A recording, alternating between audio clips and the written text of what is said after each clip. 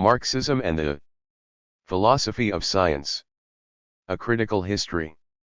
The First 100 Years. Helena Sheehan. Contents. Acknowledgements. Introduction. Chapter 1. The Founders. Engels, Marx, and the Dialectics of Nature. Chapter 2. The New Generation.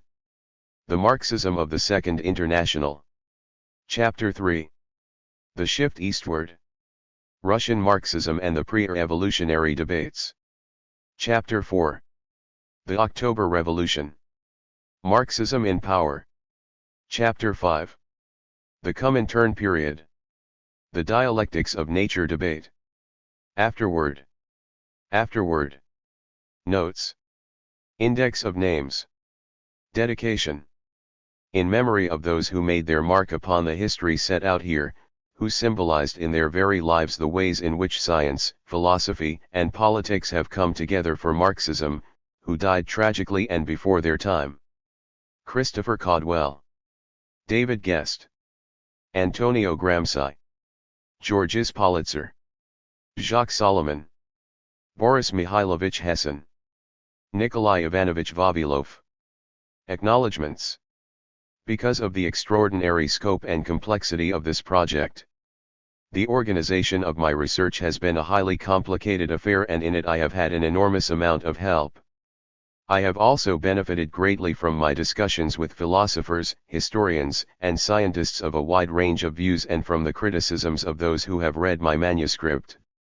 My research took me abroad on a number of occasions, to the Soviet Union, the German Democratic Republic, Czechoslovakia, Yugoslavia, Romania, the Federal Republic of Germany, France, Austria, Great Britain, the United States of America, and Canada. Aside from access to sources and interviews with philosophers, historians, and scientists, my travels, in taking me to many of the places where the history I was writing had unfolded, made events far more vivid to me than they would have been otherwise. I went twice to the Soviet Union. The second time, I spent 4 months of 1978 in Moscow, working in Soviet libraries, giving lectures, and having discussions with Soviet philosophers. During this time, I achieved an insight into the character of Soviet philosophical life and a vivid sense of the socio-historical atmosphere in which Soviet philosophy developed in its own distinctive way that I could not have achieved otherwise. I was often at the Institute of Philosophy of the USSR Academy of Sciences in Moscow, where I gave a paper outlining my research and, in the lively discussion from the floor which followed, received many useful comments. Among the Soviet philosophers who assisted me in my work, I would especially like to acknowledge the following: from the Institute of Philosophy in Moscow, Professors Y.V. Sachkov, T.I. Oyserman, A.D. Ursel, M.E. Amelyanovsky, I.A. Akshurin, L.G. Antipenko, K.K. Delakarov, Y.B. Malkhanov, E.P. Pomagova, I.I. Petrov, B. Bogdanov, S. Brayovic, Istpanov, from Moscow University, Professors S.I. Milyukhin, J. Vogler, Y.A. Petrov, from the Institute for the History of Science and Technology, Professor B.G. Kuznetsov, from other Moscow institutes, Professors E.P. Sitkovsky, Y.A. Zamoshkin, A.V. Shestopol, V.P. Taran, A. Grigoryan. My interview with academician M.B. Mitin concerning events in which he was a central figure was particularly useful. Professor N.V. Motkovsky, a historian, also showed a warm interest in my work and did much to assist it. I went twice to the German Democratic Republic in 1978 and 1979 under the auspices of the Central Institute for Philosophy of the GDR Academy of Sciences. On both occasions, I gave an account of my research, followed by extremely stimulating discussion. I also had long and searching discussions with a number of their philosophers and scientists. I am particularly grateful to academician Herbert Hortz, who invited me and who has shown an extraordinary willingness both to help me with research arrangements and to discuss the philosophical problems involved. Other members of his department, the sector for the philosophical problems of the natural sciences, have done much for me, particularly Dr. Ulrich Rosberg, and also Dr. Siegfried Paul, Dr. Eberhard Thomas, Dr. Rudiger Simon, Dr. John Erpenbeck, Dr. Nina Hager. From Humboldt University, I came to know Professor Hermann Ley, Professor Dieter Schulze, Professor Franz Luser, and Professor Klaus Fuchs-Katowski, and I am grateful to them for a series of very fine and useful discussions. Professor Alfred Kosing of the Academy of Social Sciences in Berlin also graciously assisted me, as did academician Helmut Bohm, director of the Central Institute for Genetics of the Academy of Sciences, who has shown a sustained interest in my work, discussing with me particularly those aspects of it relating to biology and genetics. A trip to Prague in March 1978, to participate in an international symposium on dialectical materialism and modern sciences, sponsored by the Czechoslovak Academy of Sciences, and to read a paper, brought me into contact with a number of philosophers and natural scientists in Eastern Europe and was the occasion of a number of discussions relevant to my work. I am grateful to academician Rado von Richter, director of the Institute of Philosophy and Sociology of the Czechoslovak Academy of Sciences. Those from Eastern Europe with whom I had discussions away from their home base were, from Poland, Professor Władysław Krajewski of University of Warsaw, whom I met in Dubrovnik, Professor Piotr Stomka of Jagiellonian University of Krakow, whom I met in Hanover, and Professor Adam Schaff, whom I met in Dusseldorf and Vienna. From Bulgaria, Professor Azaria Polikarov of the University of Sofia, whom I met in Bucharest. From the German Democratic Republic, Dr. Wolfgang Herrick, whom I met in Vienna. From Czechoslovakia, Dr. Julius Taman, whom I met in Dublin.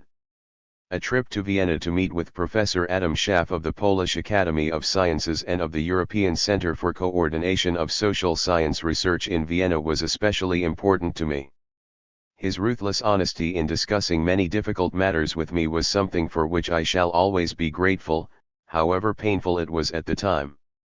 Not in Vienna at this time, but extremely helpful to me in correspondence, has been Professor Walter Holitzker of Vienna and of Karl Marx University in Leipzig. A somewhat idyllic sojourn in Dubrovnik brought me the opportunity to discuss in some depth the development of Yugoslav philosophy and philosophy of science with quite a number of Yugoslav philosophers and scientists.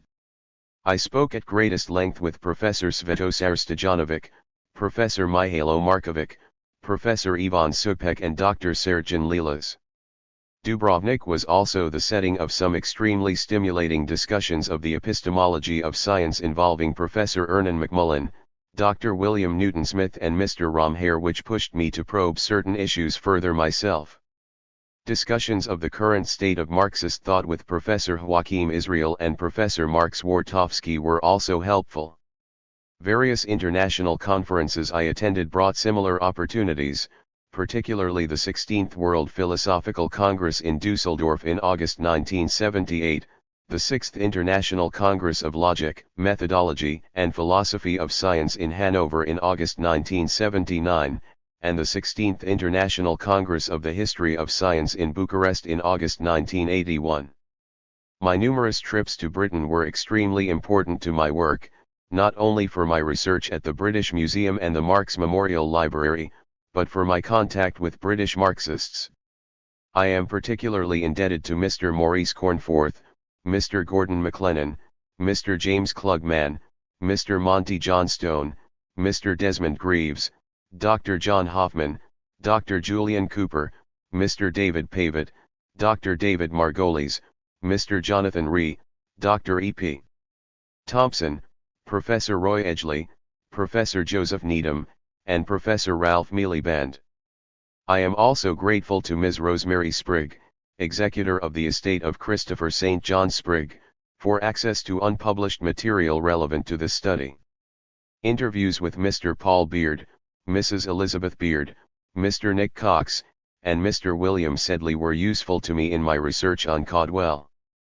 So too were unpublished manuscripts of works on Caudwell by Dr. Jean Duparc of Nanterre and Dr. George Maubourg, to which they graciously gave me access.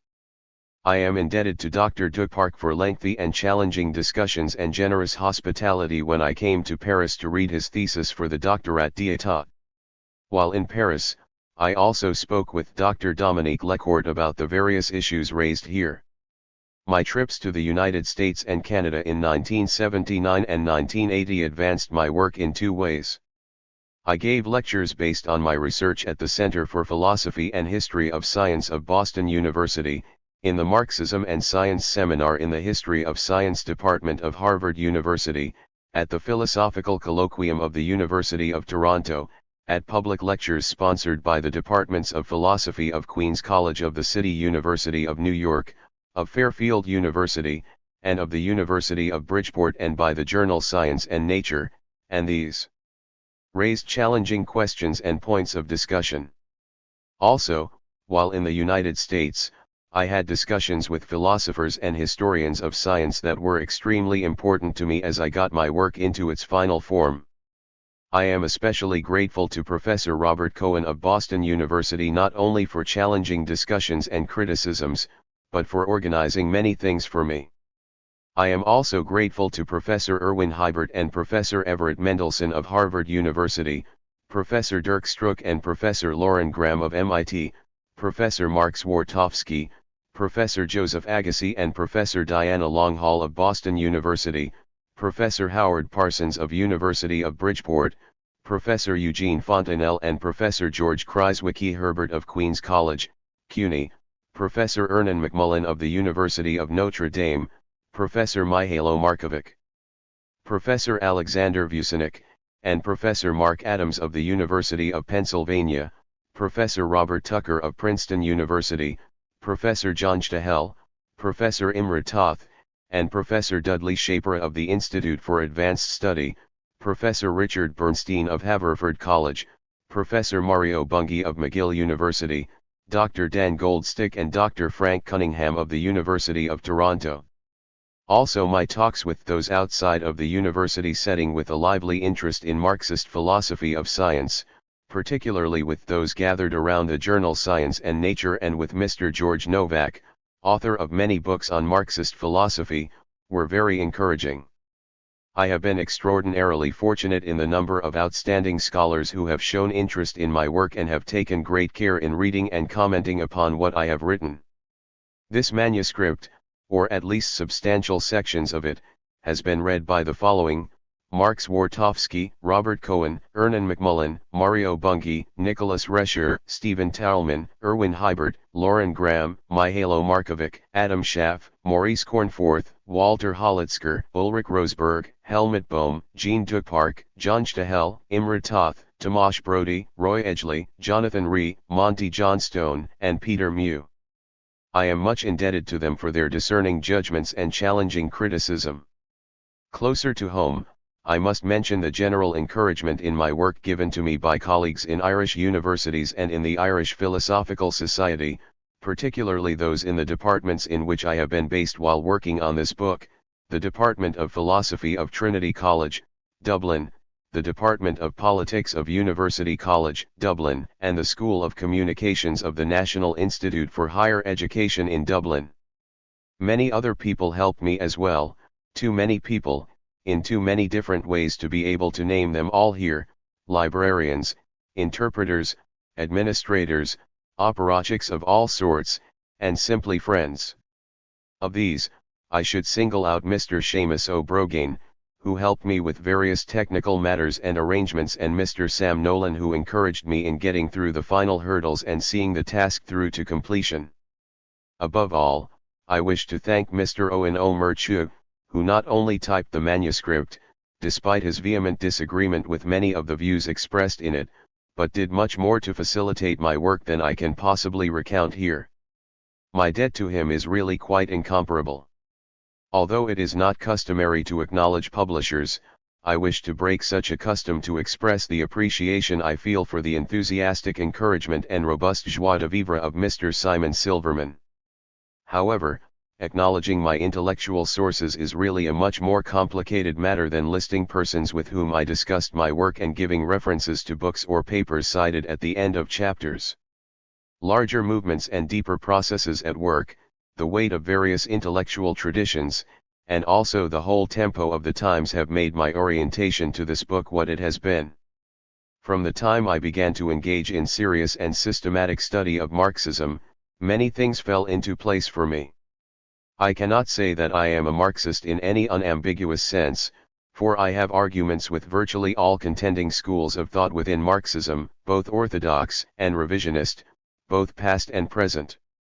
I also believe that my view of the world has been forged in the convergence of a number of intellectual traditions, of which Marxism is only one. However, I must acknowledge that Marxism has left its mark on me and decisively shaped my modes of understanding as no other tradition has. As I worked through the history set out here, I was forced to come to terms with many issues in a sharper way than I would have otherwise.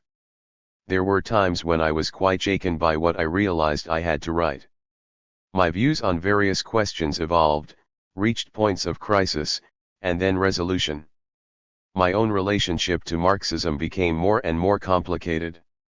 I believe that this has been a good thing as far as this book is concerned, for Marxism is a very complex and controversial phenomenon, and commentary on it has for too long been far too polarized in terms of simple and one-sided extremes.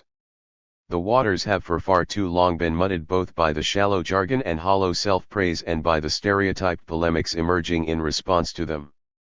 I have come strongly to believe it deserves much better.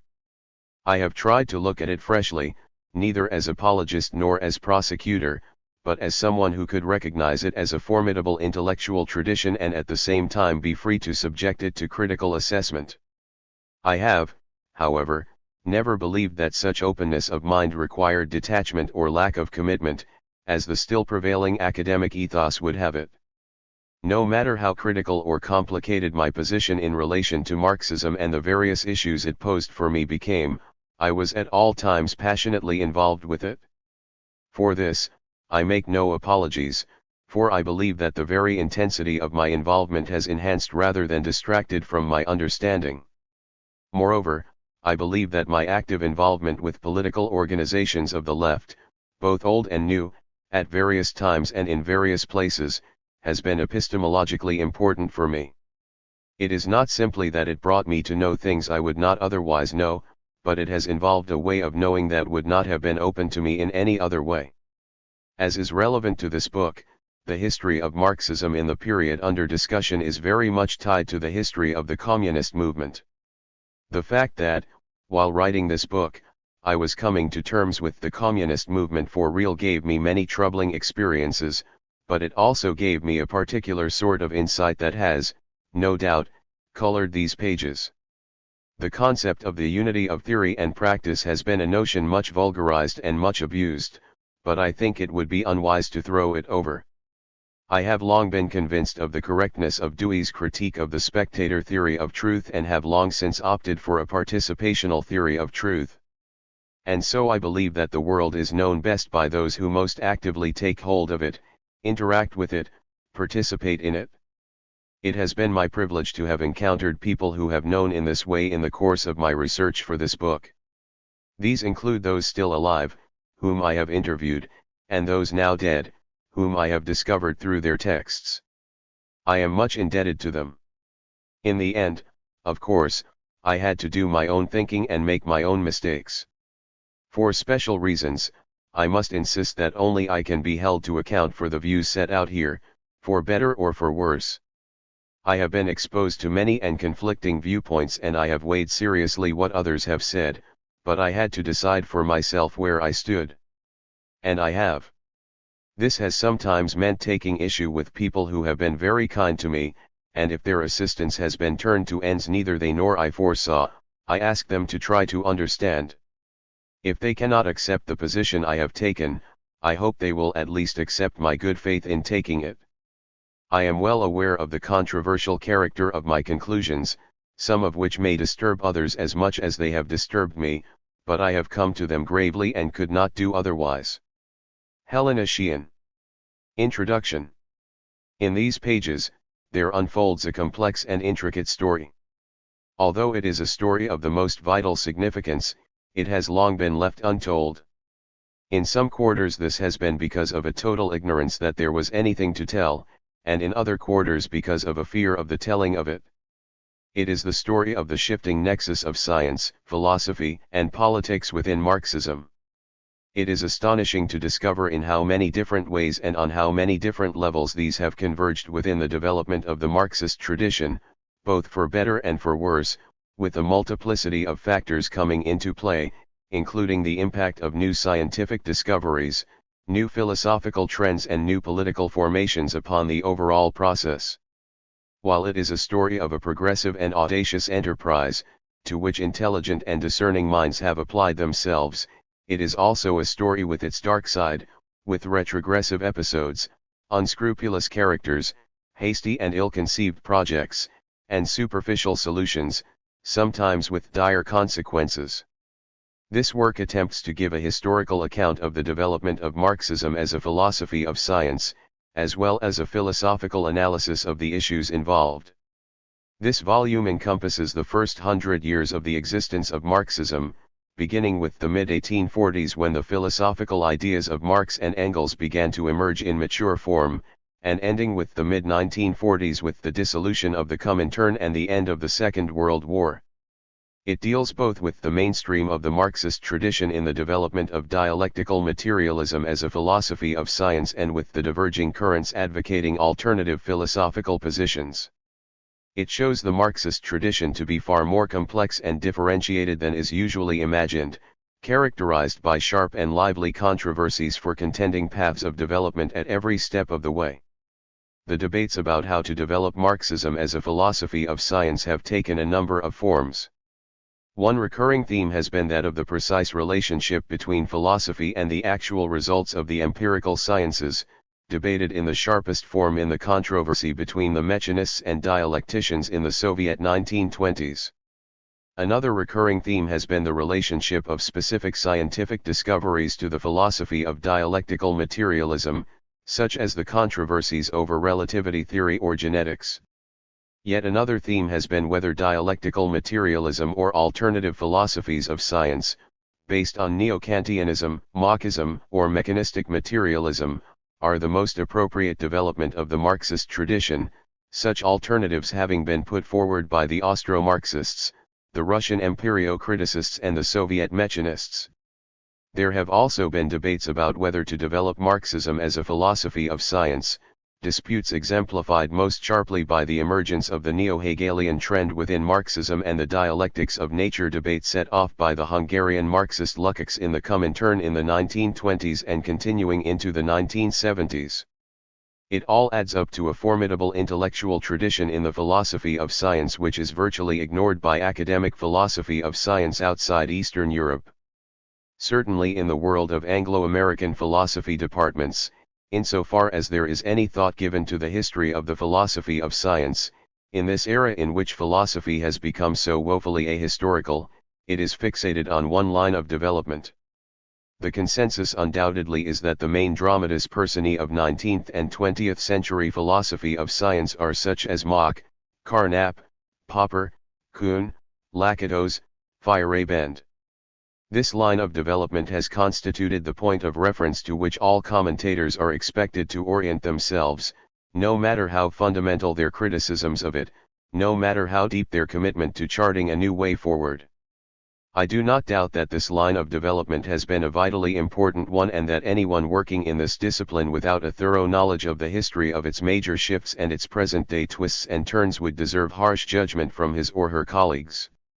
My point, however, is to call attention to the fact, too often neglected in this milieu, that this is not in fact the only major line of development in 19th and 20th century philosophy of science. Another line of development, stemming from the very bold and original work of Marx and Engels, has been one with a very different relationship to both philosophy and science, but with, nevertheless, its own full-blown tradition in the philosophy of science, its own history, its own shifts, its own very fascinating twists and turns. However, No one is judged badly by his or her colleagues for being utterly oblivious of it, and those who bother to think of it at all consider the sideward glances at Marxism on the part of Popper and Lakatos to be as much as it deserves, despite the fact that these forays have not been characterized by very full knowledge or very high standards of argument. Its history is known hardly at all, and only the vaguest of caricatures of it prevail, with the name most readily connected with it almost inevitably being that of Lysenko. Lysenko has been part of it, to be sure, but so indeed have Marx, Engels, Lenin, Bukharin, Deborin, Bernal, Haldane, Caudwell, Langevin, Prenant, Kiemenet, Hessen, Oparin, Fock, Ambartsumian, Kedrov, Holitzker, and many others. Nor is it, as such names should indicate, simply an Eastern European phenomenon. It made, for example, significant inroads even into the hallowed Royal Society in 1930s Britain. Although these two traditions have struggled with many of the same issues, the basic rhythms of their development have been very different. The tradition stemming from Mach and the Vienna Circle arose out of the impulse to defend scientific rationality in the face of the challenges posed to it by new developments in science. In an atmosphere of crisis in the epistemological foundations of science, with all forms of rampant obscurantism feeding off this crisis, they strove to set science upon secure foundations. They sought to purify and cleanse the intellectual inheritance of the ages of all superfluous accretions, to clear out the slag of the centuries, to subject all belief to the clear light of reason and the rigor of experiment. They did so, however, from a base that was too narrow, employing criteria that were too restricted, leaving out of the picture too much that was all too real. Rigidly separating the context of discovery from the context of justification, the logical positivist and logical empiricist schools took only the latter to be the proper concern of the philosophy of science. The process by which a theory came to be was irrelevant to judgments on its validity. And, if psychological, sociological, and historical considerations were irrelevant, metaphysical considerations were worse than irrelevant. The striving for a comprehensive worldview, giving rise to the great basic questions of the history of philosophy, was renounced in no uncertain terms. The trajectory of this tradition, from positivism to the current variety of post-positivist philosophies of science, has reflected the pressure of a complex reality upon conceptions too restricted to give an adequate account of it. The successive modifications of the tradition over the years, from verificationism to falsification, to the historicism of paradigm shifts, to the methodology of scientific research programs, to methodological Dadaism, have been impressive but still inadequate attempts to come to terms with the metaphysical and historical dimensions of science. Despite such significant departures from the anti-metaphysical and ahistorical heritage of the Vienna Circle, it still cannot be said that philosophers of science have yet brought to bear the full weight of the implications of metaphysics or historicity for science. Moreover, insofar as these dimensions have come into play, they have tended to do so in a negative way, in that they have been perceived as undermining the rationality of science. Many of the current debates are rooted in a persistent inability to reconcile the rationality of science with the metaphysical and socio-historical character of science. In a strange way, the residues of positivism linger on and color the views of even the most radical of antipositivists. And the flames of the crisis in the epistemological foundations of science burn more wildly than ever. There is no consensus, indeed there is exceedingly sharp polarization, regarding the relationship of science either to philosophy or to history. It has always seemed somewhat ironic to me that the most influential line of development in breaking with classical empiricism in the direction of a more contextual, socio-historical, metaphysical view of science has come via Wittgenstein and Kuhn, when there were earlier bodies of thought already there, which had long since put forward far deeper and more radical critiques of the received view of science and far richer alternative versions. Both the radical empiricist tradition of James and Dewey and the dialectical materialist tradition of generations of Marxists have embodied alternative versions of empiricism, which were based on much richer notions of experience, which allowed the metaphysical and historical dimensions of knowledge to come more fully into play. Both rejected the formalist, individualist, particularist, passivist model of knowledge in favor of a more historicist, social, contextualist, activist model.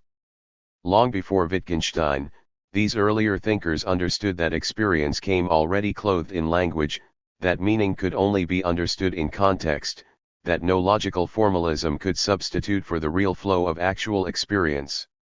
Long before Kuhn, they knew that science was a complex, social, human activity, that is, was a process characterized by both evolutionary development and revolutionary upheavals. Long before Popper, they spoke of the role of guessing in science. They criticized the view that science was a matter of straightforward induction and saw the part played by hypothesis and deduction.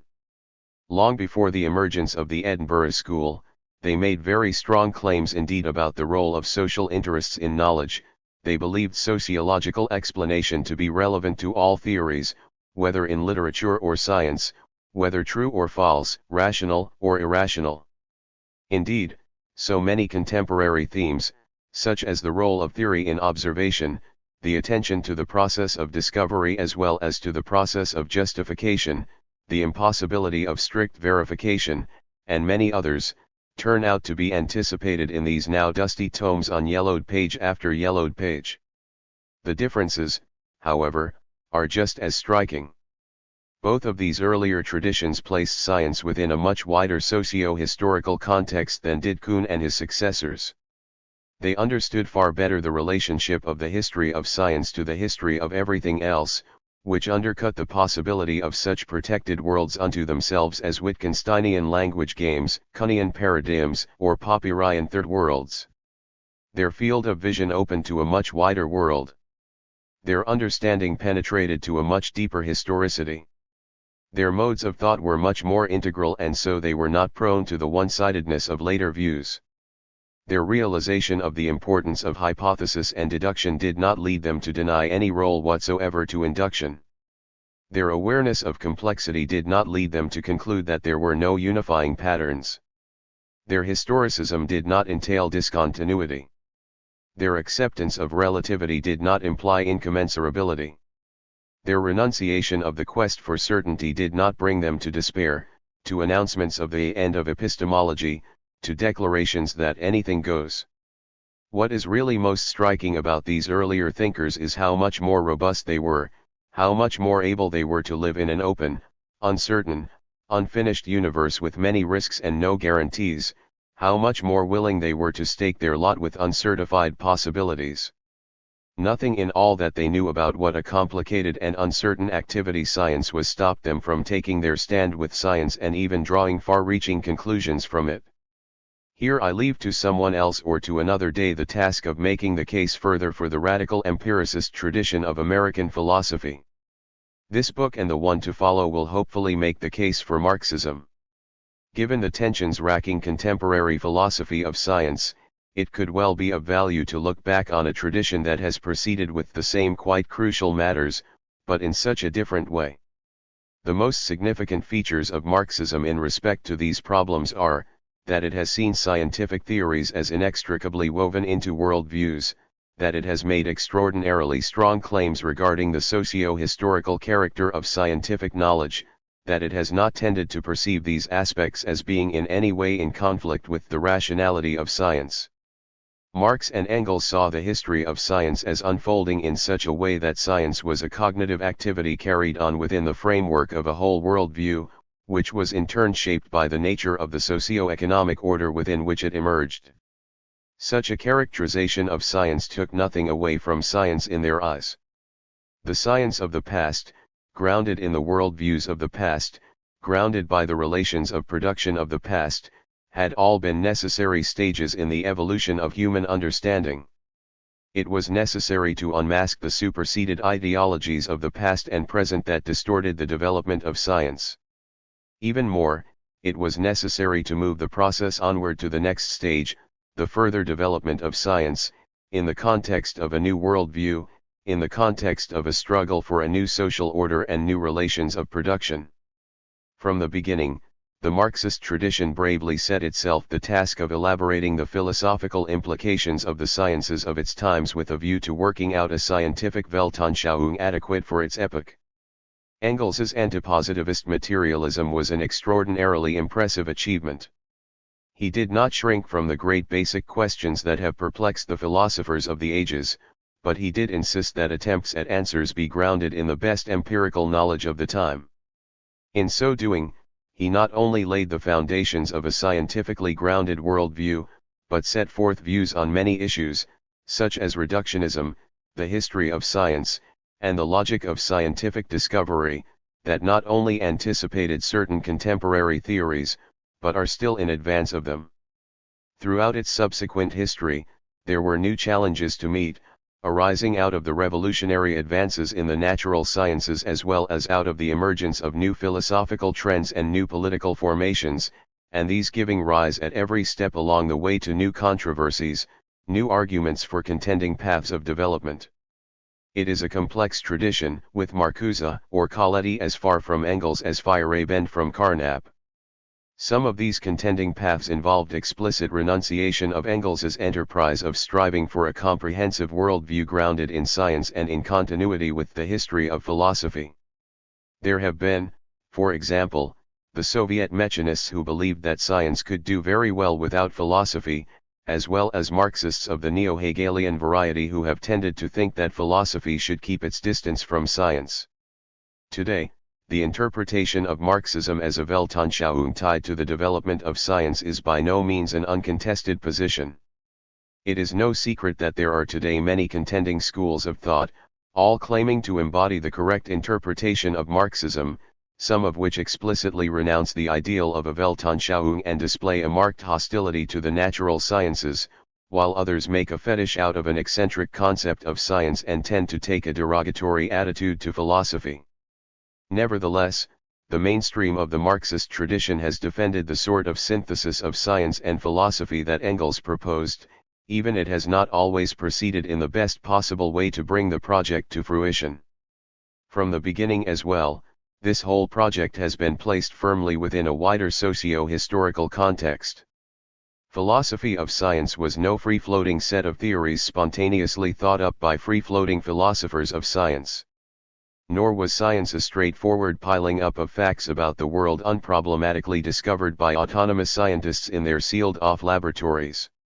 Marxists have seen philosophy, science, and philosophy of science, and indeed all aspects of the intellectual culture, as all inextricably interwoven with each other and tied to a common social matrix.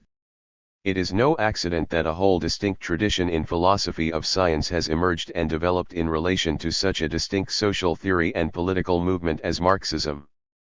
Marxism made its entrance on the historical stage not only with its critique of capitalism, its labor theory of value, its materialist interpretation of history as class struggle, its call for socialist revolution. It also formulated in the same act the classical premises of the whole discipline of sociology of knowledge and the externalist tradition in the historiography of science. The Marxist tradition has come forward with the fullest and most highly integrated claims to date regarding the socio-economic basis of the rhythms of intellectual history. It is one of the most striking features of the story told in these pages just how tight its participants perceived the relation of science, philosophy, and politics to be, as far as both their own and their opponents' theories were concerned. Marxism is therefore a tradition in which the relation of science to philosophy and of both to politics and economics is conceived of differently than in alternative traditions. The other traditions too have their socio-economic basis, Marxists have argued, even if they have been unable to be fully self-conscious and explicit about it. Indeed, even the inability to rise to such self-consciousness and explicitness in this realm has a socio-economic basis on this account. There can be no doubt that Marxism has given rise to a multifaceted and protracted struggle, both creative and destructive, to confront the philosophical problems raised by probing into the role of ideology in relation to science and philosophy of science. There is much to be learned both from the profound insights and from the tragic disasters born of passionate debates revolving around the tensions between partisanship and truth, between proletarian science and laws of nature. It still cannot be said, however, that the fundamental philosophical problem has yet been satisfactorily and explicitly resolved by Marxists or by anyone else. The underlying question, still to be sharply answered, is, how can science be the complex, uncertain, precarious, human process that it is inextricably bound up with all sorts of philosophical assumptions and with all sorts of wider socio-historical processes and still be reliable knowledge of nature? The story set out here does not give that question the sharp, clear, fully argued answer that we feel that it needs, but it does give much in the way of promise and indicates that the resources for that sort of answer may well be there. In proceeding with this question ourselves, of course, we need to do our own thinking, but we should do it with a grounding in the best insights that all available intellectual traditions have to offer. The polarization, for or against Marxism, has been a formidable barrier to the sort of reciprocal interaction that could bear fruit. This raises a recurring problem in the history of Marxism, i.e., the relation of Marxism to non-Marxist trends. This, it must be said, is a problem that Marxists have not always handled very well. Most have unfortunately gone to the one extreme or the other, either accommodating themselves too far in the direction of recurrences of modes of thought superseded by Marxism and compromising the very distinctiveness of Marxism beyond recognition without sufficient reason for doing so, or considering Marxism a closed world, with nothing to learn from other schools of thought and heaping abuse and invective upon anyone who has suggested otherwise. The traditions of Russian Marxism, with its tendency to identify opposition with treachery, and with its decided inability to be fair-minded towards opponents, has exercised a disproportionate influence in the latter direction. Even Lenin, who learned far more from non-Marxist ideas and was far more broad-minded than the subsequent generation of Russian Marxists, was notoriously unfair to Mach and Bogdanov. With lesser men, the exaggeration of the worst aspects of this tradition, backed by the powers of the NKVD, has had disastrous and harrowing consequences. This has resulted in a hardening of the lines of debate between a fixed orthodoxy and a traitorous or martyred revisionism. This has led, on the one hand, to an unhealthy pressure against creative thinking and to a sterile adherence to fixed formulations. A nearly pathological fear of revisionism has obscured the fact that every tradition with the vitality to endure has revised and must continually revise itself with the onward march of history and with the progressive achievements of human knowledge. Marxists must judge matters on the basis of the evidence, on the basis of truth criteria established by the highest level of development of scientific method at any given time, and not on the basis of conformity or nonconformity to established Marxist premises, no matter how fundamental.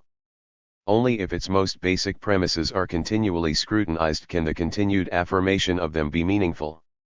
Of course, if really basic premises could no longer be affirmed in this way, then it would be legitimate to query whether the new position should still be considered Marxist. But only by being open to this possibility, by following Marx's own advice to question everything, can Marxism be adhered to and developed in a healthy way. On the other hand, this rigidity has fanned the flames of opposition and polarized debate along unconstructive lines, resulting in the tendency of those who wanted to be creative and were repulsed by the rigidity to close their minds to any of the orthodox premises and to grasp eclectically and regressively at contradictory premises, sometimes just because they did contradict the orthodox ones. Political factors, which can either enhance or distort philosophical thinking, have often had such a distorting effect, insofar as theoretical judgments have been overshadowed both by administrative measures and antipathy to administrative measures. This being so, it is sad but true to say, as Marx-Wartofsky has, that communist politics, as well as anti-communist politics, left the tradition of Marxist scholarship enfeebled one. Nevertheless, the various revisionist positions bear a closer look than they have tended to get, either from those who have dismissed them out of hand or from those who have glorified them uncritically. Those, such as the early Lukács or the various Marxists of the Second International, who sought to bring back into Marxism the neo-Kantian dichotomy between history and nature, were, it could be argued, reverting to an antithesis already transcended by a higher synthesis. It meant dropping something crucial to Marxism as a higher and more integrated mode of thought. It did, however, highlight certain problems within Marxist thought, that is, the relationship between freedom and necessity, the relationship between the role of critical thought, ethical norms, and revolutionary activity on the one hand and the role of science and causal laws on the other. These were aspects of Marxist thought that needed to be clarified or further developed with the decline of the liberal idea of progress, the more problematic character of science, the turn from materialism with a new balance of class forces as the bourgeoisie turned from an alliance with the proletariat against the feudal aristocracy to making their peace with the right against the forces rising against them on the left. In the same way, the Marxist interpretation of Marxism may have brought back a subjectivism superseded by the Marxist unity of subject and object, but it did reflect very real epistemological problems raised by the new level of development of scientific knowledge. It called attention to questions that needed to be posed and answered in a new way, on the basis of new knowledge and at a new level of sophistication. This in turn raises many problems of historiography with which I had to grapple in writing this book, and I have come to believe that it is vital to break from received patterns of interpretation in thinking about the history of Marxism. One, from seeing it as developing in an unproblematic straight line from its founders to today's Soviet textbooks of dialectical materialism, with every query along the way branded as an assault on the integrity of the tradition. 2. From thinking it would have been an unproblematic straight line but for the cult of personality. 3. From grasping at the classics of heresy, to reading their propositions back into the works of Marx and writing off the rest as sheer dogmatism.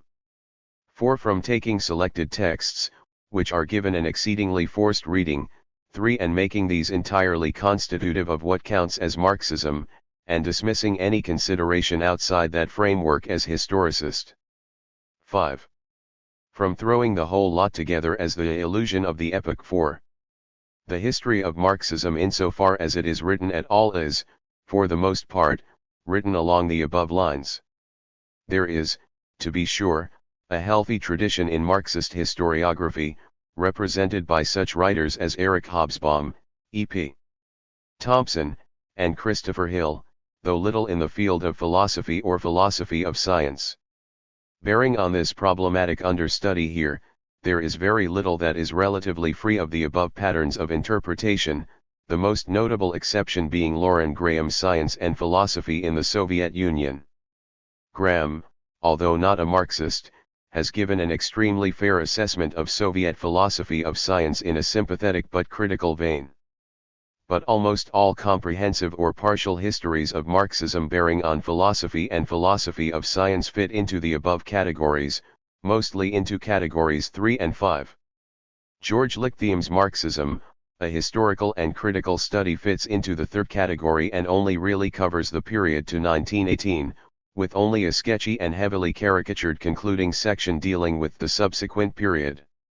Gustav Wetter's Dialectical Materialism, a historical and systematic study of philosophy in the Soviet Union, complete with imprimatur and nihil obstat, falls into the fifth, as do a number of other such works written by neo-Thomist Sovietologists, though it must be said that these are valuable as source material, the standards of scholarship being quite high, despite premises that rule out the possibility of sympathetic analysis.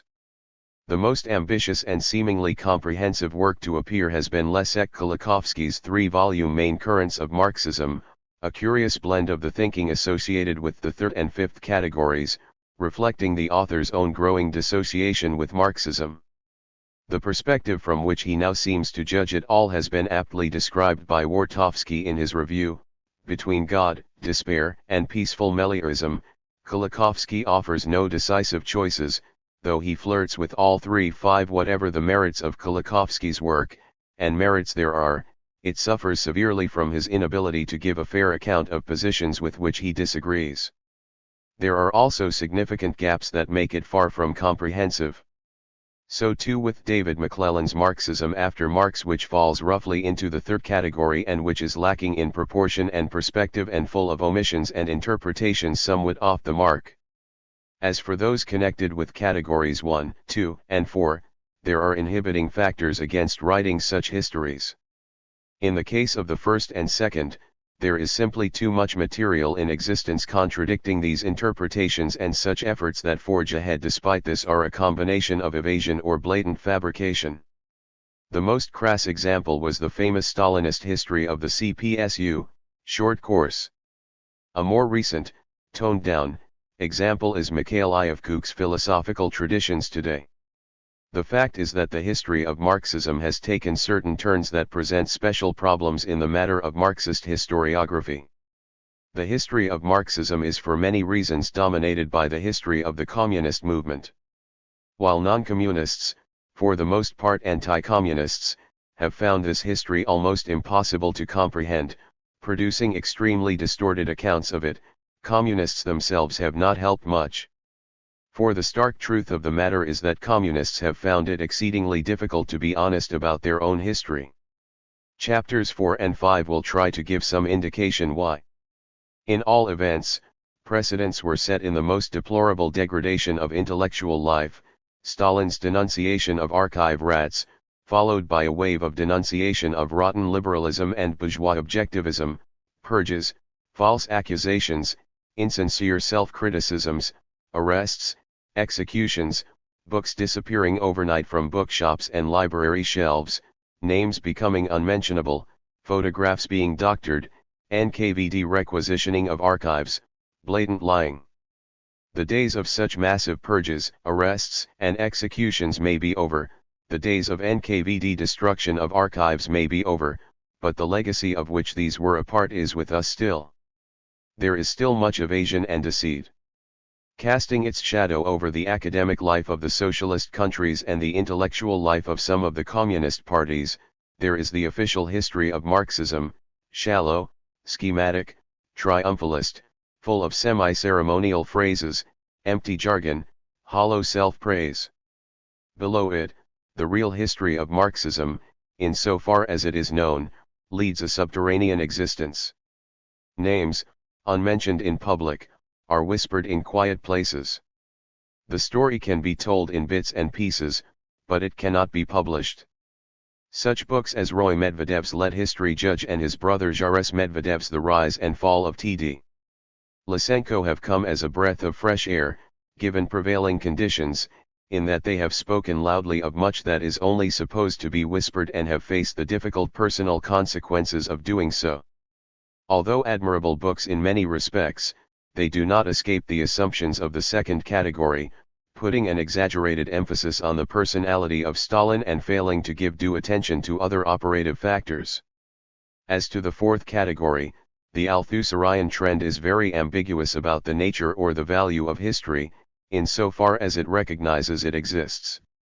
Upon unraveling a complex historical argument, I was once answered by an Althusserian, "There is no such thing as history, there are only books on shelves." At the time it left me speechless, though I must admit that all the arguments I thought of on my way home to justify what I had thought needed no justification deepened my sense of historicity.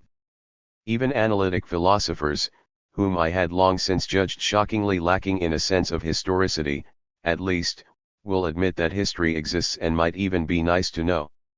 As to Louis Althusser himself, he cannot outline the history of Marxist philosophy, because of a symptomatic difficulty, for philosophy has no history. Ultimately, philosophy has no history. Philosophy is that strange theoretical site where nothing really happens, nothing but this repetition of nothing. To say that nothing happens in philosophy is to say that philosophy leads nowhere because it is going nowhere. 6.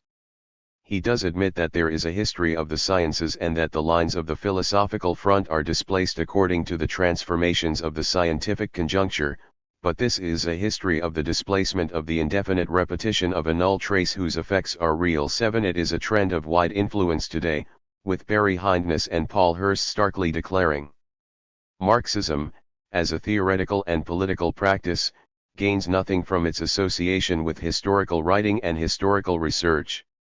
The study of history is not only scientifically but also politically valueless." 8. And this, may I remark, in a book about pre-capitalist modes of production. My advice to anyone wanting to know about pre-capitalist modes of production or the history of Marxist philosophy or anything else for that matter is to look elsewhere. What attempts have been made by Althusserians to look at what the normal run of the species considers to be historical matters have, not surprisingly, been singularly unilluminating. An example bearing on the problematic of this book is Althusser's treatment of the debates in pre-revolutionary Russian Marxism in Lenin and philosophy. Unfortunately, the history of Marxism is as little known by today's Marxists as by non-Marxists, with one Marxist recently finding it necessary to make the point that pre-1960s Marxism was no pre-Althusserian Dark Age 9. As to my own approach to the historiography of Marxism, I have already revealed much and my chapters reveal more, but let me state clearly with regard to the interpretative categories set out above that. 1. While I feel I can trace a certain mainstream flow of the Marxist tradition, I find it to be far from an unproblematic straight line, and I believe the various currents diverging from it must be analyzed respectfully and seriously as highlighting very real problems. Moreover, I have defied the existing conventions, mentioned the unmentionable names, delved into delicate and difficult matters that others believed should be let lie. I have done so regretfully, even sorrowfully, for I could take no joy in the self-inflicted tragedies of the communist movement, as do anti-communist writers who are, for the most part, the only ones who write about such things. But, shaken though I sometimes found myself, I could not turn the other way, for I disagree totally with the premises underlying the tradition of sacrificing truth to partisanship, in the name of which so many crimes against science and against humanity have been committed. The only justification for socialism can lie in arguing for its truth and its humanism. If so, truth, morality, and partisanship should coincide. Indeed, there have been truthful and moral communists, such as Gramsci and Caldwell, and no less partisan for that. 2. I do not think this history would be an unproblematic straight line but for Stalin. While I admit his shadow looms very large over it and I have tried to assess his role in it, he was after all only one man and there was much happening. 3. I take exception to the tendency to draw a sharp line between Marx, Lukács, Korsch, and Gramsci on the one side, representing creative Marxism, and Engels, Lenin, Stalin, and a mostly nameless coterie as embodying dogmatic Marxism on the other. I have argued against the tenuous interpretations of Marx and the caricatures of Engels and Lenin upon which this trend is based. I have dealt respectfully, but critically, with Marx, Engels, and Lenin, and I have tried to set the assessment of their philosophical contribution upon a firmer basis. As far as subsequent Marxist thinkers are concerned, I think that good and not so good philosophers can be found on both sides of this arbitrary divide. To look at the Comintern period, for example, there can be no doubt that Gramsci towers over Stalin and Maidan.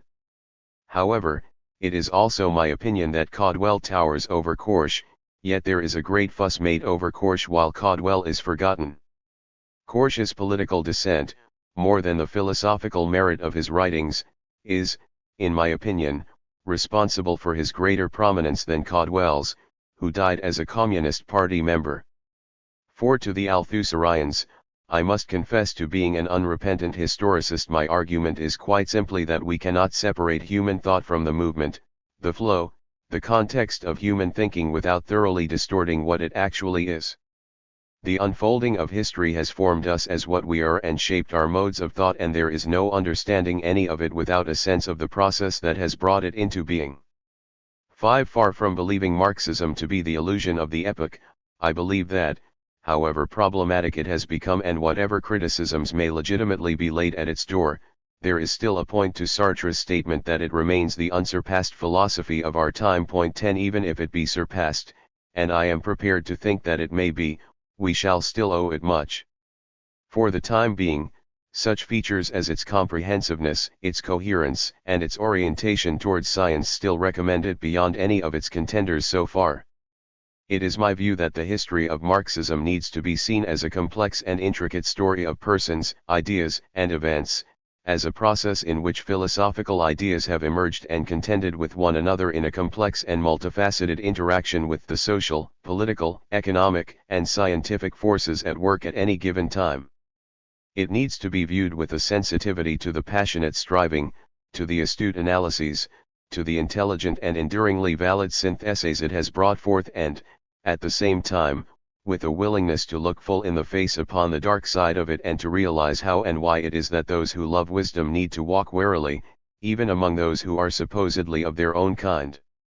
Regretfully, I am hard put to cite examples of work in the history of Marxist philosophy that meet these criteria, works that are comprehensive and sweeping, striving to bring into play the full network of interconnections, alert to the overall patterns of development, yet without sacrificing concreteness, thoroughness of research, or rigor of analysis, works that are sympathetic but critical.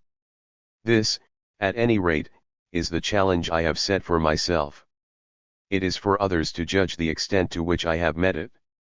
No doubt, I have fallen far short of what could have been done, given the complexity of the problematic with the immense possibilities it opens up and given the fact that it is nearly uncharted territory.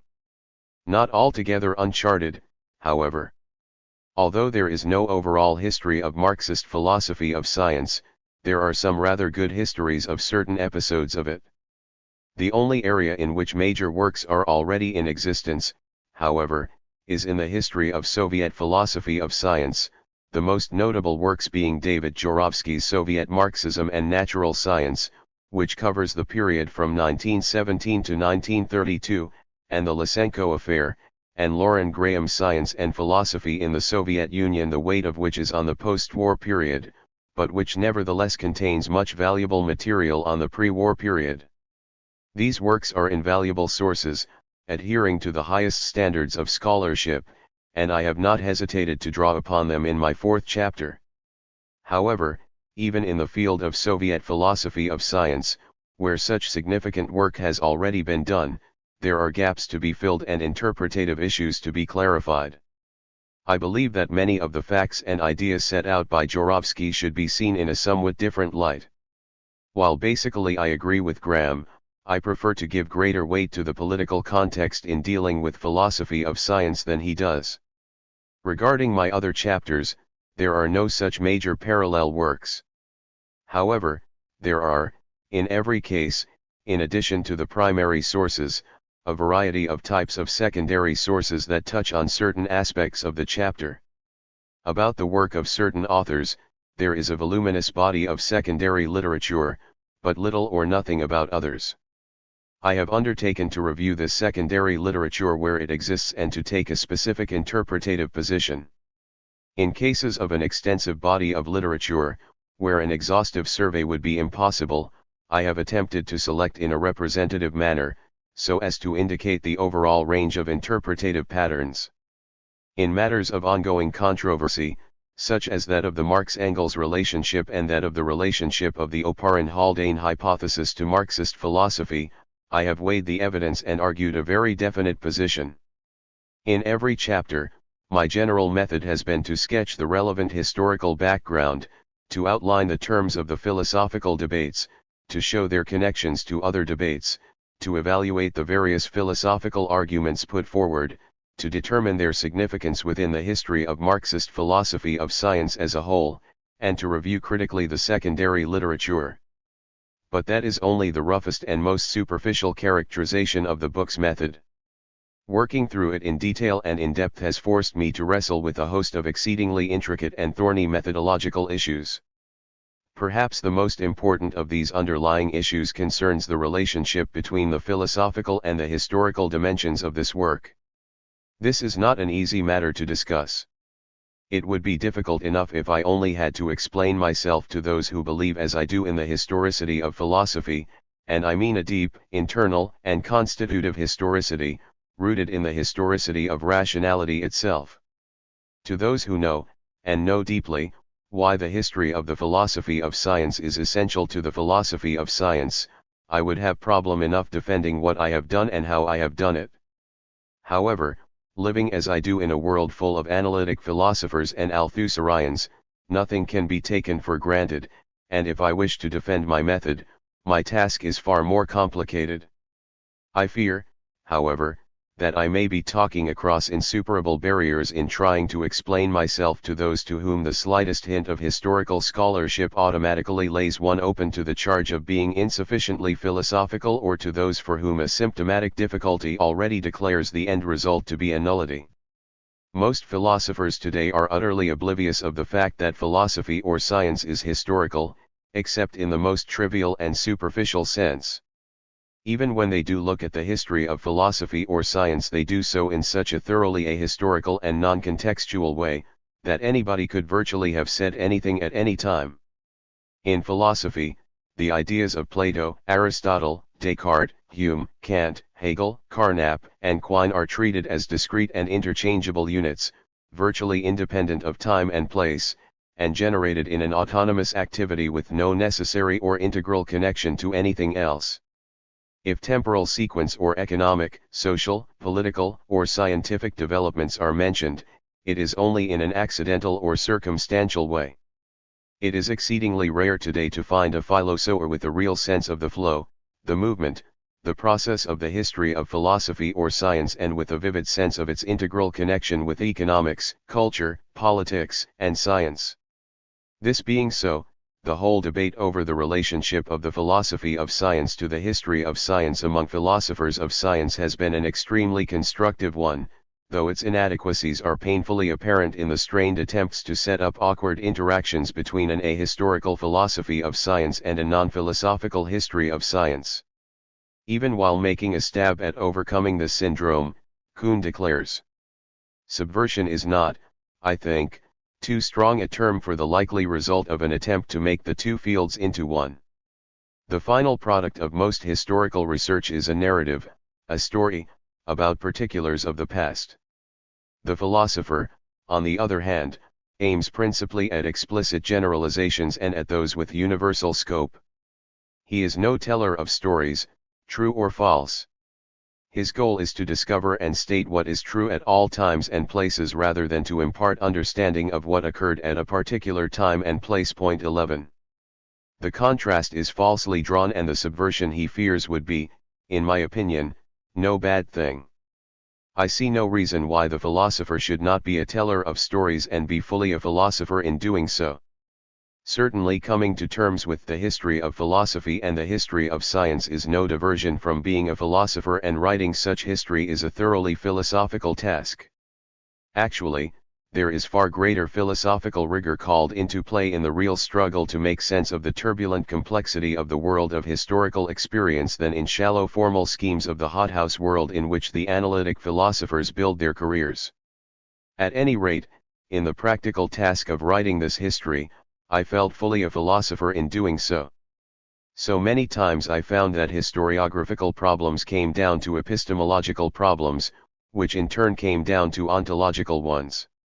While on the surface of it, I sometimes experienced a tension between narrative and thematic considerations, and I often found the task of keeping the thread of the story going, while doing full justice to the theoretical issues involved, a bit tricky to organize. It was a creative tension. On a deeper level, as I tried both to tell the story and to assess its philosophical significance, two tasks that I found to be thoroughly intertwined at every step along the way, I came to realize more fully just how deep and multifaceted are the interconnections between considerations involved in giving a historical account and those involved in putting forward a philosophical analysis. Lukács once expressed one dimension of this quite starkly. Without a Weltanschauung, it is impossible to narrate properly or to achieve a composition which would reflect the differentiated and especially complete variety of life. Point 12. It is true. In any case, it is quite clear to me that my own worldview has in deep, complex, and decisive ways shaped my telling of this story. I acknowledge this straight out. Although I have tried to be fair even in relation to positions with which I disagree, I have been no detached observer. Although I have not used the first person in my chapters, except in footnotes, or given an explicit declaration de foi at every turn, I have nevertheless made my position, which in many ways cuts across the lines of historical debate, plain. Because I believe my philosophical assumptions to be justified, I believe this has enhanced my historical account. Those who do not share my assumptions will not think so. So be it, for it cannot be otherwise. Nevertheless, those who share my assumptions will inevitably see ways I could have fulfilled my task better, and hopefully those who do not will not find me too wanting in standards of scholarship and argumentation. It is, of course, one thing to analyze the integral connection of philosophy to history and context, and another to implement such an analysis in terms of philosophical and historiographical technique. Within my own terms of reference, this has meant a constant alertness, not only to all the forms of interaction in the shifting nexus of science, philosophy, and politics, but to all the levels of interaction within each of these forms. It has meant the need to show in each period and set of circumstances the effects of science on philosophy, of philosophy on science, of science and philosophy on politics, of politics on science and philosophy. But within each of these categories, there are many levels of effects. For example, as to the effects of politics on philosophy of science. There is first of all the most obvious level, the effect of overt political events on the fate of individual philosophers and scientists. Thus, the tradition was deprived of any further work on the part of Guest or Caldwell when they died fighting in the Spanish Civil War, of Politzer or Solomon when they were executed by the Gestapo, of Gramsci when he died in prison, of Hessen or Uranovsky or Vavilov when they were swept up in the purges. On a slightly different level, a bit more complicated to assess, there are the effects of political transformations on the development of the disciplines of philosophy and science and the relations between them. Thus, the October Revolution opened to Marxism the resources of institutional power, bringing into the discussion of philosophy of science a great vigor and enormous scale that was highly valued as integral to the task of building a new social order, and then crushing it through short-circuiting rational procedures with clumsy or vicious attempts to settle philosophical and scientific questions by administrative measures. There are many factors to be taken into account to comprehend the shift in Soviet intellectual life as the 1920s passed into the 1930s, such as the impact of the inauguration of the first five-year plan upon the changeover from bourgeois to red specialists, the function of the concept of proletarian science, with many new complications arising, but it was even then a society which at one and the same time put an unprecedentedly high social value upon philosophy of science, even while they brought to bear the dark and destructive forces that would overpower it. Also, roughly on the same level, are the various shifts in the whole style of the intellectual life of the communist movement corresponding to the various shifts in Comintern policy, especially the shift from the sectarian Third Period war on social fascism to the more expansive period of the Popular Front.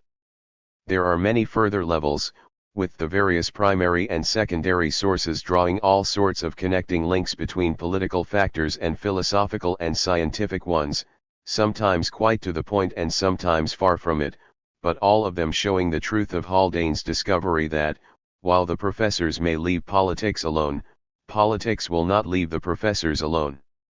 Finally, at the deepest level, there comes the problem of discerning just how the prevailing political milieu enters into the philosophical thought process itself and into the scientific thought process itself. Politics, itself rooted in and connected to economics in exceedingly intricate ways, mediates in the formation of ideologies that bind fundamental assumptions to class interests in exceedingly intricate ways. I do not believe that intellectual history follows upon the development of economic and political factors in simple and uncomplicated ways.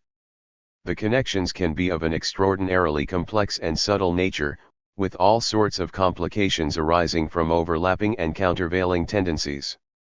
It is an area beset with difficulties, for it has been so littered with facile and even malicious tendencies to assert direct and simple one-to-one correspondences between ideas and classes. The left's habit of writing off people and premises as bourgeois or petty bourgeois has all too often provided a refuge for those who have had neither arguments nor conscience against those who have, and it has not been grounded in a proper understanding of the real class basis of patterns of thinking. It is an area in which it is necessary to proceed with caution, but at the same time it is an area that must not be avoided. At all events, I have tried to be sensitive to all the interconnections I could discover, both overt and subtle, both both direct and indirect, both immediate and epochal. I have probed to uncover the relationship of various thought patterns to various class forces and to various stages of development. I have tried to understand what it is about the mode of existence of the bourgeoisie as a class that ties the social order under its hegemony to patterns of thought that swing between reductionism, dualism, and idealism. I have also tried to understand what it is about identifying with the cause of the proletariat that puts the stress on totality and makes materialism seem most appropriate philosophy. Marxism itself embodies its own explanation of this, being not only an integrated worldview, but a critique of a social order that structurally inhibits the formation of an integrated worldview and a theory of a new social order that is the necessary social matrix for an integrated worldview.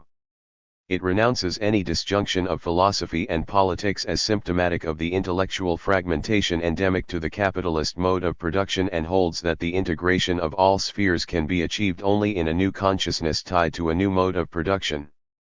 This being the case, no history of Marxist philosophy of science could be anything but superficial if it could not give some account of the historical convergence between the critique of dualism, reductionism, and idealism on the one hand and the critique of capitalism on the other, between a tradition striving to set out an integrated worldview and a movement towards a classless society. The Marxist argument that the historical convergence is grounded in an integral and logical connection is a forceful and fascinating one. But the logic can only manifest itself historically and the argument can only be filled out in and through the telling of the story. Chapter 1. The Founders. Engels, Marx, and the Dialectics of Nature. The 19th Century. The 19th century was a time of magnificent turbulence, marking a crucial turning point in the history of human thought about nature. The whole context, within which the problematic had until then been set, was to be dramatically transposed. As the century opened, minds were still reeling beneath the blows to traditional patterns of thinking that had been struck during the great upsurge of revolutionary France. Paving the way, the French encyclopedists had fought to force the murky superstitions of the ages under the pure light of reason and thus to shatter forever the basis of human servility. The growth of science had strengthened their efforts immeasurably by giving natural answers to natural questions, undermining the foundations of all supernatural ones. It seemed that religion and all forms of idealism had been given the death blow by this powerful and exuberant materialism.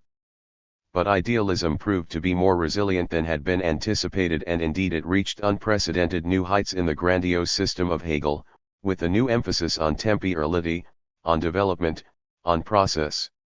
This idea of evolution, in the air so to speak long before the voyage of the Beagle, this totality and all-embracing historicity, answered a need not met by the materialism of the previous century, a materialism that relied on analysis at the expense of synthesis, that had focused on substance to the neglect of process. However, unlike other post-Enlightenment philosophies, which went the way of irrationalist reaction against the age of reason, Hegel was rationalist in his way and affirmed his continuity with the magnificent sunrise that had gone before. As Hegel saw it, a sublime emotion swayed men at that time, an enthusiasm of reason pervaded the world. In time, Hegel's philosophy gave rise to two discordant reactions. The right-wing Hegelian seized upon his dictum that what is real is rational as an apologia for the existing order of things, and for a time it became a force for the most oppressive forms of conservatism and traditionalism in the hands of the official defenders of the Prussian state. The left-wing Hegelians, however, emphasized the radical negativity of the dialectical process, seeing it as opening the way for a naturalistic and historical critique of origins, especially in religion and in politics, and issuing in the atheistic humanism of Feuerbach and the communism of Hess. Left-wing Hegelianism, most especially as it was taken up by Marx and Engels, led back again to materialism and converged with the new stage being reached by the natural sciences. It seemed at this time that the boundaries of human knowledge were being pushed back further and further by the hour. Every day brought fresh news of new breakthroughs, and there was a new wave of excitement about science. It seemed omnipotent, bringing mankind to the threshold of a golden age.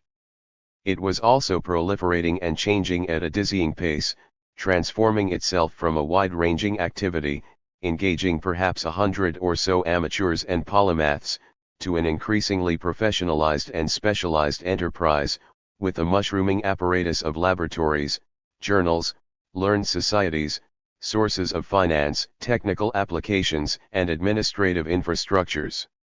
Not that it brought only light and glory.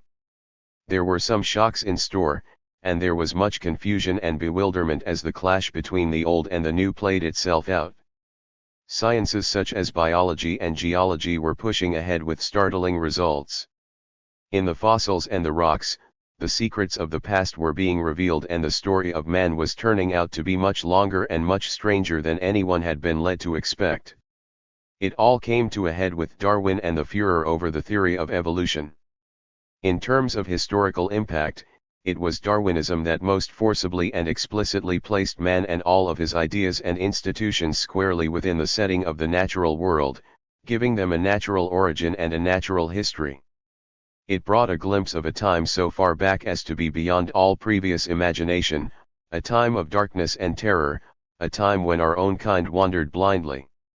It was a startling experience to trace backwards the steps of one's ancestors and to see them suddenly transmuted into the steps of a beast, to discover them in the very process of becoming men, to learn of them stumbling around and beginning to name stones and gods. It became clear, despite all who burst into a frenzy denying it, that human origins were in the world of matter, that man did not spring full-blown from the hands of a creator, but emerged gropingly and painfully in the course of a long evolutionary history. The emergence of Marxism. It was no accident that Marxism made its entry onto the historical stage at the same historical moment as Darwinism.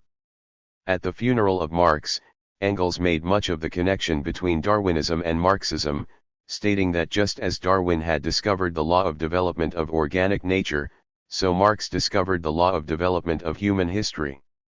This was one line of connection to be sure, but there was another, more directly connected with Engels' own work than with Marx's. It was not simply a matter of doing in the sphere of history what Darwin had done in the sphere of nature, for even in the sphere of nature Marxism extended and complemented Darwinism, pushing the conclusions of Darwin further in the direction of a new philosophy of nature. Some were inclined to shy away from elaborating on the philosophical implications of the theory of evolution, but Marx and Engels were not. They insisted that the new discoveries not only forced any intellectually honest person to be materialist, but demanded a dialectical interpretation of this material reality as well. More than any of their contemporaries, Marx and Engels strove to comprehend the deeper implications of the forces that were stirring in their times.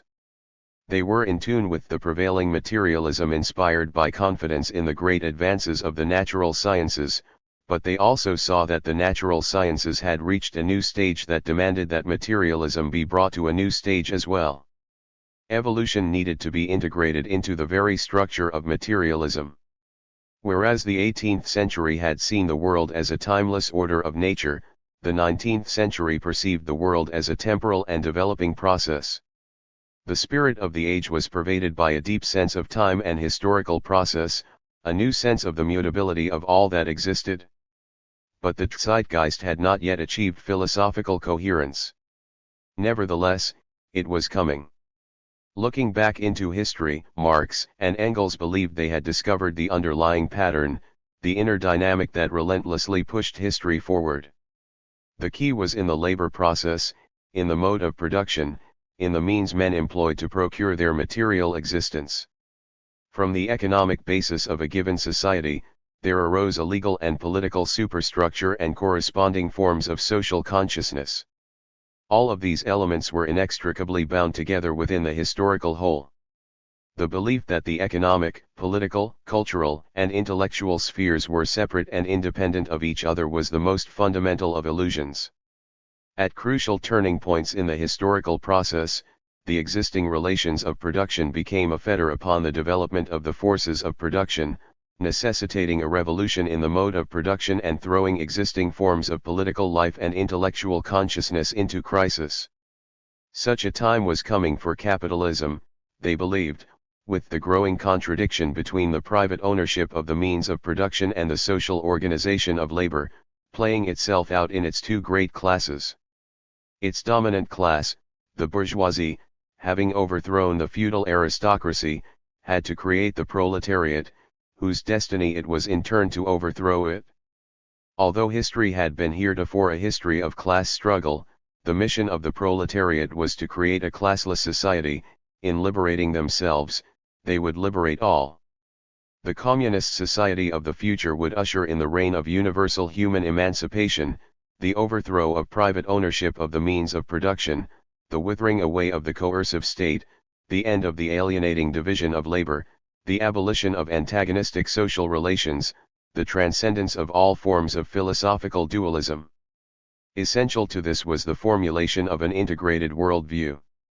Although the pivotal insight of the communist vision, the materialist interpretation of history, was articulated by Marx and Engels in the 1840s, it took the remaining decades of their lives to fill it out, to ponder its full implications, to weave all the strands together in the right way. Both Marx and Engels considered science a crucial factor in the synthesis. The Post of May 30, 1873, gave some indication of the process at work in the development of their thinking. On that day, Friedrich Engels wrote to his friend Karl Marx. This morning while I lay in bed the following dialectical points about the natural sciences occurred to me: the subject matter of natural science, matter in motion, bodies. Bodies cannot be separated from motion. One cannot say anything about bodies without motion, without relation to other bodies. Only in motion does a body reveal what it is. Natural science, therefore, knows bodies by examining them in their relation to one another, and in motion. There ensued a series of reflections on current scientific theories, followed by a humorous postscript. If you think there is anything in it, don't say anything about it just yet, so that no lousy Englishman may steal it on me. It may take a long time yet to get it into shape. Point 2. These reflections, giving birth to a new conception, that of the materialist dialectics of nature, came as a result of Engels's previous studies both of the natural sciences and of Hegelian philosophy. It did not arise in a vacuum, but it was new, and a complex and rich tradition in the philosophy of science stems from it. It is a tradition that has given rise to enormous controversy. The story opens amidst fierce polemics, and fierce polemics characterize its development at every step of the way. Moreover, the polemics emerge on every possible level. Engels's ideas first became known through a series of polemics against other trends of his day. All through its subsequent history, the tradition has wrestled with arguments for conflicting lines of development, as well as with arguments rejecting its basic premises, the latter coming both from some claiming to be within the Marxist tradition, as well as from those clearly criticizing it from without. The contribution of Engels. But all of the complex controversy refers back at some point to the work of Engels. There has been, over the years, much debate revolving around the assessment of the contribution of Engels to the early formulation of Marxist philosophy, with a fair degree of misrepresentation clouding the discussion in many quarters. Frequently, Engels has been presented as a secondary figure, always in the shadow of Karl Marx, with whom he worked in extraordinarily close collaboration over a period of 40 years. Engels has often been pictured as a somewhat shallow, second-rate thinker, whose only real value was in providing considerable financial assistance to the Marx family and in editing Marx's unfinished magnum opus, Capital. This picture is, in fact, a crude and cruel caricature, for a serious examination of the work of Engels reveals him to be a serious and original thinker. The process has admittedly not been helped much by Engels's own excessive modesty in evaluating his own role in relation to Marx's. He spoke of himself as having been glad to play second fiddle to the wonderful first violin that was Marx, and summed up the matter this way: I cannot deny that both before and during my 40 years' partnership with Marx I had a certain independent share in working out the theory. But Marx was responsible for the leading basic ideas, particularly as far as economics and history were concerned, and he put those ideas in their final classic form. What I achieved apart from work in a few specialized fields of study Marx could have achieved without me. But what Marx achieved, I could not have achieved. Marx stood higher, saw further, and took a wider and quicker view than all the rest of us. Marx was a genius, we others were at best talented. Without him the theory would not be by far what it is today. It therefore rightly bears his name. Point 3. There is no reason, however, to think that Marx saw it this way. He seemed to have thought of Engels as in every way his equal and often acknowledged the decisive role Engels had played in formulating the leading basic ideas of their common outlook. Marx, too, engaged in a somewhat affectionate exaggeration, putting it the other way around. You know that I get around to everything late, and I always follow in your footsteps. Point 4. But there is much more involved in the discussion than the assertion of the secondary status of Engels in relation to Marx. Many commentators indeed go further and insist on drawing the sharpest possible dividing line between Marx and Engels, maintaining that the conception of the dialectics of nature is a vulgar distortion of the ideas of Marx and that Engels alone is responsible for the philosophy that has become known as dialectical materialism. There have been two distinct lines of approach in the voluminous anti-Engels literature of recent years. Although they are contradictory, both are sometimes found in works by the same author. The first approach accuses Engels of positivism, scientism, reductionism, a crude and mechanistic form of materialism. The second castigates him for archaic Hegelianism and obsolete idealism. This literature has come to constitute something of an academic orthodoxy in certain quarters, though it has by no means gone unchallenged. The emergence of this literature is itself a phenomenon worth analyzing. But before doing so, and before going into the various aspects of these interpretations of Engels and the problems of the Marx-Engels relationship as it bears on questions of philosophy and the natural sciences, it is first necessary to look at the historical context in which the ideas of Engels evolved and to present the basic concepts pervading his writings on these questions. Biographical background. The views Friedrich Engels developed as his outlook matured took him a long way from the world from which he had come. Born into a prosperous business family in Barmen in the Rhineland region of Germany in 1820, the prevailing ethos of his time and place was that of the strict fideist pietism, full of contempt for reason and science, that had spread in Germany as a reaction to the French Revolution. Because of this, Engels was not encouraged to finish his schooling and was constantly under pressure to turn his mind to the devotions of the church and the fortunes of the family business. Resisting both of these pressures, he gave free rein to his active, searching mind and became determined to accept only what could justify itself at the bar of reason. He naturally turned to philosophy, and indeed all his life retained the intensely philosophical frame of mind that often characterizes those who have had to struggle free of a strongly religious background. During the period of his military service in Berlin, he sought the company of the young Hegelians and identified fully with the radical interpretation of Hegel that was causing such a stir in those days. He found this rationalist, anti-authoritarian milieu a healthy antidote to the irrationalist and authoritarian environment of his home. The ideas of Feuerbach, proclaiming a radical naturalistic humanism, were the rage and Engels and his contemporaries became Feuerbachians. He always acknowledged the crucial role that Feuerbach had played for his generation during their period of storm and stress. After completing his military service, Engels moved on to Cologne, where he came under the influence of the moving spirit of the radical newspaper Rheinische Moses Hess, and at this time began to consider himself a communist. At this time, he also had a rather unpromising first meeting with Karl Marx, at that time editor of the paper, who was at the point of breaking free from his own young Hegelian fling. Although they had come to maturity in the Rhineland in the same years, Marx and Engels were from dissimilar backgrounds. Born in Trier in 1818, Marx was descended from a long line of rabbis on both sides and his family atmosphere was one permeated by the values of the French Enlightenment.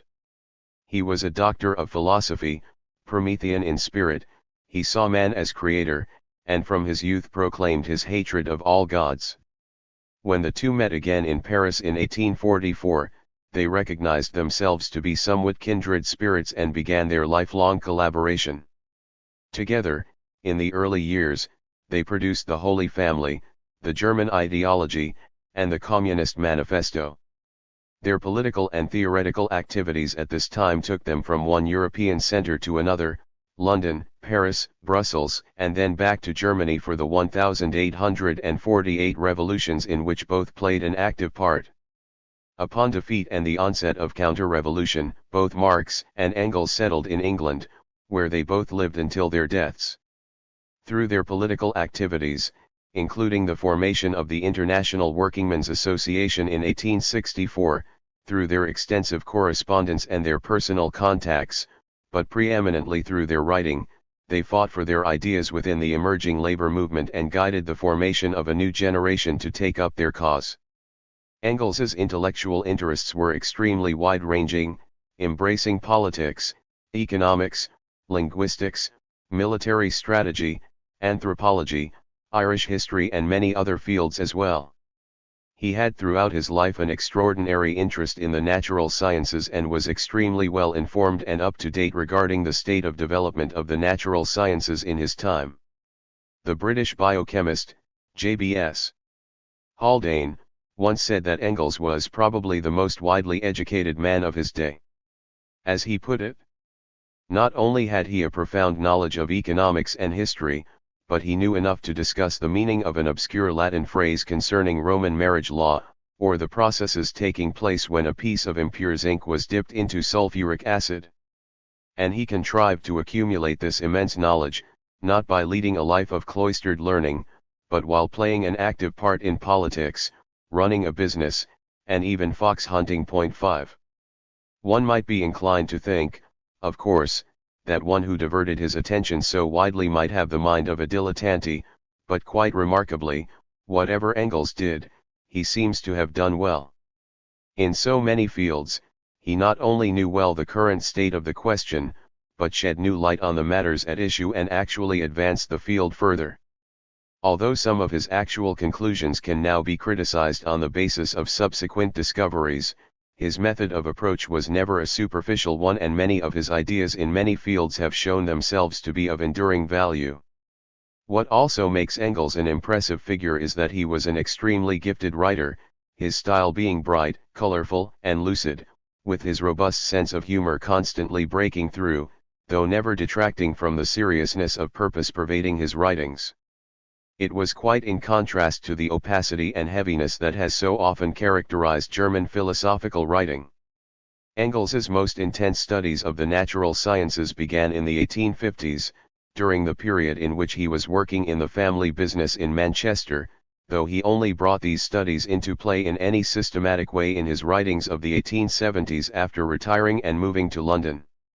The Marx-Engels correspondence shows him over a long period of time engaged in studies of physics, physiology, chemistry, comparative anatomy, and geology. He expressed great enthusiasm, for example, after reading Darwin's Origin of Species in 1858, and wrote to Marx, "Darwin, whom I am just reading, is magnificent. There has never been until now so splendid an attempt to prove historical development in nature." 6. It was an enthusiasm Marx fully shared. Darwin's book is very important, and it suits me very well that it supports the class struggle in history from the viewpoint of natural science. It not only deals the death blow to teleology in the natural sciences for the first time, but also sets forth the rational meaning in an empirical way. 7. Aside from his correspondence, there are three main sources that reveal the development of Engels's ideas on the philosophical implications of the natural sciences. Anti-Düring. The first and most influential source in its time was Herr Eugen Düring's Revolution in Science, later known as Anti-Düring, published as a book in 1878 after being serialized in Vorwärts, the German social democratic newspaper, the year before. As it was the fullest and most systematic exposition of the Marxist world outlook, embracing not only philosophy but political economy and the theory of scientific socialism, it was the book that more than any other played the decisive role in forming the ideas of the up-and-coming generation of Marxists. Koski later recalled that it was only after the publication of Anti-Düring that they began to think and act like Marxists.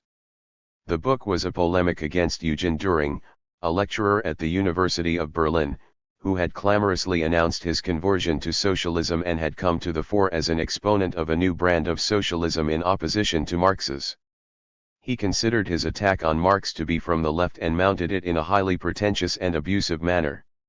He delivered himself of his highly speculative theories with an authoritarian air that contemptuously swept aside all previous theories.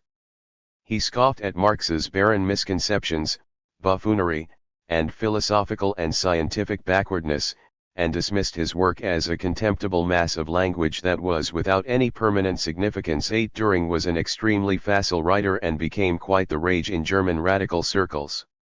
The fact that he was blind and had achieved his position through heroic determination, together with his outspoken radicalism in the face of the university authorities, made him a highly popular figure. In the beginning, even Marx and Engels had been favorably disposed towards him, as he was the only academic to break the conspiracy of silence against the first volume of Marx's Capital at the time of its publication. But it would seem that his popularity went to his head and he was swept away by a developing megalomania. At first Marx and Engels thought him not worth answering. Marx referred to him as a minor scribbler and called him and his admirers halfway elements, half-mature students and superwise doctors of philosophy who want to give socialism a superior idealistic orientation, that is to say, to replace its materialistic basis, by modern mythology. Engels was equally scornful and wrote of the semi-ignorance of half-baked literati whose eclectic views scantily clad in socialist garb were in effect inimical to scientific socialism. 10. But as time went on, Marx and Engels became more worried. As various leaders of the German Social Democratic Party fell under his spell, not only Johann Most, but August Bebel, Wilhelm Brache, and Eduard Bernstein, Wilhelm Liebknecht became increasingly alarmed and repeatedly urged Marx and Engels to embark on a systematic refutation of his theories. Eventually, Marx became convinced that Düring was posing a serious threat to them in the struggle for intellectual leadership of the party, as well as a threat to the fragile unity that the party had just achieved in adopting the Gotha program. He wrote to Engels that Düring's views must be ruthlessly exposed. Engels was reluctant to interrupt the work that he was then doing, a more constructive effort to elaborate Marxist philosophy in relation to the development of the natural sciences. Finally he agreed, though not without complaining to Marx, "It is all very well for you to talk. You can lie warm in bed and study Russian agrarian conditions in particular and rent in general with nothing to disturb you, but I am to sit on the hard bench, swill the cold wine, suddenly interrupt everything again and tackle the boring Düring." 11. Düring was putting forward elaborate grandiloquent theories on everything under the sun, including the natural sciences, or as Engels put it, he speaks of all possible things and some others as well. 12. Engels considered his system building to be bumptious pseudoscience based on extremely defective knowledge and steeped in Philistinism, which he was incapable of elaborating without dragging in his repugnance to tobacco, cats, and Jews. 13. Nevertheless, he used Düring as a foil against which to elaborate the positive features of the communist world outlook, including the developing conception of the dialectics of nature. He claimed to have found his studies in the natural sciences to have been of great service to him in this task, for he had come to the point where he could move on this terrain with reasonable freedom and safety, though he still had to exercise caution. It is for this more constructive element that anti-Düring retains its significance, for Düring and his ideas have long since faded into oblivion. Dialectics of nature. The work Engels was forced to interrupt in order to take on Düring was never finished, and the manuscript was published posthumously as Dialectics of Nature. It was to have been a major work elucidating the philosophical implications of the natural sciences, drawing on Engels' studies of various sciences over a number of years. He began work on it in 1873 and continued with it for 3 years until breaking off to write Anti-Düring. He took it up again in 1878 and worked at it until the death of Marx in 1883. After this, Engels devoted himself to the mammoth task of editing the remaining volumes of Capital, and he was never able to get back to his own projected work. After his own death in 1895, the manuscript was kept in the archives of the German Social Democratic Party. Bernstein showed the manuscript, or part of it, to Einstein, who felt it merited publication for its historical value, although he was highly critical of Engels's outdated notions of electricity. In the end, It was acquired from the German Social Democratic Party by the Marx-Engels Institute in the Soviet Union in 1925, was edited by David Ryazanov, the director of the institute, and was published in the Soviet Union in both German and Russian in 1927. The book was a remarkable one, though, as with any unfinished work, it was of extremely uneven quality. Some of it consisted of finished chapters, such as the brilliantly written one on the history of science. Other parts were only fragments, and sometimes the ideas were very sketchy indeed. Some parts of the book are quite dated, discussing controversies that have long been settled, or adhering to theories that have now been superseded. Some statements are most definitely in error, though it must be said that many of Engels's errors were those of the best science of his day. He was hardly alone in accepting the notion of ether, the Kant-Laplace theory of cosmogony, or the belief in the inheritance of acquired characteristics. The fact remains that he supported some of the most promising and progressive scientific theories of this period, such as Mendeleev's periodic system of the elements, and opposed theories that were obstructing the real advance of science, such as the hypothesis of the heat death of the universe. Moreover, Engels sometimes anticipated scientific discoveries of the future. He pointed to the possibility of the existence of matter with no rest mass, and advanced the theory of the decisive role of labor in molding the physical and social forms of human existence. After reviewing the various points on which Engels's ideas are somewhat dated, Haldane observed, "When all such criticisms have been made, it is astonishing how Engels anticipated the progress of science in the 60 years which have elapsed since he wrote 14. What is, however, of the greatest significance is the methodology and overall conception of the book." Looking back on the years that had passed between Engels's time and his own, Haldane further remarked, "Had Engels's method of thinking been more familiar, the transformations of our ideas on physics which have occurred during the last 30 years would have been smoother. 15. Ludwig Feuerbach and the End of Classical German Philosophy. The other major source for unraveling the philosophical thinking of Engels in relation to the natural sciences is Ludwig Feuerbach and the End of Classical German Philosophy. After the Danish philosopher, Karl Stark, had produced a book on Ludwig Feuerbach in 1885, the editors of Neue Zeit asked Engels to write a critical review.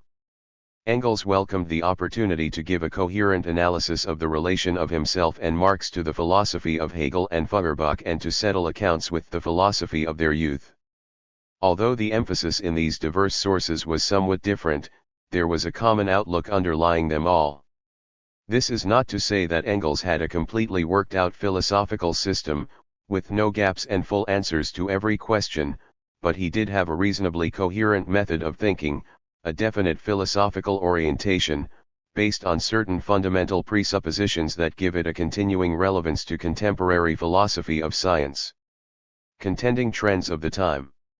In unfolding his own philosophical orientation, Engels naturally was conscious of the need to situate it within the spectrum of ideas prevailing at the time and to differentiate it from contending views.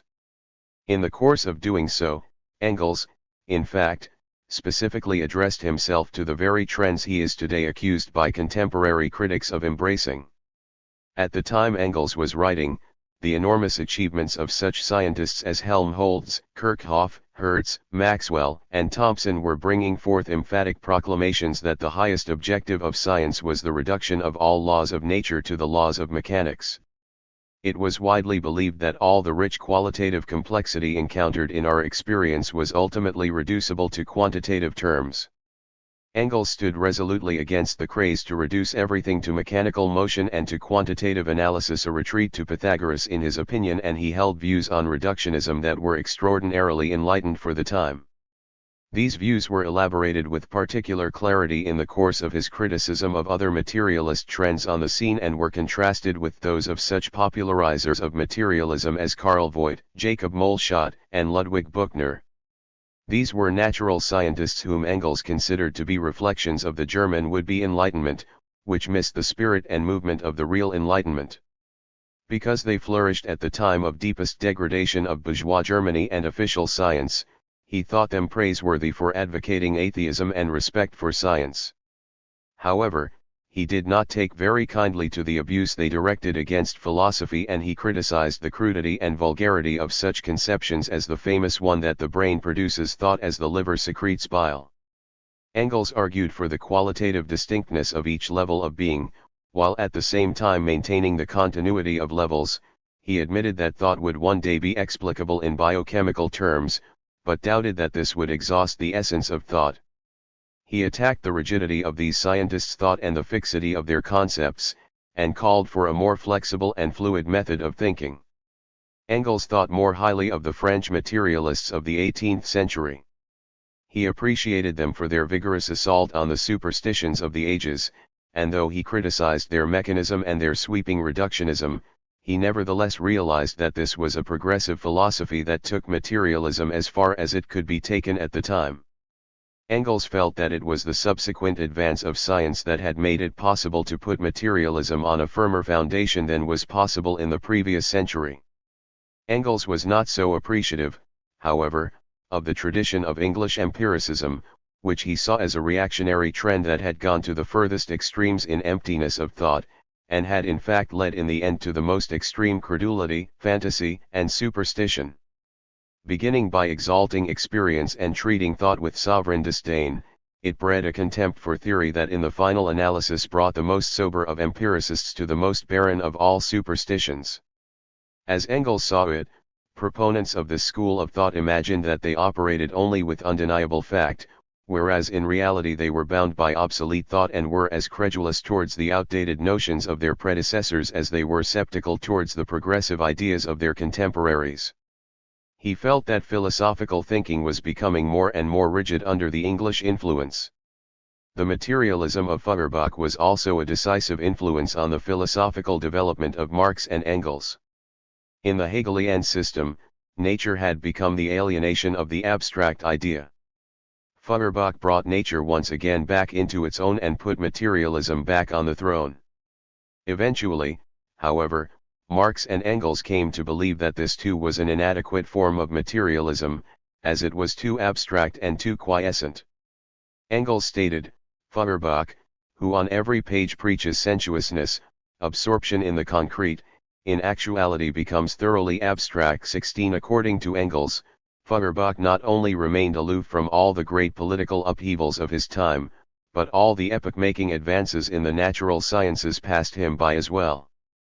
On the other hand, Engels set his thinking against the various idealist tendencies as well. Of primary importance, of course, was the natural philosophy of Hegel, which he criticized for trying to force the objective world into the framework of subjective thought and for not conceding to nature any development in time. The Hegelian philosophy of nature, however, not only contained a great deal of nonsense and fantasy, but also many fruitful seeds. 17 He opposed those like Voigt who simply scoffed at it without acknowledging its historical significance. The great merit of the Hegelian system, Engels said, was that it represented, for the first time, the whole world natural, historical, intellectual as a process, and that it traced out the internal connections that make it a continuous whole. This made Hegel, in Engels's eyes, far superior to his empiricist contemporaries. He saw the natural philosophers as standing in the same relation to his consciously dialectical natural science as the utopians stood to modern communism. Nevertheless, however great was his acknowledged debt to Hegel, Engels was irreconcilably opposed to any philosophy that asserted the primacy of spirit to nature, for it inevitably assumed world creation in one form or another. And Engels was insistent on the need to explain the world in terms of the world itself. Coming in the wake of the decline of Hegelianism were other philosophies creating in Engels's opinion an atmosphere of incoherence and confusion. The views of these philosophers were part of what Engels considered to be a relapse, especially the vapid reflections of Schopenhauer and Hartmann. 18 Neo-Kantianism, which was all that was left of classical German philosophy and whose last word was the eternally unknowable thing in itself. 19 He thought a regression merely a shamefaced way of surreptitiously accepting materialism while denying it before the world. 20 So Engels was opposed to vulgar materialism, mechanistic materialism, reductionism, and empiricism, on the one hand, and to idealism, on the other. What then did he see as the alternative?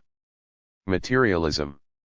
Engels embraced a new or modern materialism, which was dialectical, contrasting it with the old materialism, which was mechanistic, and with idealism as well. He defined materialism in a very simple way. The materialistic outlook on nature means nothing more than the simple conception of nature just as it is, without alien addition. 21 This definition of materialism rested on an equally simple definition of matter. Matter is nothing but the totality of material things from which this concept is abstracted. 22 His assertion of the primacy of matter did not depend on a notion of prime matter. He did not think of matter in terms of a materia prima, as a substratum. He made the point quite firmly that the concept of matter was an abstraction and that there was no matter as such apart from definite existing bits of matter. Looking for matter as such was like demanding to see fruit as such, instead of cherries, pears, and apples, or the mammal as such, instead of cats, dogs, or sheep. As to how materialism was to be differentiated from idealism, it was a matter of the relation of spirit to nature. For Engels, this was the paramount question of the whole of the history of philosophy. The answers that philosophers gave to this question split them into two great camps. Those in one asserted the primacy of spirit to nature, and those in the other asserted the primacy of nature to spirit. Often the question sharpened into another question: did God create the world, or has the world been in existence eternally?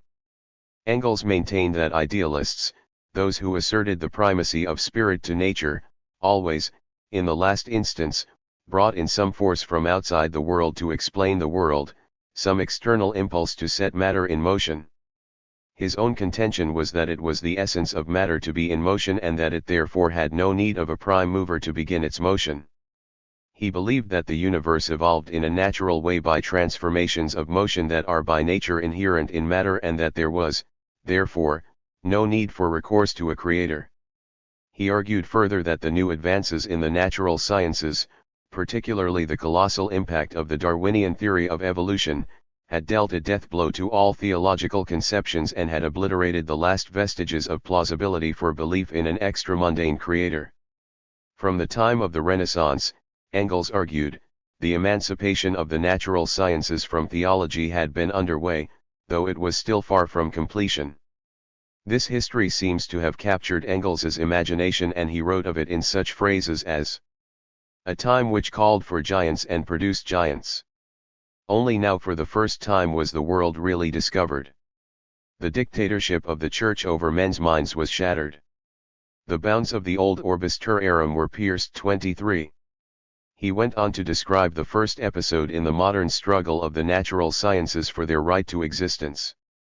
The revolutionary act by which natural science declared its independence was the publication of the immortal work by Copernicus, by which he, though timidly and only from his deathbed, threw down the gauntlet to ecclesiastical authority in the affairs of nature. 24. The struggle, Engels knew, was still far from completion, but he delighted to reflect on how far things had come. God is nowhere treated worse than by the natural scientists who believe in him. Newton still allowed him the first impulse, but forbade him any further interference in his solar system. Secchi only allows him a creative act as regards the primordial nebula. In biology, his last great Don Quixote, Agassiz, even ascribes positive nonsense to him. He is supposed to have created not only the actual animals, but also abstract animals, the fish as such. And finally Tyndall totally forbids him any entry into nature and relegates him to the world of emotional processes. What a distance from the old God, the creator of heaven and earth, the maintainer of all things, without whom not a hair can fall from the head. 25. He was convinced that with the inexorable advance of science this process would advance still further and further, and that the materialism implicit in science would become more and more explicit, making idealism increasingly obsolete as the concepts became superfluous. Dialectics. But others thought this as well. There were, as has been indicated, other varieties of materialism contending for influence in the anti-idealist mood prevailing at this time. Engels put the weight of his effort into differentiating between his materialism and theirs, contrasting the new organicist and emergentist form of materialism with the old mechanistic and reductionist form. He did so, however, in a most unfortunate way, setting the issue in terms of a contrast between dialectics and metaphysics, and using the word metaphysics in a particularly eccentric way that has been followed by subsequent generations of Marxists, and bringing serious confusion into the development of the tradition through his fixation on the terminology of dialectics. Nevertheless, the point he was intent on making was an important one, for he wished to show the difference between two fundamentally different modes of thinking, even if neither dialectics nor metaphysics were the most appropriate terms for characterizing them. What Engels called the metaphysical mode of thinking, was static and rigid. It operated in terms of hard and fast antitheses, sharp and impassable dividing lines. It saw the world as a series of essentially separate things, only externally related, as a series of essentially static things, only set in motion by an external impulse. It was a mode of thinking that was one-sided and restricted, oblivious to the beginning and the end of things, forgetful of their motion and interrelations, unable to see the wood for the trees. It was a habit of thought discredited by the advance of natural science, for the driving force of the Darwinian idea was that nature had its history in time, that all living things underwent incessant molecular change, that there was no fixity of species. Moreover, in physics, the last true gases had been liquefied, aggregate states had lost the last relics of their absolute character, and the great basic law of motion, the transformation of energy, had indeed put an end to all fixity of categories. But the old metaphysics, which accepted things as finished objects, was in line with the natural science of its time, which investigated both dead and living things as finished objects. Up to the end of the 18th century, natural science was predominantly a collecting science, a classifying science, a science of discrete and finished things. In the 19th century, it had become a systematizing science, a science of processes, a science of the origin and development of things, a science of the interconnections of things, binding all natural processes together into one organic whole. Those surviving habits of thinking connected with the superseded science of the previous century were holding back the advance of science in the new century. They left as their legacy the stubborn tendency to observe natural objects and processes in isolation, apart from their connection with the vast whole, to see them as constants rather than variables, and to classify them according to fixed lines of demarcation and even polar antagonisms. What Engels called the dialectical method of thinking, on the other hand, was dynamic and fluid. It put an end to all rigidity and fixity of categories, to all irreconcilable antitheses. It approached the world as a complex of processes, an interconnected totality, with motion immanent in matter and with everything affected by and affecting every other thing. It comprehended things in their essential connection and movement, in their origin and ending, in their wholeness. But the dialectic was not simply a method of thinking.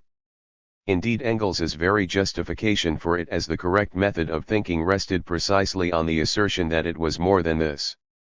The reason why it was appropriate to think dialectically, as he explained it, was that reality was dialectical and that a dialectical reality was necessarily distorted by thinking of it any way except dialectically. For Engels, the dialectics of the mind is only the reflection of the forms of motion of the real world, both of nature and of history. 26 In speaking of dialectical development as prevailing throughout nature, history, and thought, Engels saw the dialectic as the Ariadne's thread binding together spheres that had often been artificially severed from each other by wrong methods of thought.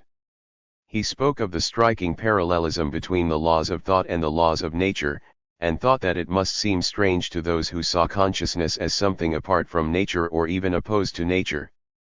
But for Engels, it did not seem at all strange, for the products of the human brain, being in the last analysis also the products of nature, do not contradict the rest of nature's interconnections but are in correspondence with them. 27 He summed up this conception of all the processes of nature systematically interconnected in and through the dialectic in this way.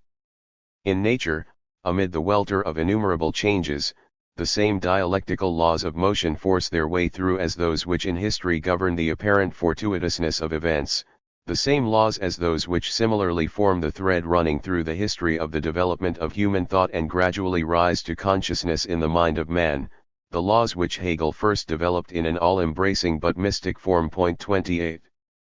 This process of the dialectic rising in consciousness in the mind of man was a very complex one. Although Engels believed it was only the stage of development being reached by the natural sciences in his own time that made possible a mature and well-grounded form of dialectical thinking, it nevertheless had a prior history. Engels felt that sometimes philosophy leaped ahead of the actual state of scientific knowledge of its time. It saw the shape of things to come and left the justification in detail to the natural science of the future. It was in this light that Engels seems to have seen the articulation of the dialectical method from Heraclitus to Hegel. They saw through a glass darkly, so to speak, and were vindicated in Engels's eyes by the revolution in the natural sciences he was experiencing in his own time. The intuitions of the ancient Greeks were being confirmed by modern research. But in embracing the dialectical method he learned from Hegel, Engels was careful to set out the essential difference between Hegel's idealist interpretation of it and the materialist transposition of it effected by himself and Marx. When writing the preface to a later version of Anti-Düring, Engels reflected, "Marx and I were pretty well the only people to rescue conscious dialectics from German idealist philosophy and apply it in the materialist conception of nature and history." 29. The main thrust of Engels's argument for dialectics was along essentially materialist lines. The weight of the argument was on the evidence of the natural sciences. He did not simply cite modern natural science in general, but argued the matter by citing particular scientific discoveries. He singled out three great discoveries in his discussions of the dialectics of nature. 1. The discovery of the cell, which demonstrated the unity of the organic world. 2. The discovery of the law of the conservation and transformation of energy, which revealed nature as one continuous process. 3. The discovery of the evolution of the species, which established the natural origins of human history. Engels believed that the natural sciences were on the point of a crisis in which there were only two choices, either the reign of chaos and incoherence or the achievement of order and coherence through dialectical synthesis. As he put it, the revolution, which is being forced on the natural sciences by the mere need to set in order the purely empirical discoveries, great masses of which have been piled up, is of such a kind that it must bring the dialectical character of natural processes more and more to the consciousness even of those empiricists who are most opposed to it. Point 30. He insisted that dialectics alone offered the analog, and thereby the method of explaining the evolutionary processes occurring in nature and the interconnections between one field of investigation and another. It was necessary to understand this in order to overcome the problem that was increasingly presenting itself, the conflict of the results of scientific discoveries with preconceived methods of thinking. So Engels argued that the discovery of the dialectics of nature was to a degree spontaneous, in the sense that the sheer logic of the development of the natural sciences, which was bursting the bounds of old thought patterns, was simply forcing it. Nevertheless, he thought it best to have the knowledge of the historically evolved forms of dialectical thought. It is possible to arrive at this recognition because the accumulating facts of natural science compel us to do so, but one arrives at it more easily if one approaches the dialectical character of these facts equipped with an understanding of the laws of dialectics. In any case, natural science has advanced so far that it can no longer escape dialectical generalization. 31. Engels believed that, in outlining certain laws of dialectics, Hegel had achieved a conceptual insight of considerable power. Once transposed into materialist terms, Engels felt that this insight provided the key to knowledge in the new era. The laws of dialectics. Engels presented the laws of dialectics as the most general pattern of matter in motion, the underlying assumption being that nature was subject to laws that were more general than those of any one science. These laws were the overall patterns prevailing in nature, in history, and in thought, and they governed the path of development by which complex substances, events, or concepts evolved from simple ones. Engels said that the laws of dialectics could be reduced in the main to three. The first was the law of the transformation of quantity into quality and vice versa. The point was that development was not simply a matter of increase or decrease of what already existed. Development was, on the contrary, a matter of deep transformation, a process in which genuine novelty could emerge in the world. In the process of quantitative change, a threshold was reached and a dramatic leap took place. At certain nodal points new qualities emerged. Engels cited various examples. At a rather mundane level, there was the example of boiling or freezing water, in which there was a gradual rise or decline in temperature, but the point at which the liquid became a gas or a solid was a sudden leap. At a more advanced level, there was the periodic system of the elements discovered by Mendeleev, in which the chemical properties of elements were shown to be a function of atomic weight, such that an increase or decrease in atomic weight at certain points gave rise to new chemical properties. The idea was that the whole was greater than the sum of its parts. The separate atoms that constitute a molecule had different properties from those of the molecule itself. A large aggregate, taken as a whole, displayed characteristics that were not displayed by its parts. This emphasis on the qualitative distinctness of complex entities evolved from simple ones was the basis of the anti-reductionism of Engels's philosophy of science.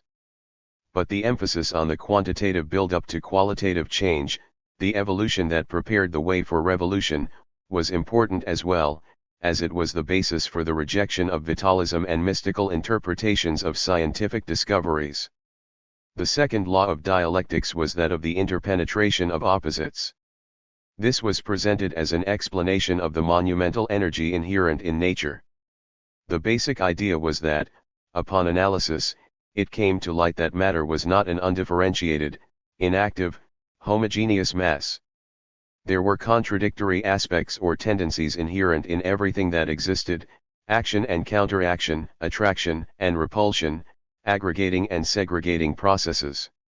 It was the interpretation, the struggle of the forces one with another, that gave the internal impulse to development.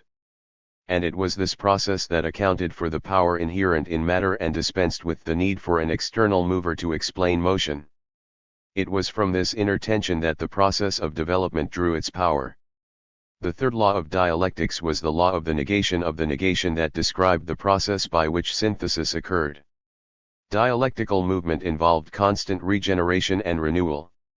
Everything carried within itself the conditions of its own annihilation. The old was in the process of dying, while the new was in the process of being born. The new negated the old, replaced the old, while carrying forward certain aspects of it in a new and higher synthesis and in a more vigorous form. Each phase was only a temporary synthesis that contained the seeds of its own supersession and of further development in a new synthesis. The relation of philosophy and the natural sciences. Engels seemed to believe that two interweaving lines, that is, the mounting empirical evidence and the history of thought, had come to a particularly significant point of convergence. He resolutely opposed any dualism between natural science and philosophy and called attention to the dangers of neglecting one for the other. He attacked the attitude of many scientists reflected in Newton's admonition physics, beware of metaphysics. He insisted that it was not possible to get by on the bare facts, thinking was at all times necessary. After all, atoms, molecules, and such things could not simply be observed under the microscope, they were only discerned by processes of thought. Engels put great stress on the importance of philosophy and believed that consistency of thought must always be used to help get over defective knowledge. In order to climb the pinnacles of science, it was necessary to assimilate the 2,500 years of the history of philosophy. He felt strongly that the anti-philosophical prejudices of scientists were holding back the advance of science. Natural scientists believe that they free themselves from philosophy by ignoring it or abusing it. They cannot, however, make any headway without thought. Hence they are no less in bondage to philosophy, but unfortunately in most cases to the worst philosophy, and those who abuse philosophy most are slaves precisely to the worst vulgarist relics of the worst philosophies. It is only a question whether they want to be dominated by a bad fashionable philosophy or by a form of theoretical thought which rests on acquaintance with the history of thought and its achievements. 32. Engels warned, however, not only against a one-sided, and therefore distorted, emphasis on natural science over philosophy, but also against the opposite. He sharply criticized philosophers who proceeded down all sorts of speculative paths oblivious of developments in the natural sciences or who arbitrarily forced the new facts into preconceived conceptual molds. He stressed heavily the importance of proceeding from the given facts. The interconnections were not to be built into the facts, but to be discovered in them, and when discovered, to be verified as far as possible by experiment. In elaborating on this, Engels seems to have anticipated the criticism so often made these days, that the dialectics of nature is a concept arbitrarily foisted upon the world of nature from outside it, that the dialectics of nature is an anthropomorphic projection of human concepts onto nature. Engels's argument was that nature is the proof of dialectics and that modern science has furnished this proof with very rich materials, increasing daily, and thus has shown that, in the last resort, nature works dialectically and not metaphysically. 33 Again and again, he emphasized that there could be no question of building the laws of dialectics into nature, but that it was a matter of discovering them in it and evolving them from it. These principles were not to be the starting point of an investigation, but its final result. They were not to be applied to nature and human history, but abstracted from a conscientious study of the real processes at work in them. In all of this, Engels was proposing a new synthesis of philosophy and natural science, a comprehensive view of the interconnections in nature by means of the facts provided by empirical natural science itself, in order to arrive at a system of nature sufficient for our time. 34 To achieve this, it was necessary for those engaged in the task to locate a balance point in their own thinking between the flow of intellectual history and the new facts emerging from empirical research. It was vital to preserve the continuity of thought, while at the same time coming to terms with the ruptures caused by new discoveries and bringing them to bear on new lines of development. The process was complex and turbulent, but it needed to be a unified process and it needed to be constantly moved forward. Engels understood why there had been an adverse reaction among scientists to the older philosophies of nature with their fact-denying or fact-forcing tendencies, but he hoped that when it had run its course it would perhaps be possible to pronounce once more the name of Hegel in the presence of natural scientists without provoking that St. Vitus dance. 35. Evolution and Human Destiny. Engels was a man of his time in sharing the idea of progress that swept so many of his contemporaries up in a wave of excitement about the new possibilities that the natural sciences were bringing to bear on the human future. But in Engels's case he did not hold to it in a naive or simplistic way. There were, first of all, so many unrealized possibilities, and necessarily so, for every advance in organic evolution was at the same time a regression, fixing one-sided evolution in one direction and excluding it along many other directions. There was, moreover, the tragic and painful side of the evolutionary process. Although he believed that a progressive development asserted itself in the end, he knew well that, in the course of evolution, there was also extreme cruelty and colossal waste. Not only that, but he believed that his own kind would be extinguished without trace. In weighing it all, Engels wrote what Robert Cohen has called a scientific epilogue to Mephistopheles. 36. Nevertheless, all that comes into being deserves to perish. Millions of years may elapse, hundreds of thousands of generations be born and die, but inexorably the time will come when the declining warmth of the sun will no longer suffice to melt the ice thrusting itself forward from the poles, when the human race, crowding more and more about the equator, will no longer find even there enough heat for life, when gradually even the last trace of organic life will vanish, and the earth, an extinct frozen globe like the moon, will circle in deepest darkness and in an ever narrower orbit about the equally extinct sun, and at last fall into it. 37. With tragic irony, he nevertheless held on to an idea of progress, though of a rather subdued sort and in a cosmic dimension. However many millions of suns and earths may arise and pass away, however long it may last before.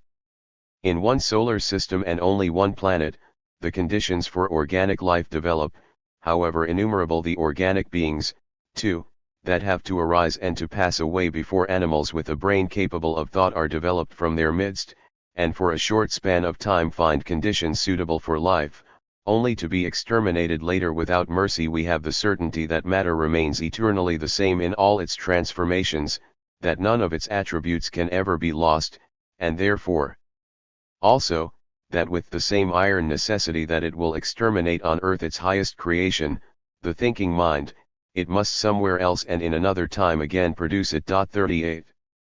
In Engels's whole vision of the evolution and extinction of the human species, there was always the underlying theme of our oneness with nature, a vivid sense of how totally our origin and destiny was bound up with the rhythms of the natural world. He thought it senseless and unnatural to hold to a dichotomy of mind and matter, man and nature, soul and body, for it gave rise to many illusions. As if he had seen the specter of modern technocracy, he warned. Let us not, however, flatter ourselves overmuch on account of our human victories over nature. Thus at every step we are reminded that we by no means rule over nature like a conqueror over a foreign people, like something standing outside nature, but that we, with flesh, blood and brain, belong to nature and exist in its midst, and that all our mastery of it consists in the fact that we have the advantage over all other creatures of being able to learn its laws and apply them correctly. 39. Dogmatism. Another warning that Engels issued was against dogmatism. Already in the later years of his life, he recognized the development of a vulgar Marxism and observed that the ideas developed by Marx and himself were attracting dangerous friends who simply labeled things with their terminology as an excuse for not looking into them any further. He wished the ideas elaborated by Marx and himself to be considered a method that could serve as a guide to further study, as a series of pointers to future research. Not that their contribution was a purely methodological one, for, in elucidating their method, they were consciously laying the foundations of a scientific Weltanschauung adequate to the demands of their times. In any case, it is a distinction not to be too sharply drawn, for every method has ontological consequences and every ontology presupposes a methodology. The point was that they wanted their positive statements to be tentative ones, open always to constant reassessment in light of new knowledge achieved in the onward advance of science. Fully expecting many of his own ideas to be superseded, Engels declared, with each epoch-making discovery in the sphere of the natural sciences, it has to change its form. 40. And indeed it has. The history of science. There is one more point worth making about Engels's philosophy of science in light of the subsequent history of the philosophy of science. This is the fact that Engels held views on many matters, such as on the history of science and the logic of scientific discovery, that not only anticipated certain contemporary theories but are in some respects still in advance of them. His account of the history of science, for example, while incorporating some of the best insights now associated with Kuhn, was in some ways far richer than Kuhn's. Engels saw science as a historical process going through periods of evolutionary development dominated by received patterns of explanation interrupted by points of crisis where the received patterns were called into question, giving rise to scientific revolutions in which new patterns came to prevail. Kuhn tends much more to the internalist end of the internalist-externalist spectrum than his reputation would indicate. Engels most certainly did not. Engels conceived of the history of science within the broader framework of the whole history of nature and human society. For him, science was not a purely self-developing process, but in complex, subtle, reciprocal interaction with a whole range of other processes, social, cultural, political, economic, technological processes. Science was inevitably linked to production, making the bearer of scientific development, not exclusively the scientific community, but the society as a whole. But this emphasis on the wider context for scientific activity did not lead him in the direction of the anti-rationalism that has characterized various trends in contemporary philosophy of science that have looked to the wider context. Engels seems to have felt no conflict between his stress on the historical and contextual nature of science and his affirmation of the rationality of science and the overall progressive character of its development. Engels's views on the logic of scientific discovery also included many points sometimes thought to be original with Popper, but without the one-sidedness of Popper's account. Engels, in taking exception to the narrowness of his positivist contemporaries, pointed out how little induction can claim to be the sole or even the predominant form of scientific discovery, 41, and considered the main form of development in the natural sciences to be the hypothesis. However, he wisely did not throw out induction altogether, and penetrated more deeply than Popper into the complexities of the process, in holding that induction and deduction belong together as necessarily as synthesis and analysis. 42. Evaluating Engels, Problems and Pitfalls. These then were the ideas that set the pace for the future development of Marxist philosophy of science and account for its distinctiveness vis-a-vis other trends in the philosophy of science. Engels's work, however, remained largely programmatic. The failure of his successors to understand this has been, to a great degree, responsible for the disrepute into which his work has sometimes fallen. Rough notes, responding to developments in the science of his day, only published posthumously, have been taken as the last word about nature for all times. His flexible and fluid thinking has been rigidified into textbook laws of dialectics, always and everywhere three and unchanging, only to be brought up to date by new examples for new times. Even now, much ill-conceived debate between the critics and defenders of Engels could be avoided if both sides made more discerning judgments about how to characterize Engels's work and about where to locate his essential contribution. What is significant in Engels is his fundamental orientation.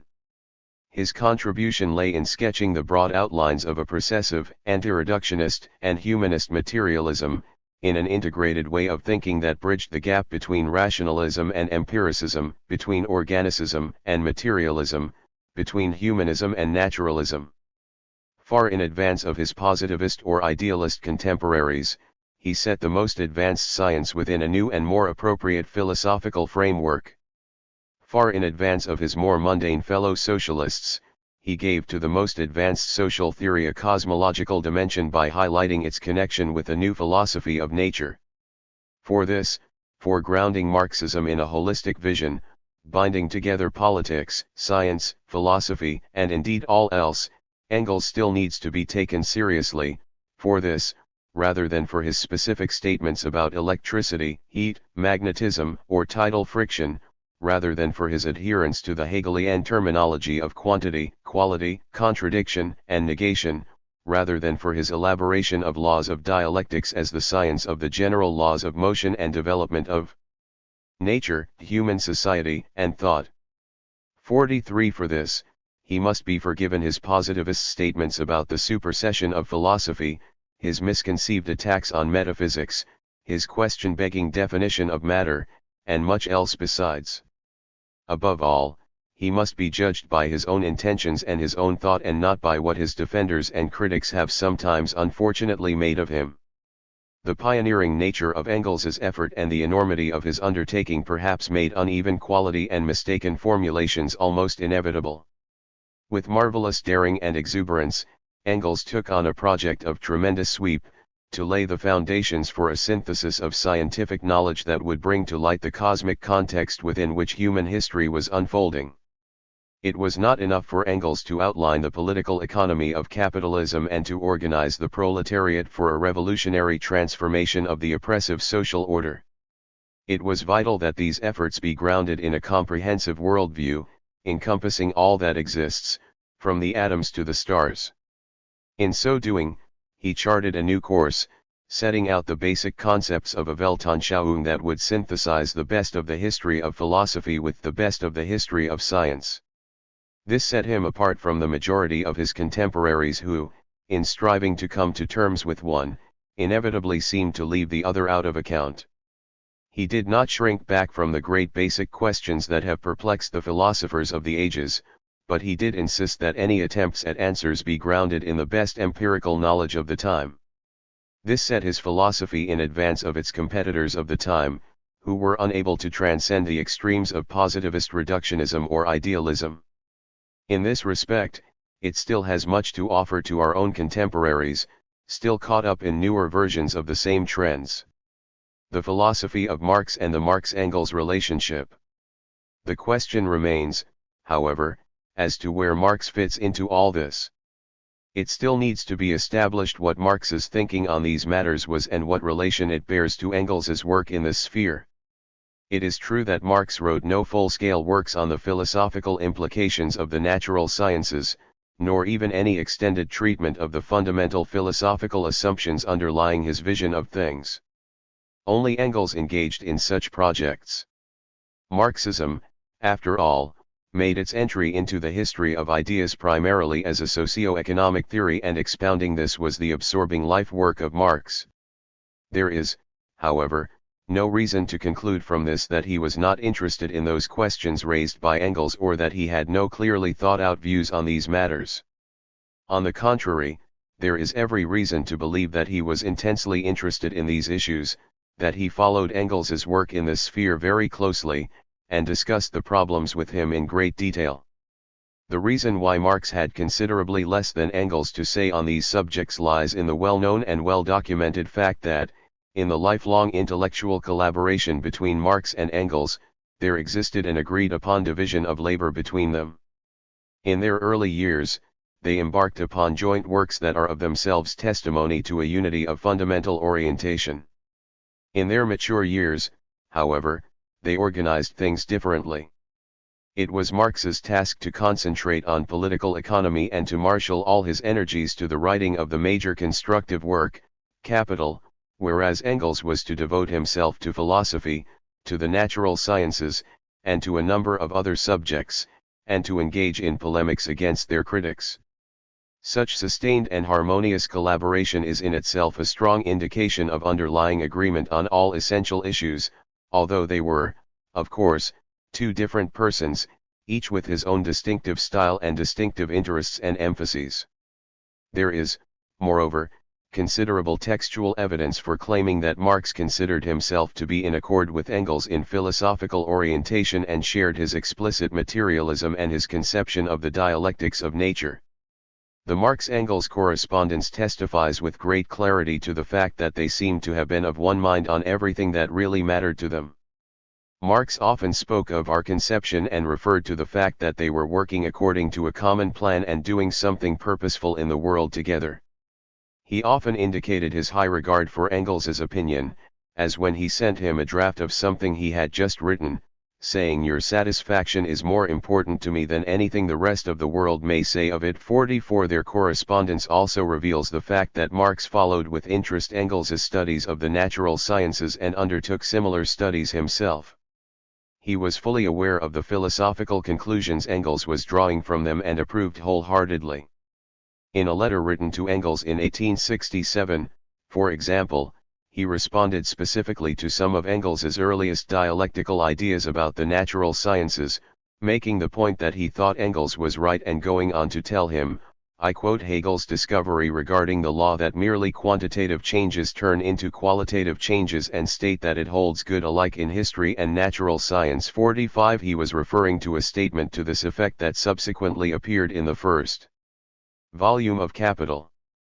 It is a statement very hard to explain away by those who insist that Marx believed dialectics to be applicable exclusively to the socio-historical sphere and not to that of the natural sciences, since he said here exactly the opposite.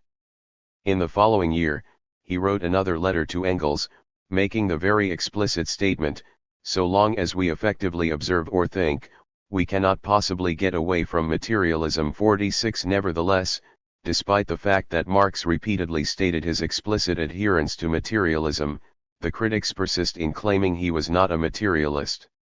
The correspondence, as already indicated, makes many references to Darwin.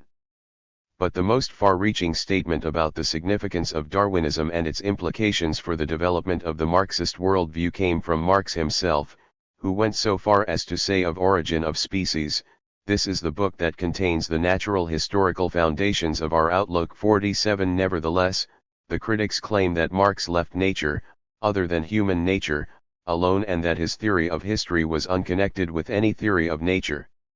The texts simply do not bear it out. In Marx's other writings, from the first to the last, there are similar affirmations. There is in them all a great stress on the importance of the natural sciences and insistence on unity of method. The 1844 manuscripts, in particular, are often given an anti-scientific and irrationalist reading that is utterly alien to them. These very manuscripts are in fact infused with a respect for science and reason. In them, he criticized philosophy for remaining alien to the ever-growing mass of material that was being accumulated by the natural sciences. 48 In these manuscripts, too, he spoke of his ideal of a unified science, in which natural science would become the basis of human science, as much as the science of man would come to embrace natural science. 49 He firmly rejected the idea of one basis for life and another for science, believing as he did that natural science was the foundation of all knowledge and that morality needed to be grounded in knowledge. A persistent theme with Marx is that of the essential unity between man and nature. Setting man within nature, human history was seen within the framework of natural history, and continuity of method was grounded in this.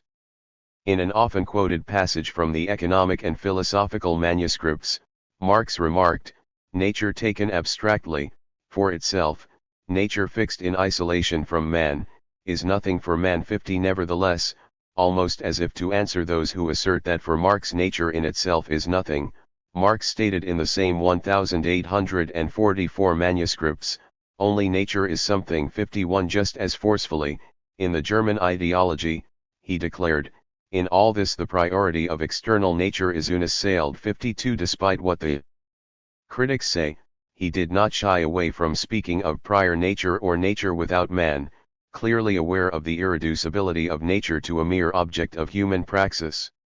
In the Holy Family, for example, there is the statement, "Man has not created matter itself." And he cannot even create any productive capacity if the matter does not exist beforehand. 53 Later, in Capital, he took up the point again, a material substratum is always left, which is furnished by nature without the help of man. 54 Thus, all of man's interactions with nature came up against the sheer existential inexhaustibility of nature, determining the contours and setting the limits. At the same time, nature was only encountered in and through human history and was comprehended only through the socially evolved categories of human thought. In this sense, science came under the category of social labor and always its socio-historical character was duly stressed. He gave this particularly striking formulation in the 1844 manuscripts when he said that the forming of the five senses is a labor of the entire history of the world down to the present, and that the senses have therefore become directly in their practice theoreticians. 55. Marx paid enormous attention to the rapid and dramatic scientific and technological advances of his time that were making possible the reduction of necessary labor time and transforming the very character of necessary labor. He saw even the most pure natural science as inextricably linked to technology and industry, as well as to a whole range of human practices. Always science and technology were perceived within their full socio-historical context.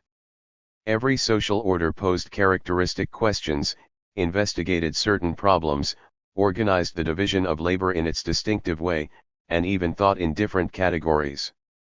Every social order gave its own characteristic shape to the development of science and technology. Scientific concepts were socially evolved and bore the imprint of technological objectives, class interests, and a host of other forces at work at any given time.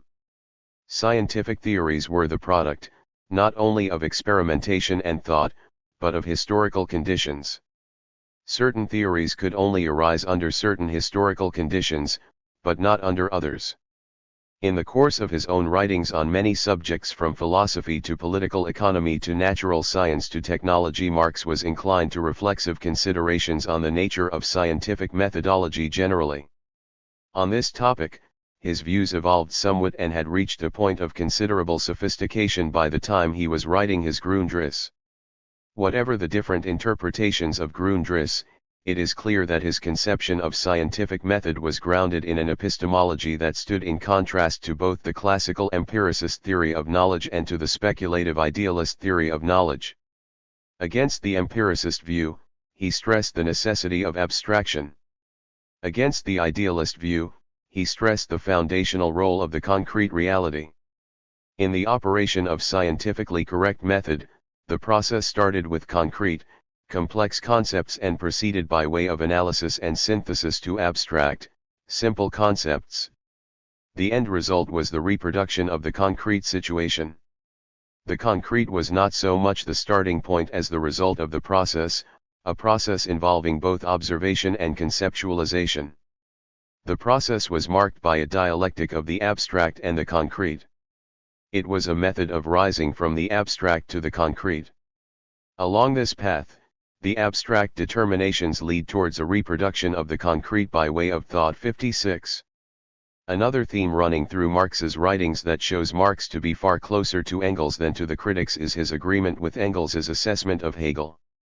He referred to Hegel's method and to his own critical manner of applying it. 57. In his afterword to Capital, he discussed the importance of Hegel and of discovering the rational kernel within the mystical shell, and spoke of how, when Hegel came into disrepute in Germany, he openly proclaimed himself the pupil of that mighty thinker. 58. Those who emphasize the paradigmatic importance of Capital can find no basis in such statements as this for their counterposition of a Kantian Marx to a Hegelian Engels.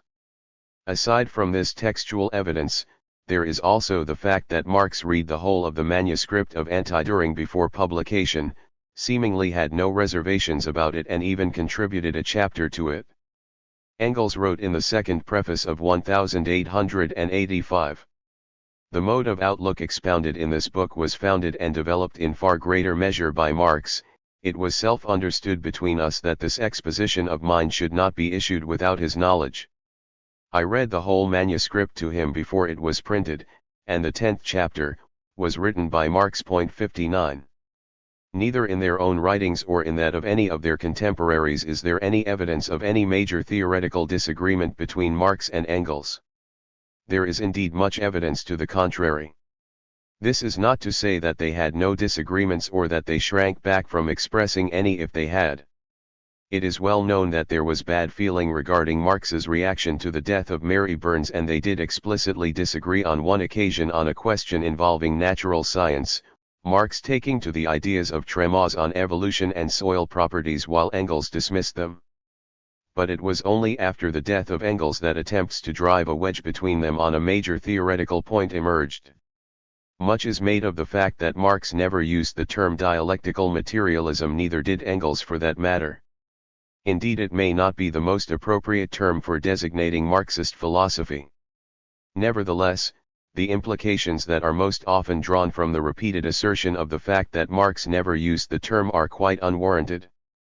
Much of the force of the argument is lost when one considers that Marx, like Engels, repeatedly referred to his position as modern materialism or the new materialism, and just as often called attention to the fact that his method was the dialectical method. 60. Even in spite of formulations in early works that could be cited against this interpretation, the overall evidence would seem nevertheless to be quite clear-cut. Indeed, there is very little except unwarranted speculation, an excessively voluntarist reading of the theses on Feuerbach, and an exaggeratedly anthropocentric reading of the 1844 manuscripts to stand against it. Anti-Engels literature.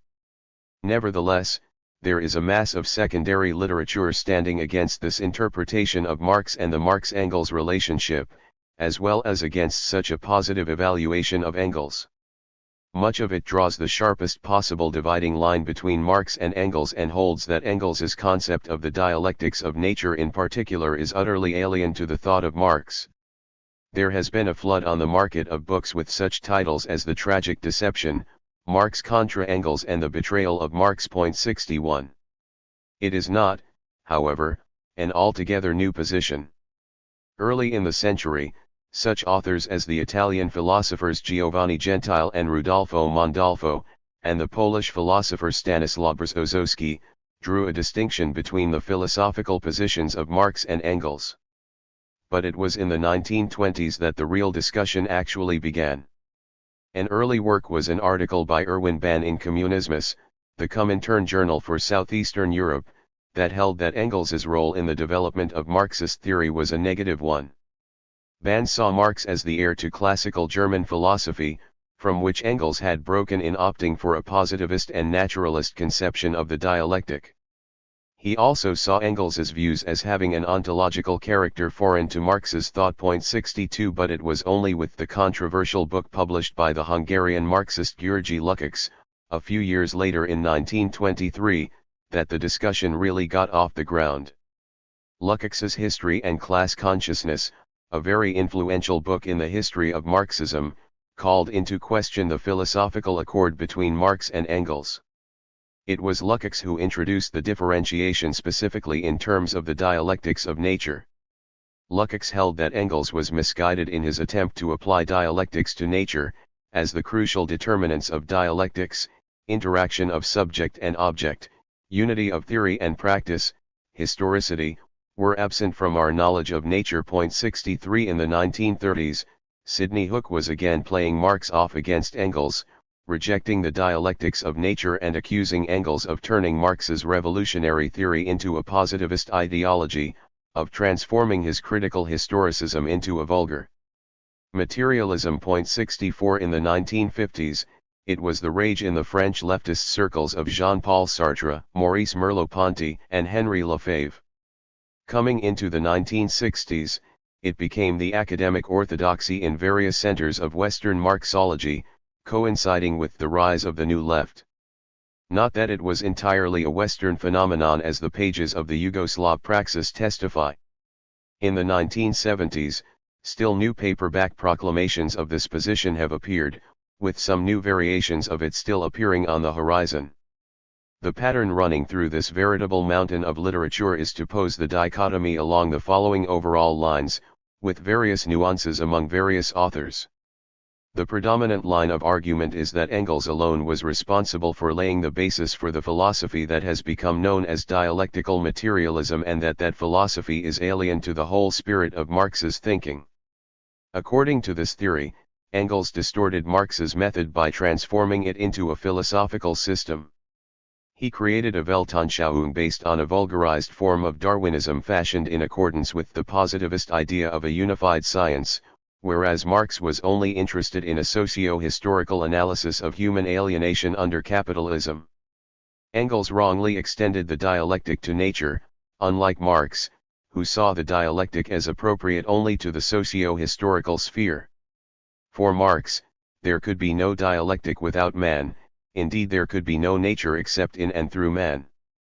For Engels, on the contrary, there was only opaque, inert matter, and all the world was reduced to the same undifferentiated stuff. Marx's method was anthropological, critical, pragmatic, empirical. Engels, in contrast, was objectivist, contemplative, determinist, abstract. There have been a host of variations on this theme. In George Lichthiem's book Marxism, A Historical and Critical Study, Marx's critical vision of a critical theory validated by revolutionary action is contrasted to Engels's dull science of causal evolution.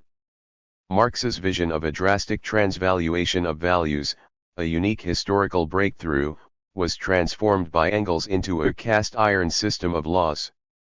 Marx wisely left nature, other than human nature, alone, whereas Engels ventured where Marx feared to tread and thus began the drift towards positivism and scientism. Lichtheim calls it a travesty. 65. In Lichthiem's From Marx to Hegel, he further elaborates on the contrast. Here he claims that the notion that Marx's anthropological naturalism was anchored in a general theory of the universe finds no support in Marx's own writings. There was no logical link between it and the dialectical materialism of Engels. It was a systematization that has suffered the fate of other systematizations undertaken for non-scientific reasons, as it was required to turn Marxism into a coherent Weltanschauung, first for the German labor movement and later for the Soviet intelligentsia. Marxism, as interpreted by Engels, eventually did for Central and Eastern Europe what positivism had done for the West. It brought to the public a manner of viewing the world that was scientific, and it extended to history and society the methods of the natural sciences. 66 The historical parallel drawn between Marxism and positivism in this respect is astute enough, but there is no justification for concluding that this systematization was undertaken only for non-scientific reasons. In characterizing Marx's position as so starkly divergent from that of Engels, and in asserting that Marx took no interest in nature and in the problem of working out a theoretical basis for the natural sciences, inconvenient texts are ignored, and inconvenient historical facts are lightly schemed over. Then there is Z.A. Jordan's The Evolution of Dialectical Materialism, which contrasts Engels's metaphysical materialism with Marx's naturalistic activism or anthropological realism. Jordan argues that Marx did not adopt a dialectical but an anthropological conception of nature, and that the dialectical and anthropological conceptions of nature are mutually exclusive. Engels supposedly completely misunderstood Marx and indulged in system building with inadequate intellectual resources. 67. There is a similar condescension in Shlomo Avinri's book The Social and Political Thought of Karl Marx, in which he looks to differences in family background and education as the source of philosophical divergence. Marx was from a highly sensitive family of Jewish origins, university educated, mainly interested in philosophy. Engels, on the other hand, was from an industrialist family with pietist leanings and was educated for the commercial world and interested mainly in economics. This supposedly explains why Marx was too subtle to have been a materialist. His epistemology, according to Avinri, occupied a middle position between classical materialism and classical idealism.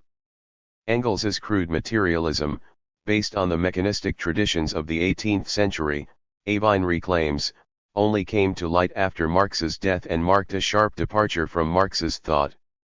Because he was lacking in philosophical sophistication, Engels's use of the Hegelian terminology served only as an external and rather shallow veneer. Whereas Marx tried to find the human meaning of natural science, Engels looked for a natural science methodology to fit the human world. By applying the dialectic to nature, Engels divorced it from the mediation of consciousness, which really meant that his view was not dialectical at all. 68. The same sort of approach can be found in John Lewis's The Marxism of Marx 69, in which he discovers after so many years that Marx is the man nobody knows, who must be radically separated from Engels, who was a highly successful Manchester businessman who had no training as a philosopher. Marx's approach was anthropological. His conception of dialectics was concerned entirely with man and history and not with nature at all. Dialectics, for Marx, was not a universal process at work in the stars, in outer space, in the geological origins of the earth, in chemistry, or in biology, for there could be no question of a dialectic of external nature independent of man. Intelligence is the sine qua non of dialectical development, and this is peculiar to man. Unlike Engels, Marx did not think of himself as a materialist. Another such work, Leszek Kolakowski's Main Currents of Marxism, draws the lines very sharply indeed. Volume 1, The Founders, restates the argument that Marx's idea of a philosophy of praxis gave way in Engels to a theory that subjected humanity to the general laws of nature. Whereas Engels believed that man could be explained in terms of natural history, Marx's view was that nature as we know it is an extension of man. He contrasts Engels's naturalistic evolutionism with Marx's anthropocentrism, Engels's technical interpretation of knowledge with Marx's epistemology of praxis, Marx's revolutionary eschatology with Engels's notion of infinite progression. Engels, he claims, alternated between scientistic phenomenalism and materialism, the latter being beyond the reach of scientific rigor and, according to how it is formulated, necessarily either obscure or unprovable. After taking such pains to draw such a sharp contrast between the philosophy of Marx and Engels, Kolakowski at the end of the volume surprisingly asserts that no heuristic role can be ascribed to what suddenly becomes Marx and Engels's philosophy of nature. 70. We see one more variation of this trend in an article entitled Marxism and the Engels Paradox that appeared in the Socialist Register. The author, Jeff Coulter, contrasts Marx's dialectical rationality with Engels's logic of exteriority, Marx's vision of man becoming an autonomous subject in a total praxis with Engels's anthropomorphized naturalism which dehumanizes man by reducing him to the status of a mere predicate in the movement of external events. With Engels, the Marxist analysis of alienation, reification, ideology, commodity fetishism, false consciousness, and praxis counted for nothing. There was only the flat expanse of an arid scientism. 71. There is obviously a strong element of caricature in it all. The assumption underlying the account of Coulter, as well as that of Kolakowski, Lewis, and Avinery, seems to be that humanism can only establish itself by seeing man stand on his own, totally autonomous and unconnected with anything outside himself. Engels's conception of humanism, however, like that of Marx, did not diminish humanity by placing it within a naturalistic framework. On the contrary, it enhanced it, by giving scope to its full network of possible interactions. A more sophisticated book belonging to the same school of interpretation is The Concept of Nature in Marx by Alfred Schmidt. For Schmidt, Marx and Engels parted ways when Engels engaged in a problematic extension of Marx's original conception into a Weltanschauung. Engels's dialectics of nature remained external to its subject matter and was a system built along the lines of the positivist ideal of a unified science. Marx's concept of nature, on the other hand, was of a socio-historical character. Nature only came into consideration through the forms of social labor, only becoming relevant insofar as it was drawn into the web of human and social purposes. From here, Schmidt argues that nature in itself is pre-dialectical and only becomes dialectical by producing men as transforming, consciously acting subjects. It is only the process of knowing nature that can be dialectical, not nature itself, for nature by itself is devoid of negativity. Schmidt argues that a materialist dialectics of nature is impossible and that a purely objective dialectic makes dialectics and materialism incompatible. As a dialectical relation is only possible between man and nature, objectivism is of necessity undialectical. All statements about nature already presuppose social praxis. Marx's position, as it emerges through Schmidt's interpretation, was that of a non-ontological materialism. Authentic Marxism, he argues, is not to be seen as a naturalized Hegelianism which simply replaces one ontological substratum, spirit, with another, matter. 72. While our knowledge of nature is always socially mediated, and while Schmidt may be right to stress it and to stress that Marx stressed it, it is by no means clear that Engels denied it, nor is it clear why this should rule out ontology, or that it did so for Marx. The other major line of argumentation in assessing Engels's work comes at it from the opposite direction. Engels is accused of compromising Marx's materialism through a revival of an archaic and essentially idealist nature philosophy. It is said that Engels's view was in essence anti-scientific, because his ideas were derived from Hegel's philosophy of nature and constitute an alien imposition on the natural sciences from outside.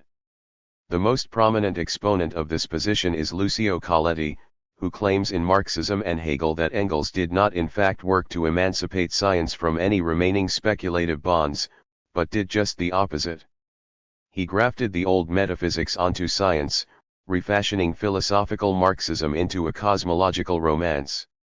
Counterposing an unregenerately Hegelian Engels to an unconsciously Kantian Marx, Colletti argues that Engels distorted Marx's methodology by expanding it into cosmic dimensions. He insists that the Hegelian dialectic is of an intrinsically idealist nature and cannot be transformed in a materialist manner. 73. Much the same view is taken by Gareth Stedman Jones, writing in New Left Review. His argument is that the inconsistency between method and system is to be found, not in Hegel but in Engels. According to him, it is necessary to choose between materialism and dialectics, it is impossible to have both. In borrowing Hegel's method, Engels found himself, despite himself, the unconscious prisoner of his system. This made Engels's work anti-scientific in implication, even though it was far from anti-scientific in intention. 74. While Colletti may be on very weak ground in his interpretation of Marx and in drawing such a sharp line between Marx and Engels, it is interesting to note that he has backed down from this somewhat and has conceded the criticism made of himself and others for judging Engels at times too harshly, while creating a kind of sacred zone around Marx. 75. More weight should be given to the larger question raised by Colletti and Jones, the relation of Marxism to its Hegelian origins, which they are right to consider problematic. However, everything depends on what is taken from Hegel and how it is reintegrated within a new philosophical stage. It is a mistake to rule out of court at the start any possibility of appropriating elements of even the most idealist philosophical systems intelligently and integrally within a materialist framework.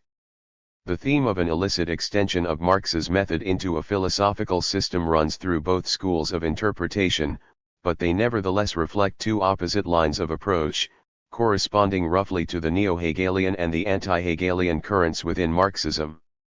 Each in its own way also tends to assume the incompatibility of dialectics and materialism, the one side faulting Engels for his attachment to the dialectic and the other side for his adherence to materialism.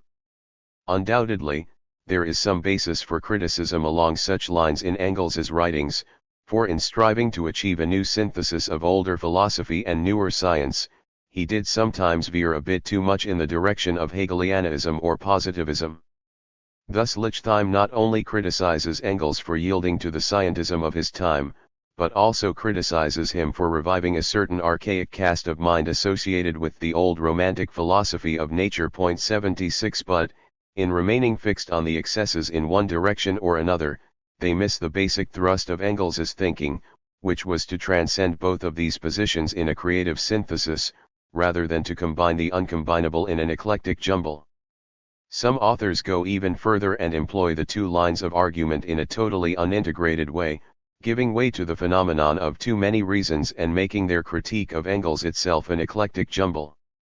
The most extreme example of this tendency is an article by Richard Gunn in Marxism Today in which he cites almost all of the above authors, Lukács, Lichtheim, Jordan, Lewis, Schmidt, as well as Coletti, marshalling every possible anti-materialist argument of the one strand as well as all the anti-idealist arguments of the other. He also brings into play both the Christian mystical arguments of Nikolai Berdyaev against Engels, and the positivist mechanist ones of Jacques Monod, so as to leave no possible stone unturned against Engels. 77. Of the various philosophical questions raised in this literature, to be taken up many times again in coming to terms with the history of Marxism, the major ones to be assessed at this point are those relating to the validity of the interpretative positions taken vis-a-vis the philosophical views of Marx and Engels. Obviously, none of these interpretations stands on its own and they are inevitably intertwined with various overall philosophical positions, in most cases forming the basis of full-scale schools of thought within Marxism that need to be assessed in their own terms in their own place within the historical development of Marxism. What is at issue here is their status as interpretations of the classical works of the Marxist tradition. The question remains as to how such interpretations come to terms with the rather formidable historical and textual evidence weighing against them. Sometimes, it is ignored. Sometimes, it is dimly acknowledged and weakly explained away. To exemplify typical lines of reasoning. Petrovic. What is Marx's attitude to the dialectics of nature? Here and there Marx used to remark that dialectical laws hold not only for society but also for nature. But he never became so interested in the dialectics of nature as to try to write more about it. 78. Jordan. The most plausible answer is that Marx did not trouble to make up his mind about it. 79. Schmidt. It cannot be established how far Marx was conscious of the difference between his concept of nature and that of Engels. 80. Lichtheim. The first steps in this fateful interpretation were taken by Engels at a time when Marx was still alive, and indeed with his express, though possibly reluctant, sanction. 81. Lewis. Marx was old and ill, and exercising his remaining powers on the uncompleted volumes of Capital. 82. Coletti. If we leave aside the few and isolated statements where Marx appears to ratify the dialectics of nature, we must on the other hand take into account that impressive and incontrovertible fact that he left behind him capital, Grundrisse, theories of surplus value, in other words. Not a cosmogony but an analysis of capitalism. 83. The only one to make a full-scale attempt to answer the evidence point by point is Gunn. He argues that the force of such evidence is offset by the following considerations. Absence of recorded disagreement does not entail absence of disagreement. Marx and Engels may have been unaware of differences or seen reasons not to articulate them. The division of labor suggests a mechanism whereby they could remain unaware of objective disagreement. As regards anti-Dühring, Marx may have been more interested in the work's political effect in combating Dühring's influence in the German Social Democratic Party than in its correctness on philosophical topics. Engels's other main works on this were not known by Marx. He had not read the Dialectics of Nature manuscripts, and Ludwig Feuerbach was written after his death.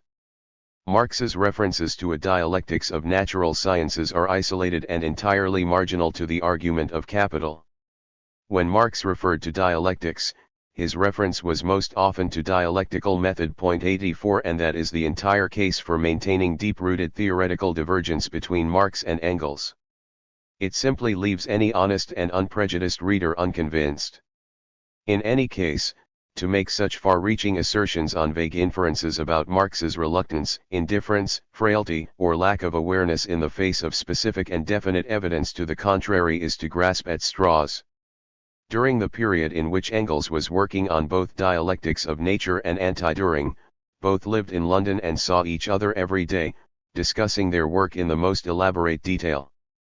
Nor is there any basis for implying that Marx was the sort of thinker who could acquiesce to a fundamental philosophical orientation alien to the main thrust of his work, or pursue a socio-economic analysis ungrounded in a well-thought-out set of philosophical assumptions. His thoroughgoing commitment to unity of method would seriously militate against such a way of proceeding with his own work. It is moreover a highly questionable procedure to dismiss so glibly his explicitly philosophical statements in favor of a philosophy hidden in the structure of his work of which he was himself unaware. Not that it cannot happen sometimes that a thinker in fact proceeds on the basis of philosophical assumptions other than those specifically acknowledged. But, in Marx's case, it has not been established, and the argument is based on an untenable forcing of texts. The methodology that emerges from this obscurantist reading of Marx is in fact at variance with the methodology he actually employs. Pro-Engels literature. There is, of course, another whole body of secondary literature giving a very different interpretation of the work of both Marx and Engels and answering the points made in the other literature. Not all of such writings are of equal value, however, in that some display a tendency to write the biography of Marx and Engels in the style of hagiography, to strain logic to the limits in an effort to explain away unfortunate formulations in the Marxist classics, and to ignore those that cannot be so explained away. These works not only artificially tidy up the loose ends, but misrepresent the nature of the very dynamic, colorful, and daring life and work of Marx and Engels. They were complex men of great vision, but men with inconsistencies and moments of myopia like the rest of men. The fact that the publishing houses of Eastern Europe have produced a flood of works defending Engels against all possible criticism and asserting complete unanimity between himself and Marx in the context of abusive, heresy-hunting, anti-revisionist polemics has not helped matters much. There is a rare stridency in the whole debate that undoubtedly has its roots in divergent political positions. It is likely that much of the motivation underlying the negative evaluation of Engels lies in antipathy to the rigidity of so-called orthodox Marxism and a desire to find every possible reason to be set apart from it.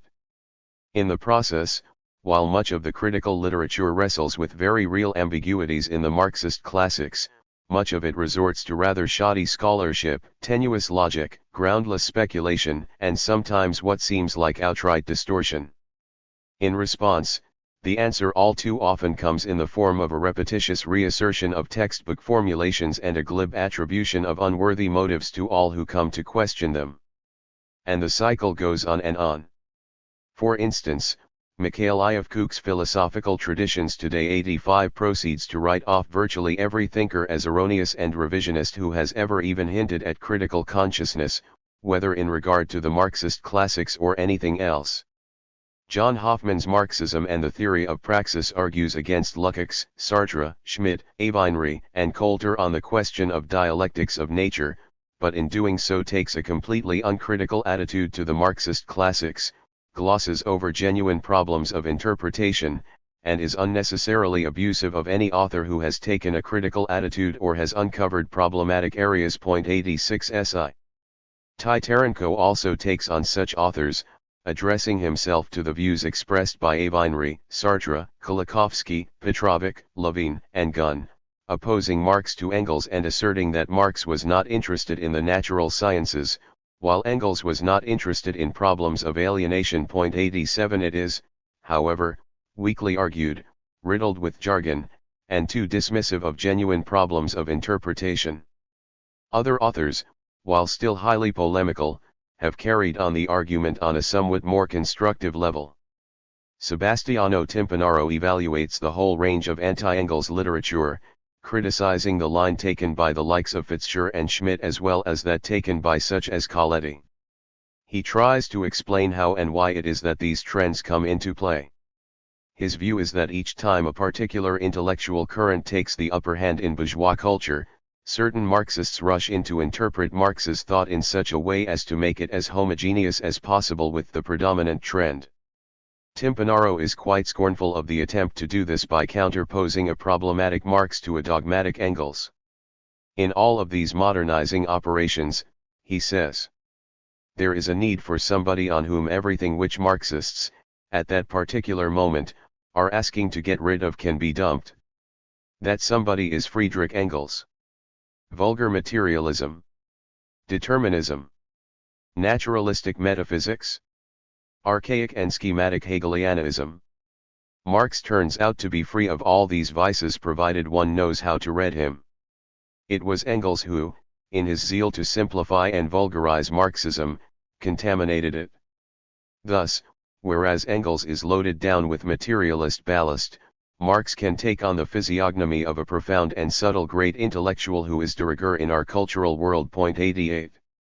Although Timpanaro is far from uncritical of Engels, he recognizes that he was a man of genius who, even more than Marx, though not in descent from him, was conscious of the need to deepen their materialism in response to the radical changes introduced by the Darwinian demonstration of the historicity of nature. He saw the need for a materialism that was not purely socio-economic but also natural. Timpanaro believes Engels was correct to point out the serious danger of dissolving Marxism into a simple-minded Spencerian evolutionism or into mindless empiricism, but was wrong to react with the hardening of his Hegelianism. Nevertheless, despite his own reservations about the use of the terminology of dialectics, Timpanaro firmly insists that the work of Engels remains a brilliant attempt to fuse historical materialism with the materialism of the natural sciences and must be defended against attempts to downgrade it. In this he is right, as he is also in concluding that those who set out to establish a Marxism without Engels tend to arrive, coherently enough, at a Marxism without Marx. There is, however, in my view, a need for more careful thinking to be given to the relation of Marxism to other intellectual trends, from which it may take much that is of value, without necessarily going over to the side of the bourgeoisie. Donald Weiss also answers proponents of the variance of the viewpoint defended by Lukács, Lichtheim, Avinri, Dupré, Tucker, and Jordan and argues that those who are unable to consider Marx a materialist, depicting him as a defender of spirit against the crude encroachments of Engelschian matter, are reading Marx with a distinctively ruling class bias and severely distorting his real views. They have equated materialism with reductionism and have accused Engels of preoccupation with non-conscious factors, thus neglecting the importance of consciousness in history. These critics of Engels have not only fostered the mistaken belief that Engels's philosophical viewpoint was essentially different from that of Marx, but have severely muddled the very notion of materialism in the process. Not only is materialism not to be identified with reductionism, but Engels's materialism is virtually the only philosophical framework within which essentially anti-reductionist attitudes can be presented in a manner that does not violate the basic presuppositions of modern science.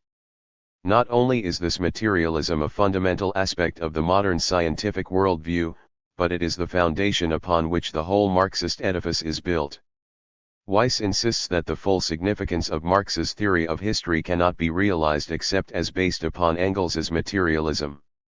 He shows that there is ample evidence that Marx himself was fully aware of this, there being no lack of passages in which Marx defended the same sort of conjuncture between materialism and anti-reductionism. 89 While Weiss's insinuation of a ruling class bias against the critics of Engels is neither accurate nor helpful, his arguments are to the point insofar as the equation of materialism with reductionism has been a recurring theme underlying the critique of Engels. It is also important to set the record straight with regard to the anti-reductionist character of Engels's materialism and also to assert its importance to both Marxist theory and modern science. An astute critique of Schmidt's analysis is by G. A. Cohen. Reviewing the English edition of Schmidt's book, Cohen calls into question the validity of his interpretation of Marx, in which he inferred that Marx saw nature only in relation to human activity. This inference, Cohen claims, inverts Marx's real meaning, for Marx was not in a quasi-Kantian way, inserting nature within the framework of human activity, but, on the contrary, was inserting human activity within the framework of nature. Cohen also points out that Schmidt underestimates the importance that scientific discoveries had for Marx. 90. In the same vein, Valentino Garitano has shed new light on the issues involved by emphasizing the relationship between Marx and Darwin. On the basis of thorough research, Garitano shows that even before the publication of Origin of Species, Marx was extremely interested in the problem of the relationship between human history and natural history, and thus between the science of society and the science of nature. He saw Darwin's work as making it possible for the first time to link human history with the whole rest of natural history into a unitary conception of the world on an entirely scientific basis. Garitano, however, makes the point that the relationship between Marxism and Darwinism should not be seen in terms of eclectic combination, but as the first historical example of a new conception of the relations between philosophy and science, between the natural sciences and the social sciences. The need to assert the convergence of the rigor of rational thought with empirical evidence was indicated very explicitly by Marx and developed by Engels. Engels, Garitano shows, acted as an important intellectual stimulus to Marx, and Marx attributed great value to the field that was systematically developed by Engels in Anti-Düring and Dialectics of Nature. 91. The article on Engels in the Dictionary of Scientific Biography, written by Robert Cohen, while not altogether clear about the exact extent of agreement between Marx and Engels on the concept of the dialectics of nature, nevertheless outlines a huge area of agreement between Marx and Engels with respect to their thinking on science and on nature. The article is extremely appreciative of Engels, depicting him as a man of remarkable learning and breadth, writing in broad strokes in an exuberant but serious critical style. Engels was sensitive to puzzles, polarities, and contrasts, and his analysis was often penetrating and subtle. In contrast to those who claim Engels was negligent in relation to the role of consciousness and to the human dimension, Cohen believes that the role of consciousness was essential for Engels and asserts that Engels as well as Marx understood Protagoras' man is the measure of all things, an understanding that manifested itself in the centrality of labor to their thinking, an understanding that apparently did not rule out Engels' project of placing radical social analysis and revolutionary practice within a cosmology of emergent evolution.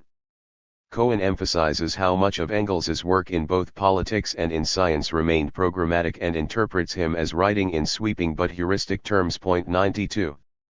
But it is not just Marxists of various descriptions who have come to the defense of Engels on these matters. David Jorovsky, an American historian of science, has stated that the Marx-Engels correspondence reveals the groundlessness of the notion that Marx did not share Engels' views on the philosophy of natural science. 93. Another American historian of science, Lauren Graham, cites other of Marx's writings that were suffused with the realization that an understanding of man must begin with an understanding of nature as evidence of his interest in physical nature and of his basic agreement with Engels. He states that recent writers, Lichtheim and Jordan in particular, who have tried to divest Marxism of all remnants of inquiry into physical nature, have not only misrepresented Marx, but have deprived Marxism of one of its greatest intellectual strengths, its explanation of the organic unity of reality. It is not necessary to restrict Marx's interest to ethics and economics to free him of vulgar materialism. Graham asserts that a re-evaluation of Engels by historians of science is overdue. 94 There are indeed signs that the time is coming. Chapter 2. The New Generation. The Marxism of the Second International. The New Era. After the death of Marx and Engels, the task of carrying their theory forward and developing it further fell to the next generation. The leading lights of the day were the leaders of the German Social Democratic Party, who had been acquainted with Marx and Engels and nurtured on Marxist theory during the very process of its formation. But, as has so often been the case in the history of a tradition's development, the immediate successors were somewhat less in stature than the founders. Marx and Engels had at least some notion of what was to come. They were far from uncritical of the rising generation. As Marxism began to become the vogue among the vulgarizers, Marx was once provoked to say, "All I know is that I, at least, am no Marxist." On another occasion he referred quite caustically to Koskai as a small-minded mediocrity who busies himself with statistics, without deriving anything intelligent out of them. Engels, for his part, was known to have cast a critical eye at Bernstein, disapproving of his enthusiasm for Fabianism during his period of residence in England. 3 He also expressed a certain general disappointment with the caliber of their successors, commenting that Marx may well have said, in the words of Heine, "I sowed dragons and I reaped fleas." But there were other factors to be taken into account in tracing the fate of Marxism in the hands of the new generation. The times were changing. Marxism was emerging into a new era. Engels lived to see in the inauguration of the Second International, being present at its founding Congress in Paris in 1889. At first it existed only in the form of successive congresses, but in 1900 a permanent organ was established. The International Socialist Bureau was not a directive body, but more of an administrative center. Like the First International of Marx and Engels, which fell apart in the complications arising out of the ideological and organizational struggle with the anarchists, the Second International was a loosely organized federation, without clear-cut criteria for membership and without an elaborately defined theoretical basis. Nevertheless, the Second International represented an advance on the first, from the Marxist point of view. Although non-Marxist trends had not disappeared or lost their influence, Marxism had clearly become the dominant ideology of the working class movement. The Second International was Marxist. Moreover, the movement was no longer simply one contending trend among others, and it was a far from marginal phenomenon. The largest, fastest growing, and most theoretically consistent party in the socialist movement was the German Social Democratic Party. As such, it held the commanding position within the International, and its theoretical journal, Neue Zeit, was the most influential forum for the discussion of ideas within the movement. The party had grown into a mass movement. The anti-socialist laws had been repealed in 1890 and, in that year, the party won 1.5 million votes in the elections and 35 seats in the Reichstag. In the next year, the Erfurt program, drafted by Bernstein and Koskai, was adopted, purging party policy of its last Lassaline elements. The SPD had become officially Marxist. And it went from strength to strength. By 1912, it was able to count on 34.8% of the vote and held 110 seats in the Reichstag. By 1914, in the final year before the International crumbled in ruins at the onset of war, the party had over 1 million members. It grew by leaps and bounds, not only in membership, but in the number and variety of its organizations, in newspaper outlets and other types of publications, and even in its real estate holdings. There were socialist schools and trade unions, organizations for women, and even for sport and tourism. Some began to feel, however, that within its very success was danger. They worried that this all-encompassing cradle-to-grave presence ran the risk of making the SPD an end in itself, that it blunted the edge of the class struggle for revolutionary transformation. They feared that it gave rise to reformist evolutionism and its theoretical counterparts that were beginning to surface in the complex and multi-level debate that soon spread throughout the party, and indeed through the whole International. Still other factors were setting the scene for the wide-ranging debate that was to sweep over the international. The uncertain development of Germany as a nation created a political instability and a corresponding intellectual vacuum, to which Marx had addressed himself from the left and others from the right. It was, however, part of a larger instability and a larger vacuum. Liberalism was in crisis, and the ominous approach of imperialist wars cast a dark shadow over all of European political life. A dramatic shift in the whole intellectual atmosphere was underway. The first wave of excitement about the great advances of 19th-century science had spent itself. No longer did the dynamic scientific optimism underlying the liberal faith in progress hold sway. There came a sharp reaction against all forms of materialism, giving way to a new renaissance of idealism comparable to the Romantic reaction against the Enlightenment that a century earlier had brought new varieties of idealism in its wake. When on its way up, as a progressive class setting itself against the forces of reaction, against the old order that wished to maintain its privileges on the basis of blood and land, the bourgeoisie had been inclined to stake its lot with science and reason and to put its faith in the progress made possible by science and reason. In its struggle for hegemony against the right, it had been inclined to put its stress on the realism and rationality underlying the new science and to place its confidence in the possibilities of the human future. But once it gained the upper hand against the right, it had to deal simultaneously with the complexities and ambiguities of being in power and with the mounting forces arraying themselves against it on the left. Things began to turn sour and other themes came to the fore, anti-realist and irrationalist themes, expressed not only in philosophy and a whole range of other disciplines, but penetrating art forms and popular culture as well.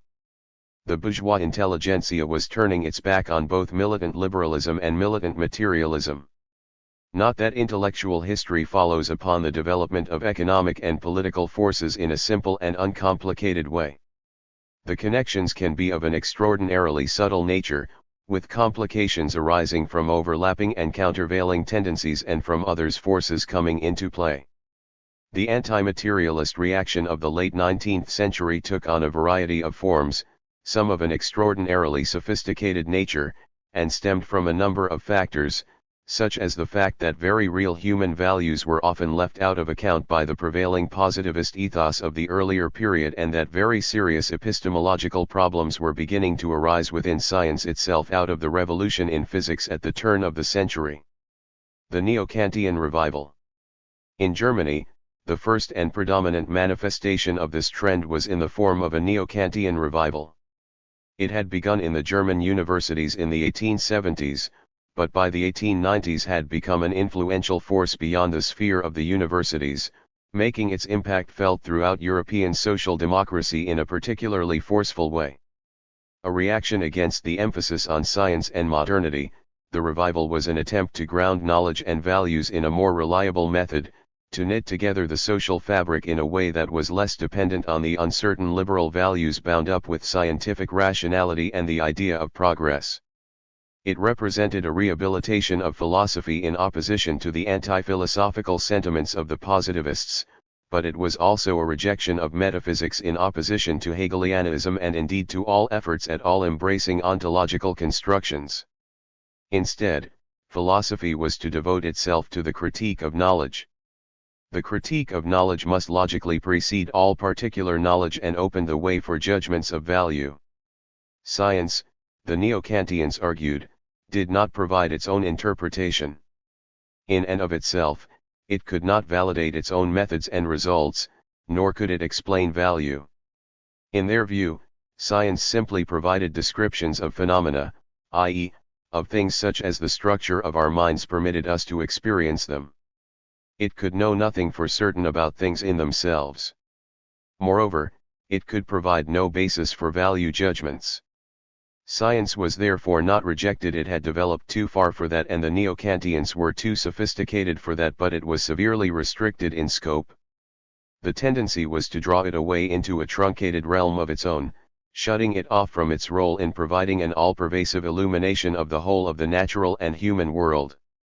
Back again were the sharp and impassable dividing lines between fact and value, science and ethics, nature and history, causality and teleology, natural science and social science, determinism and freedom. Back again were the most fundamental forms of dualism. The Neo-Kantian critique of Marxism. Neo-Kantianism brought a new level of sophistication to the criticism of Marxism. Its epistemological orientation not only brought rejection of the fundamental realism underlying the Marxist interpretation of the natural sciences, but called into question the very possibility of a causal social science that could account for the development of human history, thus undermining the Marxist thesis of the inevitability of socialism. Moreover, even if its inevitability could be established, this left unanswered the question of its desirability. Thus the argument was that Marxism had not provided socialism with proper epistemological or ethical foundations. The Neo-Kantian interpretation of Marxism. While some marshaled these arguments in the hope of undermining Marxism in a way that had not been possible with the previous crude and scornful attacks on it, others used them to justify efforts to supplement Marxism with Neo-Kantianism, claiming thus to put socialism on a firmer epistemological and ethical basis. It was a response to the whole mood of the times and a reaction to very real problems. New knowledge was bringing new complexities. Historical developments were posing new perplexities. The turn of the century brought the decline of the idea of progress and an atmosphere of crisis, epistemological crisis and moral crisis. There was a sense of old foundations having collapsed and a need for new foundations to take their place. Despite the fact that Neo-Kantianism was associated with the decline of liberalism, many Neo-Kantians were liberals. They were liberals anxious to move with the times and therefore moved to fuse the ascendant philosophy thrown up by the bourgeoisie's move to the right with something of the drive embodied by the powerful proletariat building up on the left. Some, very early on, looked with interest towards socialism. By the 1890s, some began to advocate a full-scale synthesis of socialism with Neo-Kantianism. The notion of ethical socialism was first introduced by F.A. Lang and Hermann Cohen. Cohen claimed that the Kantian ethic represented the true philosophical expression of the human aims of socialism, and that Kant's categorical imperative made him the actual founder of German socialism. Such a socialism, morally founded, could, he insisted, have nothing to do with philosophical materialism. 5. In spite of these overtures towards socialism on the part of the university Neo-Kantians, most active social democrats at first paid little attention. However, when certain influential socialists like Konrad Schmidt, Karl Forlander, Ludwig Woltmann, Franz Staudinger, and Kurt Eisner, also began proposing a fusion of Marx and Kant, the scope of the discussion broadened dramatically. And there was far more at stake in it. Not that they all agreed on just exactly how Marx and Kant were to be fused. Schmidt's acceptance of Neo-Kantianism was highly qualified. He felt that it was necessary to turn away from the metaphysical speculations of Hegel to the true science that was Kant's critical philosophy. However, he insisted, turning to Kant on questions of epistemology did not mean accepting the Kantian system as a whole. He did not accept Kantian ethics, believing that moral duty was defined to some extent by social necessities. Others, like Woltmann and Forlander, were even more critical of Hegel and far more thoroughgoing in their acceptance of Kant. As they saw it, Marx's theory of society should be completed by the whole of Kant's social philosophy, maintaining that Kant anticipated many of Marx's theories. In general, the Neo-Kantian Marxists embarked on a critique of Darwinian evolutionism and on all forms of materialist determinism that saw the human sphere as an extension of the natural world. History was inexplicable in naturalistic terms, for nature knew nothing of freedom. History and nature belonged to different spheres altogether and therefore required different methods of understanding and explanation. No scientific analysis could provide answers to moral questions. It could disclose what is, but not what ought to be. In epistemological terms, Kantianism made it clear that socialism could not be justified scientifically but only morally. In ethical terms, it established the categorical imperative as the moral foundation of socialism. 6. Bernstein. By far the most influential adherent of the Neo-Kantian interpretation of Marxism, though certainly not the most philosophically accomplished, was Edward Bernstein. Bernstein, an active social democrat since 1872 and editor of Social Democrat, the SPD's organ in exile, was an established leader of the party. Engels's anti-Dühring converted him to Marxism after he had come under the spell of Dühring. He lived for many years abroad and, as there were charges against him in Germany, he remained in exile even after the repeal of the anti-socialist laws. His association with Engels in London culminated in his being named as literary executor in Engels's will. But his English sojourn also brought a close association with Fabianism, the latter influence coming to dominate in the end.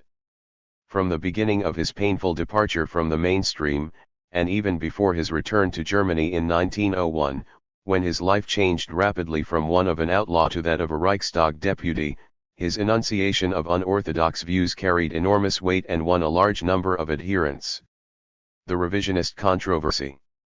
By this time, the revisionist controversy was in full swing, with the battle lines drawn on an exceedingly wide number of issues.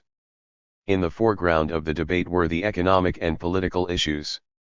It began with a dispute on agricultural policy, but rapidly broadened into a wide-ranging debate on the nature of capitalist development and the road to socialism. As the 1890s wore on, Bernstein came increasingly to question the analysis that he and Koski had worked out in 1891 and that had been enshrined in the Erfurt program. This program had envisaged a future of increasing centralization of wealth, progressive impoverishment of the proletariat, and mounting class tension. But, as Bernstein began to see it, the opposite was happening and the future promised to be instead one of more equitable distribution of wealth and of increasing prosperity, security, order, and tranquility. This meant a different political strategy, a more gradualist one. Bernstein argued that the party had in fact already adopted a reformist strategy, at least as far as its day-to-day practice was concerned, no matter how tenaciously it clung to the revolutionary rhetoric that had marked the explosive entrance of Marxism into the political arena.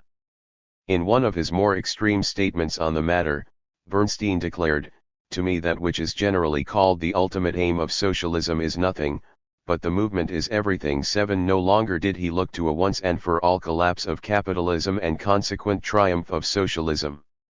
Indeed, the socialist movement was steadily bringing improvements in the everyday life of the workers as it achieved basic social reforms. This struck a note in those for whom the party had become an end in itself, for the natural extension of this syndrome was the conviction that one could build the new society by degrees within the existing framework without a violent revolution to bring in a new social order from the ashes of the old. Eventually, the controversy became, in fact, a full-scale reappraisal of many of the most fundamental premises of Marxism. Bernstein did not shy away from this. Although at first he claimed to represent the truest line of continuity with the founders, he soon abandoned this claim and frankly admitted his enterprise was a revisionist one. He simply argued for the validity of his own premises and for the necessity of criticizing what he considered to be the negative aspects of Marxism, without however ceasing to consider himself Marxist. Ironically, in light of the later casting of Engels into the role of dogmatic distorter of the complex and sensitive Marx, Bernstein considered Marx to be the more dogmatic one and Engels a more flexible thinker. The philosophical dimension of revisionism was logically connected with its political dimension. Bernstein set the tone for the struggle to establish this with his high-flown declaration, "Under this banner Kant, not Hegel, the working class fights for its emancipation today." 8. Bernstein thought that the Hegelian heritage of Marxism was to blame for its exaggerated revolutionism. Marxism had been led astray by the treacherous Hegelian dialectic that set a snare on Marx's thought. 9. It constituted an arbitrary imposition of a structure of explosive development through contradictions on a reality that actually developed in a much more gradual, less explosive way. It resulted in a tendency to develop revolutionary expectations on the basis of a priori schemata, instead of acknowledging the evolutionary development of reality on the basis of an empirical study of the actual facts. Bernstein spoke of the great danger to science of Hegel's logic. 10. He thought that, whatever Marx and Engels had accomplished, they had not achieved it by means of the dialectical method, but in spite of it. The dialectical form of Marx's work he considered to be a sort of scaffolding, from which his followers had been unable to detach themselves. This had led to reasoning based on what the dialectical scheme prescribes, so as not to let a post fall out of the scaffolding. 11 For dialectical revolutionism, Bernstein substituted an organic evolutionism. 12 Development through leaps and contradictions was replaced by a smooth and unilinear type of progress. Despite such a drastic revision, he still felt the Marxist theory of history stood intact. Somehow there was some core left that could be separated from its pattern of development. As Bernstein put it, looking back after a number of years, I had not turned away from the fundamental concepts of the Marxian view of history, but had always merely opposed certain interpretations and applications. Further, I had sought to explain hasty conclusions of Marx and Engels as the consequence of their being seduced by the Hegelian dialectic, which after all is not integrally connected with the theory. 13. Not only did Bernstein not consider the dialectic to be integral to Marxism, he did not consider materialism to be either. The Neo-Kantian movement was a source of inspiration for his rejection of both. As early as 1892, he wrote in Neue Zeit that the movement represented a reaction against the shallow naturalistic materialism of the middle of the century on the one hand, and the excesses of speculative philosophy on the other. 14 By the end of the decade, Bernstein allied himself with the Neo-Kantian philosophy in its critique of both dialectics and materialism. In the conclusion to his important pace-setting book of 1899, Die Voraussetzungen des Sozialismus und die Aufgabe Sozialdemokratie, which he entitled Kant against Kant, he explained why. And in this mind, I, at the time, resorted to the spirit of the great Königsberg philosopher, the critic of pure reason, against the Kant which sought to get a hold on the working class movement and to which the Hegelian dialectic offers a comfortable refuge.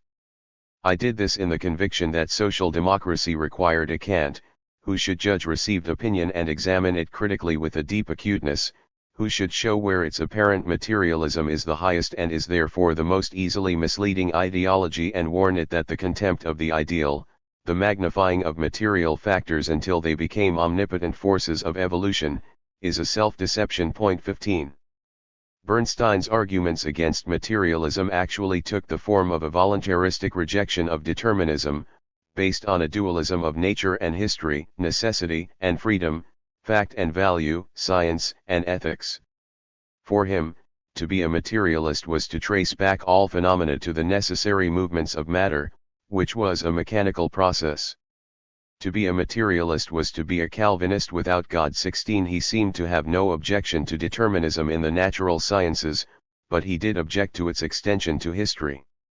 As he put it, philosophical materialism, or the materialism of the natural sciences, is in a mechanical sense deterministic. The Marxist conception of history is not. 17 He proceeded to argue for a multiplicity of factors to be considered in understanding the historical process, for the conditional autonomy of political and ideological forces, and in particular for greater space to be allowed for the independent activity of ethical factors. But in philosophical terms, it was the Kantian assertion that the mode of thought appropriate to the realm of natural necessity was not appropriate to the sphere of human freedom, that science could not provide a basis for ethics. It is, however, open to question just how deep Bernstein's Kantianism actually went. Neither friend nor foe rated him very highly in philosophical matters at the time. The secondary literature that has come since has tended to concur with this judgment. Not only did his major opponent Karl Koski think him to be theoretically a cipher, 18 but others who stood on the same side of the debate in both political and philosophical terms, such as Kurt Eisner, cast doubt on the depth of his understanding of Kant. 19 Peter Gay's work on Bernstein argues that Bernstein's philosophical case against Marxism was something of an afterthought. Gay argues that, highly empiricist in temperament, Bernstein simply appended it to his attempt to refute Marxist conclusions on empirical grounds. He distrusted philosophical speculation as prone to lead to utopian constructions. Gay claims that Bernstein had not actually become a Neo-Kantian, that his echoing of the call back to Kant as valid for social democracy did not mean an acceptance of Kant's theory of knowledge or his ethics. It simply meant that he felt German social democracy to be in need of objective and keen criticism that rejected Hegelian dialectical a priorism and accepted the validity of ethical judgments. Point 20. While there is something in this analysis, it goes too far. Though it is evident that Bernstein neither fully understood nor fully adhered to Kantian epistemology or ethics, he did accept certain basic Kantian philosophical assumptions, and these were logically connected with his political theses. Of particular importance was his hostility to monism and his underlying acceptance of a dualistic methodology that involved one set of rules for the sphere of natural sciences and another for the sphere of human history. It was, in other words, the approach Marx had set himself against from his earliest years, one basis for science and another for life. Such a way of thinking was necessary to provide a justification for suddenly severing socialism, and indeed the whole process of historical development, from the sphere of science, and bringing it into a quite separate sphere of ethics, thus removing the force of necessity and opening the door to voluntarism. There is also the factor that his rejection of Hegelianism was more than a rejection of a priorism and a distaste for philosophical system building. It was also an aversion to the dialectical form of development, giving rise to what he often called the revolution-mongering of the left-wing party. Its replacement with a more evolutionary pattern of development was the logical counterpart of his justification of the political strategy of reformist gradualism. There can be no doubt, however, that Bernstein's excursions into the philosophical realm were marked by considerable confusion and inconsistency. At one point, he criticized the Fabians for reducing socialism to a series of socio-political measures, without any connecting element that could express the unity of their fundamental thought and action. 21 At other times, he seemed to care little for such a connecting element or such fundamental unity. He was actually known to defend eclecticism as a natural reaction to the doctrinaire desire to deduce everything from one thing and to treat everything with one method. He upheld it as the rebellion of sober reason against the tendency inherent in every doctrine to fetter thought. 22 There were times when he seemed to believe he could leave behind him all doctrines and all theoretical constructions and move into an ontologically neutral realm of presuppositionless empirical investigation. He never really seemed clear about how to characterize himself philosophically. Once he flatly asserted, "My way of thinking would make me a member of the school of positivist philosophy and sociology." 23 Yet he could also be quite dismissive of positivism, extolling instead the virtues of idealism, especially in his disputations on ethics. Liebknecht. Bernstein was not the only one whose ideas often seemed inconsistent. Others displayed even stranger combinations of ideas. Although there was a certain historical logic to the connection between political revisionism and philosophical idealism and to the corresponding connection between political radicalism and philosophical materialism, and although most disputants did conform to this pattern, there were nevertheless some who crossed these lines. Karl Liebknecht, for example, one of the younger leaders of the party's left wing, was in fact a neo-Kantian in philosophy. He too denied that there was any necessary connection between the Marxist theory of history and philosophical materialism. His rather confused statement on the matter was to the effect that the materialist conception of history was not really materialist, for it has no thread of materialism running through it, at least not in the actual philosophical sense. At the most, it has an undertone of materialism in the vulgar moralizing sense. 24 And there were others who crisscrossed these boundaries in even more complicated ways, particularly the very complex Austro-Marxists. The defense of orthodoxy. The debate rapidly spread throughout European social democracy. The German SPD remained at the center of it, but all parties were drawn into it in one degree or another, particularly those in Austria and Russia. Bernstein's declarations brought an unprecedented flood of attack from many quarters. He drew upon himself, not only the disapproval of the veteran party leaders Wilhelm Liebknecht and August Bebel, but also the fiery wrath of Rosa Luxemburg and bitter charges of treachery from Georgy Plekhanov.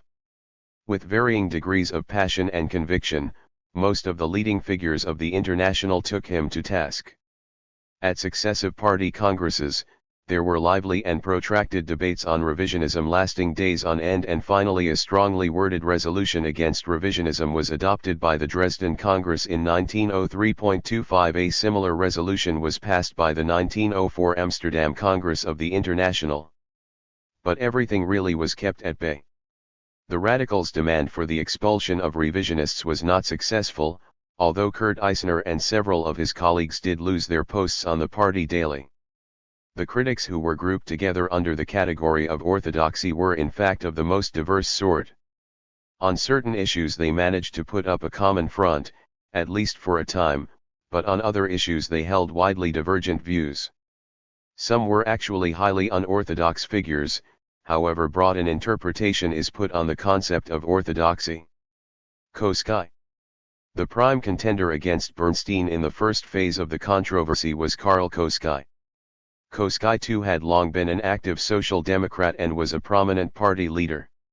He also lived for a long period in exile, and had associated during that time with Marx and Engels.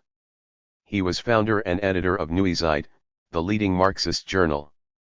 In 1890, after having been won over to both Marxism and Darwinism while still a student in the 1870s, he returned to Germany and thereafter was an important figure at all congresses both of the SPD and of the International. He was the chief opponent of the center point of view, standing between the revisionists on the right and the radicals who had begun to emerge on the left. At the turn of the century, he was at the peak of his influence and his authority as the major spokesman of orthodoxy was virtually unchallenged. Koski took on Bernstein on all points. In 1899, the very same year as Bernstein's major book appeared, Koski published a major book entitled Bernstein und das Sozialdemokratische Programm, an anti-critic answering Bernstein's political and economic arguments and insisting that the perspective for the future was for crises, wars, and catastrophes, which were endemic to capitalism. It was not the absolute impoverishment of the working class that was the spur to the proletariat's struggle for socialism, but the intensification of class tensions, which was not necessarily incompatible with an increase in the living standards of the working class.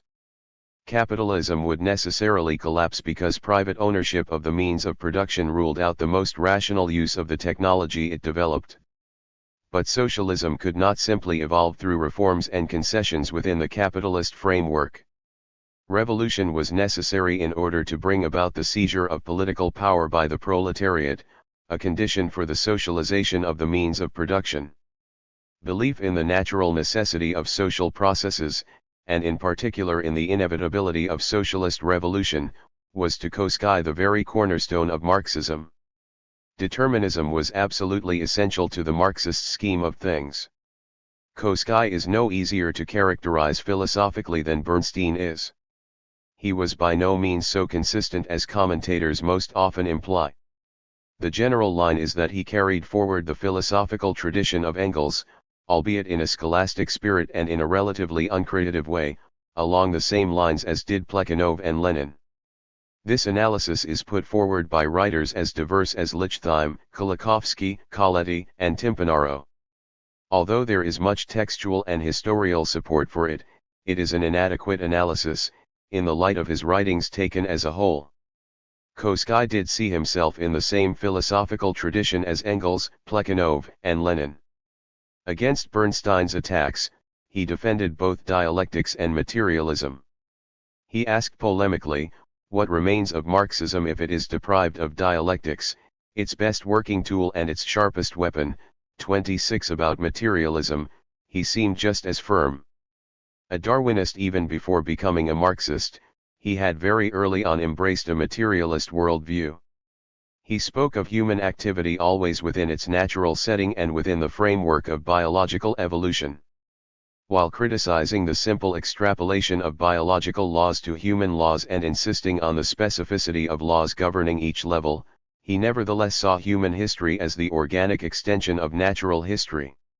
He looked on science with great respect and argued for unity of method, the bringing together of all spheres into a coherent theoretical system embracing the whole of nature and history. 27. but there is reason to call into question just how deep was Koskai's commitment to unity of method and just how serious was his defense of a dialectical and materialist philosophy. When Plekhanov first pressed him to take a stand against the neo-Kantian philosophy of the revisionists, he replied, "In any case I must openly declare that neo-Kantianism disturbs me least of all. I have never been strong in philosophy, and, although I stand entirely on the point of view of dialectical materialism, still I think that the economic and historical viewpoint of Marx and Engels is in the last resort compatible with neo-Kantianism. If Bernstein was melting only in this respect, it would not disturb me in the least." 28. He did proceed to take a stand against neo-Kantianism and to criticize Bernstein on philosophical grounds, but it was not as if he had changed his mind about the issue of the connection between the Marxist theory of history and dialectical materialism. By 1909, there were other philosophies besides neo-Kantianism being proposed to take the place of dialectical materialism, most prominently Marxism, which was gaining ground among Russian and Austrian Marxists in particular. When Koskai was asked for his opinion of it by the Austrian Marxists, he wrote in the pages of their journal Der Kampf that he was himself a dialectical materialist and that he therefore opposed it.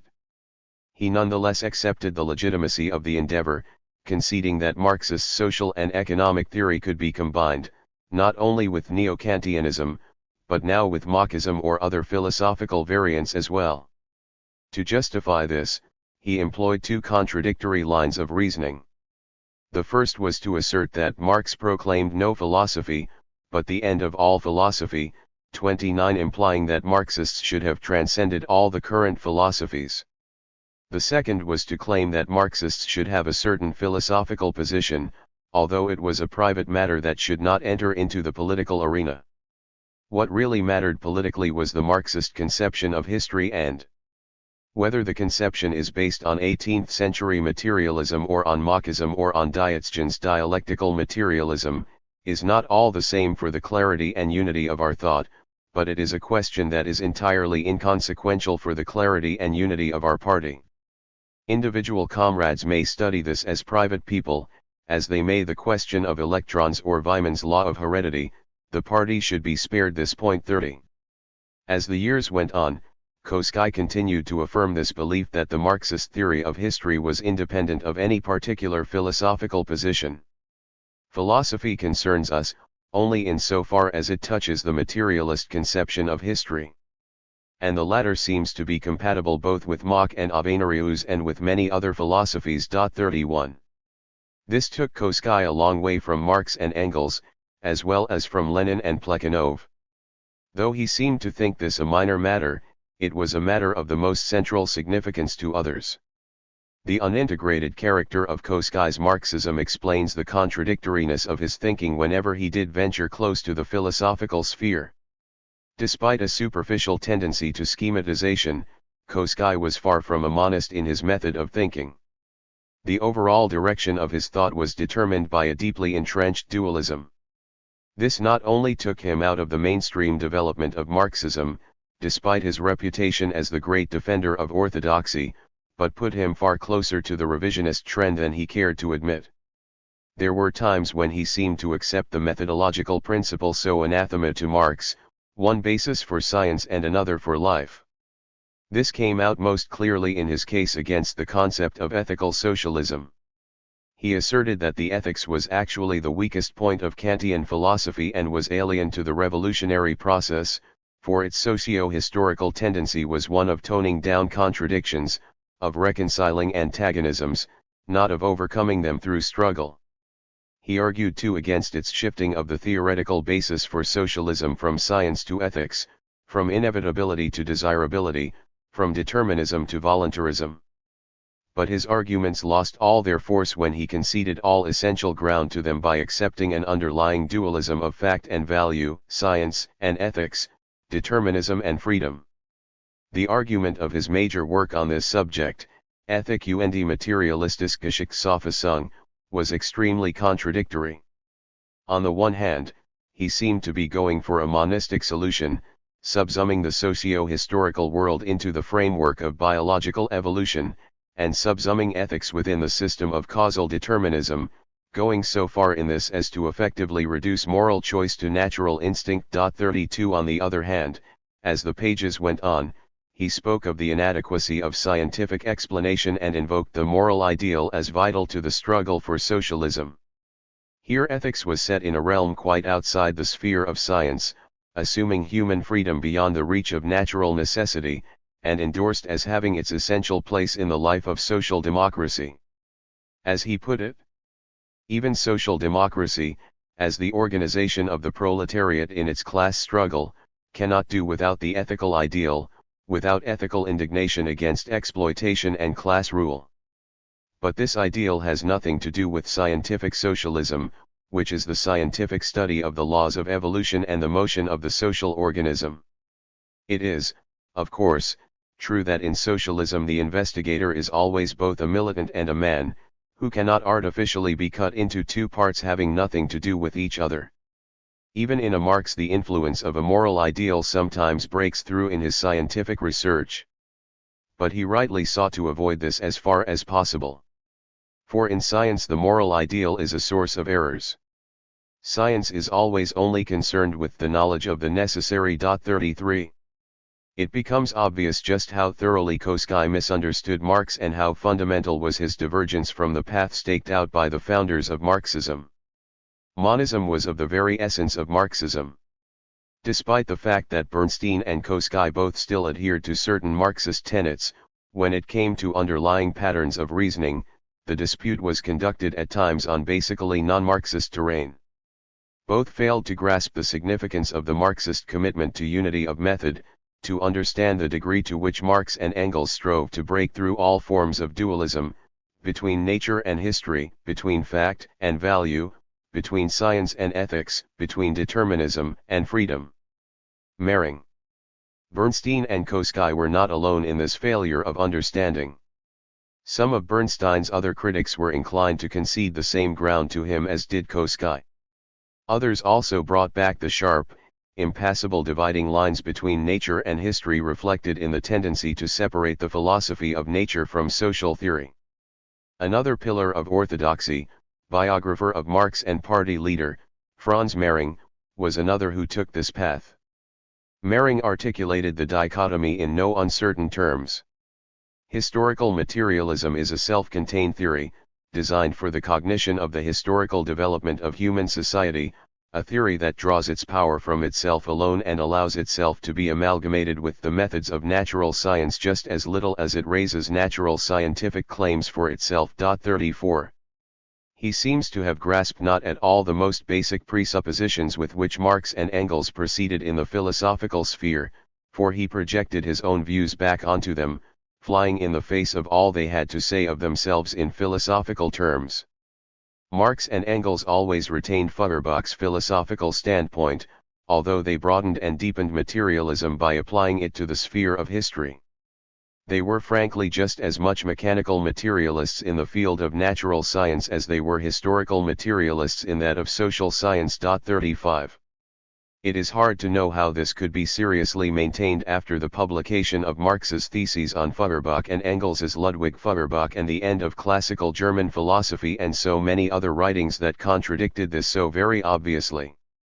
The irony of it was that these assertions came from a man who described himself as, more than anyone else, having concerned himself with the philosophical origins of Marxism. Mering seemed to have rigidly dichotomized Marxism into two parts having nothing to do with one another and to have taken a somewhat flippant attitude to the philosophical part. At times he even bordered on repudiating it, making random anti-philosophical remarks of a somewhat Philistine nature. In Neuezeit he wrote that the rejection of all philosophical fantasies was the precondition of the master's immortal achievements. 36. Austro-Marxism. Mering's way of looking at things was not confined to the German party. There was the Austrian party as well. By 1907, the Austrian Social Democratic Party had become the largest party in parliament. Like the German SPD, it had become a mass party with a complex network of organizational forms. One could join a socialist glee club or take part in socialist Friends of Nature excursions. There was work for socialist singers and actors and folk dancers. James Joll points to those who, like Joseph Buttinger, could reminisce that it was from the workers' cooperative that he bought his first toothbrush and from the workers' library that he borrowed his first book. 37. Victor Adler, the founder and acknowledged leader of the party, ironically took the occasion of an article marking the death of Engels to suggest that, although Marxism was not only an economic doctrine but a world outlook, it was possible to replace its materialist foundations with Kantian philosophy. 38. This justifiably met with a query from Plekhanov, who asked, what is one to think of a universal doctrine whose philosophical foundation is in no way connected with its entire structure? 39. Other Austrian Marxists explored further the possibilities of neo-Kantianism for Marxism.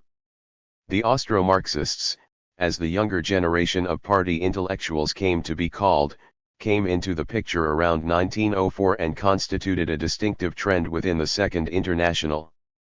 Vienna became at this time an influential center of Marxist thought, and the Austro-Marxists' journal Der Kampf soon came to occupy a leading place beside Neue Zeit.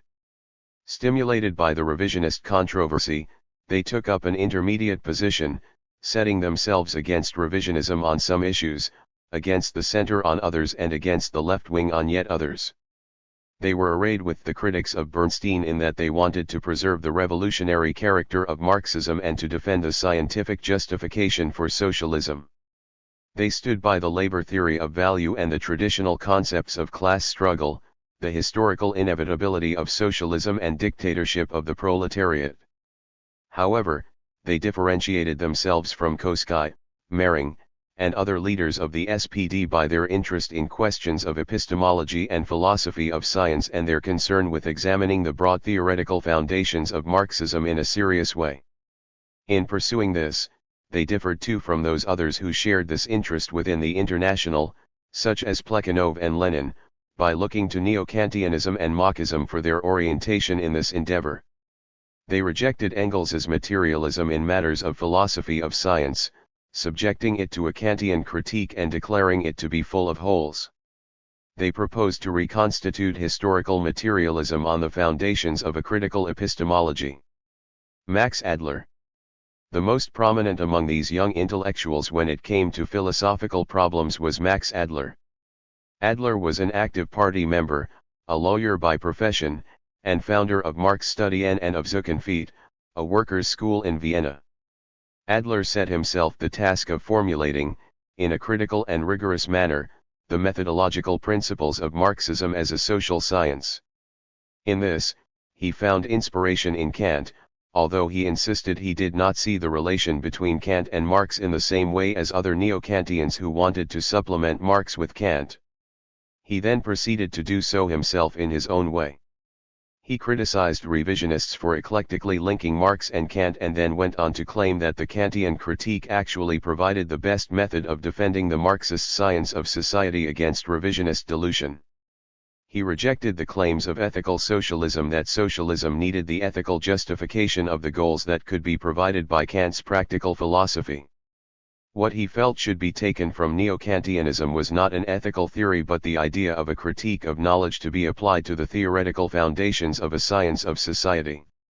Just as Kant's questions about nature as an object of thought arose from the emergence of Newtonian physics, so similar questions about society as an object of thought followed from Marx's construction of a scientific sociology. Adler saw the convergence of Marx and Kant primarily in epistemological terms, based on a reading of Marx that ascribed Kantian transcendentalism to him and that interpreted Marx as extending the notion of experience as a logical construct into the sociological domain.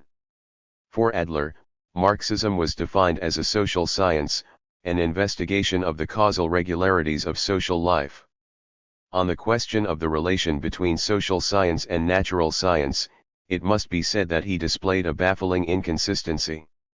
One aspect of his thinking on this came through in his opposition to the Baden and Heidelberg neo-Kantians in the great methodological debate, the Methodenstreit, that was dominating German academia. This debate had to do with the neo-Kantian insistence on a special methodology for the humanities based on the view that the natural sciences reduced all phenomena to universal laws, whereas the human sciences were concerned with phenomena that were unique and unrepeatable. The method of the natural sciences was causal, whereas that of the human sciences was teleological. Adler argued, on the contrary, for the unity of science, a unity based on the causal methodology of the natural sciences. He believed there needed to be a rapprochement between the natural sciences and the social sciences that would allow them to be brought together within one framework. It was, he said, the entry of Marxism into the history of thought that made such a prospect viable. It was the Marxist concept of society that prepared the way for that new attitude of scientific thought according to which human processes can be conceived in the same manner as natural processes. 40 Expanding on this theme, Adler continued. Hence it is Marx's concept of sociation with its more precise content which makes it possible, for the first time, to overcome the division between nature and society which has been developed in modern thought, and to bring them together in a single scientific conceptual scheme. Nature and society now comprise the causal regularity of events as a whole. 41. So, with Marx, it became possible for the first time, to extend the realm of science and to put social science logically on the same footing as natural science. 42 However, on another occasion he contradicted this, asserting that by its logical character, natural science is stationary, but social science, by its character, is revolutionary. 43 Going even further, he announced that social science cannot be tackled with natural science methods and that Marxism rejected the natural scientific view of social phenomena and substituted it for a historical conception. 44. Adler did add, however, that its rejection of the methodology of natural science did not mean a rejection of causality. He did adhere to an emphasis on causality with some consistency, but not even an equivocal use of the term natural science is enough to explain away the overall inconsistency of his views on the relation between natural science and social science. When it came down to it, Adler was a dualist. In the last analysis, nature and history were separate and discrete spheres that could not be bound together within a single system of causal determinism, whatever gestures he made in this direction. The same pattern forced its way through in his discussions of the relation of science to ethics that was so topical then. In his critique of ethical socialism, he sought to integrate ethics into his concept of social science, to show its place in the system of causal determinism. Morality and valuation were explained as immanent causal factors of human history. Only when objective historical conditions were ripe for it could moral will become historically causal on any significant scale. In socialism, historical inevitability coincided with moral value. Adler opposed the reduction of sen to sollen on the part of Bernstein and the reduction of sollen to sen by Koski. But the integration did not really work and he constantly reverted to speaking of ethics in a typically neo-Kantian fashion, bringing to the surface the assertion that the moral dimension could have nothing to do with science, with any system of causal explanation. No scientific analysis could yield values. Only the critique of practical reason could provide the ground for moral will. 45 Both science and ethics were to be kept in their separate spheres, lest the one distort the other. For Adler, the person who has fully understood this will never again allow the sphere of science to be disturbed by the concept of value. 46 The Kantian antinomies won out in the end.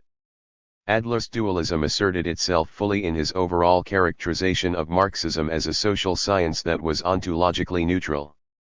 It was a scientific explanation of social phenomena that did not imply either logically or historically, any particular ontological foundation.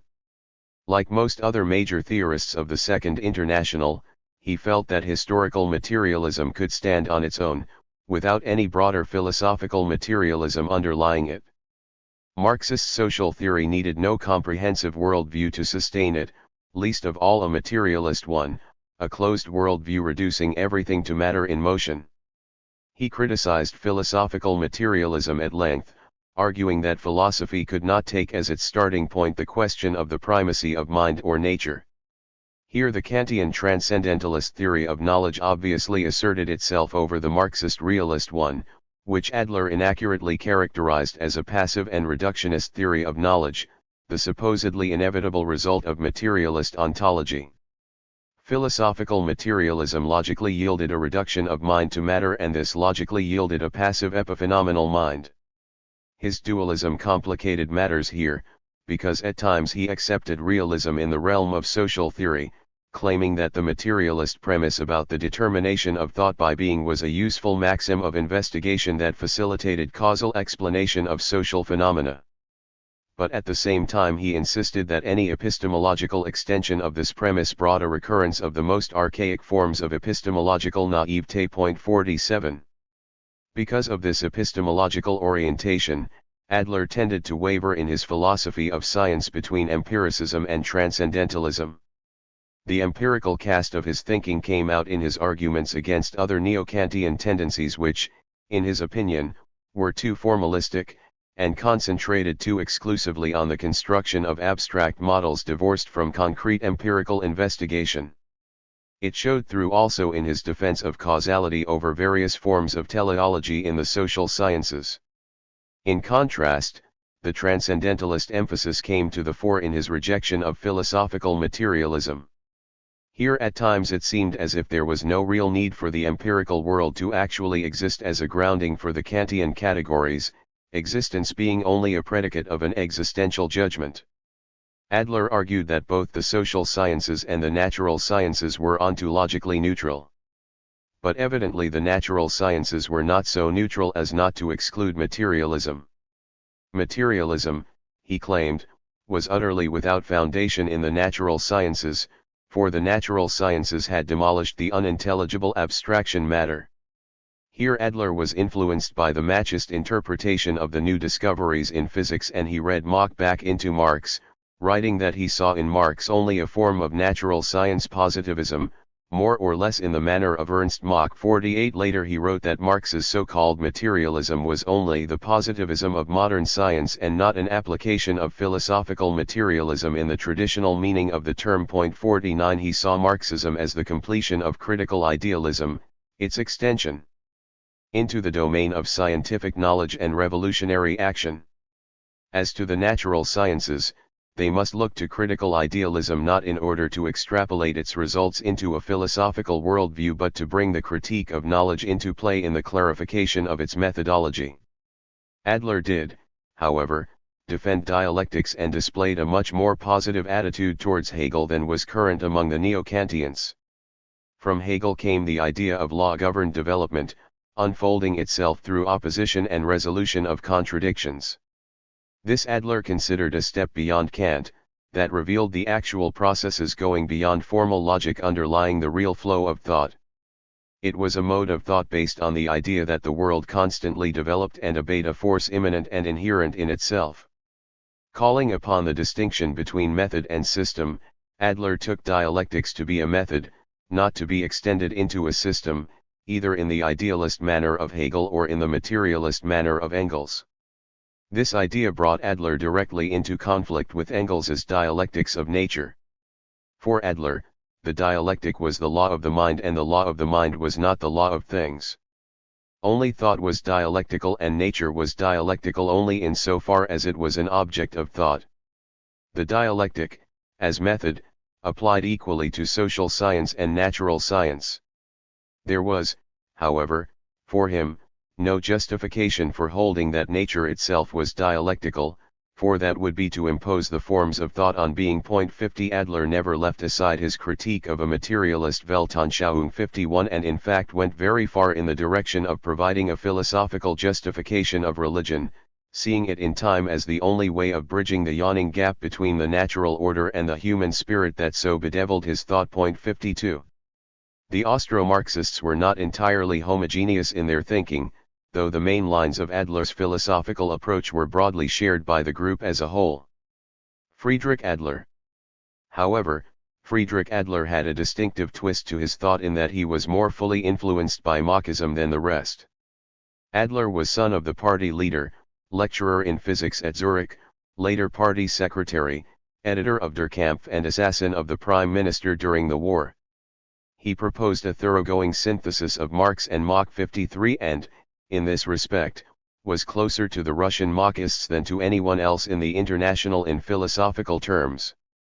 He excused this most obvious departure from the classical sources with the comment, Engels did not yet know Mach, which met with a rather biting reply from Lenin in his extended critique of the Machist interpretation of Marxism. 54 Adler's influence was felt primarily in his native Austria, especially among those who became known as the Vienna Circle.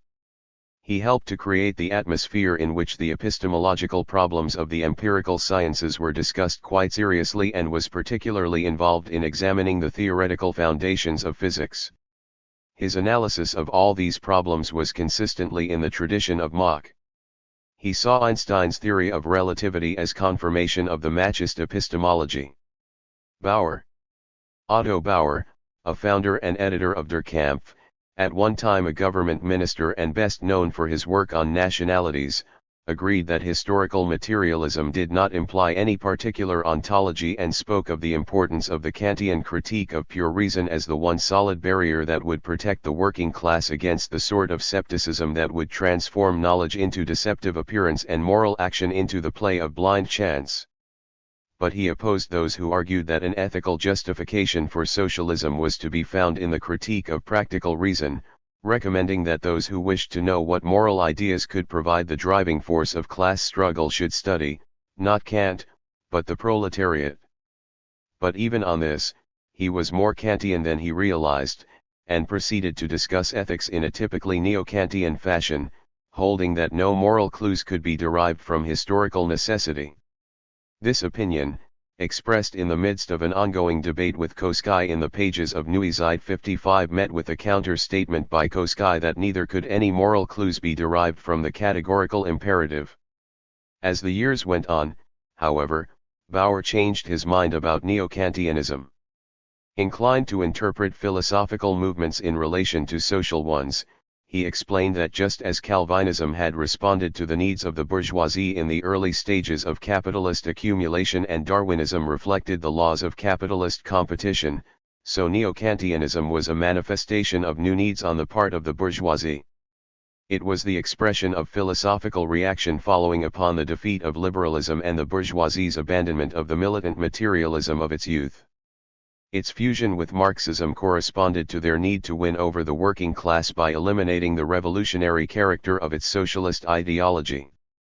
Bauer criticized Max Adler, in retrospect, for never cutting the umbilical cord that tied his thought to the ideology of the bourgeoisie and for failing to recognize the social roots of Kant's philosophy in the bourgeois individualist 18th century. 56.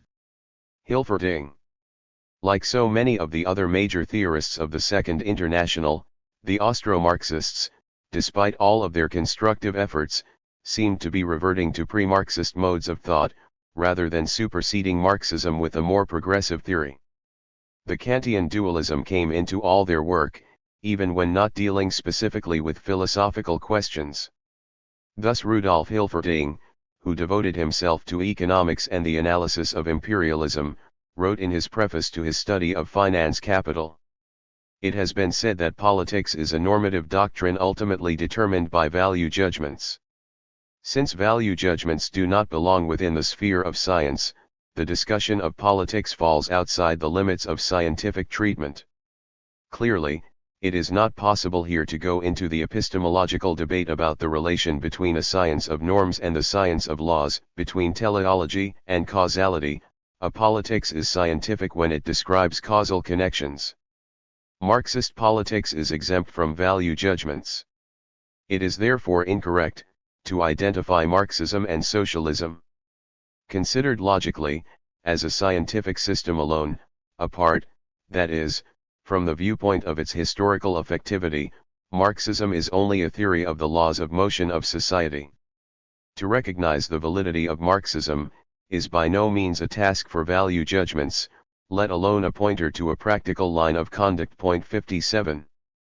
And so on all questions, the dichotomies set the tone and paved the way for the conclusions, making their position a very disjointed and unintegrated one, however praiseworthy their efforts to make it otherwise. The gap between science and ethics, between nature and history, between knowledge of the world and the struggle to transform it, was always there, unable to be bridged. It was not enough to want to bind the diverse spheres together. It was necessary to adhere to a viable and consistent methodology to make it possible, and in this they failed, despite the sincerity of their intentions and the seriousness and sophistication of their efforts. The same may be said of other major theorists of the Second International, outside of Germany and Austria, who participated in these great debates. Various others added their own distinctive twists and turns to the search for the best direction in which the tradition should forge ahead into the new century. Jaurès. In France, the two streams of thinking associated with Guesde and Jaurès entered into an uneasy alliance in 1905. Jean Jaurès, the leader of the socialists in Parliament, assassinated on the eve of the war, was most certainly not of the main line of development of Marxist thought. Despite his professions of orthodoxy, described by Hooke as Pickwickian, 58 Jaurès was openly critical of Marx and Engels. Nevertheless, he declared that Marxism had within itself the means to supplement and revise itself. Politically, Jaurès was a conciliator, accused by the orthodox of being a backslider, of being all things to all men, of glossing over differences, of blunting the edge of class struggle through generalized moralizing. Hooke, more kindly, interprets him as a socialist humanist more anxious to find a basis for common faith and action in a political opponent than a disguised class enemy in a critical party comrade. 59 There was in fact more at stake. He was in any case far more inclined to appeal to universal human values than to proletarian class interests. Even Jaurès, however, queried Bernstein's opinion that class divisions were becoming more fluid. There were still the haves and the have-nots. In the debate between Bernstein and Koski, he stood in the middle. He saw socialism primarily in ethical terms, putting ideas of justice at the very center of the picture. To him, socialism was the realization of all human values to which humanity had aspired over the ages. Nothing that the human spirit had ever created would be lost. The working class was building elements of socialism within the capitalist framework, and from this effort would come the unity of politics and morality, revolution and evolution, materialism and idealism. Although a professional philosopher, it was not to Marxism that Jaurès looked for his philosophy. He resisted any effort to interpret Marxism as implying an answer to the basic philosophical questions. To these questions he had his own answers, and they were very different from those of Marx and Engels.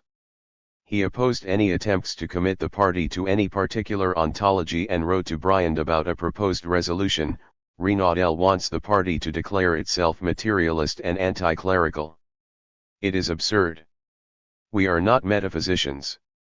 I will never abandon my freedom of thought.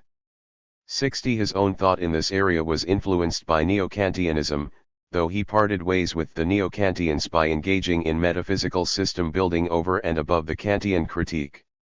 Jaurès' system was a kind of evolutionary pantheism, described by Kolakowski as an attempt to reconcile almost every conflicting metaphysical standpoint and to show that all of them are basically right, but each is incomplete in the light of his universal theory of being. 61 In the general trend of the universe towards an absolute and final unity, all antitheses were overcome, all being turned towards perfect being.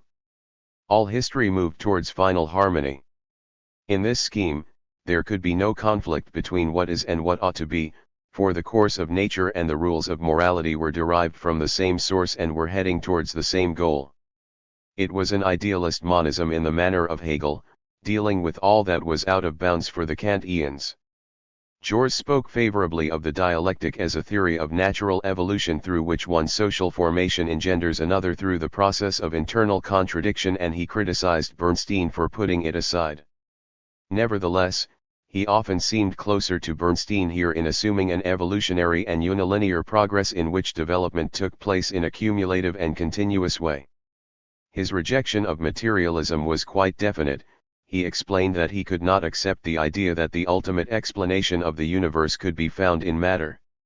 For Jaurès, it could be nothing less than the absolute. 62 Although the influence of Jaurès' political ideas may have been considerable, in his philosophical efforts he was not much influenced by Marxism, nor did he much influence it. Lafargue. The French thinker closest to the orthodox wing of the SPD was Paul Lafargue, son-in-law of Marx, a doctor by profession, participant in the Paris Commune, and co-founder along with Guesde of the French Socialist Party. He set himself firmly against all forms of political and philosophical revisionism and devoted himself to answering whatever manifestations of these made their way into the French scene. He interpreted the philosophical developments in a political context.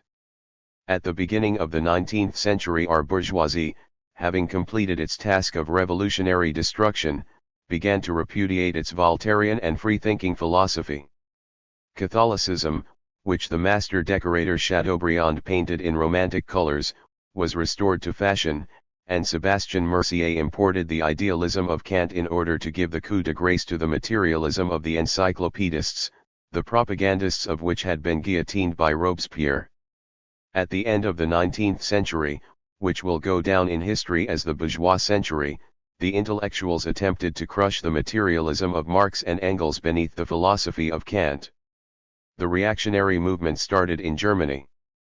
Bernstein, and the other disciples of Dühring, were reforming Marxism in Zurich. It is to be expected that Jors, Fournier, and our intellectuals will also treat us to Kant as soon as they have mastered his Terminologie. 63. Lafargue wished to carry forward the tradition of Marx and Engels amidst all this, but it must be said that he did not really understand fully the nature of the new stage in philosophical development represented by their thought. He was far more interested in the natural sciences and more serious about the philosophy of science than were most of his contemporaries, but in pursuing this interest he tended to revert to the old materialism of the French Enlightenment rather than develop the new materialism of Marx and Engels. His scheme of things was highly simplified and amounted really to an elementary and popularized sensationalism. Jorovsky characterizes his views as a startling union of mechanistic materialism with Cartesian rationalism. 64. This indeed came through in his discussion of the relation between science and ethics, motivated by his desire to answer Jors's contention that ideas of justice, rather than scientific ideas, provided the theoretical basis for socialism. Lafargue wished to overcome the radical disjunction between scientific and ethical justifications for socialism and sought to do this by means of a sweeping reduction of all ideas, scientific and ethical, to sensations. Both were ultimately empirical in character, based on the physiological functioning of the human brain that transformed sensations into ideas as a dynamo transformed motion into electricity. In the course of this reasoning, Lafargue engaged in a rather idiosyncratic defense of innate ideas in empiricist terms. According to this, ideas became hereditary through certain molecular arrangements of the human brain transmitted genetically, a rather extreme form of the then widespread belief in the inheritance of acquired characteristics. 65. But the synthesis did not really work, for it was based on a reductionism that left too much out of account. In the end, it brought him to see idealism as a necessary complement to materialism, for it supplied the ideals that were missing in his view of nature as lacking any inherent purpose in historical evolution, all thought having been reduced to sensation, all will to natural necessity. His materialism was a rather crude sort in his view. The brain was an organ for thinking as the stomach was for digesting, which was why his materialism was not self-sufficient and could not hold its own against idealism. A reductionist materialism can never maintain its materialism, because what it leaves out is always still there, demanding to be explained in one way or another, if not in a materialist way, then in some other way.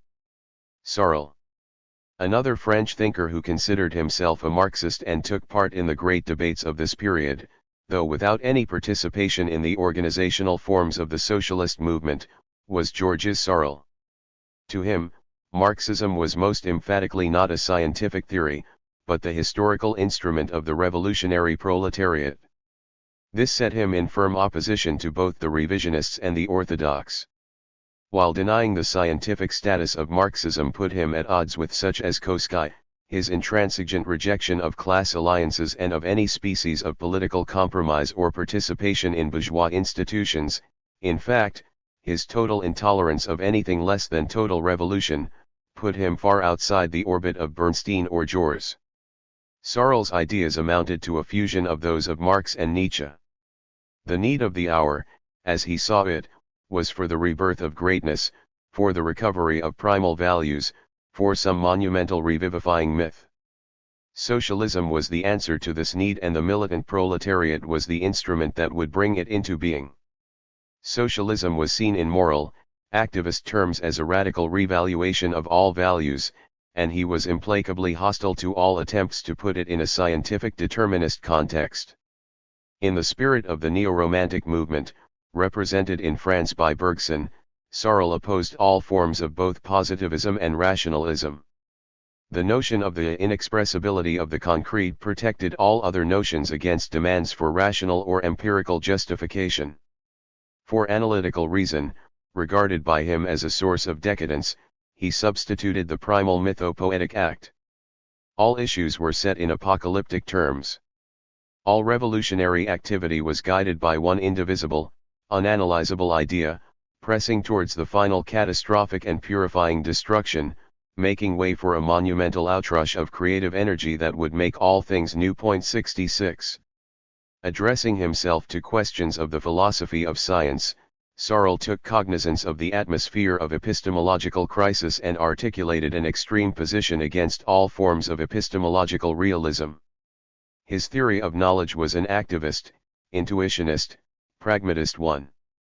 According to his interpretation of scientific method, scientists were not discovering laws of nature, but simply manufacturing models. Indeed, there were no laws of nature for them to discover. Searle believed that there was no sign of determinism of any sort operating in the world. Hazard, blind chance, waste, and entropy prevailed in the world of nature. Science was a sort of rule of thumb intervention in this world, seeking to establish regions of determinism in a radically indeterministic universe. In this he was influenced to see mankind as struggling hopelessly to create islands of disentropy in a malevolent entropic universe by the most pessimistic conclusions that were being drawn at this time from the second law of thermodynamics. 67. Obviously there was no idea of progress here.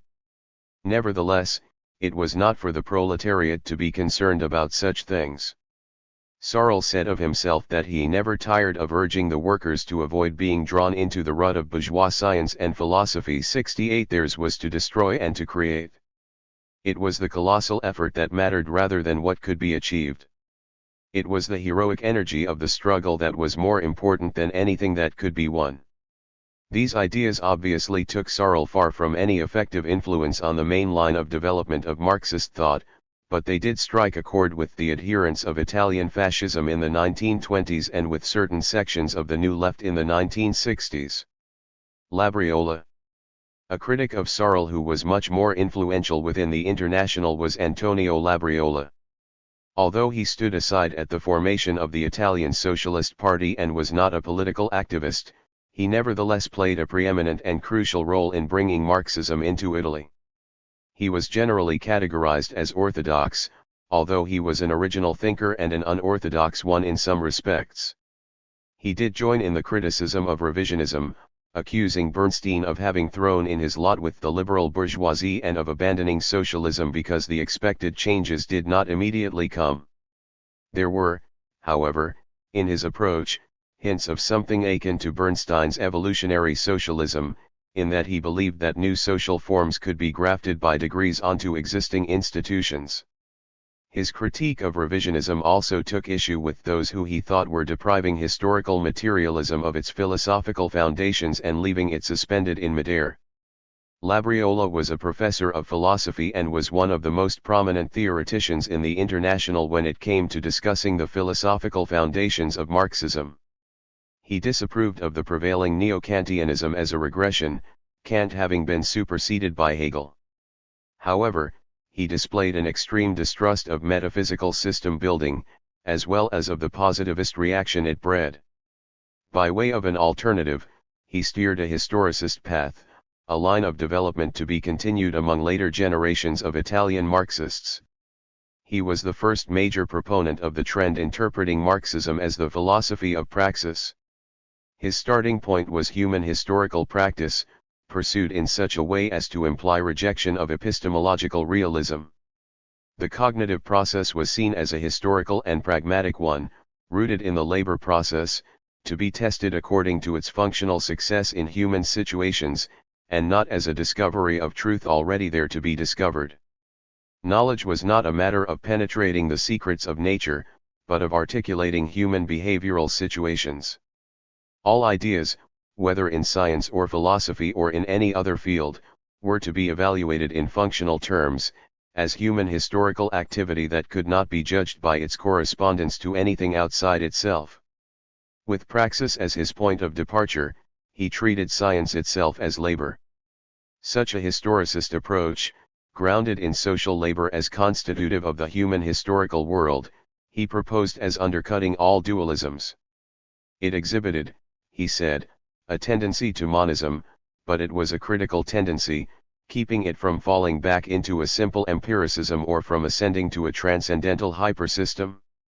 As to the relation between philosophy and the natural sciences, Labriola firmly rejected the positivist predictions of the demise of philosophy. He did not believe philosophy had been made redundant by the positive sciences, as it still had its own role to play in formulating the general concepts necessary to unify experience and to summarize and scrutinize the results of scientific discovery. Science and philosophy were interwoven in a historical process that was always developing and leading to their mutual reconstitution. Philosophy was vital, due to the necessity of epistemological reflection on the sciences, of the integration of the sciences within an overall worldview, of the anticipation of what science could not yet resolve. But philosophy, as critical thought, never completely coincided with the material of knowledge. Labriola at times seemed to see the fusion of science and philosophy as an ideal to be approximated but never fully achieved. At other times, however, he seemed doubtful of it, even as an ideal, casting a somewhat scornful eye on efforts in this direction, castigating the mania of many to bring within the scope of socialism all the rest of science which is at their disposal. 69. In his discussion of dialectics, Labriola warned that dialectics was neither an instrument of research nor a method of proof. It was a comprehensive formula, valid, indeed, but post factum 70 it was a rhythmic movement of understanding that strove to capture the general outline of reality in the making. It was vital for the mental faculty to remain fresh and alive and not to fall into a priori diagrammatic patterns. Labriola not only criticized other trends in the international movement, but addressed himself to other trends in Italian Marxism. On the one side, he took exception to the views of his student Benedetto Croce, who at one time considered himself a Marxist, although even then he was a sort of crypto-Marxist. Most theoreticians of the International who referred to Croce classified him as a straightforward critic of Marxism, as they tended to do with Searle as well. Croce represented an extreme neo-idealist reaction against positivism that went so far as to deny all cognitive value to the natural sciences. While Labriola had no time for such a regressive rejection of science, he also distanced himself from those he felt had been swept off their feet by the science of the time. He particularly criticized Enrico Ferri for subsuming the materialist understanding of history in the general theory of evolution and for attempting to place historical materialism under the protection of the philosophy of Comte or Spencer. Labriola believed that Ferri had lost himself in Darwinism and failed to emphasize the distinctiveness of Marxism in relation to it. Labriola stressed the continuity of human history in relation to natural history, but insisted that the social could not be reduced to the natural. If anything, Labriola was inclined to veer in the opposite direction, being, in Timpanaro's view, a too impatient adversary of vulgar materialism. 71. The political debate over revisionism in Italy took the form of opposition between the integralists, a centrist trend in the Italian party led by Ferri, who was editor of Avanti, and the reformists who took up positions similar to Bernstein's. Polish Marxism. Poland was another center of debate. The major theoreticians there were highly unorthodox and somewhat on the periphery of the international debate. Partly owing to the linguistic barrier, their ideas were not very well known in other sections of the international, and their main influence has been exerted on subsequent generations of Polish Marxists. Even today, their major works are not in translation and they are barely known outside of Poland. This is true of many Polish works, which is unfortunate, because of the particularly high level of Polish logic and philosophy of science over decades. Krzyzewicz. Ludwik Krzyzewicz was a founder of the first Marxist group in Poland. This group was in touch with the first Socialist Party in Poland, an underground organization known as the Proletariat that soon broke up under the weight of the political persecution of Russian Poland. Later Krzyzewicz was associated with the Union of Polish Workers, but when the socialist movement split into two camps, the PPS and the SDKPL, Krzyzewicz joined neither. He did, however, contribute to the journals of the PPS from time to time. As the years went on, his revolutionism was toned down considerably, and he began to take a more evolutionary approach to socialism, emphasizing the possibilities for the rationalization and democratization of the capitalist system. Philosophically, Krzyzewicz believed that historical materialism could stand on its own with no need for any particular ontological foundation. His own orientation showed the influence of neo-Kantianism and Marxism. In epistemology, he was essentially a phenomenalist, believing that man apprehended the world in his own human fashion, making distinctions and categories that were instruments of prediction, but not reflections of objective reality. For him there were no laws of nature independent of human perception. Men imposed laws on nature and the whole scheme of evolution was simply a construction of the human mind. Krzyzewicz was in fact hostile to Darwinism and particularly critical of the strain of Polish rationalism built on the theory of evolution. His own scheme was essentially a back-to-nature idealization of primitive communism that involved an extreme hostility to industrialization. There was in his thinking a great nostalgia for lost innocence and a belief that with the growth of urban civilization human creativity inevitably became drowned in a sea of mediocrity. His version of historical materialism was a much watered-down one, amounting really to a multifactorial analysis, with nothing left of Marxism but a vague reminder to take production relations into account when analyzing historical processes. 72. Evaluating his role, Kolakowski takes the view that Krzyzewicz's eclectic approach was the reason why Polish Marxism failed to take on orthodox forms and tended to dissolve into a general rationalist or historicist trend. From the Marxist point of view, he was not so much a battering ram as a Trojan horse. 73. Brzozowski. An even more unorthodox Polish thinker of this period was Stanislaw Brzozowski, a provocative and explosive writer. Inclined to react violently and take up extreme positions, Brzozowski was at odds with all the political forces of his day. He died of consumption at the age of 33 and spent his last years under the shadow of suspicion arising out of the Brzozowski affair, his name having appeared on a list of Okhrana agents, under circumstances that are still unclear. He was one of the first to draw a sharp dividing line between Marx and Engels and to interpret Marxism in a historicist fashion as a philosophy of praxis. He thought more highly of Labriola and Searle than of any of his other contemporaries. As for the rest, they were distracting attention from the original impulse of Marx's thought and had been led astray by Engels's diametrically opposite point of view. What Brzozowski objected to in Engels was his linking of human history to biological evolution and the idea that history was subject to natural laws. In his radically anthropocentrist view of things, there was no nature already there to be subject to any laws. There was no nature except in and through human praxis. The world was coextensive with labor. It was a new twist to Kantian epistemology, the concept of labor standing in for the transcendental conditions of experience. He accepted the empirio-critical rejection of the idea of objective truth and interpreted science as the human organization of experience, rather than the discovery of any pre-existing laws of nature. He repudiated all objective criteria of evaluation, whether in the sphere of science or philosophy or art or morality, putting forward the idea of creativity as a challenge to all forms of naturalistic determinism. He was implacably opposed to Darwinism and the idea of progress. Brzozowski presented his philosophy of labor as an alternative to both the evolutionist faith in progress and the romantic cult of the self-sufficient ego. He was not really so far from the latter as he believed, the major difference being that he substituted the proletariat for the individual. Kolakowski points out that, for Brzozowski, the proletariat had all the traits of a Nietzschean hero. His notion of socialism was vague and highly adventurous, as was Searle's. Moreover, he defined the proletariat by the fact that it performed physical labor and not by its place in the process of production.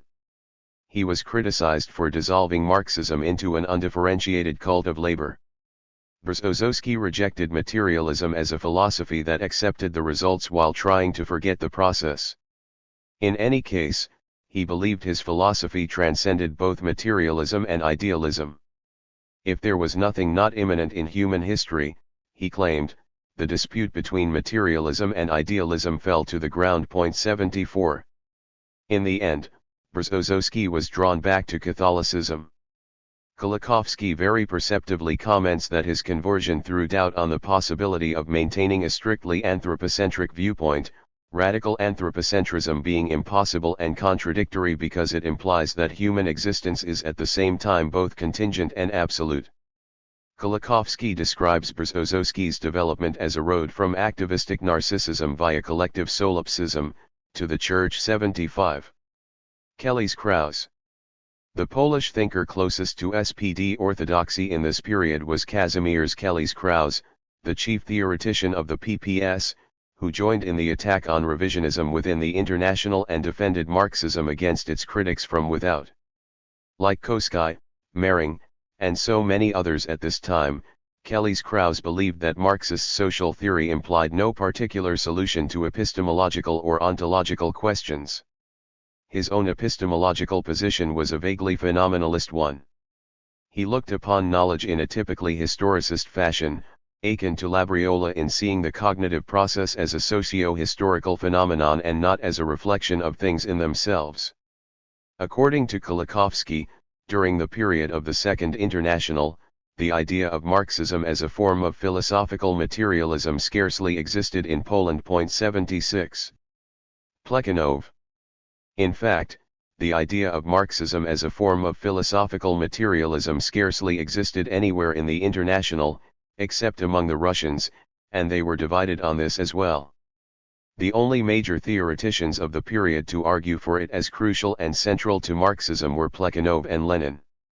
To them it was a very serious matter and they argued with extraordinary vigor and passion against those who called it into question.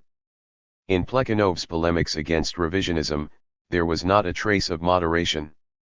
To him, Bernstein was not a comrade of mistaken views, as he was to most German social democrats. He was an apostate, a traitor, an out-and-out enemy. He considered all those like Bernstein and Schmidt who sought to undermine the philosophical foundations of Marxism to be stalking horses for the class enemy.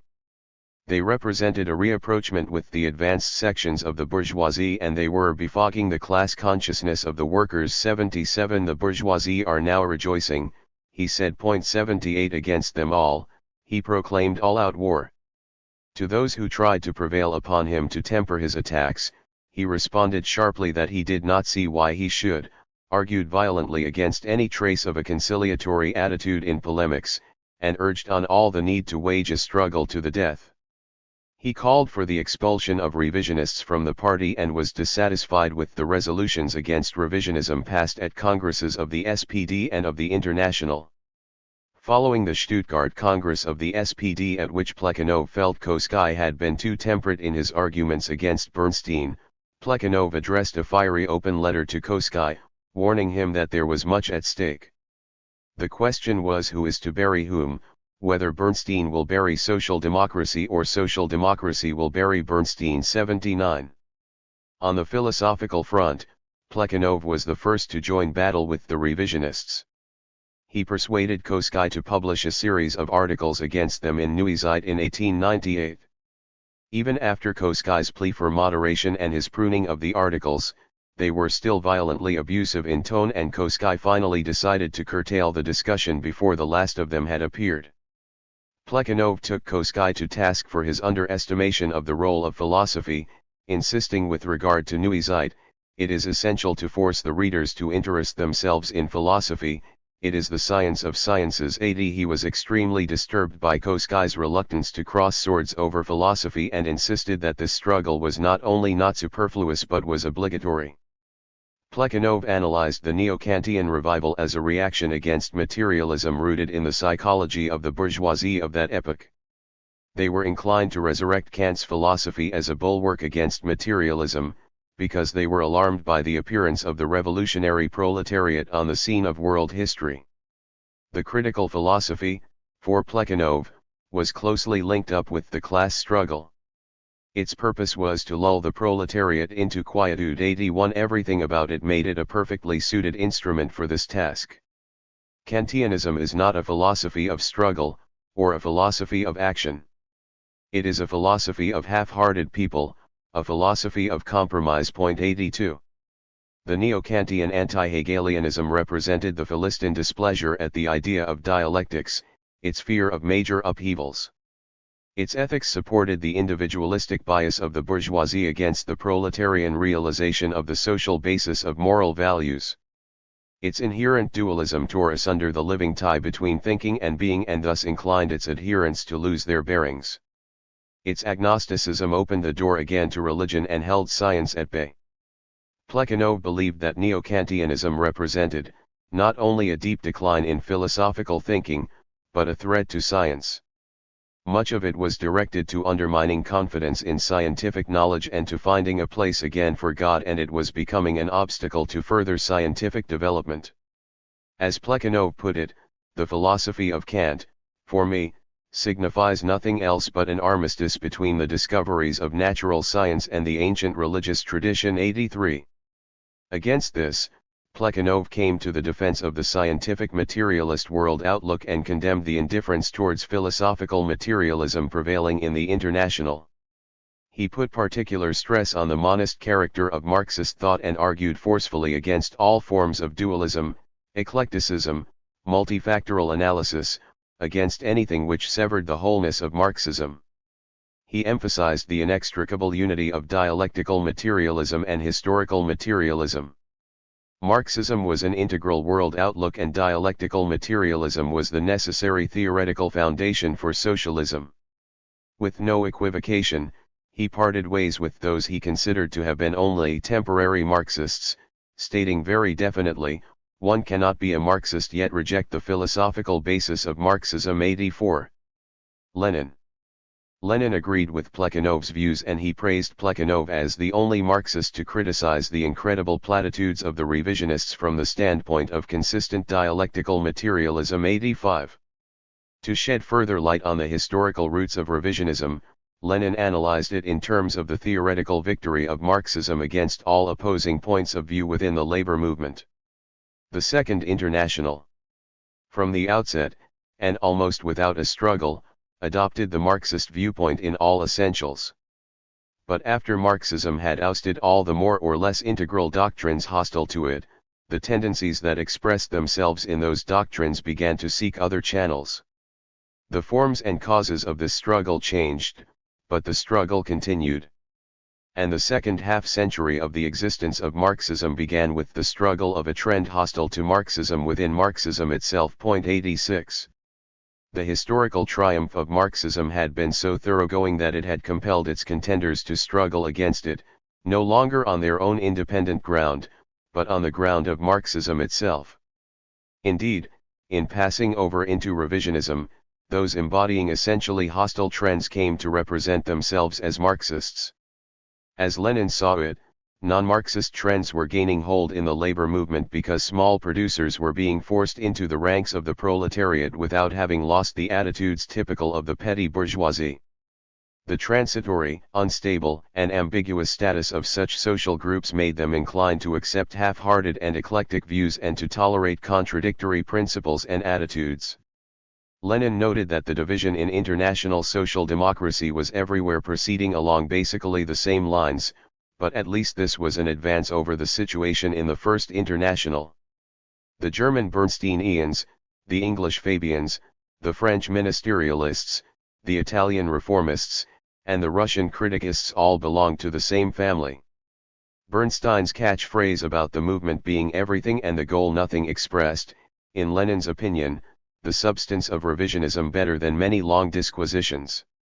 To determine its conduct from case to case, to adapt itself to the events of the day and to the chopping and changing of petty politics, to forget the primary interests of the proletariat and the basic features of the capitalist system, of all capitalist evolution, to sacrifice these primary interests for the real or assumed advantages of the moment, such is the policy of revisionism. 87.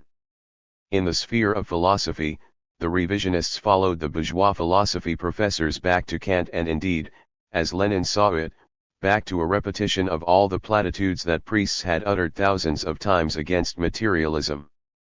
In their rejection of dialectics, they were floundering into the swamp of philosophical vulgarization of science and replacing revolutionary dialectics with a simple and tranquil evolution. 88. One reason for the faint-heartedness of the heroes of the Second International, Lenin believed, was their complete failure to understand what he considered most decisive in Marxism, namely its revolutionary dialectics.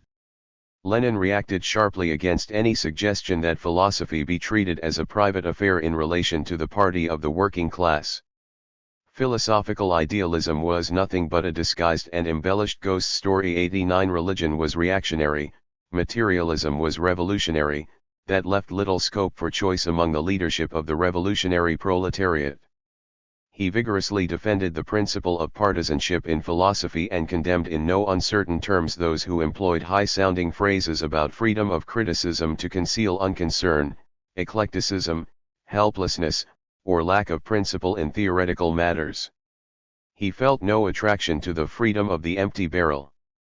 Those who had brought forth revolutionary advances in science were imbued with a sense of progress and truth and not inclined to demand freedom for their new discoveries simply to coexist with the old ideas. He reminded his opponents as well that, although freedom was a grand word, it was in the name of freedom for industry that the most predatory wars were waged, it was under the banner of freedom of labor that the working people were robbed. Unlike those who argued calmly and dispassionately, Lenin as well as Plekhanov believed there was too much at stake for them to be in any way detached about the outcome. As Lenin saw it, we are marching in a compact group, along a precipitous and difficult path, firmly holding each other by the hand. We are surrounded on all sides by enemies and we have to advance almost constantly under fire. We have combined, by a freely adopted decision for the purpose of fighting the enemy, and not retreating into the neighboring marsh, the inhabitants of which, from the very outset, have reproached us with having separated ourselves into an exclusive group and with having chosen the path of struggle instead of the path of conciliation. And now some among us begin to cry out, "Let us go into the marsh." And when we begin to shame them, they retort, "What backward people you are! Are you not ashamed to deny us the liberty to invite you to take a better road? Oh yes, gentlemen. You are free not only to invite us, but to go yourselves wherever you will, even into the marsh. Only let go of our hands, don't clutch at us and don't besmirch the grand word freedom, for we too are free to go where we please. 90. The Russian Marxists had to oppose what they felt were revisionist ideas, not only among other sections of the International, but within their own party.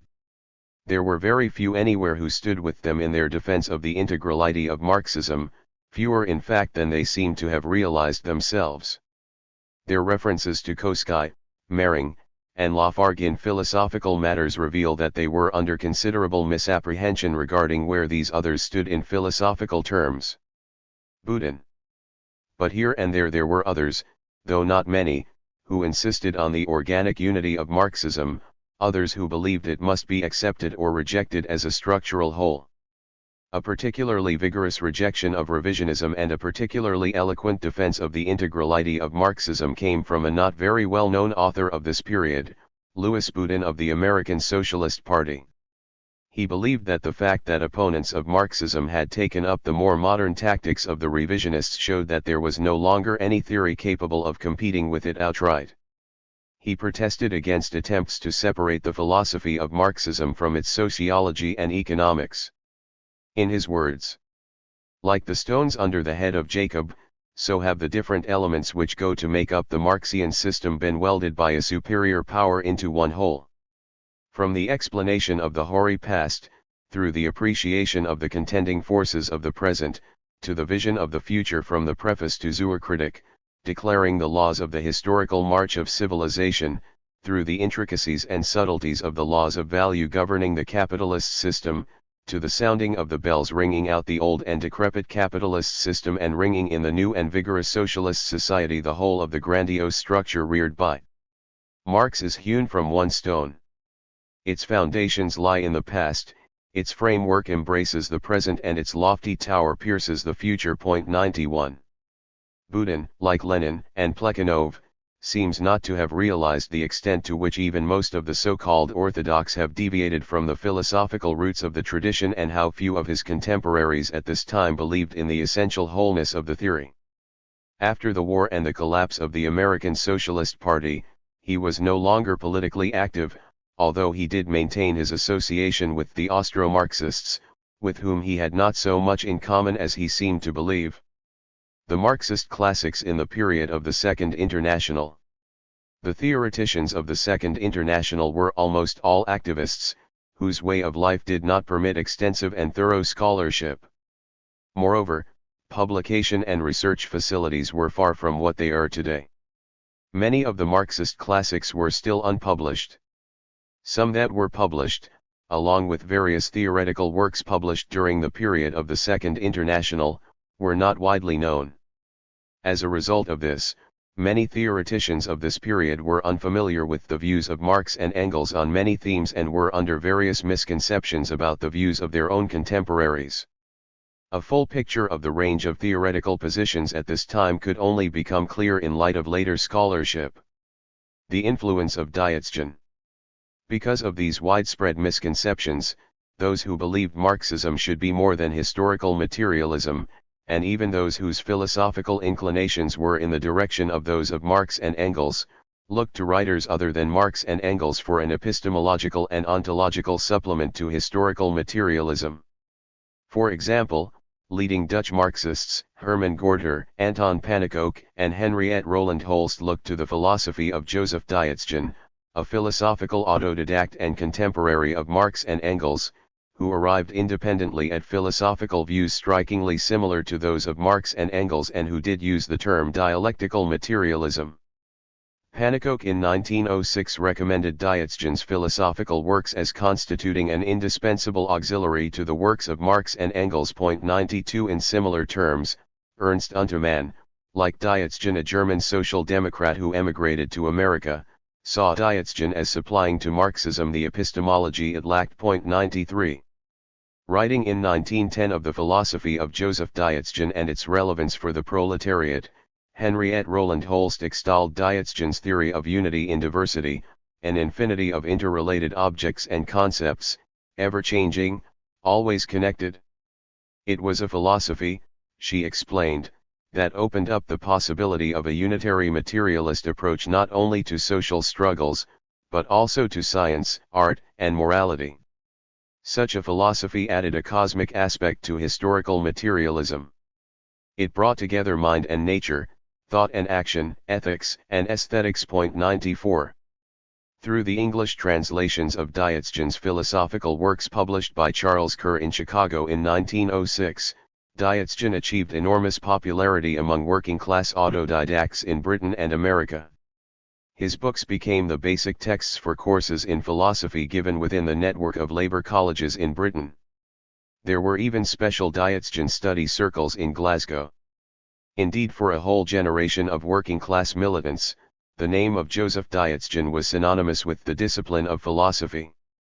The philosopher Dorothy Emmett reported on how, when taking classes among Welsh miners and announcing philosophy as the subject matter of the class, the response was, "That's Ditchkin, isn't it?" 95. Marx and Engels were the authorities in political and economic matters, and Diocesan was the authority in philosophical matters. This state of affairs was due largely to lack of availability of the philosophical writings of Marx and Engels. Diocesan's philosophical writings, although irritatingly rambling and repetitious and full of points that seem obvious, even banal, to the modern reader, were pioneering efforts in their time, efforts of which Marx and Engels were duly appreciative. His ontology was one that saw reality as one, changing and interconnected. He was a forthright critic of both idealism and mechanistic materialism. His ethics was one in which the end justified the means. His epistemology was one which, although it put heavy stress on mental constructivism, was nevertheless firmly realist. He was very explicit in his affirmation of the independent existence of the external world. 96. This, however, did not stop his son Eugene Dyatzgen from interpreting his father in a phenomenalist direction and from himself adopting a radically phenomenalist position, that moved him from seeing knowledge as the organization and classification of experience to denying the existence for man of a world independent of human consciousness. 97. Dyatzgen put great stress on the inductive method. In fact, his writings were permeated with a great respect for science, its methods, its achievements, and its goals. He strongly identified the mission of the proletariat with that of science. The proletariat was the appropriate bearer, not only of science, but of monism. It was in the interest of the enemies of socialism, advocates of a class-divided society, to adhere to dualism. A golden age?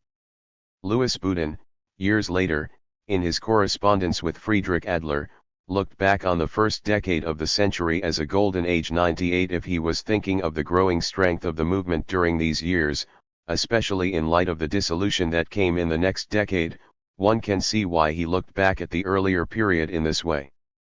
But certainly, as far as the development of Marxist theory was concerned, it is hard to see it as a golden age.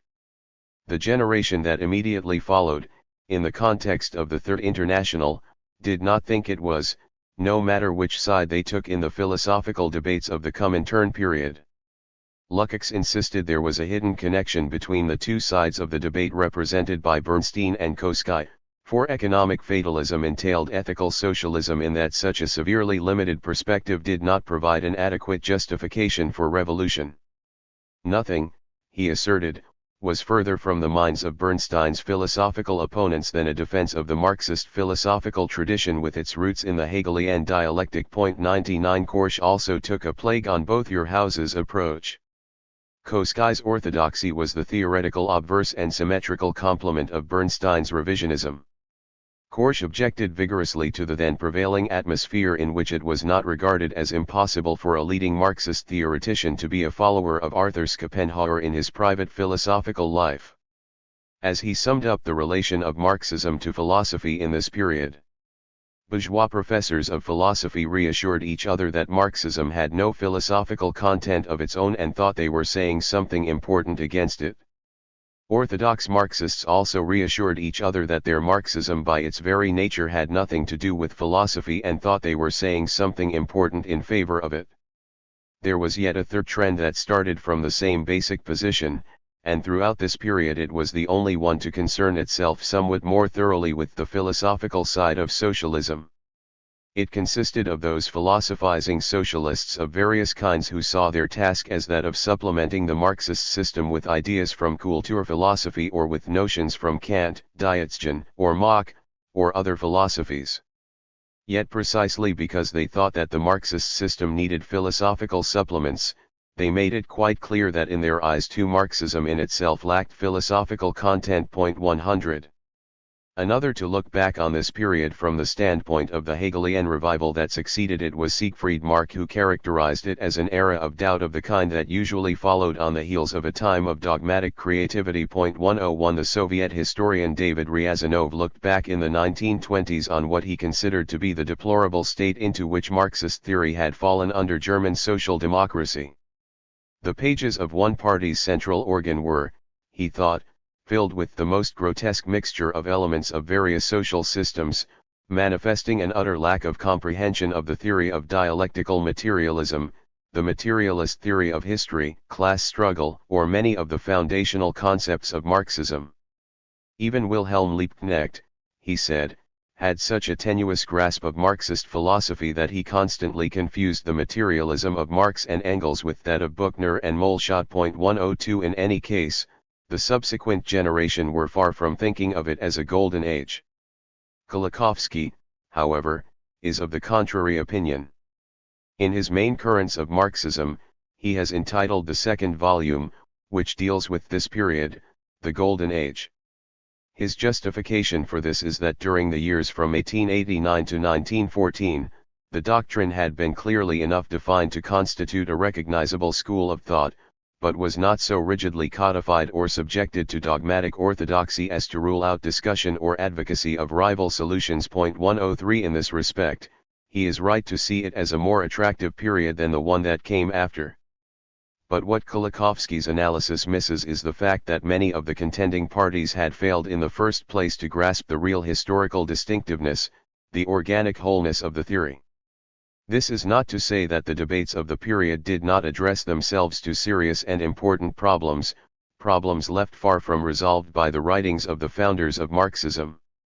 Still, in theoretical terms, it is hard to see it as a golden age when one considers that the tenuous hold the leading figures of the day had on Marxism from the beginning put them in a dubious position as far as developing it further was concerned. Many of the rival solutions were, in consequence, not rooted in a clear definition of what constituted the core of the theory that made it a recognizable school of thought. As Marxist scholarship was still in a somewhat underdeveloped state, so, sometimes, as a result, was the level of theoretical discussion. Very few commentators today have shed much light on the Second International in philosophical terms. There is little written about it, and much of what has been written is quite wide of the mark. Althusser calls Stalinism the posthumous revenge of the Second International, for it took up the essential legacy of the earlier period that he defines as the ideological pair, economism/humanism, that necessarily eliminated class struggle. 104 But it is exceedingly eccentric and against all historical logic to assert an organic and consubstantial link between economism and humanism, not to mention the fact that neither economism nor humanism is necessarily antithetical to class struggle. In any case, this does not take us to the essential philosophical point to be made about the Second International. Coletti's analysis concentrates on what he considers to be the link between vulgar materialism, identified as the legacy of Engels, and social democratic revisionism.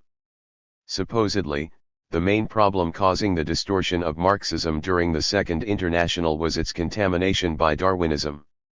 Asserting the very opposite of what in fact was the case, Coletti maintains that Engels's emphasis on philosophical cosmological developments, his dialectics of nature, had a determinant weight for the succeeding generation. 105 Engels's philosophy of science, for better or worse, did not have such a determinant weight for the succeeding generation, nor is it fair in any case to identify Engels's philosophy with vulgar materialism. A further point against Coletti's analysis is made by Timpanaro, who argues against his putting the weight of his emphasis on underscoring a connection between vulgar evolutionism and revisionism. He admits a connection, though he refuses to associate Engels and Kosky with it, but insists that the accounts do not balance out so easily. What escapes Coletti is the significance of the shift in bourgeois culture around the turn of the century. Precisely because it reflected the hegemony of the bourgeoisie, in Timpanaro's analysis, revisionism followed the bourgeoisie in its passage from positivism to idealism. Coletti does not take account of the fact that revisionism actually leaned much more heavily on neo-Kantianism, empirio-criticism, and semi-idealism of various kinds than on any kind of materialism. 106. The lines, of course, cannot be too sharply drawn, at least as far as the historical lineup of forces is concerned. Timpanaro also calls attention, for example, to the fact that within Marxism there were those who believed that the idealist Renaissance could serve as a tonic against the gradualism and parliamentarism of the Second International. Although he seems to have in mind those of the following generation such as Lukács, Korsch, and Gramsci, who came into prominence after the collapse of the International and who applied this sort of critique to their immediate predecessors, it is also true of the Austro-Marxists within the period of the International itself. Ironically, it is Alfred Schmidt who puts his finger on the problem in maintaining that the inadequate understanding of Marx throughout the whole period of the Second International was essentially a consequence of the failure to grasp the connection between philosophical and historical materialism. He properly calls attention to the negation of this connection by Kosky and Mehring, as well as in Karl Liebknecht and Max Adler. It is ironic, because in the very book where he makes this point, he implicitly negates this connection himself with his own rejection of ontological materialism. 107. Nevertheless, it is the essential point. It was only a few who carried forward the mainstream line of development in insisting that Marxism implied a specific philosophy of science that was integrally connected with its philosophy of history and with its political program as well. The rest experimented with bits and pieces of other philosophies that could not always be satisfactorily integrated into a coherent framework for analysis. They failed to realize the nature of the revolutionary breakthrough achieved by Marx and Engels in transcending all forms of dualism at a higher level than previous monistic philosophies. Many fell back on the old dualisms. A few reverted to monism superseded by the new stage of the development of science. The inability to bridge the gap between facts and values, between science and ethics, between the world being revealed in the development of the natural and social sciences and the revolutionary activity necessary to transform it, may in fact have limited their vision, sapped their energy, and paralyzed their will to act. The fate of the Second International. The philosophical debate in the International, such as it was, ended in deadlock. Political factors intervened and, at the onset of war, the International was in ruins. Despite all the reaffirmations of proletarian internationalism, the nationalism of the bourgeoisie, intent on pursuing imperialist wars, was the more powerful force. The various sections of the working class went their separate ways, allying themselves with those they had previously stood against in slaughtering those with whom they had vowed to stand always shoulder to shoulder. Not that all gave in. There was socialist opposition to the war, and the brave efforts of those who dared stand against the tide were met with assassination or imprisonment. During the period of the International, many socialists had gone from jail to ministerial posts and then back again. The socialist movement was rent down the middle and on different lines than in any of the previous divisions. Within the parties themselves, many who had heretofore stood together found themselves on opposite sides. The lines were drawn in unexpected ways. One would expect the orthodox to have held out against the war with the revisionists joining in, as this would seem to be the logical way of things, and many historically did follow this logic. But there were many surprises. The war set Plekhanov against Lenin. Among the Austro-Marxists, it set father against son, Victor Adler for and Friedrich Adler against. In France, Guesde and Georges were still on different sides, only it was Guesde who was for the war and Georges who was against it. In Germany, the Orthodox Kuhnau supported the war, while Bernstein was against it, although he did fail to vote against war credits from the floor of the Reichstag, unlike Karl Liebknecht. The SPD was so disrupted by the war that it could no longer maintain itself as a single party. In 1917, a new party, the Independent Social Democratic Party of Germany, was formed by those opposing the war, encompassing not only both Bernstein and Kosky but also the left wing of Rosa Luxemburg and Karl Liebknecht.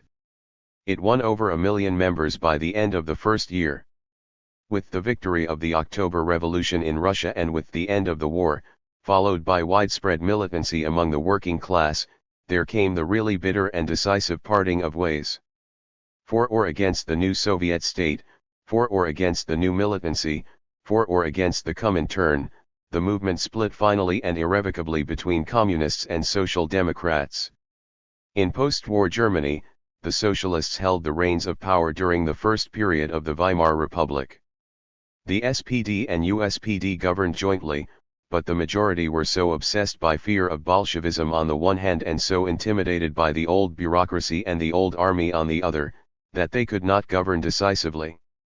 The USPD left the government in December 1918, and at the same time the left wing of the USPD, Spartakusbund, broke away and founded the new Communist Party of Germany. With the Spartakus uprising in 1919, the SPD turned to the old army against the communists, crushed the rebellion and cruelly murdered its leaders Karl Liebknecht and Rosa Luxemburg. Kurt Eisner, at the head of government in Bavaria, was assassinated. In 1920, the USPD itself split between communists and social democrats, the majority joining the KPD.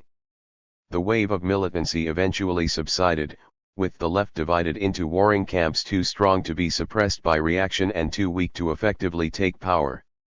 Eventually, their time had passed, and in 1933 the brown shirts marched through the Brandenburger Tor.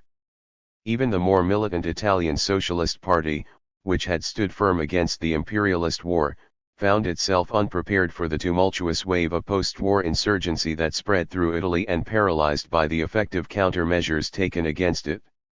Ironically, it was the former socialist, Benito Mussolini, who led the Italian fascist movement to power.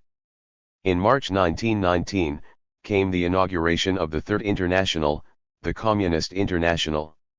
1920 saw the formation of communist parties in one country after another, whether in the form of the unification of hitherto disunited groups, as was the case with the Communist Party of Great Britain, or in the form of a split within the socialist parties, in France the majority forming the Communist Party, in Italy the minority.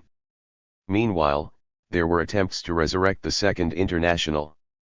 After failing to do so in both Bern and Lucerne in 1919, it formally reconstituted itself in Geneva in July 1920, the German SPD and the British Labour Party managing to rally others round. But it was really only a ghost of the past. Through all this, the Austro-Marxists tried to steer a middle course between the increasingly reformist social democratic parties and the newly formed and fiercely militant communist parties. They were instrumental in the formation of the International Working Union of Socialist Parties, which came to be known as the Second and a Half International, founded in Vienna in February 1921. For a time there were attempts at forming a united front of all three internationals, but these in the end came to nothing. The short-lived Second and a Half International dissolved itself in May 1923, merging with the Second and forming the Labour and Socialist International. From 1923 to 1939, Friedrich Adler was secretary of this merged group. In their theoretical work too, the Austro-Marxists sought to fashion a position that would transcend the communism/social democracy split. With the collapse of the Austro-Hungarian Empire after the war, they were in government, and in Red Vienna they worked to chart a road to socialism on the middle ground between Bolshevism and reformism. But in 1934 came civil war, in which the forces of reaction did not share their reluctance to take up arms. That for the time was the end of the middle ground, and so the debate with Bolshevism was settled for the moment in the Bolsheviks' favor, if not in words, then in deeds. It was the Bolsheviks who were to open up the next path of dramatic development for Marxism, both in theory and in practice. In politics, in the philosophy of science, and in most other matters as well, the center of gravity had shifted eastwards. Chapter 3. The shift eastward. Russian Marxism and the pre-revolutionary debates. Pre-revolutionary Russia. It is one of history's ironies that the world's first proletarian revolution took place in a country in which 80% of the population were peasants. Tsarist Russia was extremely backward. The vast geographical expanse, the harsh climate, the poor distribution of mineral resources, the low level of development of science and technology, the slow pace of urbanization, the degree of control by foreign capital would seem to favor neither the development of advanced forms of production and social relations, nor the development of advanced ideas. What development did take place was extremely uneven, resulting in the simultaneous existence of tribal, feudal, capitalist and socialist elements side by side. It was a land of sharp contrasts in which could be found the extremes of the most radical ideas and the most primitive superstitions. There was the enlightened intelligentsia, under the influence of Western ideas and reasonably affluent, and there was the dark mass of the Russian peasantry, plunged in grinding poverty and dark illiteracy. Above it all was the autocracy, its repressive apparatus so severe and far-reaching as to bring, not only violent uprisings among the peasantry, but the massive alienation of the intelligentsia. Its rule was such as to leave no middle ground between servility and rebellion. The character of the Russian intelligentsia was markedly different from its Western counterparts. Russia had been untouched by scholasticism, by the Renaissance, by the Reformation. Its enlightenment came late and took its own distinctive form. It had never been rent by the dualisms that came with the decline of the medieval synthesis and the ascendancy of capitalism, Protestantism, and modern science. It has not been torn by the wave of scepticism and relativism that had so tempered Western European intellectual life.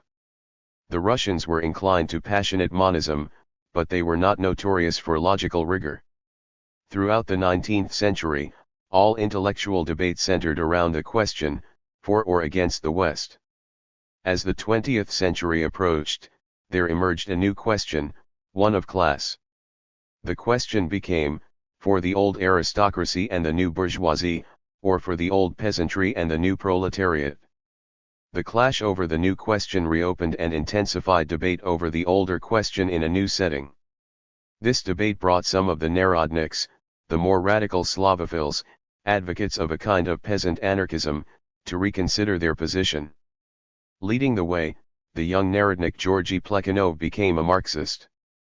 As the first Russian to have embraced Marxism as an integral and all-embracing worldview, Plekhanov is called the father of Russian Marxism. Those who came after all acknowledged themselves to be pupils of Plekhanov. The character of Russian Marxism. Russian Marxism merged within itself the radicalism of the Russian revolutionary tradition with the respect for reason and science characteristic of the westernizing intelligentsia. In so doing, it did have impressive predecessors. Belinsky, Herzen, and Chernyshevsky were among the great 19th century Russian revolutionary thinkers charting such a path. In 1883, Plekhanov and others formed the Society for the Emancipation of Labor, devoted to bringing Marxist ideas to bear on the Russian situation. Among those who came to join it was Vladimir Ilyich Ulyanov, who became known to the world as Lenin. For the most part, their activity was confined to writing and to the organization of study circles. Lenin's group, however, was involved in some degree of active work among the working class. The Society's members were faced with isolation, subterranean existence, harrowing poverty, arrest, and exile, but they did introduce Marxism to Russia. In the 1890s, Marxism began to achieve a considerable degree of influence among the working class and intelligentsia. It became, in fact, as Plekhanov later said, the vogue at every St. Petersburg chancery won because Tsarist Russia was a society of such extremes. Marxism came to take the place of liberalism for the bourgeois intelligentsia.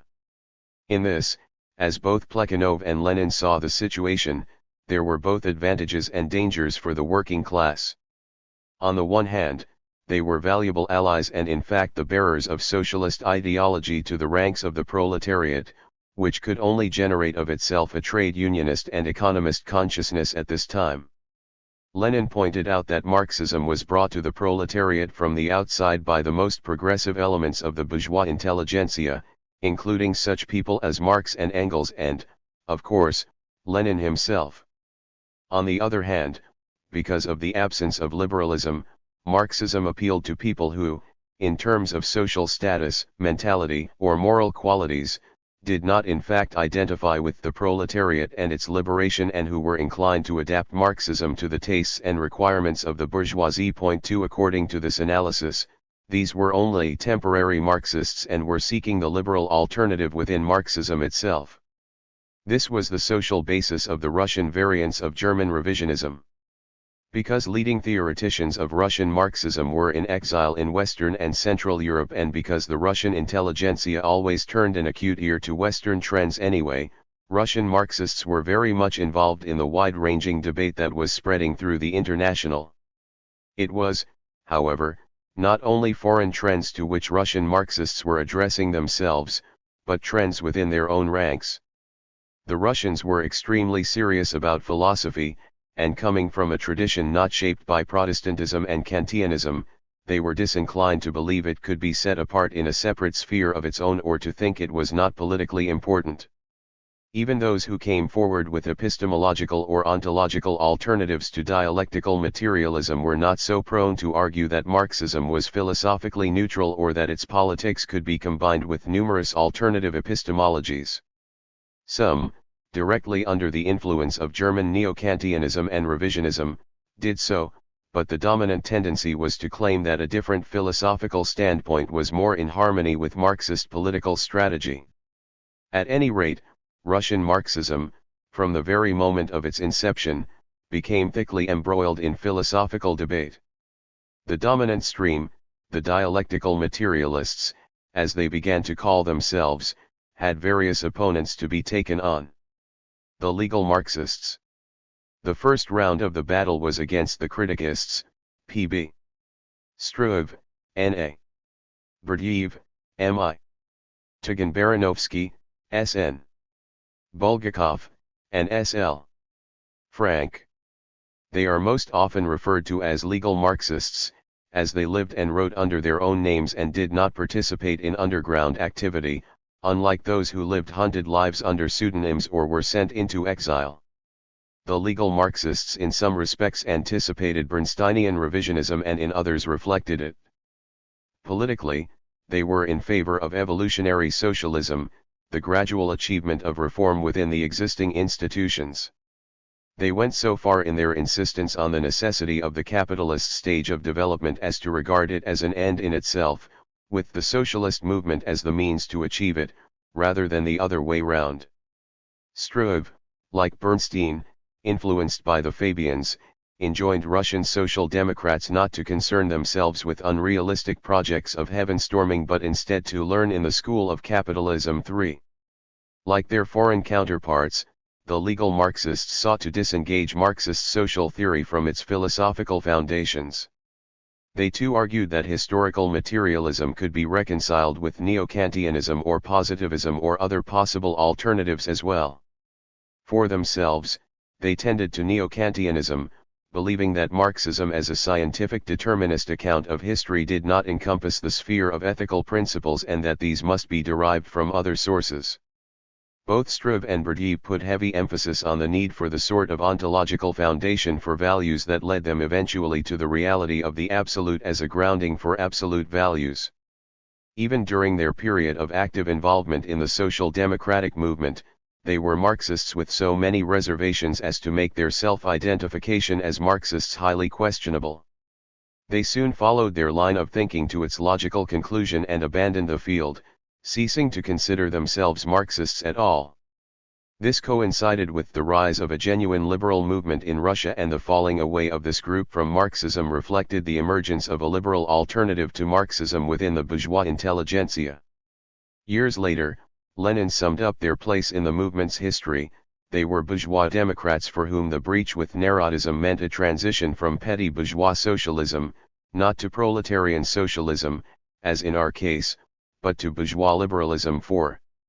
As they were essentially liberals and liberals everywhere were abandoning materialism, this group too believed that scientific optimism, faith in progress, and all forms of naturalism, had had their day and that idealism was on the march everywhere. Being Russian, they took the process to a more extreme stage than their opposite numbers in the West. Struve, Berdyaev, Bulgakov, and Frank all found their way back to Christianity. This transition was marked in 1903 by the publication of Problems of Idealism, in which these authors and others explained the reasoning behind their evolution from Marxism to idealism.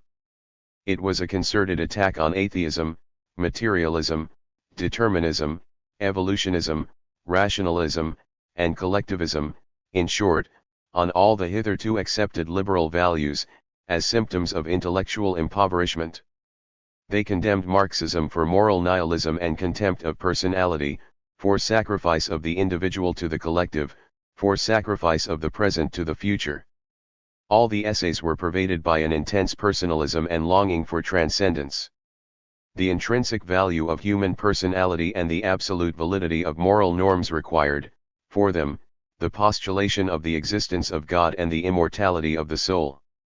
They insisted that materialism was incompatible with morality, that laws of nature and history were incompatible with the freedom of the individual.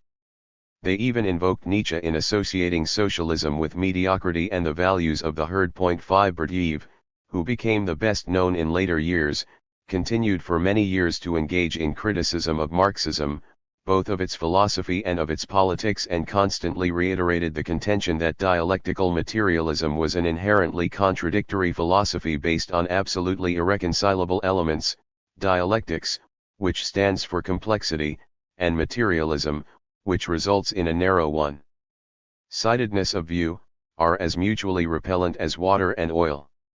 Berdiyev was a powerful and brilliant writer, and his later works often were remarkable for powerful insights into the Russian context of Soviet Marxism. Marxists criticized this group for having turned their back on the oppressed in their glorification of egocentrism and in their adherence to religion, which they saw as an instrument of oppression. The foremost critic against this group was Lyubov Axelrod, who wrote under the pseudonym Orthodox. A pupil of Plekhanov's while in exile, she held a Swiss doctorate in philosophy, was an active social democrat, and returned to Russia in 1906. She stressed the continuity between the natural sciences and human history and defended materialism against this reversion to idealism on the part of those who had previously stood with them. She defended determinism, both natural and historical, against the neo-Kantians, particularly Stammeiler, who had objected that it was inconsistent to believe in both historical inevitability and revolutionary will. For Axelrod, this contention only reflected the fear of the future characteristic of a class that history had doomed to destruction. 7. The economists. Another trend the Marxists needed to take on was economism, which began gaining ground with the spread of a labor movement in Russia. This was the belief that the working class should confine itself to economic struggle and leave political matters to the liberals.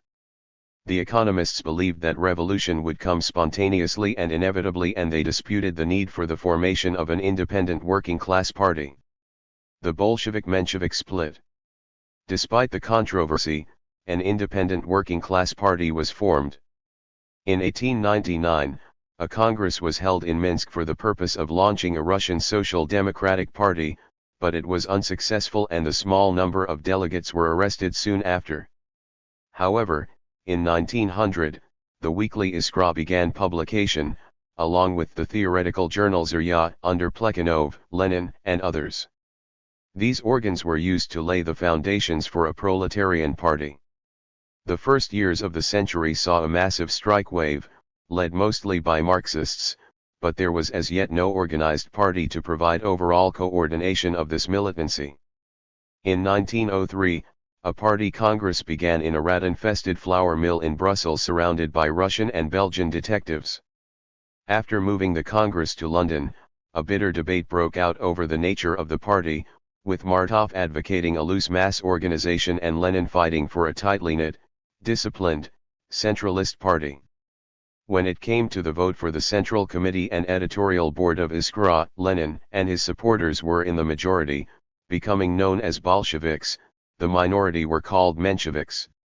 The Mensheviks foresaw a long period of capitalist development and a bourgeois democratic revolution led by the bourgeoisie. Their immediate goal was to form a legal party sharing power in a liberal government. The Bolsheviks, however, believed that it would be possible to proceed directly from a bourgeois to a proletarian revolution, and that even the democratic stage must be led by the working class in alliance with the peasantry. Their goal was revolutionary insurrection, and to achieve it, both legal and illegal forms of work were deemed necessary. The Bolsheviks were unable to maintain the edge they had secured at the Congress, as the Mensheviks succeeded in winning over Plekhanov and a few others and gained control of the Central Committee and Iskra. The Bolsheviks split away and formed their own party, with its own Central Committee and paper. The Mensheviks were supported by most parties of the Second International. Even Karl Kosky and Rosa Luxemburg came out against Lenin. This was the situation on the eve of the Revolution of 1905, in effect, two distinct social democratic parties with two distinct policies, each claiming to be the leadership of the working class. The Revolution of 1905. Nobody planned the Revolution of 1905. Out of the massive discontent following the defeat in the Russo-Japanese War, in a period of severe economic depression, and coinciding with a new wave of strikes, came the spontaneous revolt. On Blood Sunday, a vast procession of workers, who had marched to the Winter Palace to present a petition to the Tsar, was fired on by the troops. The massacre was followed by riots, street fighting, and further strikes in city after city, town after town.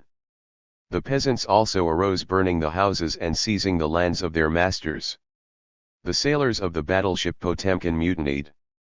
During the October general strike in St. Petersburg, the Soviets sprang up, and these councils of workers' representatives acted as the effective authorities in those towns where they became the focus of revolutionary activity. Most members of the Soviets were arrested, but certain concessions were won from the Tsar. The October Manifesto provided for the convening of a constituent assembly, the Duma. In December, there was a final armed uprising from Finland to the Ukraine. The Moscow Soviet controlled the city for 9 days, but the Tsarist government was still strong enough to crush these revolts, and it did. Thousands upon thousands were killed in fighting, executed, imprisoned, or exiled. Punitive expeditions scourged the country. Troops burned workers' quarters wholesale, watched babies go up in flames, dragged the wounded from the ambulances. The tide had turned. The autocracy survived. The years following were years of reaction. It was a time of the most severe repression, a veritable reign of terror.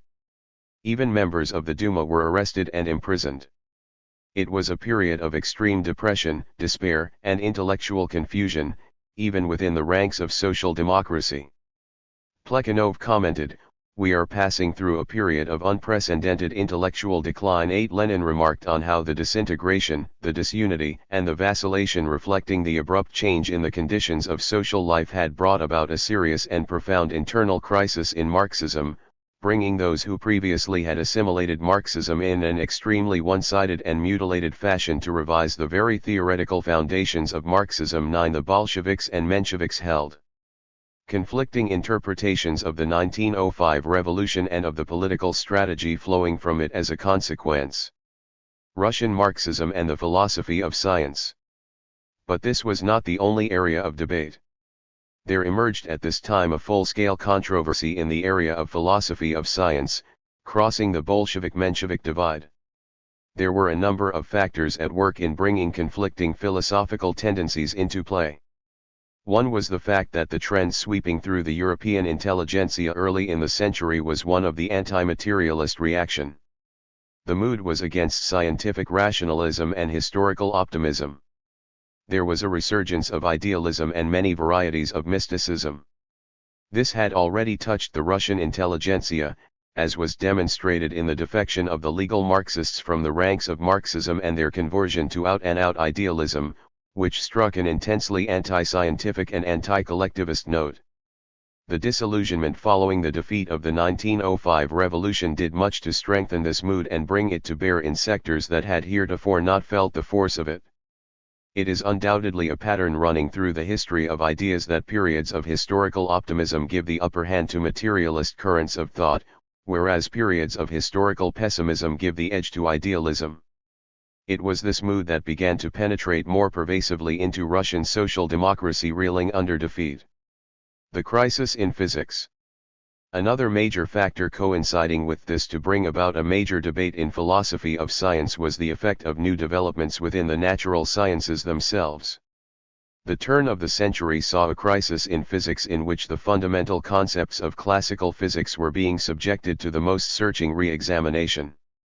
The new discoveries of radioactivity, of the electron, of the structural complexity of the atom, of the electromagnetic field, of transformations in mass affected by transformations in velocity, called into question established notions of time, space, motion, matter, and energy.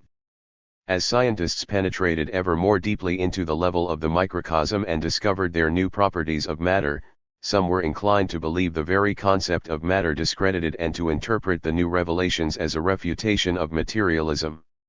Such scientists as the French physicist Louis Houellebecq declared the atom dematerializes, matter disappears. 10 Ostwald's energeticism regarded pure energy, motion without matter, as the basis of all change.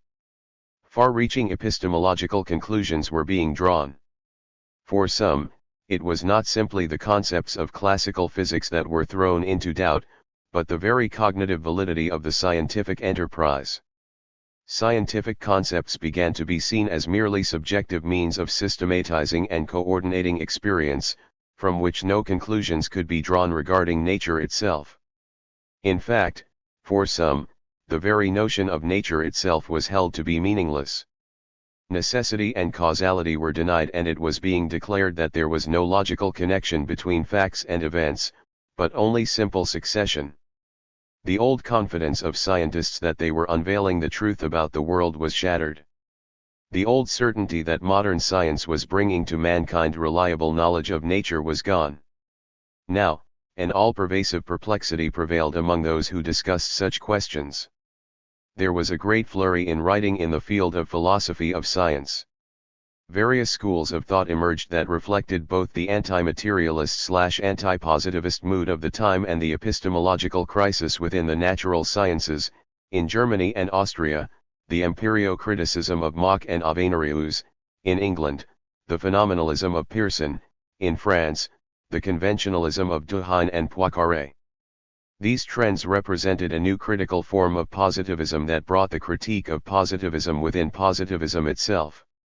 They were attempts to defend the cognitive validity of the scientific enterprise in light of the new challenges to it by dissociating it from materialism and realism, believing that science could stand on its own with no need of such ontological or epistemological claims. Most Marxists responded differently, seeing no need to compromise so much ground.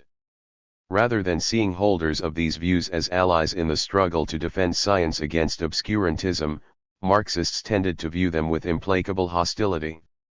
Indeed, they seemed to perceive them as a greater danger than the explicitly idealist and anti-scientific philosophers, accusing them of bringing idealism into science itself.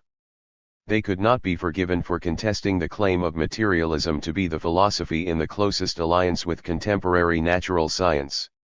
The new trends presented materialism as the product of prescientific common sense or of science in a less mature stage of its development, and so the new scientific discoveries and the new examination of the epistemological foundations of the sciences were said to mean that materialism had been superseded by science itself.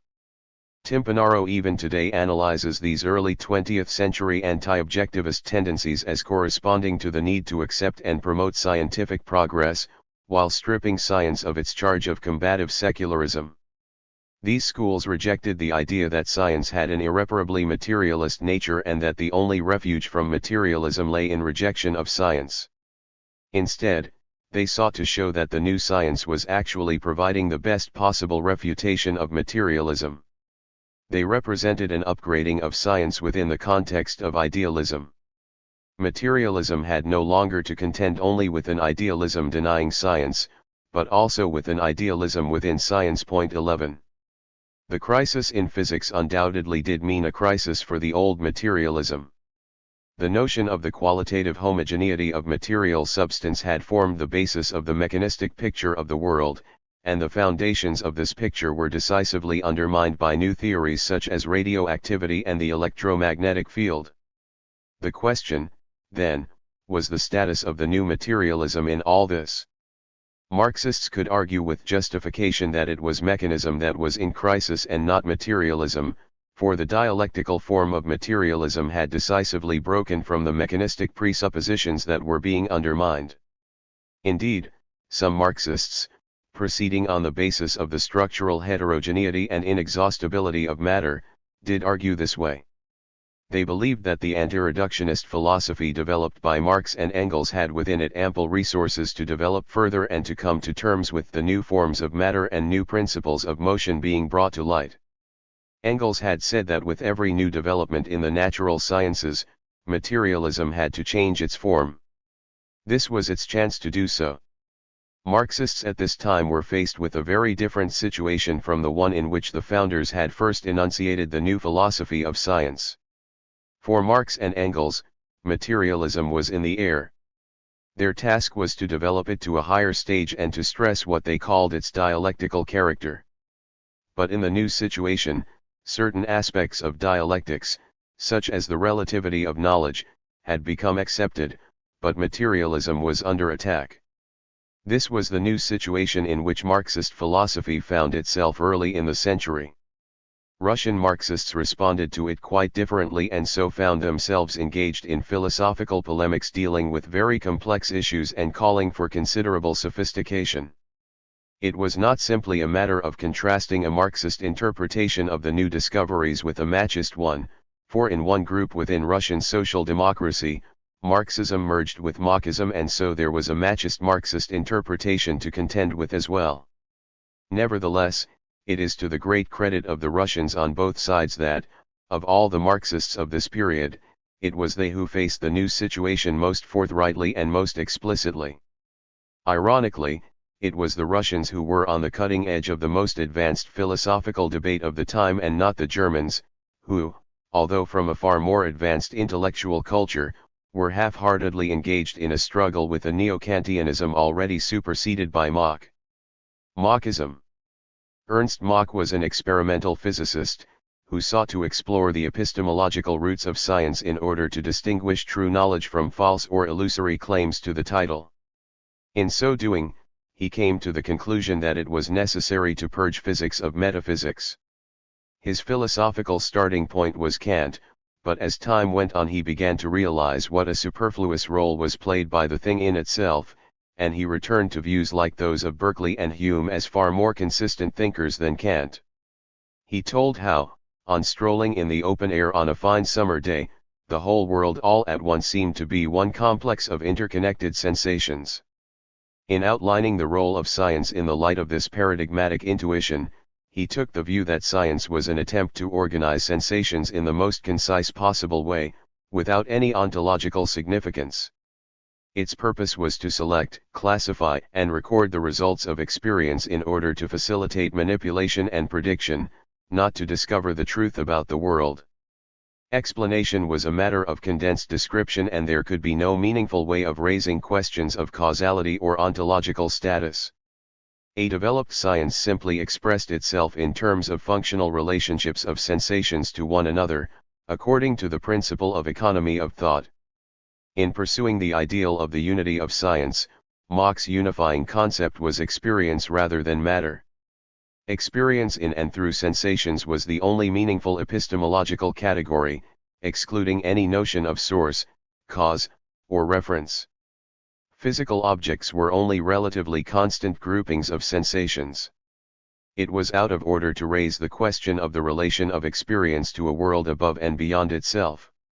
He rejected the charge of solipsism or subjectivism, maintaining that he was not treating material qualities as mental states but simply declaring meaningless the question of the relation of mind and matter. A resolute monist, Mach declared that, in the notion of experience, the dualism of subject and object was vanished.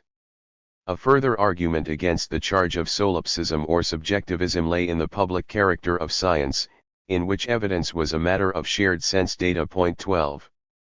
Mach had pushed a phenomenalist account of science as far as it would go.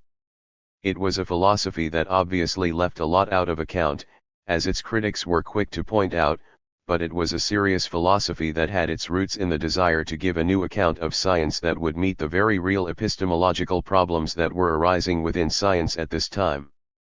The characterization of Marxism as a reactionary and fideist trend on the part of its Marxist critics was wide of the mark. Mach was himself a socialist and an atheist, and his inspiration in formulating his philosophy of science was a thoroughly progressive and rationalist one. He wished to protect science from all forces that would intrude on it or threaten it. As one commentator has so deftly put it, Mach wished to keep the door between laboratory and church firmly shut, and so he barred the door of the laboratory from within. 13 Mach himself knew that he had left much out, but chose to endure an incomplete worldview rather than find satisfaction in a seemingly complete, but inadequate, system.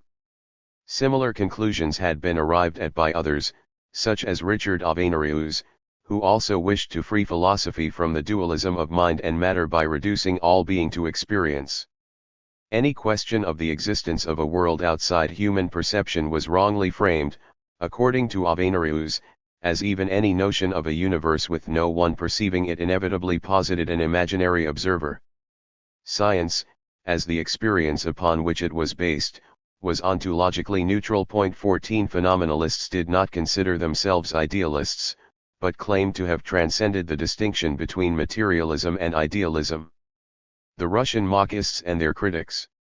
Among Russian Marxists who saw in empirio-criticism the basis for a monistic philosophy embracing the whole of experience in accord with both modern science and their revolutionary aspirations were Bogdanov, Bazarov, Lunacharsky, Gorky, Yushkevich, and Valentinov. These thinkers varied somewhat in their approach to the fusion of Marxism and Marxism, some such as Valentinov being strict Marxists, whereas others devised their own philosophical variants of empirio-criticism. Thus, there was Bogdanov's empirio-monism and Yushkevich's empirio-symbolism, not to mention the more exotic offshoot of this movement called God-building associated with Lunacharsky and Gorky. The principal critics of this group, Plekhanov, Axelrod, and Lenin, refused to be sidetracked by the various differences within what they called empirio-criticism. It didn't matter so much, they insisted, about how the Marxists differed with each other or with Mach, and they concentrated on what united them, their rejection of the realist theory of knowledge, that, in their eyes, was essential to both modern science and to the revolutionary movement. The Russian Marxists believed, on the contrary, that both science and revolution demanded an abandonment of epistemological realism, which they regarded as naive and pre-critical. Their critics responded that the opposite was the case. It was necessary, they said, to choose between Marx and Mach, for Marxism undermined confidence in the cognitive power of science and sapped the will to act. Bogdanov. The most important of the Russian Marxists in terms of philosophical output was Alexander Alexandrovich Malinovsky, who wrote under the name of Bogdanov. A doctor by profession and an active Bolshevik, he had very early on been influenced by Ostwald's energeticism. In Marxism, however, he found a scientific monism that would overcome all dualism and fetishism and provide the foundation for the unification of all of his efforts both in the intellectual sphere and in the political sphere. He saw Marxism as a form of social adaptation, aiming at the purest description of experience within the maximum economy of thought. In his 3-volume work, Empirio-Monism, published from 1904 to 1906, Bogdanov put forward a full-blown philosophy of science shaped under the influence of Mach. He took as his starting point the Machist derivation of all knowledge from experience and interpretation of scientific concepts as the forms of coordination of perceptions. The main task, as he saw it, was to eliminate the chasm between mind and matter, to find the way by which it would be possible to reduce all interruptions in our experience to the principle of continuity. 15 Empirio-monism was the solution to the problem of the dualism of the physical and the psychic. Experience was the unifying factor. Both the physical and the psychic were to be regarded as differently organized elements in one and the same experience. The psychic was individually organized experience, while the physical was socially organized experience. The criterion of truth was collectivity. What was true was what came to be socially accepted. This did not mean majority rule. In his time, Copernicus alone embraced the accumulated astronomical experience of the species. Others possessed only fragments of it, and so it remained unorganized in its fullness before Copernicus. Knowledge was founded upon the collective labor process. The question of the conformity of experience to anything outside itself was meaningless, as experience encompassed all there was, there being nothing outside it. Bogdanov rejected the thing in itself as a useless multiplication of entities. He regarded it as an attempt to explain the known by the unknown, to explain what was accessible and experienced by what is inaccessible and unexperienceable. Philosophy, as Bogdanov saw it, was never neutral. It always served a given class. The stress on the active, even constitutive, power of the human mind, as well as the emphasis on collectivity, were seen as appropriate, even necessary, to the revolutionary temperament. An understanding of causality as grounded in social labor constituted the truly proletarian perspective, according to Bogdanov. His interpretation of causality broke from the deterministic model. Human labor, involving forethought, decision, and skill, introduced a new factor into the process. This equation of instrumentalism with activism and of realism with passivity and quiescence was an influential factor in bringing Bogdanov's ideas a significant following among Marxists. As to the relation of his collectivist subjectivism to the philosophy of Marx and Engels, Bogdanov argued that there should be less attention paid to the letter than to the spirit. He explicitly located himself within the Marxist tradition, especially as, in the teaching of Marx, philosophy for the first time found itself, its place within nature and society, instead of above and beyond them. On the issue of materialism, he asserted that materialism was an inappropriate term for describing Marx's views, because although Marx called his doctrine materialism, its central concept is not matter, but practical activity, live labor. 16. By his own complex logic, Bogdanov described his own system as, although not materialist in the narrow sense, belonging to the same category as materialist systems. 17. Materialism was a more progressive philosophy than idealism, which failed to grasp the fundamental role of human labor. On the question of dialectics, he was a bit clearer about the area of disagreement. He criticized the tendency to leave the limits of dialectics undetermined. Defining dialectics as an organizing process going on by way of struggle between opposite tendencies. 18. He admitted that dialectical processes existed, but denied that they were universal. He took Engels to task for attempting to apply laws governing ideal processes to real phenomena. For Bogdanov, the emphasis was on equilibrium, as a more fundamental state than struggle. The concept of organization was the keynote of his whole system. Empirio-monism in philosophy laid the foundations for the harmonization of all intellectual experience. Socialist revolution in the sphere of political activity would lead to the harmonization of all social experience. If Mach was not to be treated kindly by his Russian critics, even less so was Bogdanov. Plekhanov. The first to take up the challenge of the empirio-criticists on behalf of a more orthodox interpretation of Marxism was Georgy Plekhanov, who had been directly attacked by them.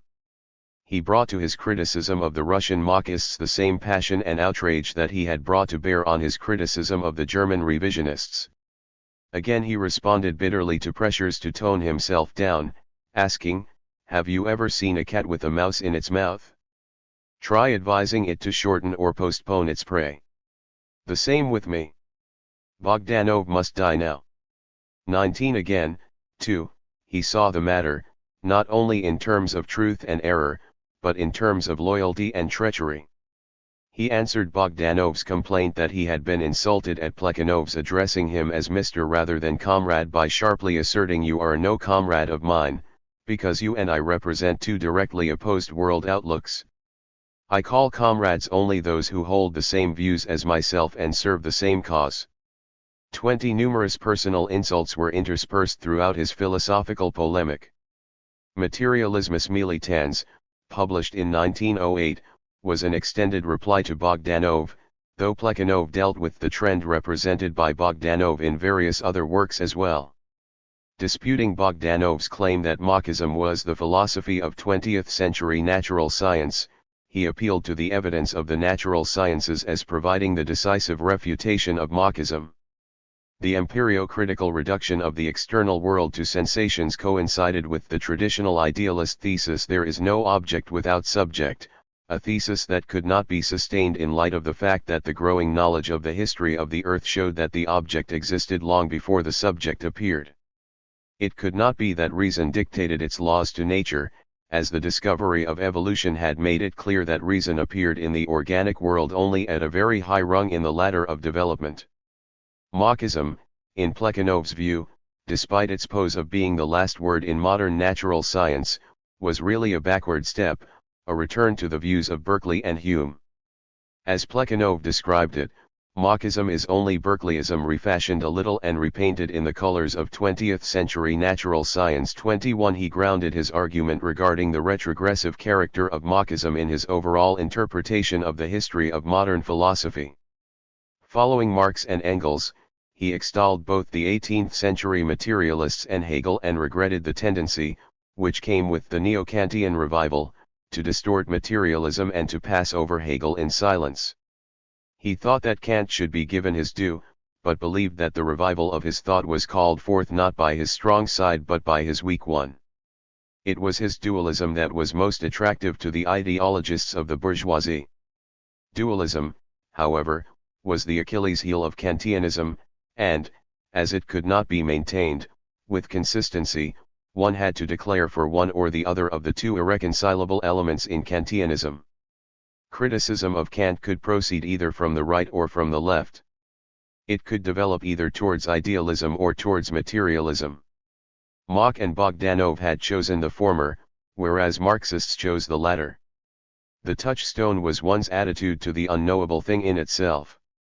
Both trends rejected it, the one in the direction of subjectivism, the other in the direction of objectivism. The choice was either solipsism and the blind alley of the absurd or the recognition of the objective existence of the external world, the decisive step of thought that cut the Gordian knot of Humean scepticism. 22. Plekhanov believed the epistemology of empirio-criticism was riddled with contradictions and absurdities. No matter what contortions of logic Mach and Avenarius might resort to in order to safeguard their system against solipsism, he insisted that it couldn't be done. But even the occasional gestures towards materialism that emerged from time to time in Mach were absent in Bogdanov. According to Plekhanov, Bogdanov had made this philosophy idealist from A to Z. 23. He sarcastically pointed out that Bogdanov's higher criterion of objectivity, i.e., intersubjectivity, implied a time when the hobgoblin had objective existence. In the same tradition as Marx and Engels and his contemporary, Lenin, Plekhanov was impatient with epistemological agnosticism and identified it with sophistry and cowardice. He agreed that it was merely shamefaced materialism, a cowardly materialism that tries to preserve an air of decency. The English, he contended, were particularly prone to hold back and be afraid to go through to the end. He repeatedly referred to Engels's assertion that the best refutation of Kantian agnosticism was provided by experiment, by industry, by daily practical activity, the proof of the pudding's in the eating. He believed that agnosticism contradicted the facts accomplished in time and space. The fact remains that he did at times veer towards Locke in his own epistemological orientation. His theory of no leg was a representational one, based on the notion of hieroglyphics. Representations of the forms and relations of things are no more than hieroglyphics enough for us to be able to study how these things in themselves affect us, and in our turn, to exert an influence on them. 24. Lenin took exception to this as an unwarranted concession to agnosticism. Lenin also criticized Plekhanov's critique of empirio-criticism as failing to set this new philosophical trend in relation to the new situation existing in science. While he had much to say that was of value regarding the relationship of science to philosophy and its relevance in the development of Marxism, he did fail to come to terms fully with the significance of the newer discoveries and the challenge they entailed for the further development of materialism. Even as regards older discoveries, he addressed them only in a very general way. When he discussed the relationship between Marxism and Darwinism, he stressed the continuity between the study of nature and the study of history and the significance of natural necessity and dialectical development, revealed by Darwin in the sphere of biology and by Marx in the sphere of history. In reply to the charge of the Czech philosopher Thomas Masaryk that Darwinism was not consonant with Marxism, Plekhanov took Darwin to task for not sufficiently separating biological categories from social ones and proceeded to assert that Marx and Engels adhered to the viewpoint of Darwinism in the sphere of biology, but that in sociology their viewpoint was that of historical materialism. Plekhanov fought hard for his conception of the integrity of Marxism. Its organic unity was to be defended at all costs. The materialist explanation of nature was the foundation upon which the materialist theory of history rested. These could not be torn asunder without doing the most severe damage to the revolutionary potential of Marxism. The Machists were a threat to this. Although they did not hold that the Marxist theory of history was philosophically neutral, they did propose to substitute a different philosophical position, which they claimed was more consistent with it. But for Plekhanov, this was impossible. It would undermine the foundation upon which the whole edifice had been constructed and which could not be replaced without the whole structure falling to the ground. Plekhanov was implacably hostile to the sort of eclecticism that he believed formed the basis of hasty syntheses of Marx with any and every thinker who came into fashion. He wondered how long it would take for someone to come along and supplement Marx with the thinkers of the Middle Ages. Speaking of the insoluble connection between the socio-economic and philosophical aspects of Marxism, he complained. And since these two aspects cannot but hang in mid-air when arbitrarily they are torn out of the general context of cognate views constituting their theoretical foundation, those who perform the tearing out operation naturally feel an urge to substantiate Marxism anew by joining it again quite arbitrarily and most frequently under the influence of philosophical moods prevalent at the same time among ideologists of the bourgeoisie with some philosopher or other, with Kant, Mach, Avenarius or Ostwald, and of late with Joseph Dietzgen. No attempts have yet been made to supplement Marx with Thomas Aquinas. 25. When Plekhanov spoke in such terms in relation to Russian Marxism, he tended to ignore Bogdanov's monism, to forget that Bogdanov too maintained an indissoluble connection between the socio-economic and philosophical aspects of his interpretation of Marxism. Whatever else about it, Bogdanov's synthesis of Marxism and Marxism was anything but eclectic and arbitrary. Plekhanov paid a great deal of attention to the role of philosophical tradition in the formation of Marxism. He agreed with Engels that the great basic question in the history of philosophy was between materialism and idealism, and he was intolerant of all who tried to steer a path midway between the two.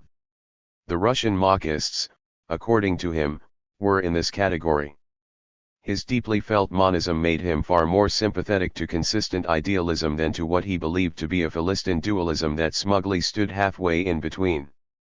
As he saw the history of philosophy, the great philosophical systems had always been monist, that is, they had regarded spirit and matter merely as two categories of phenomena whose cause was inseparably one and the same. Profound minds were always inclined to monism, unable to feel satisfaction with many-sidedness. The great merit of Hegelianism was that it contained not a trace of eclecticism. Whoever went through the Stern school learned consistency of thought and acquired forever a salutary repugnance for eclectic mishmash. This was perhaps fair enough as regarded certain varieties of Neo-Kantianism, but hardly fair in relation to Marxism, which so much stressed consistency of thought and so ardently pursued the unity of science. Nevertheless, for Plekhanov, the monism of the 20th century needed to be one thoroughly imbued with materialism. 26. In insisting that the material was the basis of the psychic, his monism was to be distinguished from that of the Marxists. Materialism, he contended, was the philosophy most in accord with modern science, since a time was coming when what had happened in the natural sciences would be repeated in the social sciences, all phenomena would be given a materialist explanation. Materialism Plekhanov defined as a doctrine that wishes to explain nature by its own forces. 27. It took nature as its point of departure and asserted the primacy of matter to spirit. Matter was nothing but the totality of things in themselves, inasmuch as the latter are the sources of our sensations. 28. A far from satisfactory definition that actually conceded far more ground to sensationalism than he seemed to have realized. In any case, Plekhanov believed that materialism was confirmed by the natural sciences and was the necessary theoretical basis of socialism.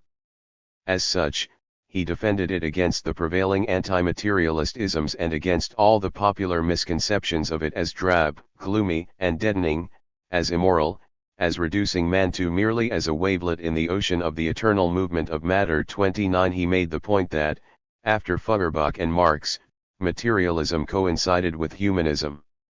Essential to this new stage of materialist philosophy, as Plekhanov saw it, was its convergence with dialectics.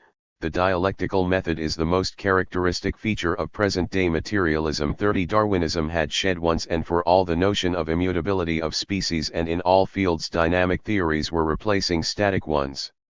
The idea of evolution had transformed everything, moving things beyond the stage at which earlier materialists could only resort to what they called reason.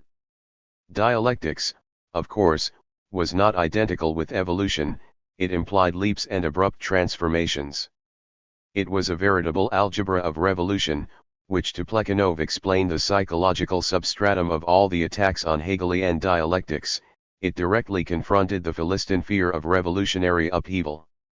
In Hegel, however, there was a contradiction between method and system that only came to a resolution with the materialist transformation of dialectics.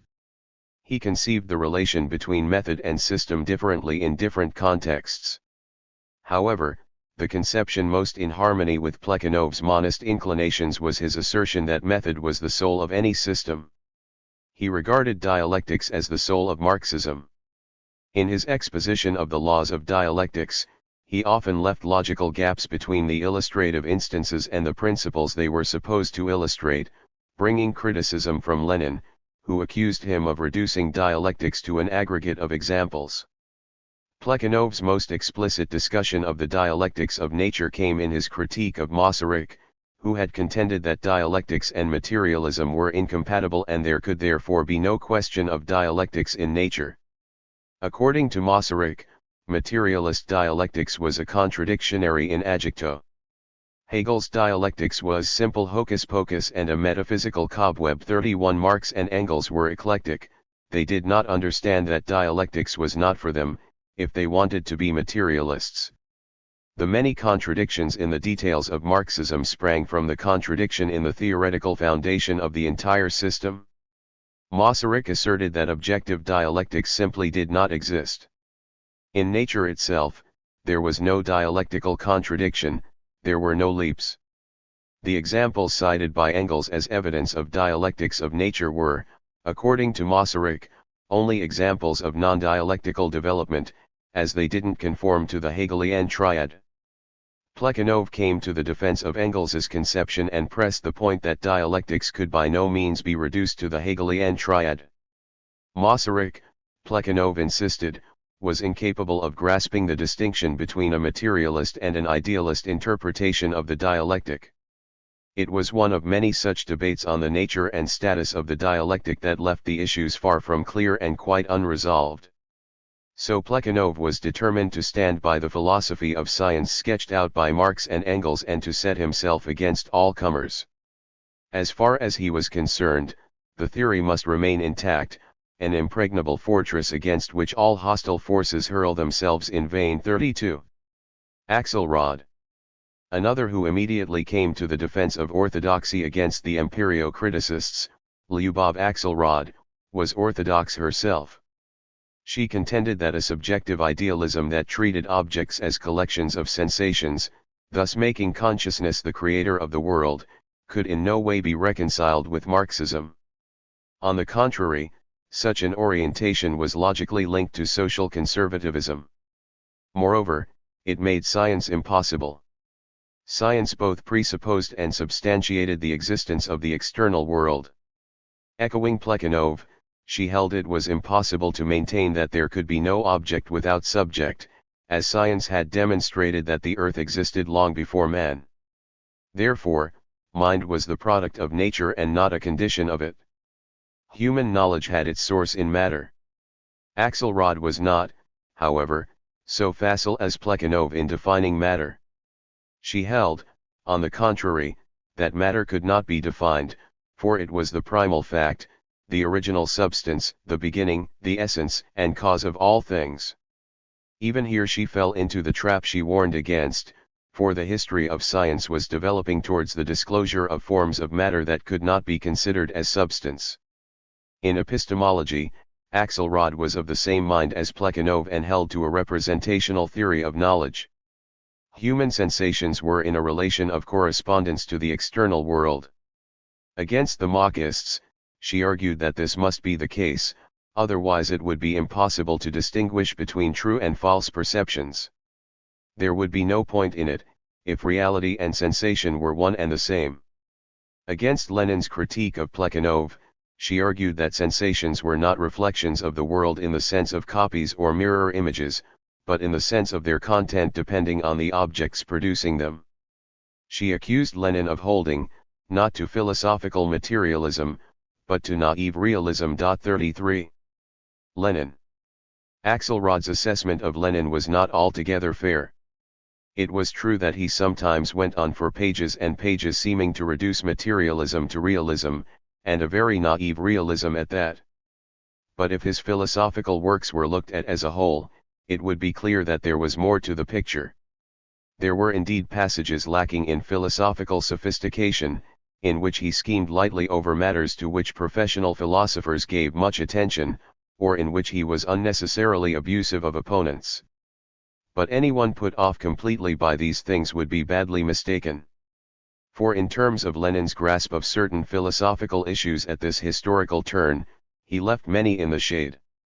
Although he was not a professional philosopher and although he turned his mind to many things besides philosophy, Lenin took philosophy extremely seriously and he displayed an interesting insight into the state of philosophy at this time and into the political and scientific context for its development at this historical juncture. In 1908, in response to the writings of the Russian Marxists, and because he was not entirely satisfied with the efforts of Plekhanov and Axelrod, Lenin threw himself into an intensive study of philosophy and current scientific theory that culminated in the publication, in 1909, of a major full-scale philosophical work, Materialism and Empirio-Criticism. The difference between Lenin and others was in his orientation to science. In his critique of the Russian Marxists, he echoed many of the arguments already put over by Plekhanov and Axelrod, but, unlike them, he placed Marxism within the context of the newest developments in the natural sciences and the whole complex of new philosophical trends sparked off by them. He addressed himself, not only to the empirio-critical revision of Marxism within Russian social democracy, but to the whole range of philosophical speculation on the new science. His analysis embraced all of the current trends, not only Marxism, but conventionalism, instrumentalism, immanentism, energeticism, and the rest. He looked at the theories of Mach, Avenarius, and their Russian counterparts, along with those of Duhem, Poincaré, Leroy, Pearson, Ostwald, and a host of others. Lenin realized, in a way that the others did not, the full meaning of the radical change in philosophical mood and the really far-reaching character of the epistemological crisis in the natural sciences. He knew that a crucial turning point had come. Science had erupted into a sharp and formative controversy, a controversy that was profoundly philosophical in character, and philosophy could not be allowed to develop in disconnection with it, Marxist philosophy least of all. For attempting to do so, he openly criticized, not only such compatriots as Plekhanov and Deborin, but also others, such as Joseph Dinardines, who wrote an article in Neuzeit entitled Marxism and the Recent Revolution in the Natural Sciences, making the point that new discoveries, such as X-rays and radium, confirmed various conclusions of Engels, but ignoring the epistemological conclusions being drawn from the new physics. 34 To criticize Marxism while ignoring its connection with the new physics, Lenin said, was to fall short of what was demanded of Marxists in this new period. Lenin was acutely aware of the fact that the new period demanded of him something very different from what the previous period had demanded of Marx and Engels. They had entered the philosophical arena at a time when materialism reigned and they therefore had devoted their attention to the theoretical development of materialism, to bringing it to a higher stage. They had not been so much concerned with the defense of materialism as with the vulgarization of it. They had warned against inconsistent, badly thought out materialism, materialism below, idealism above, and also against forgetfulness of the valuable fruits of idealist systems. They had not concerned themselves much with epistemology, as the objectivity of science was for the most part taken for granted. As Lenin explained it, this is why Marx and Engels laid the emphasis in their works rather on dialectical materialism than on dialectical materialism, and insisted on historical materialism rather than on historical materialism. Our would-be Marxists approached Marxism in an entirely different historical period, at a time when bourgeois philosophy was particularly specializing in epistemology, and, having assimilated in a one-sided and mutilated form certain of the component parts of dialectics, was directing its attention chiefly to a defense or restoration of idealism below and not of idealism above. 35. Lenin, therefore, concentrated on the defense of materialism and epistemological realism, against the most challenging criticisms that had yet been made on this philosophy. The main thrust of his argument was that the crisis in physics was a crisis of growth. It was engendered by the very progress of science, though, to those in the middle of it, it mightn't seem so. The breakdown of old principles had brought a breakdown of confidence in the whole scientific enterprise and a rash of theories to the effect that science was not a matter of description, but simply convenient fiction, pure artifice, utilitarian technique, a method of notation, a process of symbolization. These ideas reflected real and serious problems in formulating for a new era the epistemological foundations of science. Lenin felt that the new physics was to be welcomed and due regard taken of the new level of complexity that had been introduced into the sphere of the philosophy of science. Nevertheless, as Lenin saw it, the essential point was to make a distinction between the new and progressive scientific discoveries and the reactionary philosophical implications that were being drawn from them. The new physics most emphatically did not necessitate the abandonment of materialism, as he saw it, but furthered the movement within science itself from a mechanistic stage to a dialectical one, even if scientists were not able to rise directly and at once from the old mechanistic materialism to the new dialectical materialism. Lenin felt that the logic of the new physics made this transition inevitable, however difficult and complex the process would be. This step is being made, and will be made, by modern physics, but it is advancing towards the only true method and the only true philosophy of natural science, not directly, but by zigzags, not consciously, but instinctively, not clearly perceiving the final goal, but drawing closer to it gropingly, unsteadily, and sometimes even with its back turned to it. Modern physics is in travail, it is giving birth to dialectical materialism. The process of childbirth is painful. 36. Within this context, Lenin made his defense of materialism. Against such as Valentinov, who contended the statement that the scientific explanation of the world can find firm foundation only in materialism is nothing but a fiction, and what is more so, an absurd fiction, 37, he stated that the exact opposite was the case. More than ever did science require the solid grounding that only materialism could give it, but it needed to be a far more sophisticated and flexible materialism than heretofore. The concept of matter was as essential to physics as ever it was, but it needed to be extended beyond its previous boundaries. To Lenin, the idea that matter was disappearing was an indication of the fact that the limits within which matter had hitherto been known were disappearing, that certain properties of matter which were once thought to be absolute, immutable, and primary, such as impenetrability, mass, inertia, were revealed to be relative, mutable, and characteristic only of certain specific states of matter. What was happening was that human knowledge was penetrating more deeply into the structure of matter and discovering new forms of matter in the process, and would continue to do so. The electron would prove as inexhaustible as the atom. Older definitions of matter were becoming obsolete, but the concept of matter was not, it was simply expanding. Older forms of materialism had been superseded, but materialism had not, it was developing to a higher stage.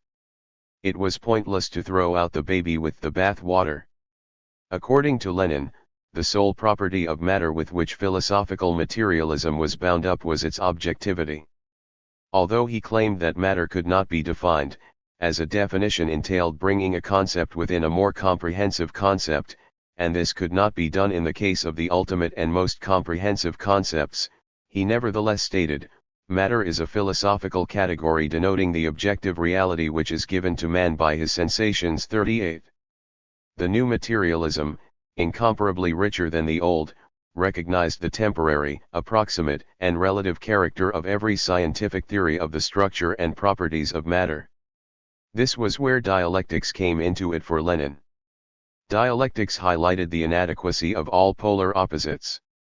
It brought to bear a healthy relativism, skepticism, and negation, without being reducible to these, always moving on to higher affirmations. It was the failure of scientists to grasp the dialectical nature of development that accounted for the tendency of a minority of scientists, who previously held mechanist views, to slip by way of relativism into idealism. The new physics, as Lenin saw it, was wavering between dialectical materialism and phenomenalism. The majority of scientists, however, still adhered to a spontaneous materialism, though it needed to be philosophically developed. Lenin analyzed the thinking of such scientists of the day as Huxley, Hertz, Helmholtz, Volkmann, Boltzmann, and Ray, who could not suppress their instinctive materialism, but were unable to carry it through to an integral and consistent philosophy of science. It was the natural way of things that, even at this time of crisis, most scientists would persist in learning more in the direction of materialism than idealism. For every scientist who had not been led astray by professorial philosophy, or indeed for any healthy person who had not been an inmate of a lunatic asylum or the pupil of an idealist philosopher, Lenin insisted, sensation was the direct connection between consciousness and the external world.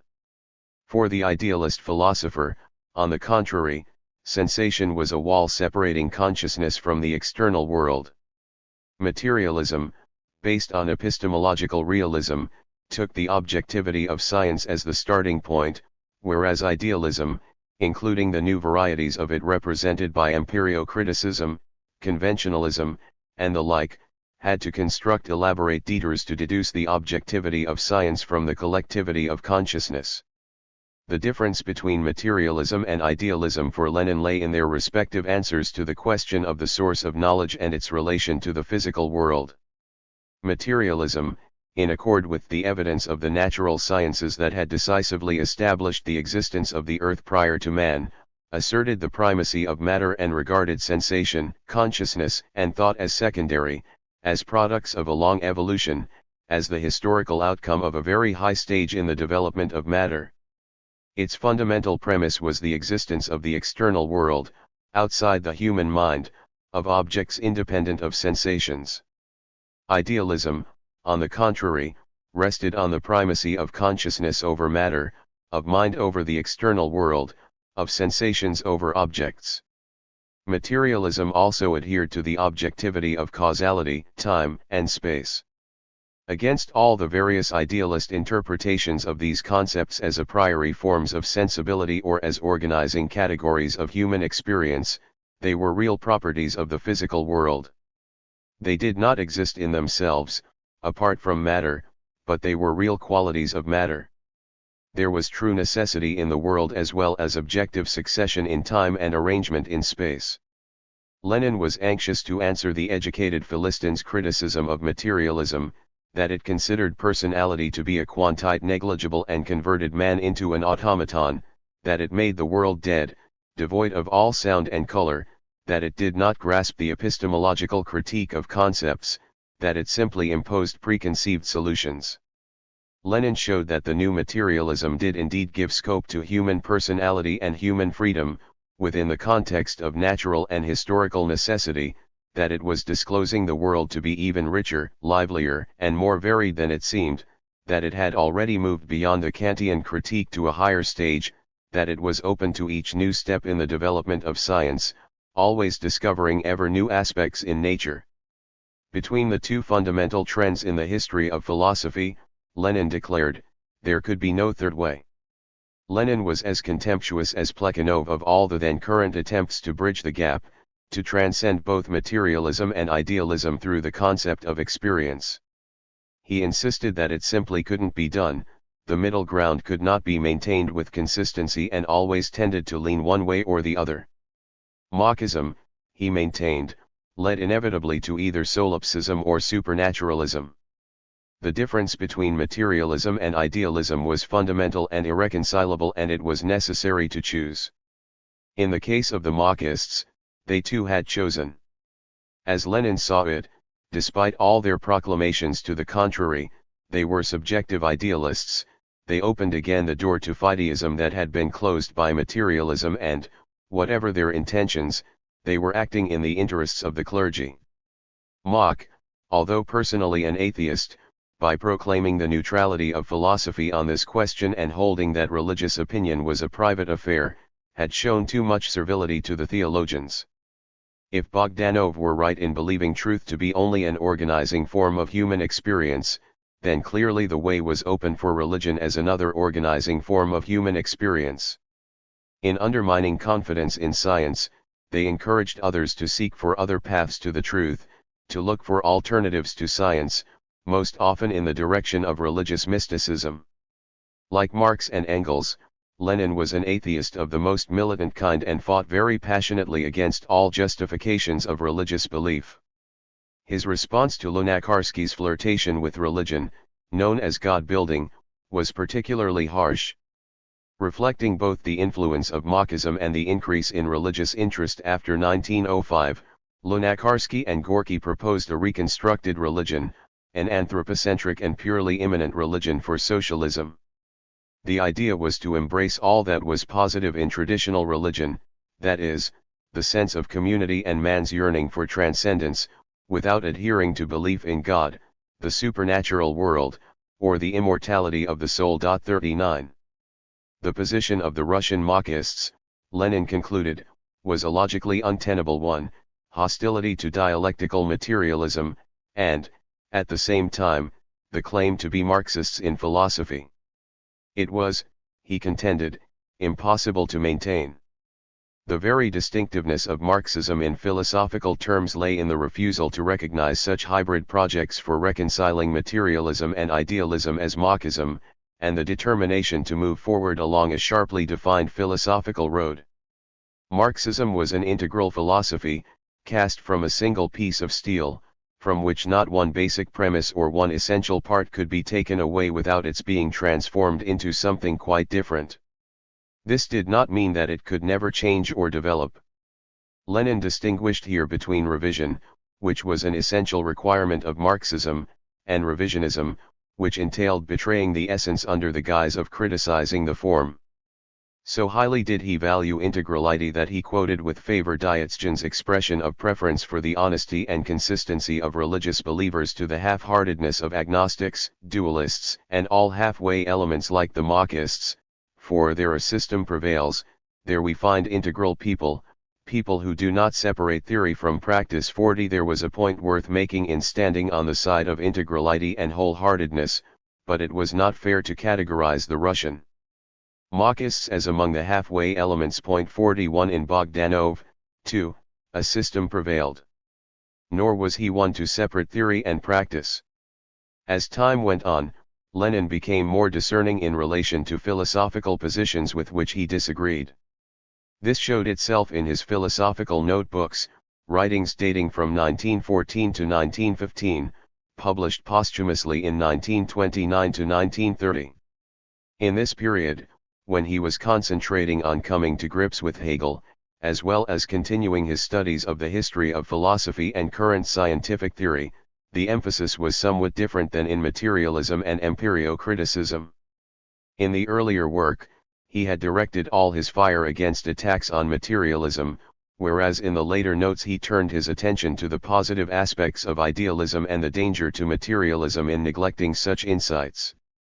This attitude was summed up in his exceedingly wise statement: intelligent idealism is closer to intelligent materialism than stupid materialism. 42. There was a new level of philosophical sophistication in that he no longer tended to depict philosophical idealism in terms of stupidity or trickery on the part of fools and charlatans, but instead saw it as a one-sided, myopic development of human knowledge.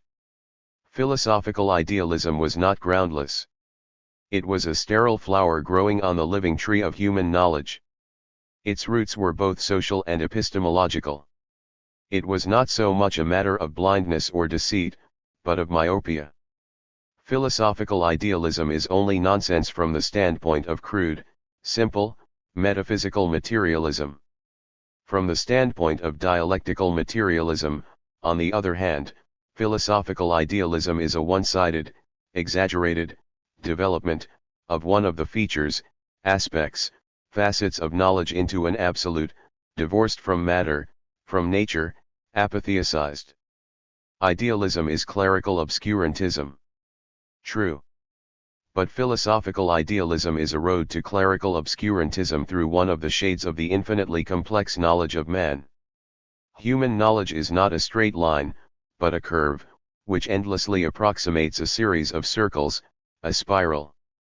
Any fragment, segment, section of this curve can be transformed into an independent, complete straight line, which then leads into the quagmire, into clerical obscurantism. Rectilinearity and one-sidedness, woodenness, and petrification, voila the epistemological roots of idealism. 43. Most of what Lenin had to say about dialectics dates from this period, although he also discussed dialectics in the earliest of his philosophical works, What the Friends of the People Are and How They Fight the Social Democrats, written in 1894. Here he differentiated the Hegelian dialectic from the Marxist one and tried to dispel the popular notion that Marxists tried to prove things by triads. He claimed that the dialectical method coincided with the scientific method in sociology, regarding society as a living organism in a state of constant development and not as something mechanically concatenated, and therefore permitting all sorts of arbitrary combinations of separate social elements. 44. In The Three Sources and the Three Component Parts of Marxism, written in 1913, Lenin defined dialectics as the doctrine of development in its fullest, deepest, and most comprehensive form, the doctrine of the relativity of human knowledge that provides us with a reflection of eternally developing matter.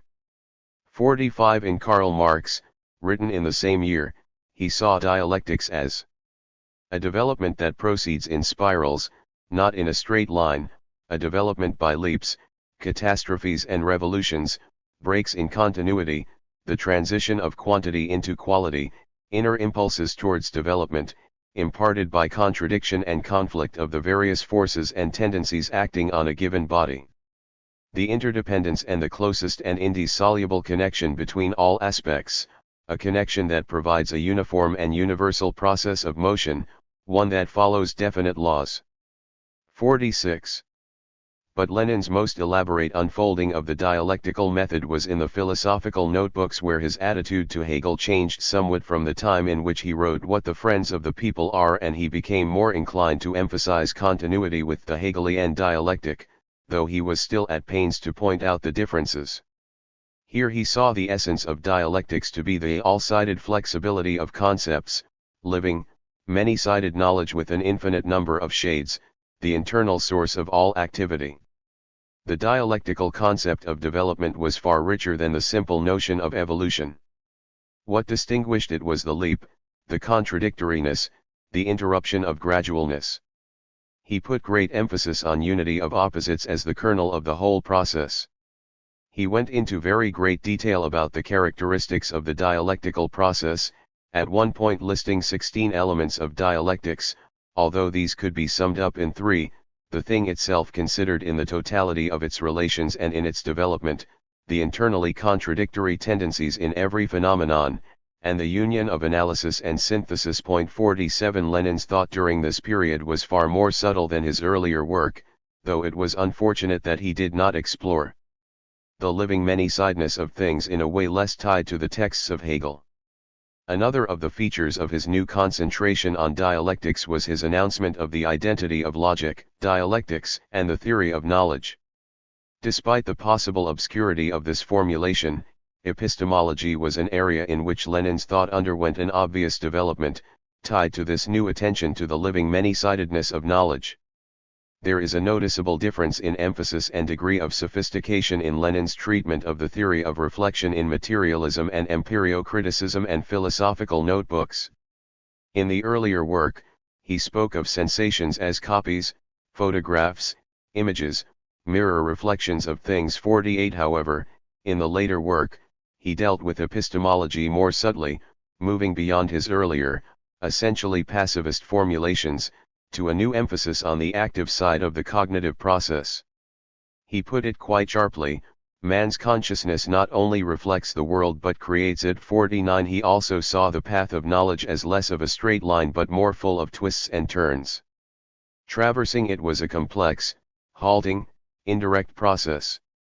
The rhythm of the process of knowing was the rhythm of the dialectic, moving through the power of internal contradictions, each resolution always approximate and incomplete, with ever new aspects yet to be discovered.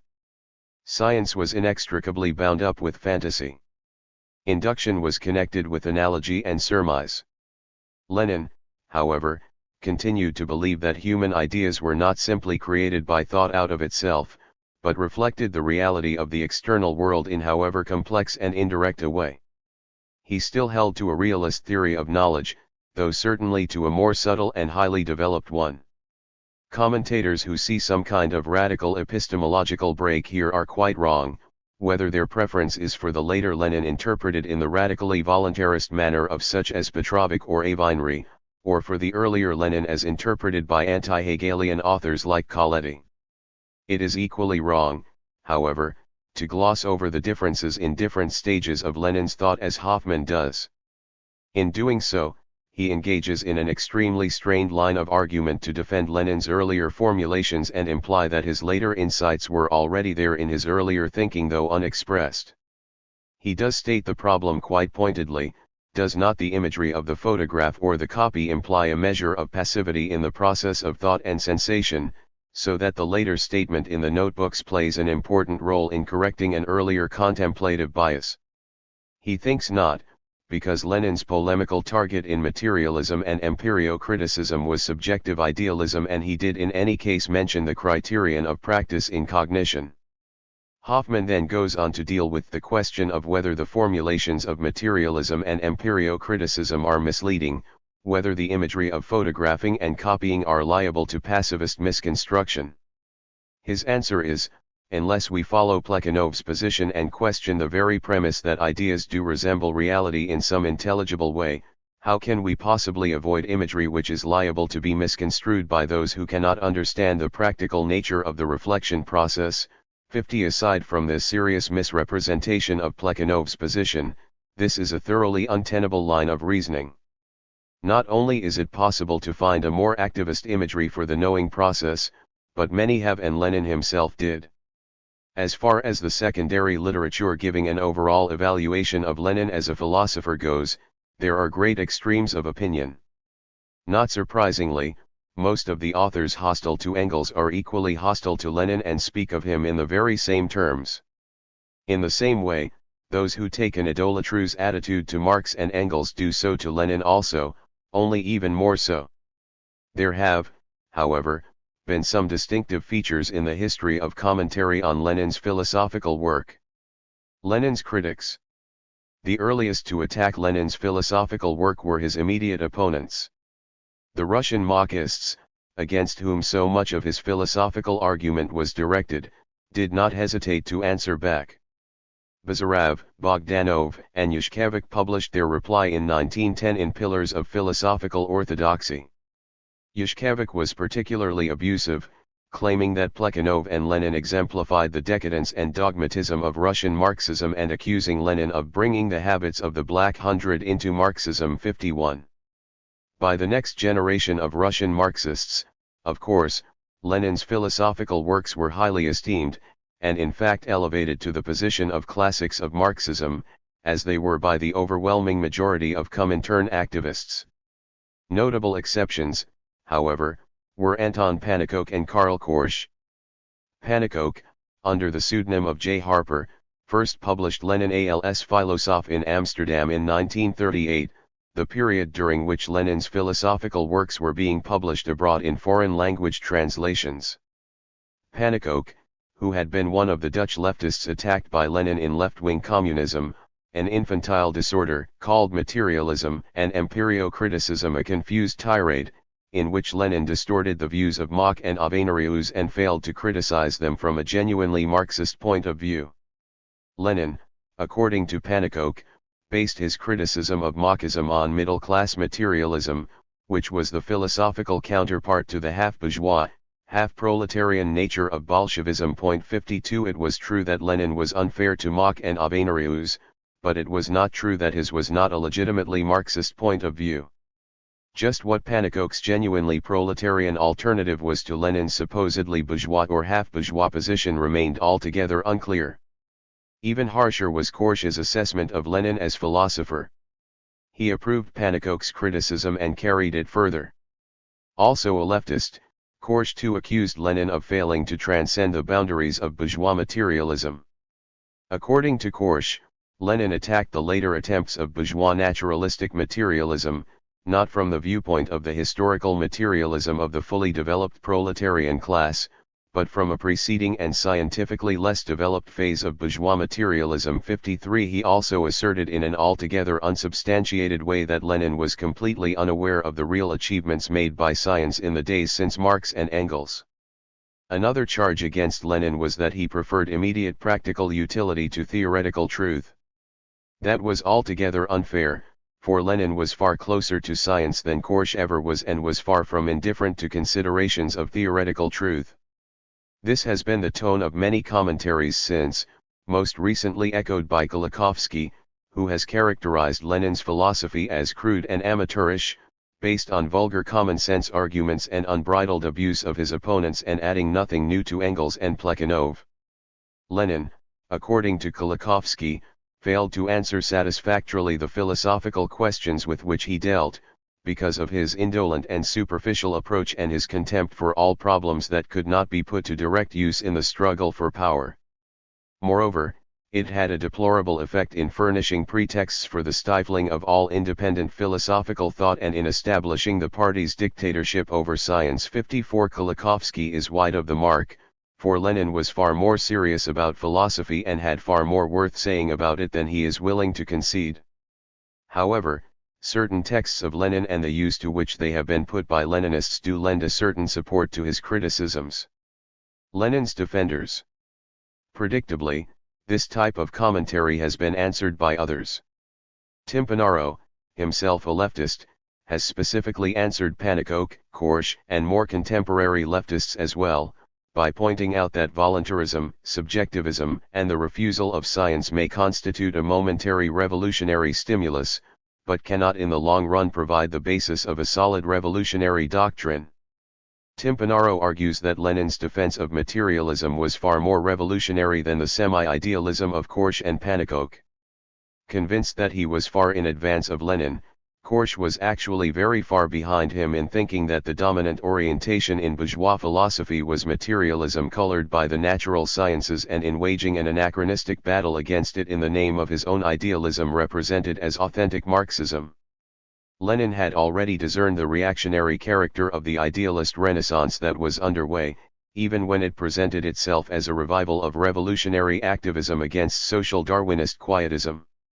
Lenin foresaw that empirio-criticism was only the first phase in an involution towards forms of fideist spiritualism that would lead from a methodological critique within science to a negation of science itself, or to a falsification of it in a teleological or providential direction. This Korsch did not see, as his basic background had been alien and hostile to the natural sciences, unlike Lenin, who was acutely aware of the most recent developments in the sciences and their philosophical significance. There was not, on Lenin's part, the slightest repudiation of the new physics, which he understood well, despite a number of inaccuracies with regard to particular physical theories. He was basically right in his belief that the philosophy of Mach and Avenarius led logically to idealism, although they were not prone to the open idealism of their successors. In distinguishing between the new science and the anti-materialist use to which it was being put, Lenin managed to redeem the historicity of science as well as its objective truth. This concern for objective truth, Timpanaro insists, was the animating force of materialism and empirio-criticism, despite Korsch's extremely prejudicial reading of it, which led him to assert otherwise. Lenin believed idealism reactionary because it was untrue and not vice versa. 55. Timpanaro is not himself uncritical of Lenin's philosophy, but his criticisms are of a far more constructive nature. He believes that there was in Lenin's work a certain wavering between the need for an integral materialism and a tendency to fall back on objectivism or realism. On the other hand, he does note that it is clear that Lenin was aware of the fact that materialism was much more than an epistemology. Timpanaro also thinks that Lenin's enthusiasm for certain Hegelian propositions in philosophical notebooks was excessive. He does not believe that the profound transformations in the traditional concept of matter can be so easily accommodated through the framework of the Hegelian dialectic. He prefers the formulations in Karl Marx, where Lenin dealt with contradictions more in terms of conflicts between forces than in terms of identity of opposites. Also, he holds that in What the Friends of the People Are, Lenin displayed a more perceptive awareness of the intrinsically idealist nature of the Hegelian dialectic, that put it beyond any redemption through any standing on its head or breaking its shell. 56. Another striking contrast to Kolakowski's assessment of Lenin is that by the Irish scientist, J.D. Bernal. To him, what distinguished Lenin was his sense of perspective, the range of vision that brought understanding of the grand movements of nature and history. Lenin saw that the early 20th century was a great period of transition in the scientific and philosophical world, and that the old controversy between materialism and idealism was reappearing in new guises in the form of disputes between atomism and energeticism, between evolutionism and vitalism. Lenin entered into all these disputes and advanced materialism to the level of the science of his day.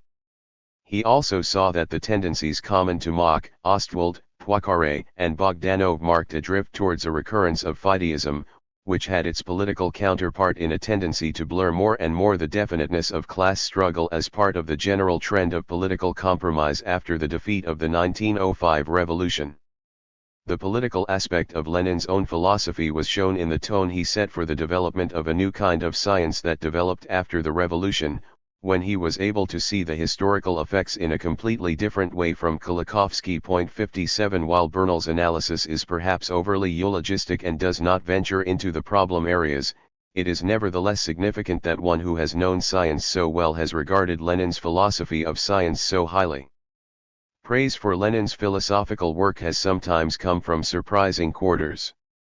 The Sovietologist and priest, J.M. Baczynski, has commented that Lenin worked out an epistemology that was original in many respects, combining realism with rationalism and paying due regard to the difficulties for realism engendered by the latest results of research in physics. 58. Another remarkable comment has been made by Feyerabend: there are not many writers in the field today who are as well acquainted with contemporary science as was Lenin with the science of his time, and no one can match the philosophical intuition of that astounding author. 59. But others can damn by their praise. Such is the case with the supposedly pro-Leninist essay by Althusser entitled Lenin and Philosophy. By Althusser's eccentric logic, it is not possible to raise the question of whether or not Marxist philosophy has a history. Here a symptomatic difficulty exists, Althusser declares, because philosophy has no history. It is that strange theoretical side where nothing really happens, nothing but this repetition of nothing. Philosophy leads nowhere because it is going nowhere. 60. According to Althusser, Lenin simply explained that Mach merely repeated Berkeley and counterposed to this his own repetition of Diderot. Nothing happened but a repetition of nothingness. Althusser explains that what is called Marxist philosophy presents a rather curious spectacle. After Marx's epistemological break there was a long interval of philosophical emptiness. In this philosophical silence, only the new science spoke. After 30 years, it was broken only by an unforeseen accident, Engels's precipitate intervention in which he replied to Dühring for political reasons and was unfortunately constrained to follow Dühring onto his own territory. The ultimate reason for this philosophical silence is that the times were not ripe, that dusk had not yet fallen, and that neither Marx himself, nor Engels, nor Lenin could yet write the great work of philosophy which Marxism-Leninism lacks. 61. Althusser announces that Lenin's philosophical work must be perfected, that is, completed and corrected, because Lenin was unfortunate enough to be born too early for philosophy. But by the bottom of the same page, he reverses this verdict and says that Lenin was not born too soon for philosophy because, if philosophy lags behind, if this lag is what makes it philosophy, how is it ever possible to lag behind a lag which has no history? 62. As Althusser interprets the situation in which Lenin found himself, Lenin responded to the scientific pseudo-crisis of physics by drawing the crucial distinction between science and philosophy. Lenin supposedly proclaimed that philosophy was not a science, that philosophical categories were distinct from scientific concepts, that the meaning of the philosophical category of matter did not change for it did not apply to any object of science, but was absolute. 63. Nothing could be further from the spirit of Lenin, nor from the letter for that matter. Lenin explicitly affirmed the historicity and scientificity of philosophy, the relativity of the concept of matter, its basis in concrete experience and its development in response to new scientific research. Althusser's analysis of Lenin is sheer nonsense, and it is die-stiffying nonsense at that. The spectacle of the professional philosopher denigrating philosophy presents a very unworthy picture, as does such flagrant violation of logic and such overt distortion of another philosopher's position. Another aspect of Althusser's interpretation concerns Lenin's attitude to philosophy in the political situation that existed in 1908. He suggests that Lenin's reticence to engage in philosophical debate with the Bolsheviks, who were also Marxists, in order to safeguard the political unity among Bolsheviks was more than a tactical attitude, that it was a new practice of philosophy, for dialectical materialism was not a new philosophy, but a new practice of philosophy. 64 Such was not the case. Lenin's attitude was a tactical one and his pursuit was a philosophical one, as a closer look at historical events will show. The politics of philosophy, Bolsheviks/Mensheviks/Marxists/materialists. The philosophical debate among Russian Social Democrats cut across different lines than the political debate. Among the dialectical materialists in philosophy, Plekhanov, Axelrod, and Deborin were Mensheviks, whereas Lenin was a Bolshevik. Among the empirio-criticists, Yushkevich and Valentinov were Mensheviks, while Bogdanov, Bazarov, Lunacharsky, and Gorky were Bolsheviks. Philosophical discord was always on the verge of breaking the fragile political unity of the Bolsheviks. Several times it actually did. These tensions forced them into certain tactical concessions regarding publications. 3 of the 7 editors of the Bolshevik paper were Marxists, and there was an agreement in 1904 that publications be considered philosophically neutral. In 1908, the arrangement was spelled out more specifically. In the Proletarian, the illegal official newspaper, no philosophical articles were to be published. In the legal publications, however, philosophical articles could be published on the condition that both sides be given equal space. Lenin was at first reticent about participating in the philosophical debate, but only for fear of contributing to a political split. Lenin was of an intensely philosophical frame of mind and believed philosophical matters to be of crucial importance. As time went on, the tension mounted, and, by 1908, Lenin had been provoked to boiling point and he could no longer refrain from intervening. Various developments had convinced him that it had become necessary. One was the fact that Mensheviks such as Plekhanov, Axelrod, and Deborin insisted on drawing attention to the fact that they saw a logical correlation between Marxism and Bolshevism. They claimed that the Bolsheviks were deviating towards Blanquism in politics and philosophical subjectivism was naturally linked to political voluntarism. They did everything to instigate philosophical polemics among the Bolsheviks. Finally, in a Bolshevik publication, Bogdanov began to reply to Plekhanov. Lenin worried all the more about the image being projected of the Mensheviks as orthodox and the Bolsheviks as revisionist in the philosophical domain, and when he wrote Materialism and Empirio-Criticism, he accused Plekhanov of being less concerned with refuting Mach than with dealing a factional blow at Bolshevism. For this exploitation of such differences, Lenin remarked, Plekhanov was deservedly punished by the subsequent publication of 2 books by Mensheviks advocating Marxism. Another development that convinced Lenin to enter the debate was the publication by the Marxists of their most audacious works to date. Their collective work essays in the philosophy of Marxism caused him to rage with indignation. It was, he felt, becoming intolerable to have as allies people who believed such things. Neue Zeit, the most important theoretical organ of Marxism, had just published Bogdanov's article Ernst Mach and Revolution. To add fuel to the fire, Gorky had written an article in which he seemed to be confirming, from the other side, the correlation the Mensheviks were making between the philosophical and political aspects, and depicting the debate as a clash between a Philistine materialism linked to historical fatalism and a philosophy of activism. When the article arrived at the Bolshevik editorial office, Lenin vigorously protested against its publication at a meeting of the editorial board. Meanwhile, there were new political debates among both the Bolsheviks and the Mensheviks that had in any case destroyed the tactical political unity. The Bolsheviks were divided on the question of Etsovism, a leftist move to recall delegates from the Duma, opposed by Lenin and supported by Bogdanov and Lunacharsky, who formed a faction known as the Viparetists. The Mensheviks, at the same time, were split on the question of liquidationism, an exaggerated parliamentarism that called for the abolition of the structure of illegal party work and that was challenged by the party Mensheviks such as Plekhanov. Plekhanov withdrew from the Menshevik paper and established one of his own. For a time, Lenin thought there might be a possibility of an alliance with the party Mensheviks, who were dialectical materialists and no longer worried as much about a split with the Viparetists Machists. The latter were busy propagandizing their views at a school they organized on the island of Capri. In 1909, Lenin violated the 1908 agreement and, overriding Bogdanov's protest, published in the illegal press a severe critique of Lunacharsky. At a 1909 meeting, the Bolsheviks ended the arrangement, giving equal space to opposing philosophical persuasions, and passed a resolution declaring the commitment of their editorial board to dialectical materialism without however mentioning Marxism or publishing the resolution. A split ensued. In 1912, however, the Bolsheviks readmitted the Viparetists with the stipulation that, although they could continue to publish Machist views, they could not do so in the Bolshevik press. This arrangement broke down again in 1914.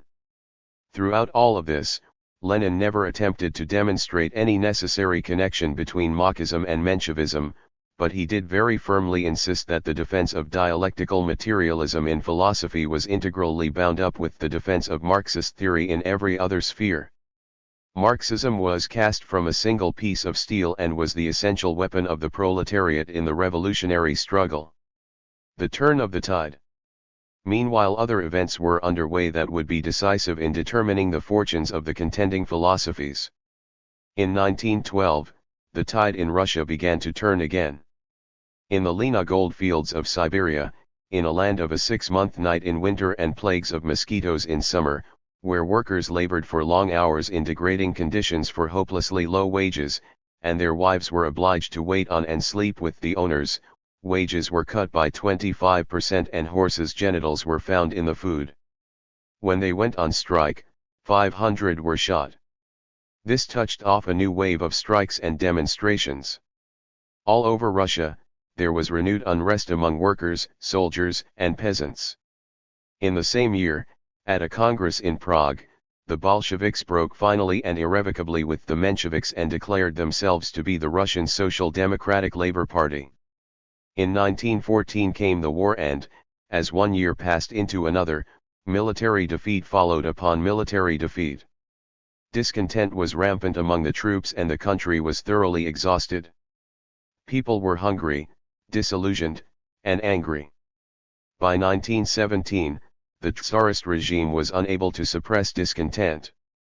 Troops called in to put down a mass strike in Petrograd refused to obey orders, and within 2 days the struggle was over in Petrograd. It then spread throughout the country and to the armies at the front. In February, the Tsar abdicated and a provisional government was formed. The members of the government did not make the revolution. They merely stepped into empty positions of power. The government, dominated by business interests, continued the war and at home alternated between reform and repression. However, real power shifted to the Soviets. A Central Congress of Soviets was formed. At first, Mensheviks and social revolutionaries were in the majority, but the more other parties supported the government's war efforts, the more did the Bolsheviks isolate them from the hungry and war-weary people with their simple call for land, bread, and peace. Meanwhile, revolutionaries were returning from exile. In April, Lenin arrived at the Finland station, startling even his own supporters with his militancy against the provisional government. By October, the Bolsheviks were very strong indeed. They were still vastly outnumbered by other parties, but they were the clearest, the best organized and the most disciplined. It was Lenin who had the most accurate reading of the pulse of the times. Soon the political debate about party organization and methods of achieving power was over.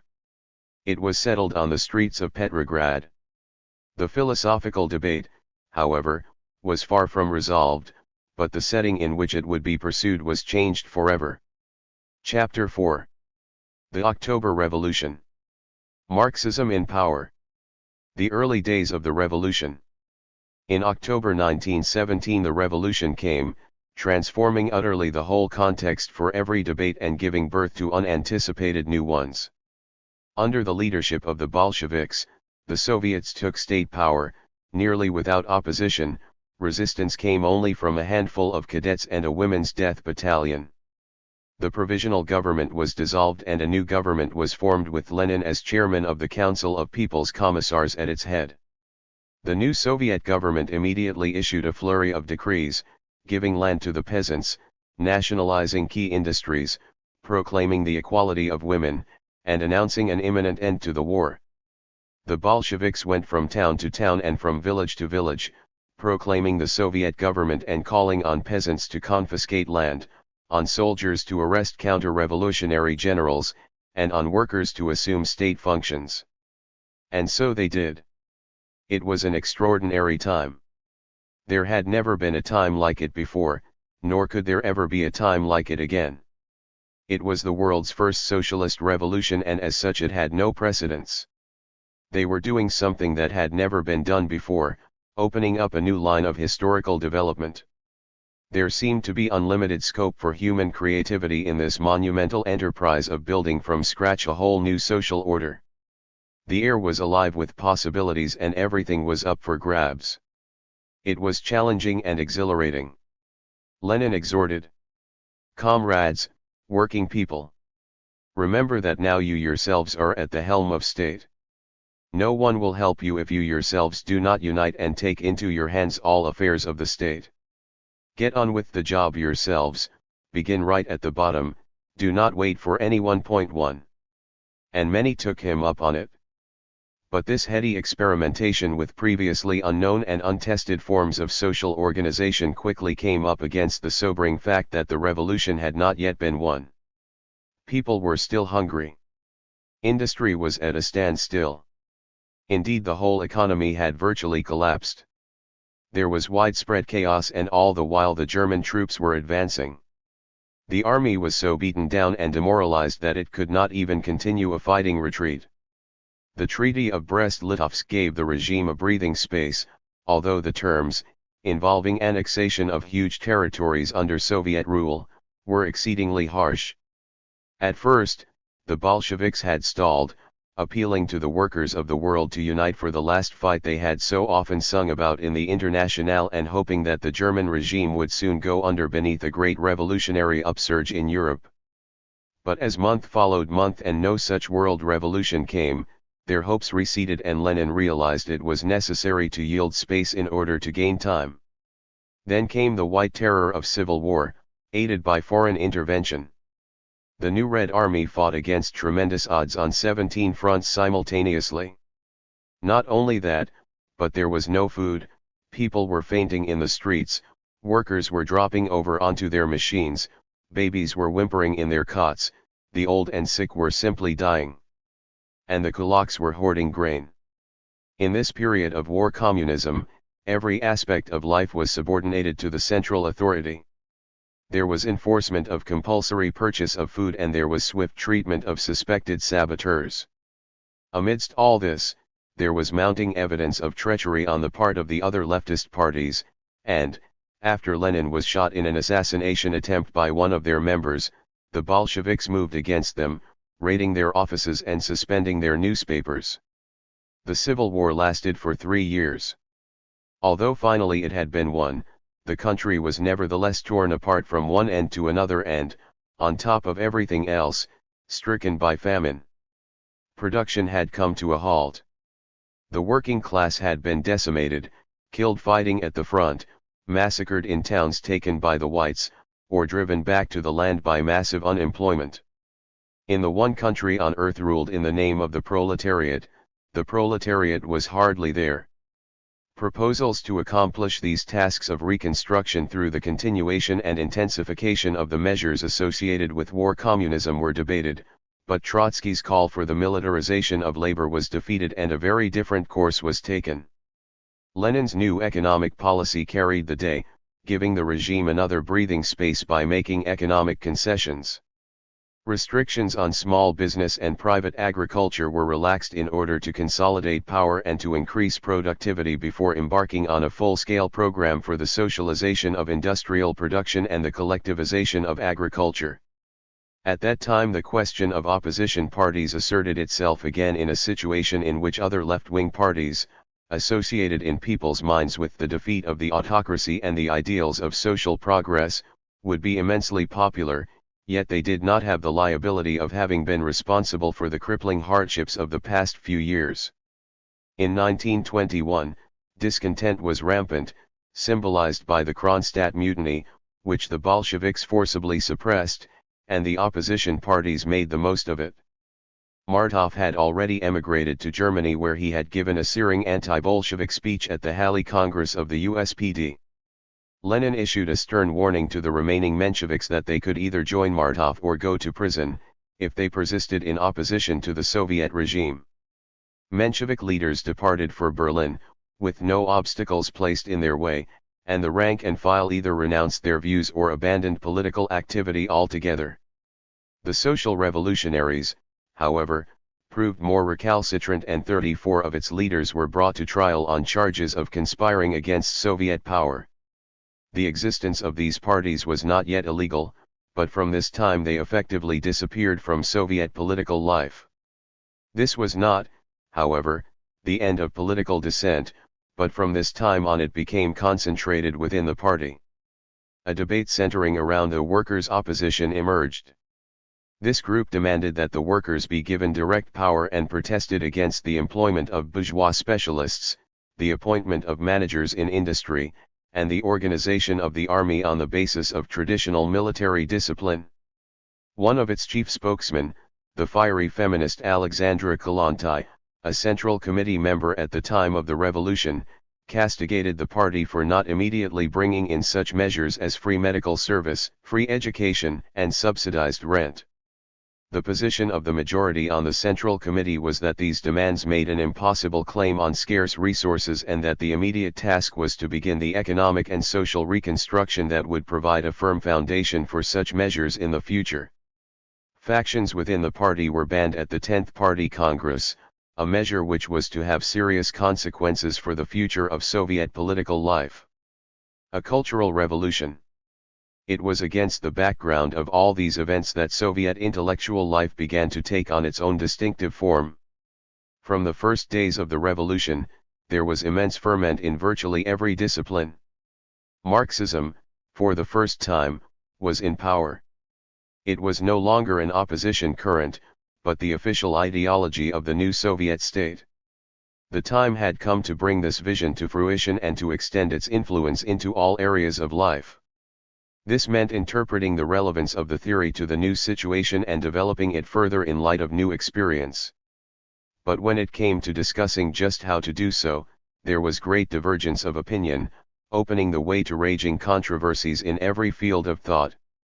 There were debates about the strategy for industrialization and its relation to the strategy for the collectivization of agriculture, debates about nationalities policy, debates about the nature of the state and the status of law under socialism, debates about the nature of proletarian morality, debates about the liberation of women, free love, and the future of the family, debates about avant-garde educational theories, debates about different schools of literary criticism and the forms of proletarian culture.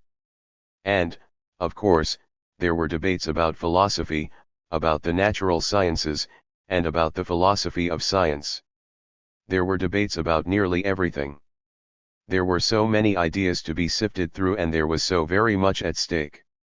In their struggle to come to terms with these issues, especially when it came to necessary policy decisions, the Bolsheviks were up against enormous odds.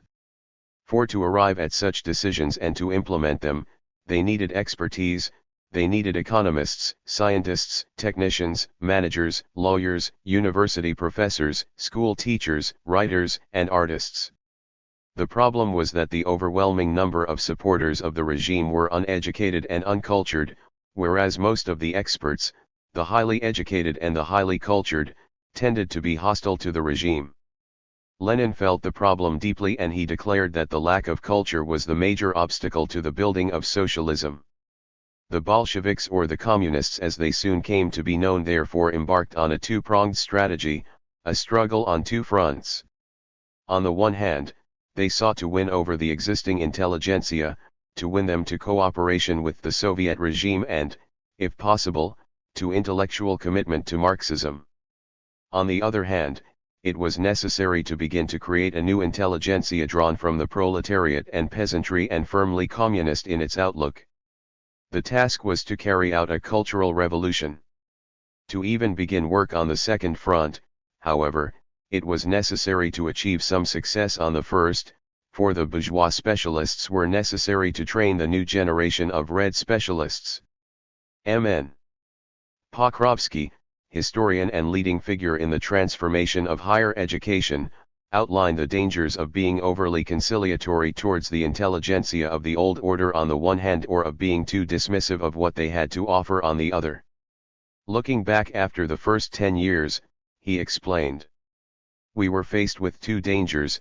On the one hand, there was the danger of remaining in the old rut, since we had a certain fear of too abrupt and decisive a demolition, and, as a result, we could be held prisoner by bourgeois specialists. On the other hand, the danger consisted in the fact that there were some comrades who said, all bourgeois education is worth absolutely nothing. It is necessary to throw this out and to begin anew." 2. The problem of achieving a correct balance between the old and the new was a theme that recurred in a multitude of forms during these first years. Lenin felt the need to address himself to it on a number of occasions. He vigorously criticized those who took a nihilistic approach to the cultural and intellectual heritage of the past. It was the task of communists, he believed, to critically assimilate, to make fully their own, the best knowledge, the best technique, the best art that had been achieved by human effort over the centuries, and to carry it forward in a creative and revolutionary way. However, Lenin did not approve of those who took an uncritical or uncreative attitude towards the past, and he admonished them that they were revolutionaries and not archivists. The stock of human knowledge was not only to be drawn on, but to be radically remolded in building the new society. Within this scheme, a preeminent position was accorded to science.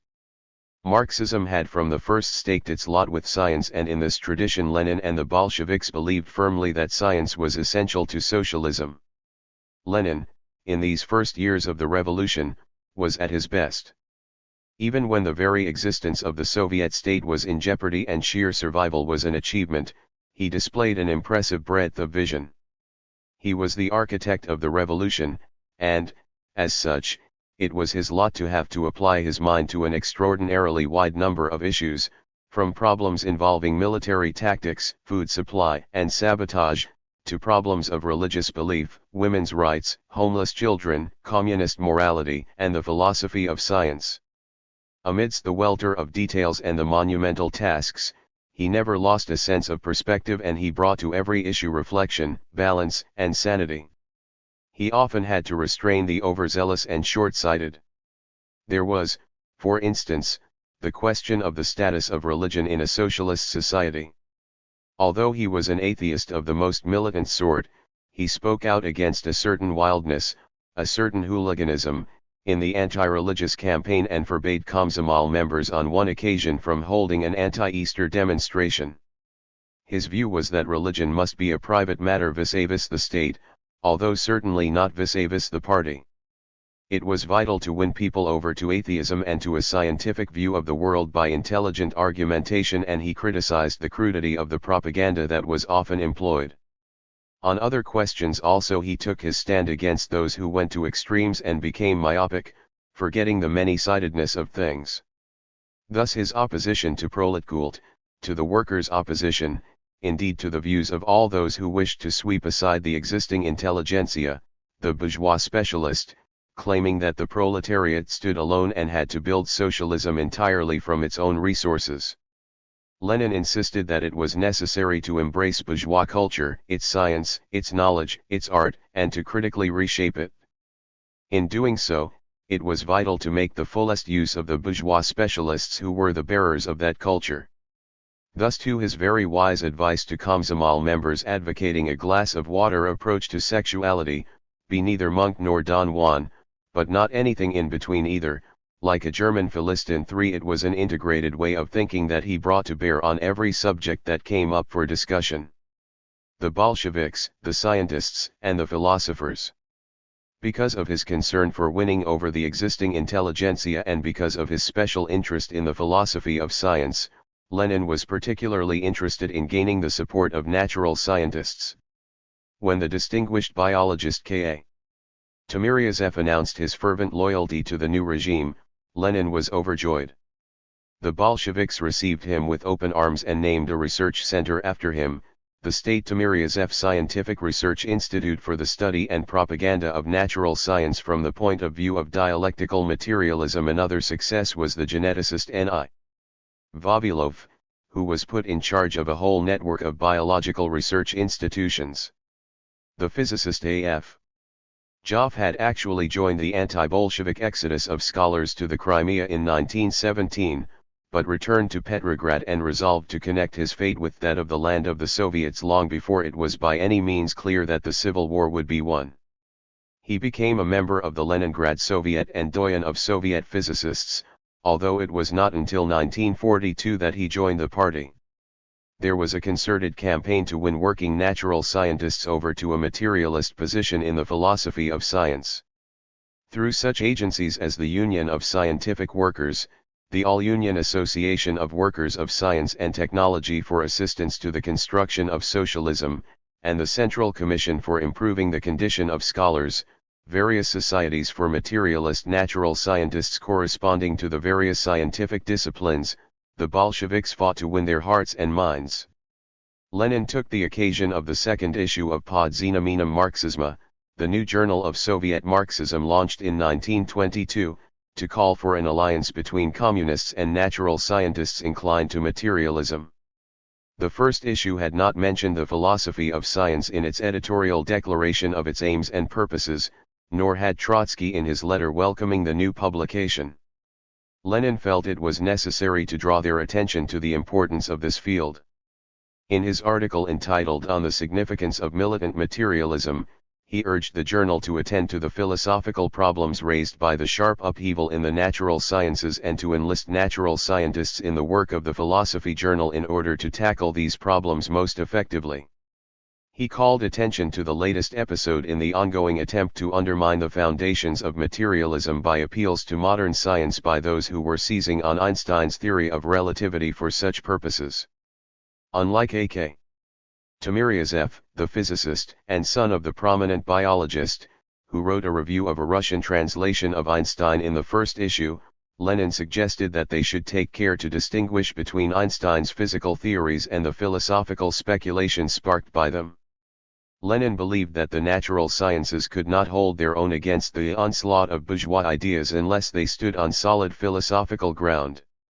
As to where they should turn for such a grounding, modern natural scientists will find in Hegelian dialectics, materialistically interpreted, a series of answers to the philosophical problems which are being raised by the revolution in natural science. Without this, eminent natural scientists will as often as hitherto be helpless in making their philosophical deductions and generalizations. For natural science is progressing so fast and is undergoing such a profound revolutionary upheaval in all spheres that it cannot possibly dispense with philosophical deductions. Point 4. In his opinion, the editors and contributors to Pod Znamenem Marxisma should constitute a sort of society of materialist friends of Hegelian dialectics. It was far from the only occasion in which Lenin turned his mind to questions of philosophy. Once again on the trade unions, in the context of a criticism of the current political thinking of Trotsky and Bukharin, he put great emphasis on the difference between dialectical thinking and eclectic thinking. He called upon such comrades to put aside one-track thinking, compulsiveness, exaggeration, obstinacy, and rigidity and to learn to examine all facets of a thing, all its connections and mediases. Dialectics, he insisted, required an all-round consideration of relationships in their concrete development, but not a patchwork of bits and pieces. He asked them to look beyond formal logic that dealt with formal definitions of the sort that drew on what was most common or glaring about a thing and stopped there. The point was that a really full definition of anything must include the whole of human experience. 5. In the same article, Lenin exhorted communists to engage in a serious study of Plekhanov's philosophical works and insisted that the workers' state should demand of professors of philosophy in particular that they have a thorough knowledge of Plekhanov's exposition of Marxism. By this time, Plekhanov was gone, having died in 1918, an unregenerate opponent of Soviet power. Nevertheless, Lenin was magnanimous enough to ensure that his contribution to the development of Russian Marxism be duly recognized. By 1924, Lenin was gone as well, and thenceforth Soviet philosophy had to develop without him. Indeed, many fields were deprived by the loss of his fine mind, and the Soviet state suffered greatly by the premature death of the great dreamer in the Kremlin, as H.G. Wells called him.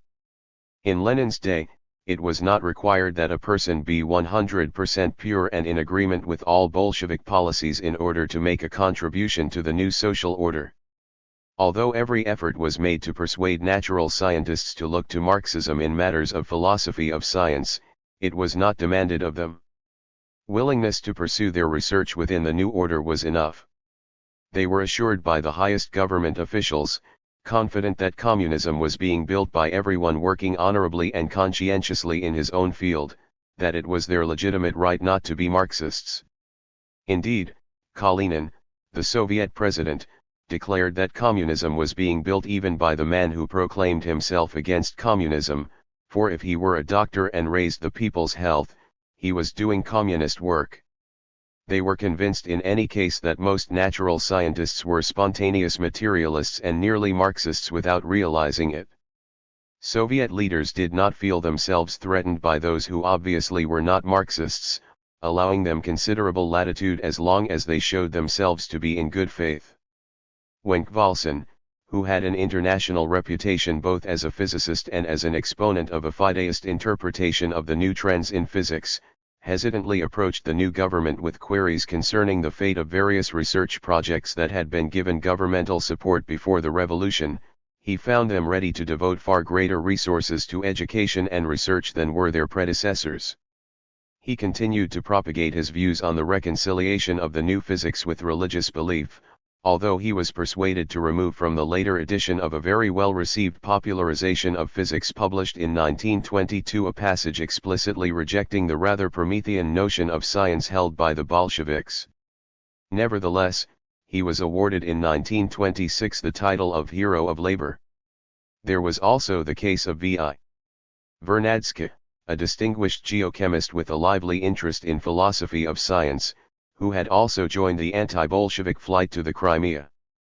When this last stronghold of the Whites fell, he was arrested by the Cheka and brought to Moscow, where Lenin insisted on his release.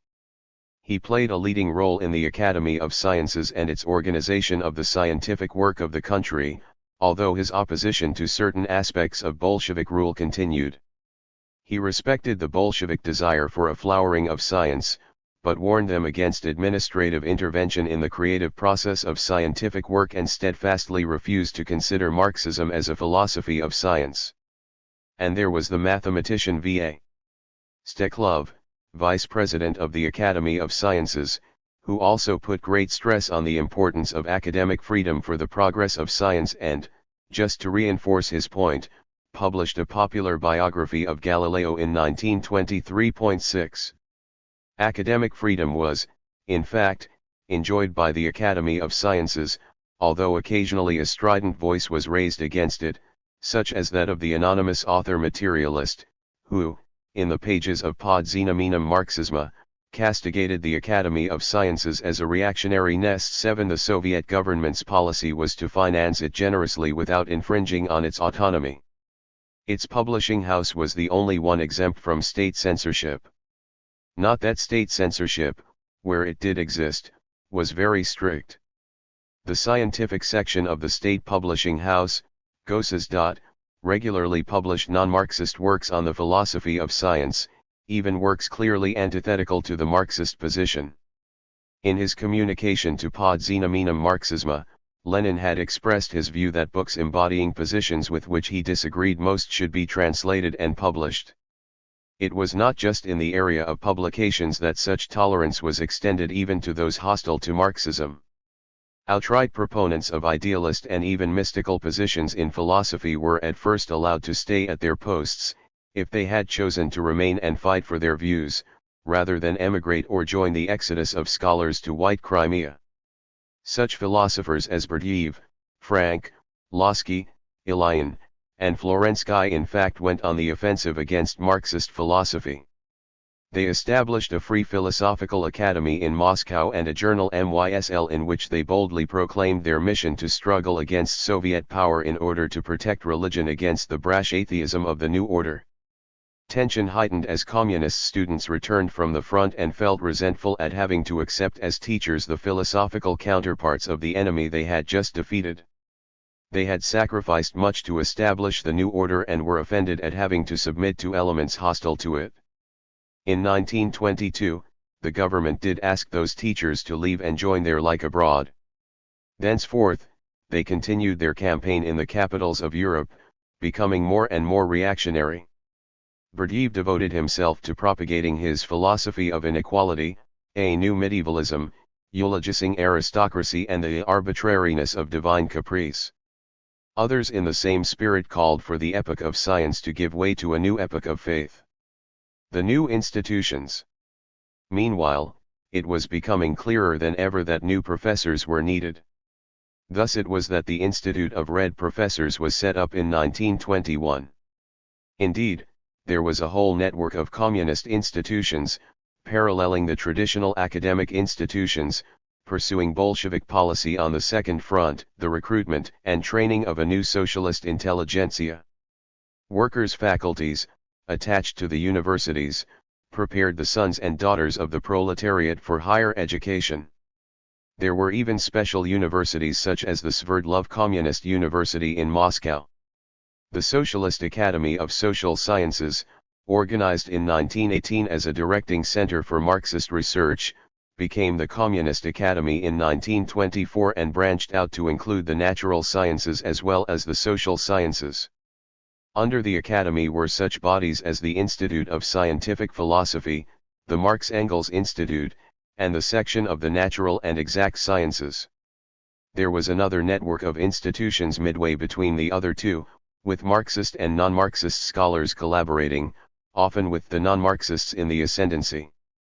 Rainin, the Russian Association of Scientific Research Institutes of the Social Sciences, consisted of some 15 institutes engaged in research and postgraduate training. Work in the philosophy of science within the network was concentrated in the Institute of Scientific Philosophy, which, as Marxism came into the ascendancy in the institute, was transferred to the Communist Academy. Even within the communist institutions, where the hegemony of Marxism was established, there was scope for non-party Marxists to hold prominent positions, and indeed there was scope for considerable diversity of opinion.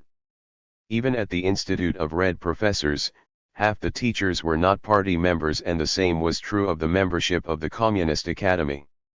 Sverdlov Communist University referred to the party organizational bureau the cases of Deborin and Axelrod, who both had Menshevik backgrounds, before giving them teaching posts. The decision was for Deborin and against Axelrod, most likely because Deborin had belonged to the wing of the party that opposed proletarian support for the imperialist war during the debate within the Second International, whereas Axelrod, like Plekhanov, came in behind Russia's war effort. However, being so pressed for qualified professors, the university appealed to Lenin, who replied unhesitatingly in favor of both. Deborin became far and away the most influential Soviet philosopher of the 1920s, although he did not join the party until 1928. He was the leading philosopher, not only at Sverdlov Communist University, but in the Institute of Red Professors and in the Communist Academy. From 1926, he was editor-in-chief of Pod Znamenem Marxisma. Contending positions in the philosophy of science. It was within the network of communist institutions that there was the greatest intellectual vitality and the liveliest clash of contending positions. In philosophy of science, as in all other fields during the 1920s, there was struggle not only between Marxist and non-Marxist views, but among an extraordinary number of conflicting positions battling for recognition as the correct Marxist position in the field. Marxism. In the first instance, there was the continuation of the pre-revolutionary debate. The Viperettist Machists were still there after the revolution and were given extraordinarily high positions in ideologically sensitive fields, without renunciation of Marxism being required as a condition of their appointment. Lunacharsky was made Commissar of Education, Pokrovsky was the first director of the Institute of Red Professors, Lyudov was appointed rector of Sverdlov Communist University, Bogdanov and Bazarov were prominent members of the Communist Academy, and along with Yushkevich, one of the former Menshevik Marxists, continued to argue their empiriocritical interpretations of Marxism. Like their counterparts elsewhere, the Russian Marxists were bringing their claim to be the philosophy of 20th-century natural science to a new level by citing Einstein's theory of relativity as a new confirmation of their theories. In this they were aided in no small measure by Einstein's own acknowledgement of his debt to Mach. Throughout the 1920s, they vigorously argued for their distinctive philosophy of science in academic gatherings, in a series of books, and in Vestnik Kommunistiskoi Akademii, putting particular emphasis on their counterposition of relativity to materialism. Bogdanov's philosophy had meanwhile evolved to yet another new phase. He put forward the notion of techtology, the basis of a universal organizational science comprising physics, technology, sociology, philosophy, indeed every possible discipline. According to his idea, the world was conceived as a system of interacting systems. All systems were to be studied in their internal relations and in their external relations, that is, in relation to all other systems as a whole. All systems were organizing or disorganizing. The greater the difference between the system as a whole and the sum of its parts, the better organized it was. Techtology was an extension of the approach Bogdanov had always advocated, a scientific monism based on the universal law of equilibrium, drawing inspiration from the theories of thermodynamics formulated by Gibbs and Le Chatelier. Within the framework of this new science, he envisaged the future as progress to an all-embracing collectivism. A constant theme in Bogdanov's participation in the philosophical discussions of the 1920s was the need for philosophy to develop in harmony with the methods and results of the natural sciences.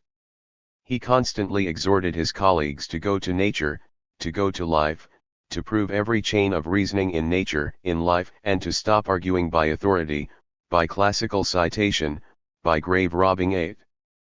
Proletkult and proletarian science. Bogdanov's primary preoccupation in the early days of the revolution was proletarian culture, an idea he had been propagating in the workers' schools organized by the Viperettists in Capri and Bologna, although it was only with the revolution that it won a mass audience. In 1918, Bogdanov organized the first all-union Congress of Proletarian Cultural Organizations. This group launched a movement known as Proletkult that quickly became influential on a grand scale. The resolution adopted at this Congress stated that the proletariat must create a new culture, of a strictly class character, based on social labor. To head off the charge of nihilism, of destroying all the values of the past, of advocating a clean sweep, the resolution ordered that everything in pre-existing culture that bore the imprint of common humanity be assimilated, but that this material be recast by the proletariat in the crucible of its own class consciousness. In this task, the proletariat was to act alone, independently of other classes.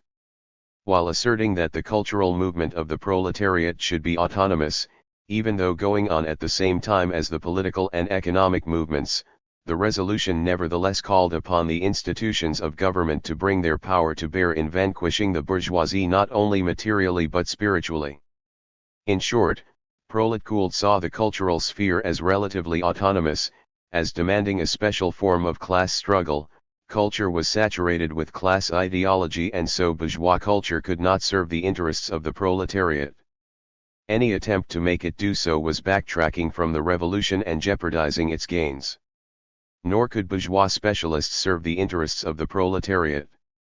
The proletariat was the bearer of values specific to itself, a collectivist spirit alien to other classes, which could not therefore be integrated into the new society or have anything to contribute to it. The proletariat would form its own intelligentsia. In all fields, the proletariat would create its own specialists and do things in its own way. This mode of approach applied along the entire spectrum of cultural forms from art and literature to science and technology. Just as there would be a proletarian art, there would be a proletarian science. Science was connected to the mode of production and it could not be taken as it stood, as it had been shaped by the capitalist mode of production. It needed to be revolutionized from within. The key to this process was collectivization. This would put an end to the fragmentation of scientific knowledge linked to the competitive drive of capitalist production. It would integrate the diverse sciences within a monist philosophy of science. Distinguishing between a democratization of science that simply disseminated bourgeois science among the proletariat without fundamentally changing its character and the collectivization of science that fundamentally transformed science in a proletarian way, the proletkult position was. Democratization enlarges for the masses the area of mastery of bourgeois science, both in breadth and in depth, but this science as such remains unaffected. The collectivization of science affects also its essence, method, form, and scope. Our task consists in bringing the content and methods of science into line with the requirements of socialist production. Emphasizing the importance of science and proletarianization for socialism, they concluded.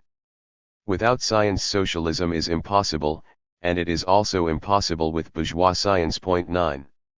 Like all Bolsheviks, the proletkult partisans stood wholeheartedly with science and defended its vital role in the new society, even if they differed from others in understanding the nature of science and its relation to socialism. In fact, in this thorny nest of questions, they not only differed with others, but they differed among themselves. They were by no means homogeneous on the issue of proletarian science. Whereas some implied that science was a superstructural phenomenon determined by its economic base and that any distinction between science and ideology had been obliterated, others were more reticent. Bogdanov himself certainly seemed to believe that bourgeois scientists, such as Einstein, Gibbs, and Le Chatelier, were arriving at conclusions valid for the proletariat, and he showed an enormous respect for non-socialist science. Lenin, at all events, was unhappy with proletkult and its proposals. At first he had sent his best wishes to proletkult, but its unpredictable and dramatic success alarmed him, as he had strong feelings against what he saw as the separatism and nihilism of proletkult's views on culture. He believed firmly in the value of bourgeois culture, bourgeois science, and bourgeois specialists for the cause of the proletariat. He did not think communism could be built on a firm foundation without them, and he would not allow it to be put at risk for the sake of a sectarian hothouse culture. A new proletarian culture could not be instantly called into existence.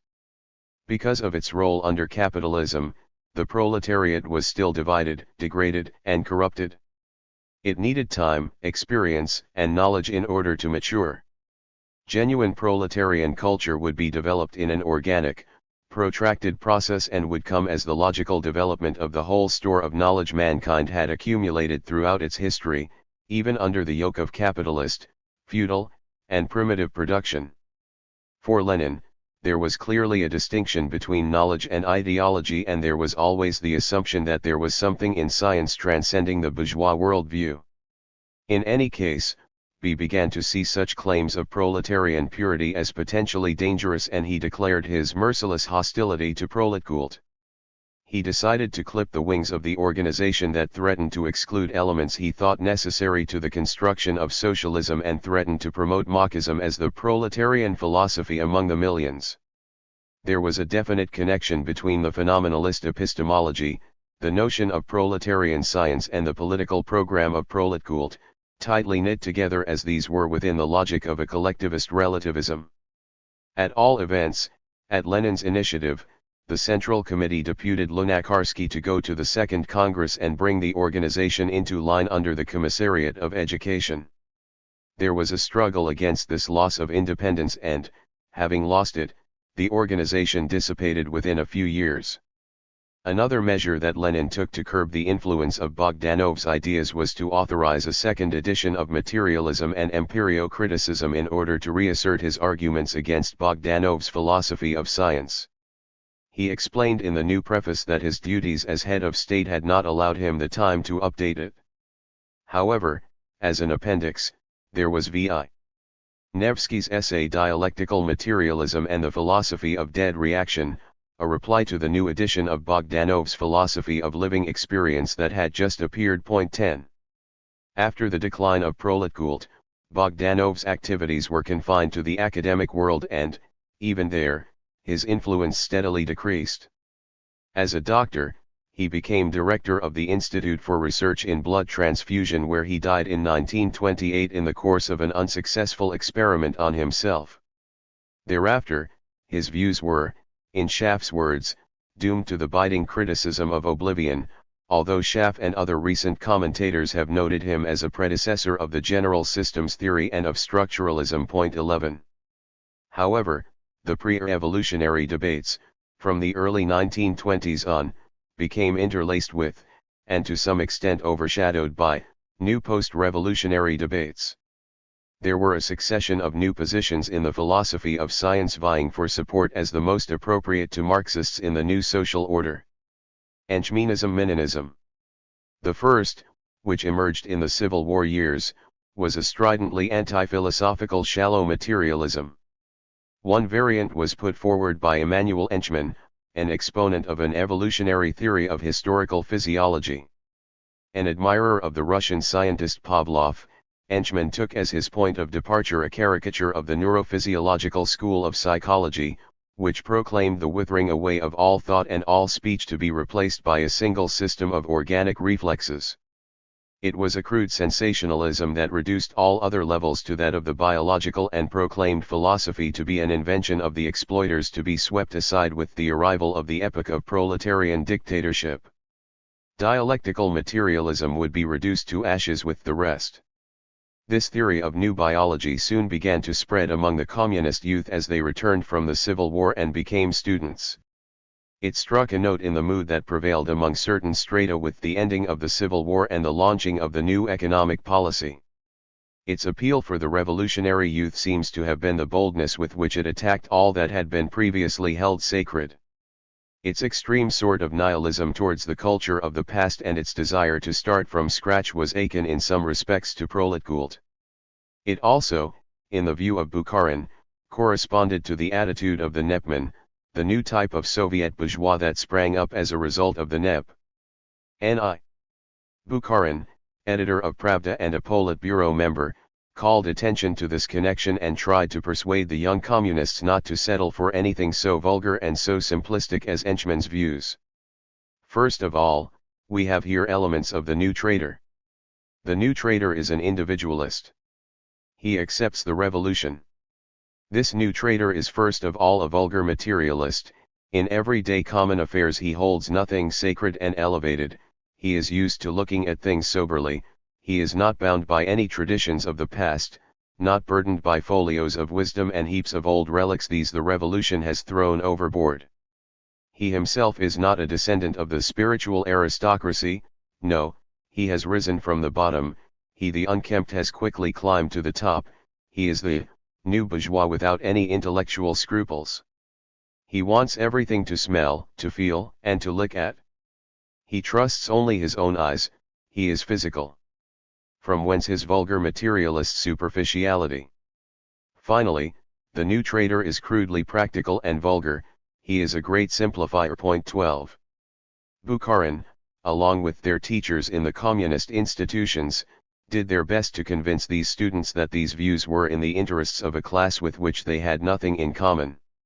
However, among the teachers there was one who held views akin to Enchman's, S. Minin, a lecturer at Sverdlov Communist University who, in 1922, published a programmatic article in Pod Znamenem Marxisma, the message of which was overboard with philosophy.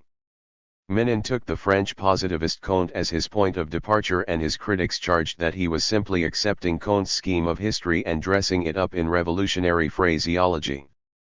His idea was that religion was the tool of the landed aristocracy, who needed no science; philosophy was the tool of the bourgeoisie, who needed science for production, but needed also to confuse the masses.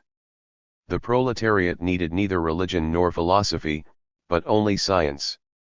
According to Minin, the post-revolutionary proletariat had finally outgrown even Marx and Engels, who, in pursuing philosophy, were children of their times. Minin's message was a call to arms against philosophy as inseparable from exploitation.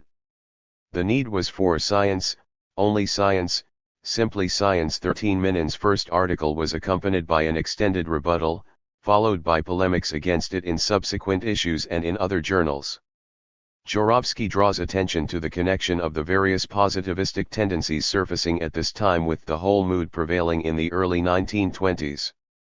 Staggering from one crisis to another, many Bolsheviks developed an impatience with abstract theory, if not an outright contempt for it, a revolutionary pragmatism or Soviet Americanism, as the phrase of the time went. The obverse was a hunger for panaceas, a search for simple, all-embracing formulas that would, on application, quickly dissolve complex difficulties and realize the communist paradise. The theories of Enchman and Minin captured both sides of this point. 14. Mechanism. This strident ultra-revolutionary positivism, however, was soon superseded by another trend, a less strident and less simplistic positivism. Mechanism as a philosophical current crystallized only gradually, and those who became caught up in it never constituted an entirely homogeneous grouping. The mechanists were adherents, for the most part, of more or less unacknowledged positivism. They sometimes paid lip service to the dialectic, but proceeded nonetheless on the basis of a highly mechanistic and reductionistic form of materialism that excluded the dialectical notion of irreducible qualities. In a spirit of pronounced anti-Hegelianism, they treated the dialectic as either superfluous or actually contrary to scientific method. Their conception of science involved the reduction of all qualitative changes to quantitative terms, the reduction of all phenomena, including thought, to physico-chemical terms. The Hegelian dialectic, in their view, ran contrary to this, imposing on reality categories unknown to science, like qualitative leaps and internal contradictions, not derived from empirical data. The mechanists called for the liquidation of philosophy as a specific discipline, believing essentially that science was its own philosophy. Philosophy, insofar as some of them did speak of it in a positive way, was nothing more than the sum total of the natural and social sciences. This was an extremely empiricist, anti-theoretical temper of thought, a tendency to stand on the bare facts and to believe that they needed no further elaboration.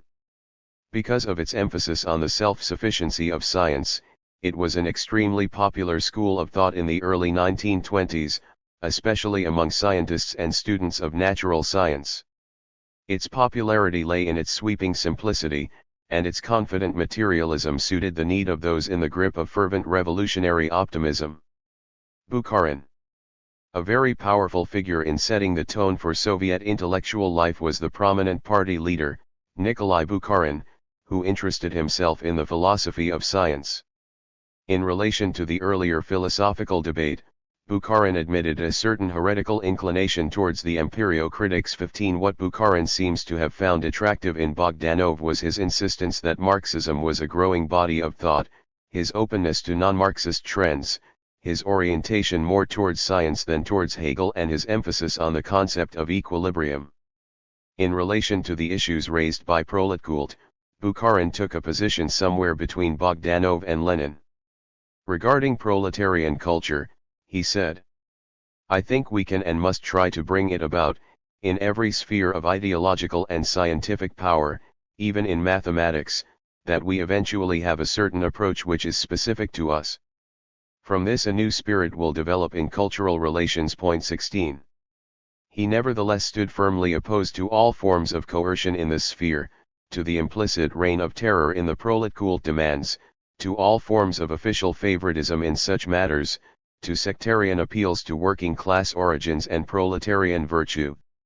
He believed the proletariat needed time to ripen and needed the bourgeois specialists. Bukharin was indeed the protector of important sections of the old intelligentsia.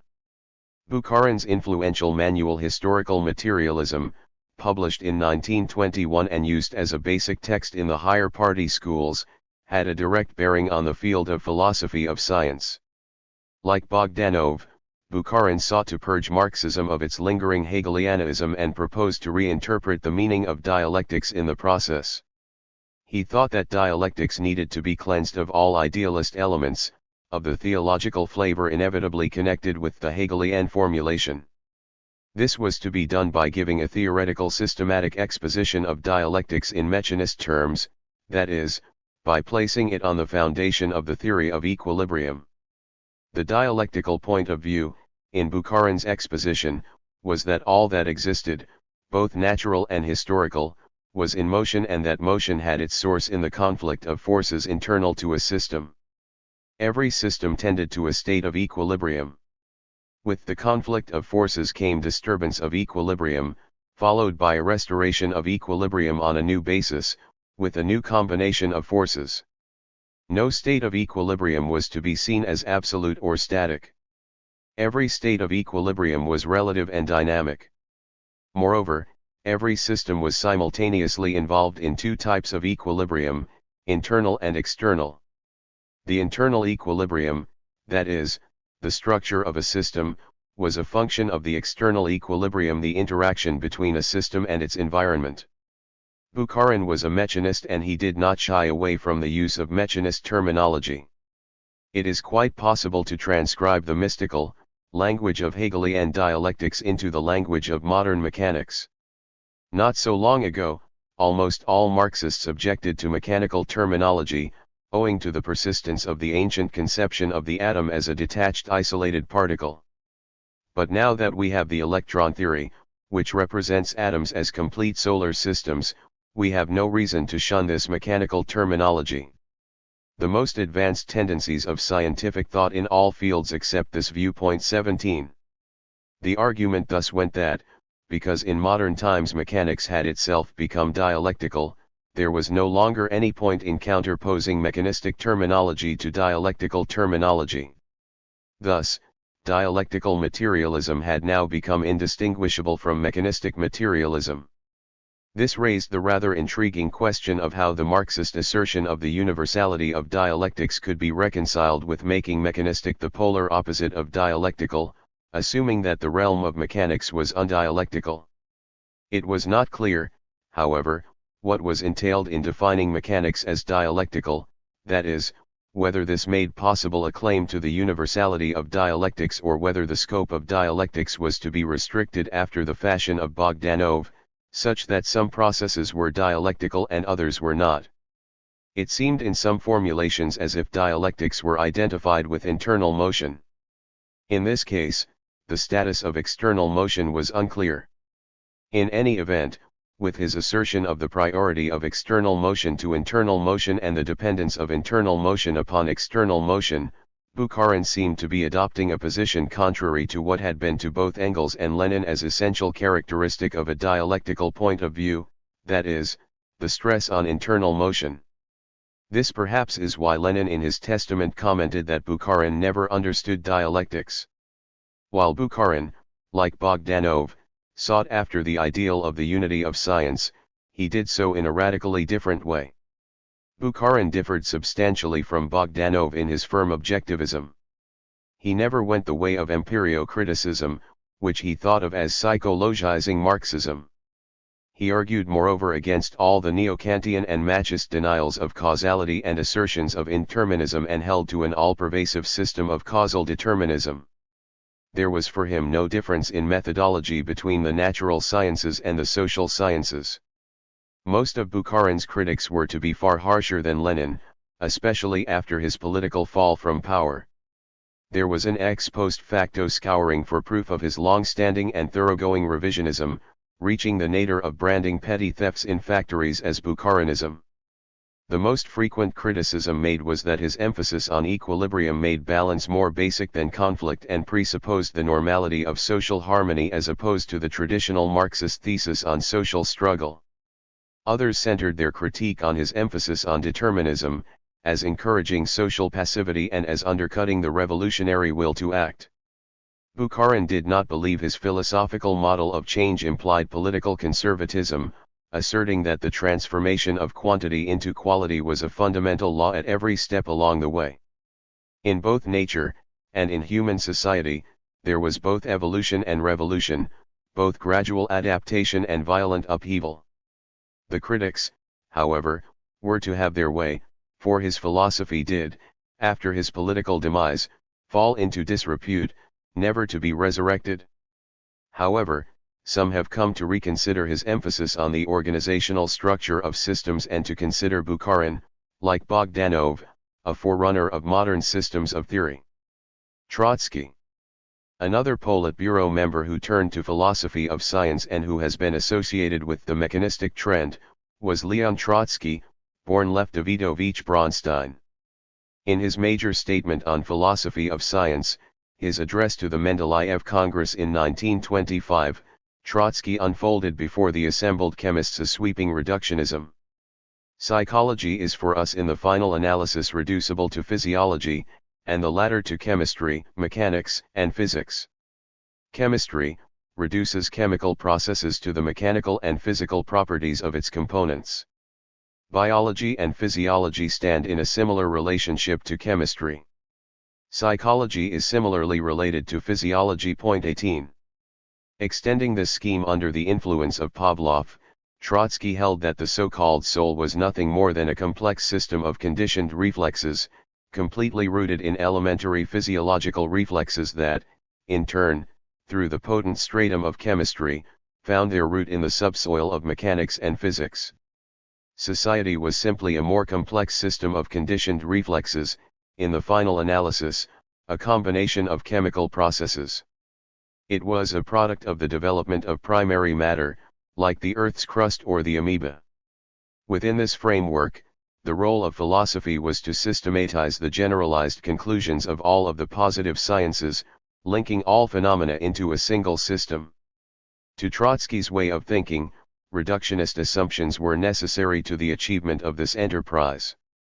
The essence of Marxism, according to Trotsky, consisted in the fact that it examined human history as one would a colossal laboratory record.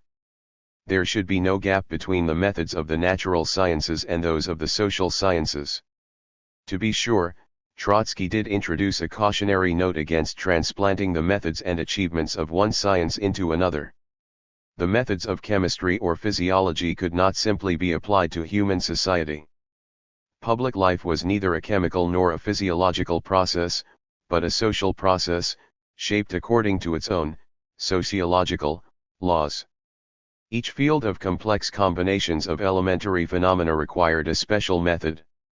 Yet it was not always clear whether these special methods were required by the special character of each level of phenomena or by the fact that science had not yet developed far enough to reduce the analysis of all phenomena to a single method. Sometimes it seemed that Trotsky believed the obstacle to a total reductionism to be only one of time. When it came down to it, Trotsky had occasion to say, the final goal of science was the reduction of all phenomena, whether chemical, biological, social, or intellectual, to the ultimate reality of elementary material particles. Scientific thought with its methods cuts like a diamond drill through the complex phenomena of social ideology to the bedrock of matter, its component elements, its atoms with their physical and mechanical properties. 19. Although every phenomenon of chemistry could not be reduced directly to mechanics, even less could every social phenomenon be reduced directly to physiology and then to chemistry and mechanics, Trotsky said it was the uppermost aim of science to do so. Yet at other times it seemed that Trotsky held to the dialectical notion of irreducible qualities. This ambivalence was particularly apparent in his discussion of psychology, which he felt was the link between the natural and social sciences. At one moment, Pavlov's reflexology explained all, from the saliva of dogs to the poetry of genius. Then qualifications would be introduced as, for example, when he took issue with Pavlov over his placement of the achievement of human happiness entirely on the shoulders of psychophysiology. No, Trotsky resisted. Natural science was powerful, but by no means all-powerful, when it came to the realm of human nature and social relationships. Society was also objectively conditioned and subject to laws, but it did not follow the same laws as the individual human organism. To this methodological problem, Trotsky's answer was that Marxism stood in the same relation to social phenomena as reflexology to psychology. Trotsky was inclined to a sweeping reductionism, whatever ambiguous qualifications he introduced, that, along with his adherence to a rather thoroughgoing determinism, has been responsible for his being classified as a mechanist. There were, however, other aspects of his thought that made the classification problematic, most particularly his admiration for Hegel and the concept of the dialectic. He saw science as embracing the dialectic of Hegel and Marx, with Mendeleev's periodic law of the elements as the most outstanding victory of dialectics. So too was the dialectic to be found in Darwin's theory of evolution and in the chemistry of radioactivity. He had no reservations about the language of quantity and quality or the triadic pattern of thesis, antithesis, and synthesis. He did warn against imposing dialectical patterns upon facts rather than finding them there, and he remarked that only painstaking work on a vast amount of material enabled Marx to advance the dialectical system of economics to the conception of labor as social value. This raised the question of the role of Marxism in relation to the sciences and other disciplines. On this, Trotsky warned against seeing Marxism as an ever-ready master key that could be applied to any sphere of knowledge. Whenever any Marxist attempted to transmute the theory of Marx into a universal master key and ignore all other spheres of learning, Vladimir Ilyich would rebuke him with the expressive phrase communist swagger. Communism is not a substitute for chemistry. But the converse theorem is also true. An attempt to dismiss Marxism with the supposition that chemistry is able to decide all questions is no less erroneous and in point of fact no less pretentious than communist swagger. Point 20. As to how science, philosophy, and politics came together within Marxism, Trotsky addressed himself to the nest of issues involved on a number of levels. He wished to put to rest any lingering fears that Soviet scientists might have akin to the fear expressed by Mendeleev that science and indeed all enlightenment and morality were threatened by state socialism. On the contrary, Trotsky emphasized that socialism was an organized struggle for civilization, for culture, for science, for morality. Science was to be given maximum scope in the workers' state. Science and technology were essential and decisive in carrying through the process of cultural revolution. They were the way out of the overwhelming backwardness that was weighing upon the Soviet people so heavily and the road to a higher morality. Trotsky was at this time far more optimistic about the future of science and culture under socialism than he would be later, when at times it seemed that the worst fears of Mendeleev were justified. In these early days, however, he opposed the liberal belief that progress was continuous and accumulative and argued that the history of science, like the whole history of culture, was curved, broken, and zigzagging, with interruptions and failures along the way. With the achievement of socialism, science would advance without such zigzags, breaks, and failures. It was a judgment he would revise in less sanguine days. But science was not simply taken as given, for class interests introduced false tendencies even into natural science. The wider the field of generalization, the nearer natural science approached to questions of philosophy, the more it was potentially subjected to the influence of class interests. However, in sorting out such matters, it was necessary to proceed with caution. Amidst the many paths by which the proletariat could advance to mastery of science, it was necessary to learn to learn. The problems of science could not be solved by decree. Marxism was to be brought to bear on new spheres of knowledge by mastering them from within. Taking issue with proponents of a purely proletarian science, Trotsky proposed that the purging of bourgeois science demanded a mastery of it that called for learning, application, and critical reworking, not for sweeping criticism and bald comment. Marxist criticism in science had to be not only vigilant but prudent, lest it degenerate into mere sycophancy. In this respect, Trotsky criticized those who simplistically dismissed Freudianism, declaring psychoanalysis to be incompatible with dialectical materialism. He had, to be sure, his own criticisms of Freudianism, which he contrasted to Pavlov's reflexology. For Pavlov, generalizations were one step by step, from the saliva of dogs to the poetry of man. Freud, on the other hand, attempted to take all these intermediate steps in one jump and proceeded from above downwards. Pavlov's method was experiment, whereas Freud's was conjecture. Nevertheless, all of the related issues, including the role of the sexual factor, were to Trotsky disputes within the frontiers of materialism. Unlike idealists, who believed the soul to be an independent entity, a bottomless well, both Pavlov and Freud thought the bottom of the soul was physiology.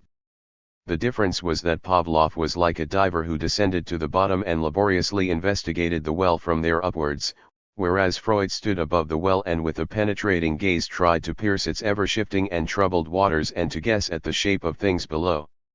Trotsky, in the course of the various zesty speeches in which he outlined his views on these matters through the 1920s, obviously had much that was worthwhile to say and, indeed, had issued many a salutary warning. One of these, which had more to do with the hazards for science and for all culture under socialism than he foresaw at the time, was his insistence on the importance of political truthfulness, which he saw as a fundamental requirement of revolutionary policy.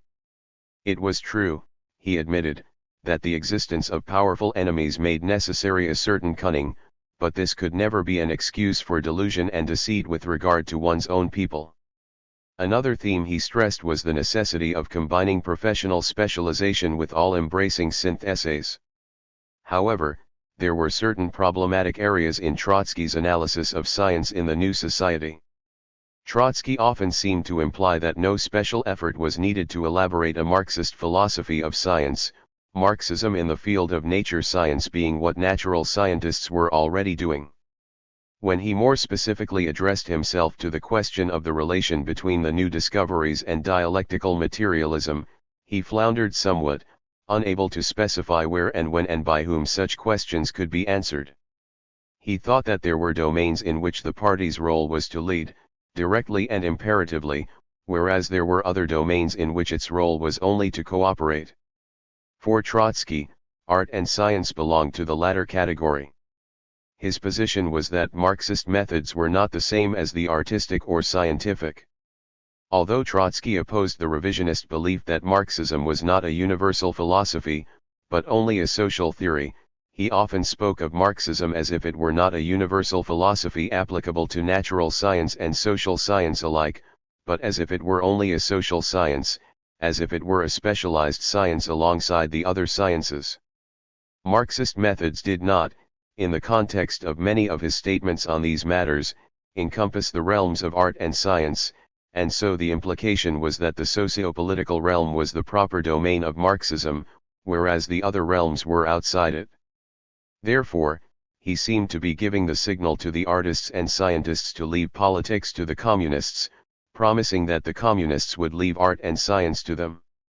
It was not a very integrated position.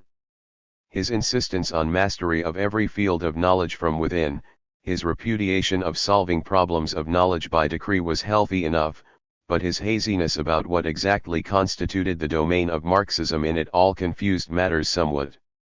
Trotsky was, however, very definite about where he stood in the debate over Marxism. He stood with Lenin.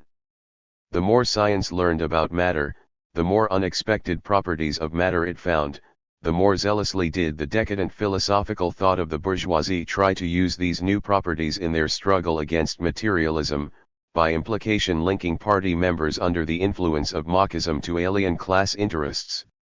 Despite his expression of openness to bodies of thought outside Marxism and his appreciation of many of the complexities of philosophy of science, Trotsky could be as ungenerous to opponents as other Russians. In his letter to the first issue of Pod Znamenem Marxisma, he wrote that all the variety of idealist, Kantian, Empirio-critical philosophies were in essence a translation of religious dogmas into the language of sham philosophy. He argued, however, not only against marxism, asserting that space and time were not merely categories of the human mind, but also against a vulgar materialism that recognized as matter only what could be felt with the bare hands. This, he said, was sensualism, not materialism. The new discoveries of radioactivity and electrons in no way constituted a threat to materialism. Rather, they represented the execution of the last remnants of metaphysics in materialism and the supreme triumph of dialectical thought. 21. In the course of his address to the chemists at the 1925 Mendeleev Congress, Trotsky made several other significant points. One concerned the Soviet attitude to science as part of the cultural heritage of the past. The October Revolution was taking possession triumphantly of the whole of the history of knowledge. The scientific contributions of the past were now theirs, an inheritance of very high value. But it was not to be seen as a matter of simple concretion. There were periods of organic growth as well as periods of rigorous criticism, sifting, and selection. The new social order, in its respect for the future as well as in its respect for the past, could appropriate the cultural heritage of the past, not in its totality, but only in accordance with its own structure. Another interesting point bore on the logic of scientific discovery and was derived from Mendeleev. The process of formulating scientific hypotheses was compared to the projection of a bridge across a ravine, it being only necessary to erect a foundation on one side and project an arc in such a way as to find support on the opposite side, and not necessary to descend into the ravine to fix supports at the bottom. So it was with scientific thought. It could base itself only on the granite foundation of experience, but its generalizations, like the arc of the bridge, could rise above the world of facts in order later to touch it again. Trotsky then showed how Mendeleev's own research methods in discovering the periodic law of elements fit Mendeleev's own analysis of scientific creativity. The formation of factions. Bukharin and Trotsky were, however, somewhat in the background in the philosophical debates of the 1920s. They were for the most part busy with the affairs of state and, although their writings exercised considerable influence on the debates, they were not among the most direct and active contenders. The most prominent proponents of the Mechanist trend were I.I. Skvortsov-Spanov, A.K. Timiryazev and L.I. Axelrod. One of the issues around which this trend shaped itself was that of the status of philosophy as an academic discipline. Henchman and Minin were not the only ones to call into question the place of philosophy in the new order. Certain communists in the field of higher education also began to waver on the question. M.N. Lyadov, the rector of Sverdlov Communist University, responded to the susceptibility of the students to the ideas of Henchman by calling, in Pravda, for the elimination of philosophy as a separate discipline. His somewhat incongruous line of reasoning was that the surest way of complying with Comrade Lenin's call for solid philosophical training was to stop giving courses in Marxist philosophy. The existing curriculum, he claimed, inevitably led to academicism, to making students' training in Marxist theory too abstract and too isolated, into separate subjects, and ran the risk of turning the revolutionary students into Menshevizing intellectuals who would become a source of opposition to Bolshevik policies. 22. This provoked the young philosopher S.L. Gonikman to leap to the defense of his profession in Pravda and to follow this up with a more extended reply in Pod Znamenem Marxism, in which he was not content to pose philosophy courses as the most effective antidote to the corruption of proletarian students by bourgeois ideology, but went so far as to declare the preeminent importance of Hegel in such courses. To express his position in the sharpest possible terms, he designated Hegel as the only springboard from which the leap into Marxism is possible. 23. This early exchange contributed to the formation of philosophical factions and was later to erupt into full-blown controversy. But for the moment, mechanism held sway. It was the predominant philosophy held by natural scientists and students of natural science. It could claim as adherents many figures prominent in Soviet public life, particularly in the anti-religious campaign. A new twist to the argument on the role of philosophy was introduced by V. Adoritsky, editor of the first edition of the Marx-Engels correspondence, who wrote a long preface emphasizing the more positivistic utterances of Marx and Engels on the role of philosophy. His preface served to orient the discussion in some quarters in terms of the definition of ideology and of the question of whether or not philosophy was ideology. For his part, Adoritsky defined ideology as a partial and therefore unrealistic scheme of thought and considered philosophy, as necessarily a form of ideology, something to be overcome. Beyond the methodology of dialectics and concrete material of the positive sciences, there was no need for anything further, no need to weave a web of ideology around it. No new philosophy of Marxism was needed. 24. Another to take up this position was the philosopher I.P. Razumovsky, who asserted his agreement with Adoritsky's pejorative definition of ideology and designation of philosophy as a form of ideology. In the communist society of the future, there could be no ideology but only positive science. 25. Stpanov.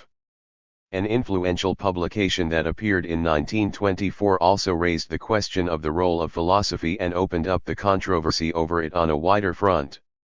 II. Skvortsov Stpanov, editor of Izvestiya, Central Committee member, and a leading theorist of the anti-religious campaign, published Historical Materialism and Contemporary Natural Science, intended to sketch out an atheist Weltanschauung and to serve as a manual for anti-religious activists. In it he explicitly denied the need for philosophy as a separate discipline, philosophy being synonymous with the latest and most general conclusions of the natural sciences. The position Stpanov unfolded in this manual and in his other writings followed the positivist program for the unity of science, according to which all phenomena, whether physical, biological, or intellectual, were reducible to combination and separation of electrons and protons. The basic law underlying all was the law of the conservation and transformation of matter and energy. The entire universe consisted of material particles, differing only in charge and mass but otherwise identical. 26. Stpanov was very forthright in his espousal of mechanism. As if to reply to those of his critics who reproached him for not mentioning dialectics in his manual, he boldly entitled an article in Pod Znamenem Marxisma "The Dialectical Understanding of Nature is the Mechanistic Understanding." 27. In the party journal Bolshevik, he wrote, "For the present time the dialectical understanding of nature takes concrete form precisely as the mechanical understanding, i.e., as the reduction of all nature's processes exclusively to the action and transformation of those forms of energy that are studied by physics and chemistry." 28. Timiryazev. A scientist with similar views on philosophy of science was A.K. Timiryazev. Professor of physics at Moscow University before the revolution, Timiryazev joined the party in 1921 and immersed himself in the feverish ideological activity of post-revolutionary Russia. He kept his post at Moscow University and also became head of the Department of Natural Science at Sverdlov Communist University, a leading member of the Communist Academy, and an editor of Pod Znamenem Marxisma. Timiryazev embodied a sort of laissez-faire attitude towards Marxism in the field of the philosophy of science, reassuring communists who had scruples about the influence exercised by non-Marxist natural scientists in the universities that they had no reason to fear, for natural scientists were already unwitting dialectical materialists and it was only necessary to demonstrate this to them. His notion of dialectics too was decidedly mechanistic, dialectical contradiction boiling down to disturbance and restoration of equilibrium on the model of classical mechanics. He did not accept the notion of irreducible qualities characteristic of the dialectical approach, as he thought it an infringement on the scientific method, the essence of which consisted in the reduction of complex phenomena to simple ones. Science proceeded by an ever more extensive reductionism and Timiryazev saw it as his mission to defend it against the encroachments of an alien metaphysics. 29. Such themes recurred over and over again in the writings of numerous other authors, particularly in those of natural scientists who were stimulated to philosophical pronouncements about science by the prevailing atmosphere. For other physicists, such as Z.A. Tsietlin and I.E. Orlov, quantitative analysis was the sine qua non of scientific method. It was the foundation of the drive towards the unity of science, and it was not to be obstructed by the Hegelian notion of irreducible qualities at higher levels of integration. I.A. Borichevsky of the Timiryazev Institute flatly stated that science must be emancipated from such philosophical terms as quality, and declared that qualities were nothing but certain changes of quantities. Among biologists, there was a certain attraction to mechanism as an alternative to vitalism and as a form of materialism committed to physico-chemical explanation of biological phenomena and opposed to the introduction of categories suprad to the scientific process from outside it. Axelrod. A surprising proponent of mechanism was L.I. Axelrod, no longer the orthodox she once was. A devoted disciple of Plekhanov, she was no longer inclined to put so much emphasis on dialectics and the Hegelian origins of Marxism once her mentor was gone. To be sure, she had unabashedly used the term the mechanistic outlook to describe her position in her pre-evolutionary days, but with the main battle being the defense of materialism against empirio-criticism, this difference between her thinking and that of Plekhanov and Deborin, her colleagues at that time, was not in the foreground. But whatever mechanistic tendencies she had became more pronounced in her post-revolutionary phase. She began to suggest that the Hegelian terminology that Marxists were using was empty, binding them to nothing, suggesting no questions, and devoid of any serious significance. A constant theme of hers was the empty and meaningless scholasticism involved in the elaboration of dialectics from Hegel, and the need to look instead to positive data. In stressing this and in criticizing a dogmatic attachment to the classics, she crossed the lines that had been drawn in the old battles and found herself closer to Bogdanov than to Deborin. Axelrod's attitude became increasingly positivistic. Once, when asked her views on the thesis that dialectics was the most general synthesis of the results of the sciences, she boldly asserted, "I dare to reply to this question: the synthesis is in the aeroplane, in the radio receiver, and in general in all the great practical results of contemporary natural science." I dare to reply in this way, because I do not forget Marx's great thought that one may explain the world one way or another, but the most important thing is to change it. Point 30. The soul of materialism was mechanistic causation and, as a consequence, the rejection of teleology and religion. This, the real concrete base, was being set aside, in her view, and all thought was being drowned in barren and meaningless metaphysical abstractions. Although she never joined the party or exhibited great fervor towards Soviet power, Axelrod, along with Deborin, was far and away the most honored and respected philosopher of the 1920s. They worked together not only at Sverdlov Communist University, but at the Institute of Red Professors and at the Communist Academy. As time went on and the philosophical factions took shape, they came to symbolize the two opposing trends. All of her carping about old abstract scholasticism clothed in Marxist terminology 31 was aimed at Deborin and the students who had come under his influence. In 1926, controversy, in the form of weekly public debates between Deborin and Axelrod, erupted in the Institute of Scientific Philosophy. These did a great deal to define the two main trends and to clarify the issues at stake. Deborinism. By the mid-1920s the mechanistic tendency was coming increasingly under criticism. At the center of the opposition was Abram Moisevich Deborin, a professional revolutionary from an early age who, like Axelrod, was a disciple of Plekhanov and gained formal training in philosophy while in exile in Switzerland. Around Deborin gathered a group of younger philosophers, mostly students of his at the Institute of Red Professors, who devoted themselves to studies in the history of philosophy with particular emphasis on Hegel scholarship. They were militantly pro-Hegelian and resentful at attempts to downgrade philosophy in general and that of Hegel in particular. At first, the Deborinists were not heavily involved in the sphere of the philosophy of science. Their main interest was in the continuity between Marxism and pre-Marxist philosophy. Deborin saw dialectical materialism as the synthesis of the Hegelian dialectic with Feuerbachian materialism. It was a universal philosophy encompassing both the dialectic of nature and the dialectic of history, and the inevitable outcome of the whole of the history of philosophy. The emphasis in the philosophy course at the Institute of Red Professors was on Spinoza, Kant, and Hegel as the sources of dialectical and historical materialism. Philosophy of science came in only as a kind of footnote to Hegel, that is, as an illustration of the universality of the Hegelian dialectic. However, as the main challenge to de Boron's position came from those whose primary interest was in the philosophy of science, he was drawn onto their terrain for polemical purposes. In 1925, he published Dialectics and Natural Science and went on the offensive, declaring boldly the supremacy of philosophy in the field of the philosophy of science. Science, left to itself, was no more than a collection of facts, and only philosophy could weave these facts together into a coherent whole.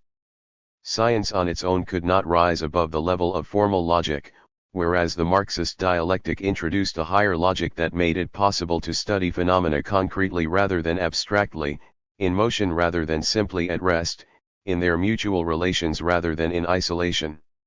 Philosophy was the search for the universal connection of everything with everything. It did not merely summarize the results of the positive sciences, as the mechanists claimed, but synthesized these into a unitary worldview and, moreover, suggested new paths of development. The role of philosophy was to lead, not to merely hobble after the brilliant successes of the natural sciences. It was needed as well to elucidate the method of cognition and to analyze scientific concepts. The dialectics of nature was the algebra of the natural sciences. 32. De Boron did affirm the need for a firm union between philosophy and the natural sciences, but it was based on a conception of science that was extremely condescending and at the same time overly deferential. On the one hand, he somewhat brazenly advised natural scientists to abandon their crawling empiricism and to study Hegel.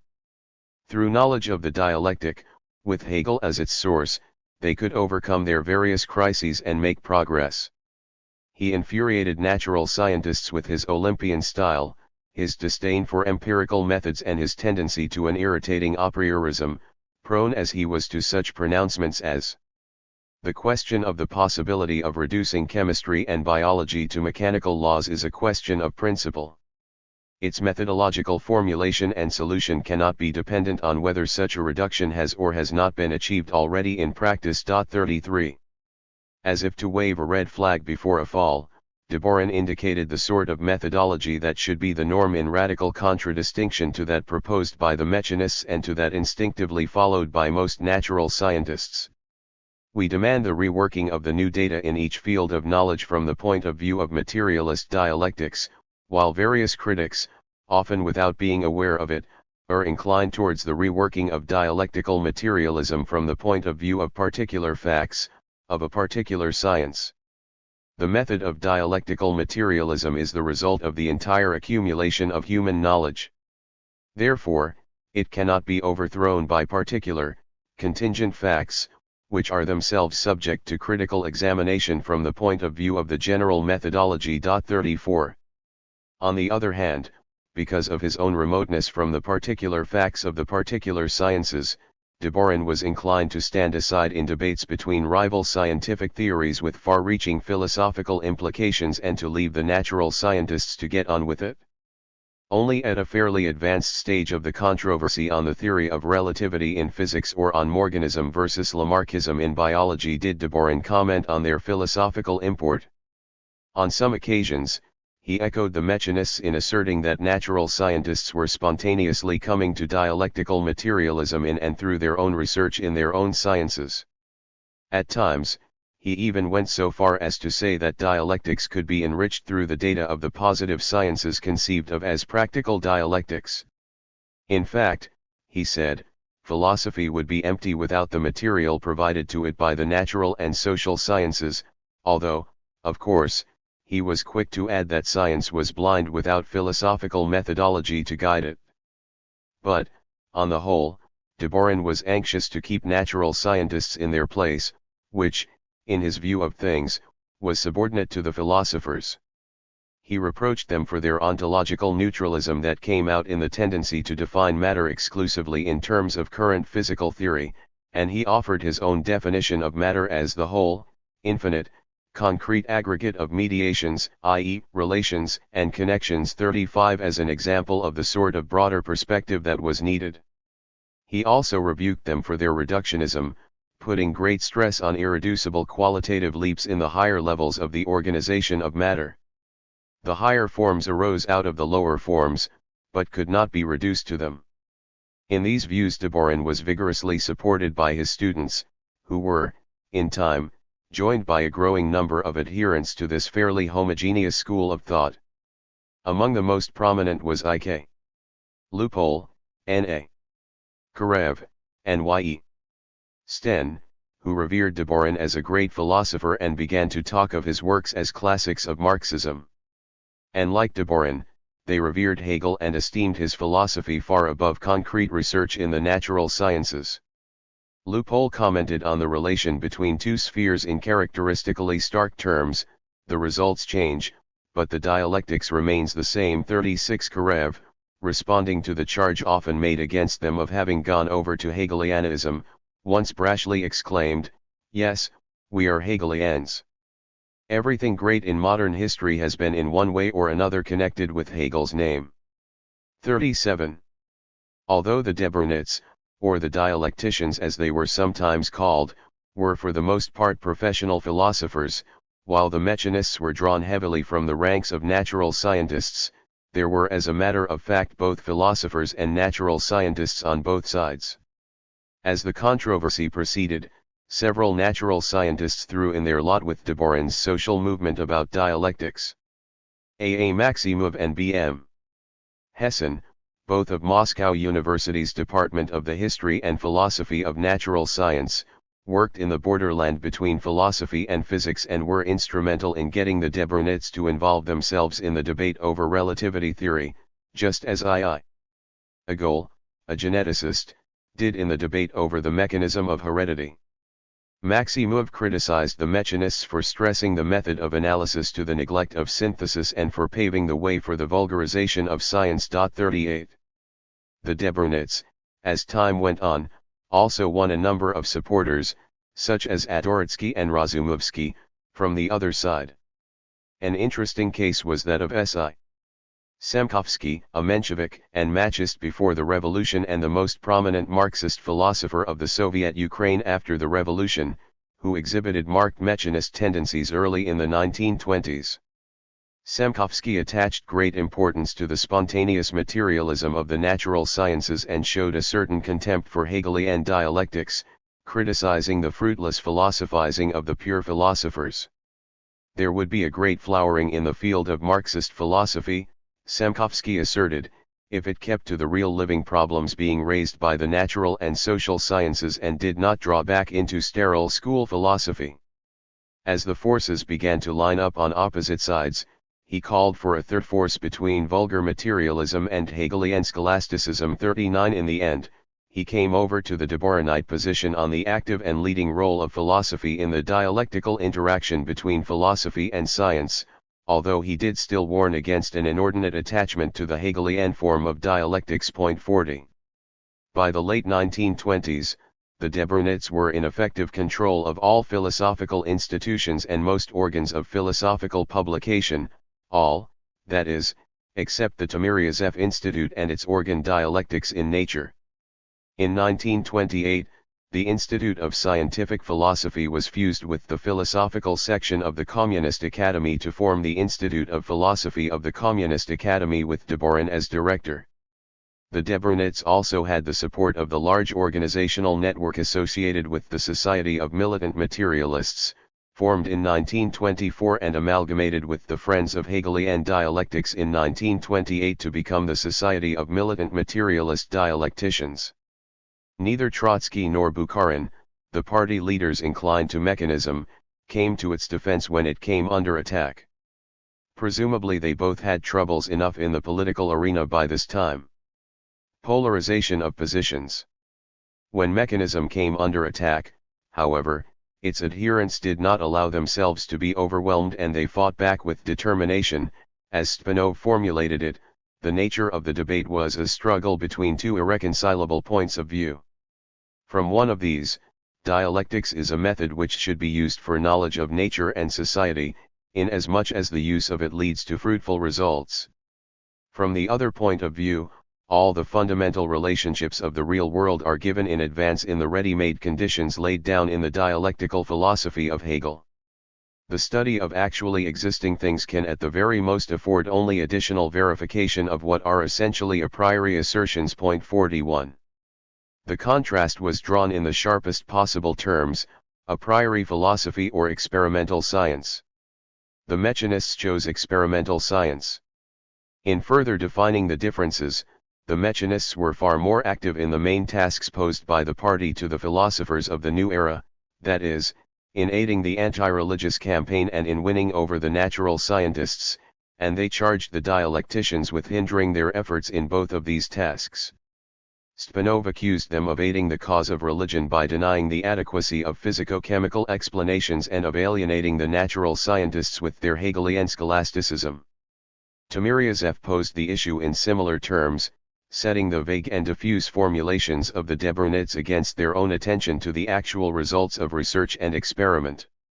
Now we come to the very root of our disagreements. Those who are called mechanists propose that the study of the concrete facts and phenomena of nature and society should be brought to such a level that the dialectics of these processes would emerge from the processes themselves. Our opponents believe that in the field of natural science one needs to formulate once and for all general propositions like the following: there is no positive electricity without negative, there is no dispersion of energy without its concentration, there is no action without a reaction, etc. This was the theme the mechanists hammered home again and again. It was not possible to write on any subject simply on the basis of a study of Hegel's logic.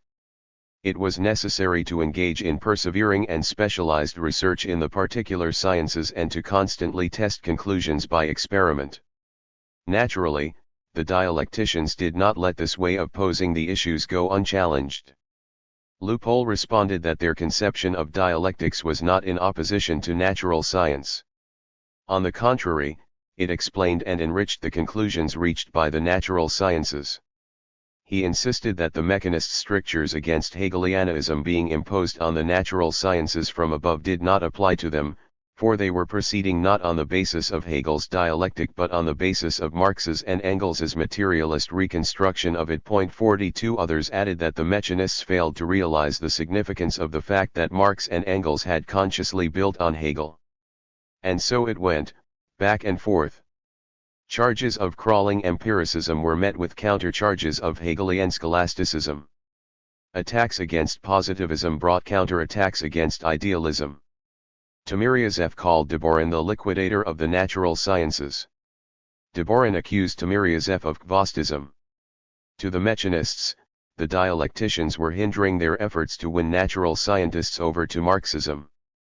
To the dialecticians, the mechanists were pandering to the prejudices of bourgeois scientists and obstructing the penetration of dialectical materialism into the realm of the natural sciences.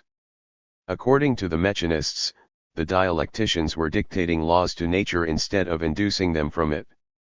According to the dialecticians, the mechanists were unable to understand the reciprocal interconnection between theory and practice.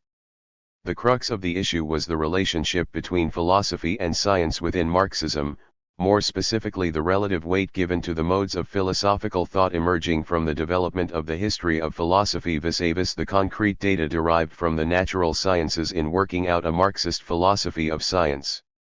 No doubt the two groups took up rather extreme positions, swinging too far in the one direction or the other, but the issues were real enough and by no means settled to this day. Still debated are issues relating to the relationship of philosophy to science and the status of the Hegelian heritage within Marxism, and great differences have continued to exist among Marxists along these lines. Two historical factors came into play during this debate which served to discredit the position of the mechanists and give the edge to the dialecticians. The first was the timely publication of two heretofore unpublished classics of Marxism. Both sides claimed Engels's dialectics of nature as support for their own positions. The mechanists pointed to the more positivistic utterances of Engels about philosophy being superseded by the positive sciences. The dialecticians were, however, on surer ground, insofar as the overall thrust of the book was a critique of reductionism and a vindication of the role of philosophical thought vis-a-vis the natural sciences. Spinow published a commentary in which he maintained that the text showed Engels's development evolving through two phases, that is, from a Hegelian metaphysical phase in which Engels was still in the grip of bourgeois philosophy to a phase in which he attempted to eliminate philosophy and dialectics from the realm of the natural sciences. 43. Both sides also claimed Lenin's philosophical notebooks. The Mechanists called attention to Lenin's statements about the importance of the natural sciences, whereas the dialecticians pointed to the significance that Lenin attached to the study of Hegel. However, there could be no getting away from the fact that the overall direction of thinking in both of these new works did serve to undermine the credibility of the Mechanist position. The Debrunists were quick to exploit this advantage and to label their opponents as revisionists.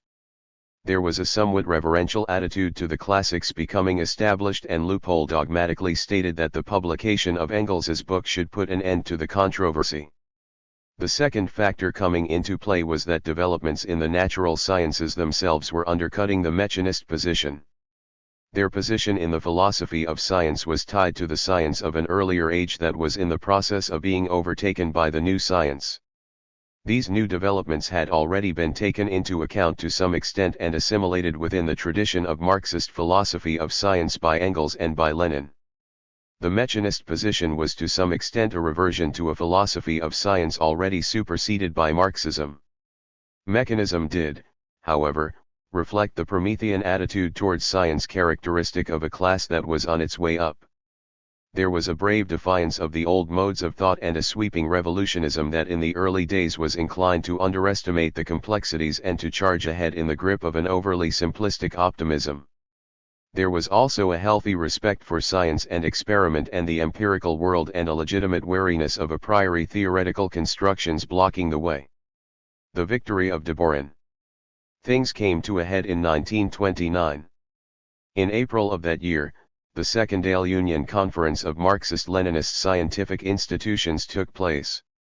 All the leading figures in the philosophical controversy were present and took part in the proceedings, and both points of view were expressed in very sharp terms. The main speeches were given by Deborin as a philosopher and by Otto Schmidt as a natural scientist.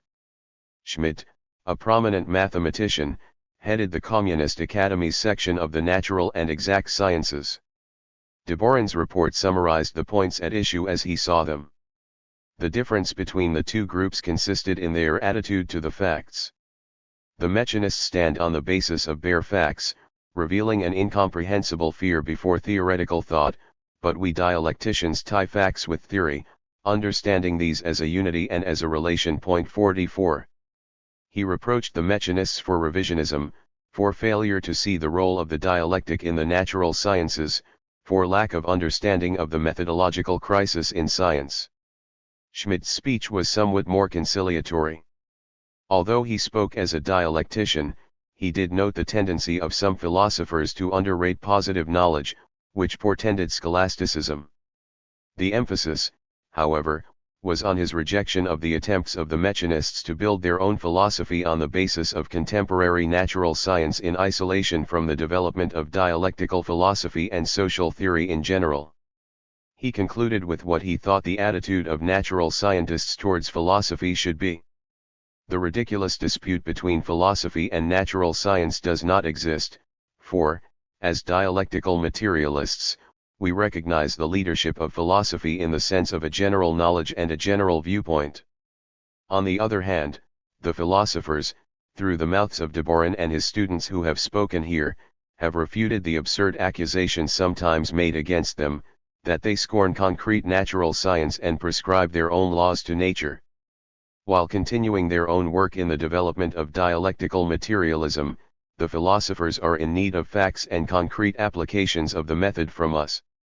We, in our turn, need the leadership of dialectical materialism for the solution of the tremendous task before us, that of mastering all natural science as a whole, and we shall utilize that leadership. 45.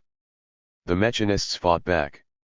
They accused the Debrunists of being more intolerant of mechanistic materialism than of idealism, and of diverting attention from the tasks given to philosophers by the party, especially in the anti-religious campaign. Tsetlin restated their grievances against the dialecticians. Natural scientists will not accept de Boron's formalism. It is inapplicable to exact scientific research. Here formalism leads absolutely nowhere, and those materialist natural scientists who want to carry on a genuine, dialectical materialist investigation of nature, and not a game of jack-straws, not a game of dialectics, inevitably clash with the philosophers, who are proceeding along the wrong path.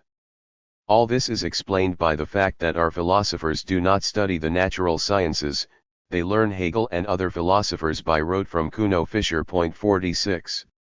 However, the consensus was for de Boron. The conference adopted two resolutions, one in accordance with de Boron's report and one in accordance with Schmidt's.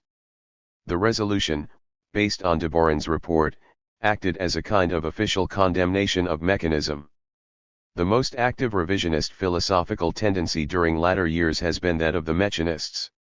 Carrying on what was in essence a struggle against the foundations of materialist dialectics, substituting for revolutionary materialist dialectics a vulgar evolutionism, and for materialism, positivism, preventing, in point of fact, the penetration of the methodology of dialectical materialism into the realm of natural science. This tendency represents a clear departure from Marxist-Leninist philosophical positions. The conference considers it necessary to continue the systematic criticism and exposure of the mistakes of the mechanist school from the point of view of consistent Marxism-Leninism. The most important problems confronting the philosophy of Marxism-Leninism are the further development of the theory of dialectics, and the thorough application of the method of dialectical materialism both in the field of social science and natural science. The crisis through which the contemporary theory of natural science is passing is a continuation of that crisis, which has already been analyzed by Lenin. The present successes of natural science do not fit into the pattern of the old, mechanistic, formal logical theories. Here, bourgeois philosophy paralyzes itself attempting to use the crisis in natural science for its own ends. However, a genuine solution of the fundamental difficulties of natural scientists can be attained only by applying the method of materialist dialectics. 47. The mechanists protested against closing the discussion in this way, some complaining that the issues had not been fully aired, some querying the propriety of settling philosophical issues by majority vote. Some, under pressure of the mounting consensus against them, expressed a change of heart. Others, like Axelrod, were quite recalcitrant. Tsetlin declared to the assembled delegates that the passing of 100 resolutions would not alter the facts that had made him a mechanist. From this time on, mechanism, like Marxism, became something of a dead letter among Soviet Marxists. Those who continued to hold such views were free to persist in arguing for them, but they did so in an atmosphere in which their views were considered discredited by their colleagues, by the authorities, and by the general public. The only administrative consequence of the conference was the fusion of the Timiryazev Institute with the section for the natural and exact sciences of the Communist Academy, although it remained a distinct entity within the other, with a certain relative autonomy.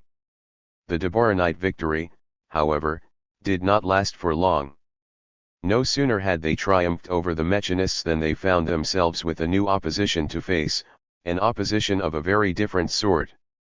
Indeed, in every question, the battles of the 1920s were drawing to a close and giving way to new ones. The new turn. 1929 was the year of the great turn on all fronts of socialist construction. It was the year of shattering transformations. The day of the NEP was over. The hopes of imminent revolution throughout Europe had long since faded away. The left deviation associated with Trotsky, Zinoviev, and Kamina, emphasizing world revolution and rapid industrialization, had been defeated by 1927, and its exponents, once Politburo members, were expelled from the party. Trotsky, once thought to be a successor to Lenin, had been sent into exile. Stalin and his socialism in one country had come to prevail. Henceforth, it was accepted that the Soviet Union would build socialism from its own resources and not be awaiting revolution in the West to facilitate its movement into the next stage. Nor, it was said, would industrialization proceed at the expense of the peasantry. But in 1929 there was another turn. The right deviation, based on the theories of Bukharin, who advocated a moderate approach to the peasantry, even the kulak section, in the hope of achieving such economic stability as would allow steady industrialization, was defeated. Now, with Stalin reversing himself, after standing with Bukharin against Trotsky, Zinoviev, and Kamenev, it was declared that the peasantry could no longer be placated at the expense of the proletariat. Nothing could any longer be allowed to hold back the great push for rapid industrialization that was now deemed necessary to begin the new era of socialist construction. The years from 1928 to 1932 were characterized by the frenzy of the first five-year plan, the titanic and turbulent struggle to build heavy industry and to collectivize agriculture, to transform a backward land into an advanced industrial nation. The architect of the new policy was Joseph Stalin, as Yosef Vissarionovich Jugashvili was known to the world, who by this time had emerged supreme from the complex power struggle that had followed upon the death of Lenin. Audaciously he exhorted the Soviet people to achieve what seemed to all the world impossible. He declared with a breathtaking willfulness that the Soviet people must reach for dizzying heights and that it was a matter of life or death. If there is a passionate desire to do so, every goal can be reached, every obstacle overcome. We lag behind the advanced countries by 50 to 100 years. We cover that distance in 10 years.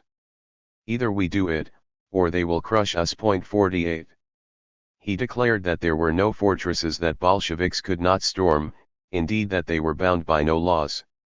Tempo of development was purely and simply a matter of human decision. In the intellectual sphere, the new policy signaled the time to effect the scientific changeover from bourgeois specialists to the new red specialists. The traditional intelligentsia were served notice that the time for ideological neutrality was at an end. They were asked to declare themselves for or against Marxism or, as Karl Radek chose to put it, on one side of the barricades or the other. 49. University professors were required to undergo re-election based on their political views as well as on their professional competence.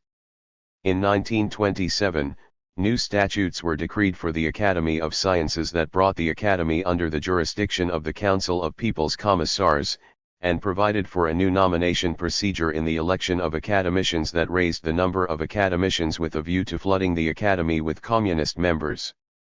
The existence of the communist network of institutions parallel to the non-communist ones was to be abolished.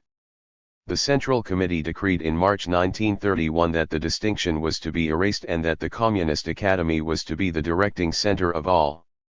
The Academy was to establish methodological control over all academic institutions by supervising the drawing up of their plans. Also, communists were no longer to confine themselves to the special scientific societies organized under the Communist Academy but were to penetrate the traditional scientific societies.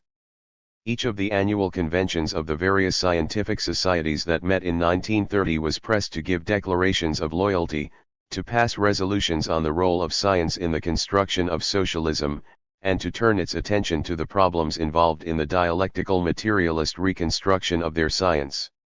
Most acquiesced, if only outwardly. There were, however, several instances of rebellion. The Moscow Mathematical Society, in December 1930, refused to expel the eminent mathematician D.F. Igorov, who had declared that the binding of a uniform Weltanschauung on scientists amounted to wrecking. The society ceased functioning for a time, but emerged reconstructed in 1932. Another example was the failure of the renovation of the Academy of Sciences to proceed precisely according to plan. A determined opposition was led by Vernadsky and Pavlov. Vernadsky based his attack on Deborin, at this time at the summit of his career as the leading Soviet Marxist in the field of philosophy, on an attack on Marxist philosophy in general. Dialectical materialism was only a survival of Hegelianism that was out of step with science, he claimed. He further argued that science was above all class and party conflicts and that the elections should proceed on the basis of the internationalism of science and not on the basis of specific Soviet conditions. Pavlov based his attack on Bukharin on the claim that he was a person up to his knees in blood. In any case, when the elections came, Deborin, along with Fricka and Lukin, although sponsored by the party, failed to be elected. There were angry protests from the institutions that had nominated them, with the Institute of Red professors furiously demanding a purge. The academicians soon capitulated, and in extraordinary session soon after, they elected the 3 further members. Even so, the party set up a special governmental commission to investigate the academy and later issued the Figotnaya report designating the Academy of Sciences an asylum for alien elements hostile to Soviet power. The employees of the academy were called to numerous meetings to subject one another to socialist criticism.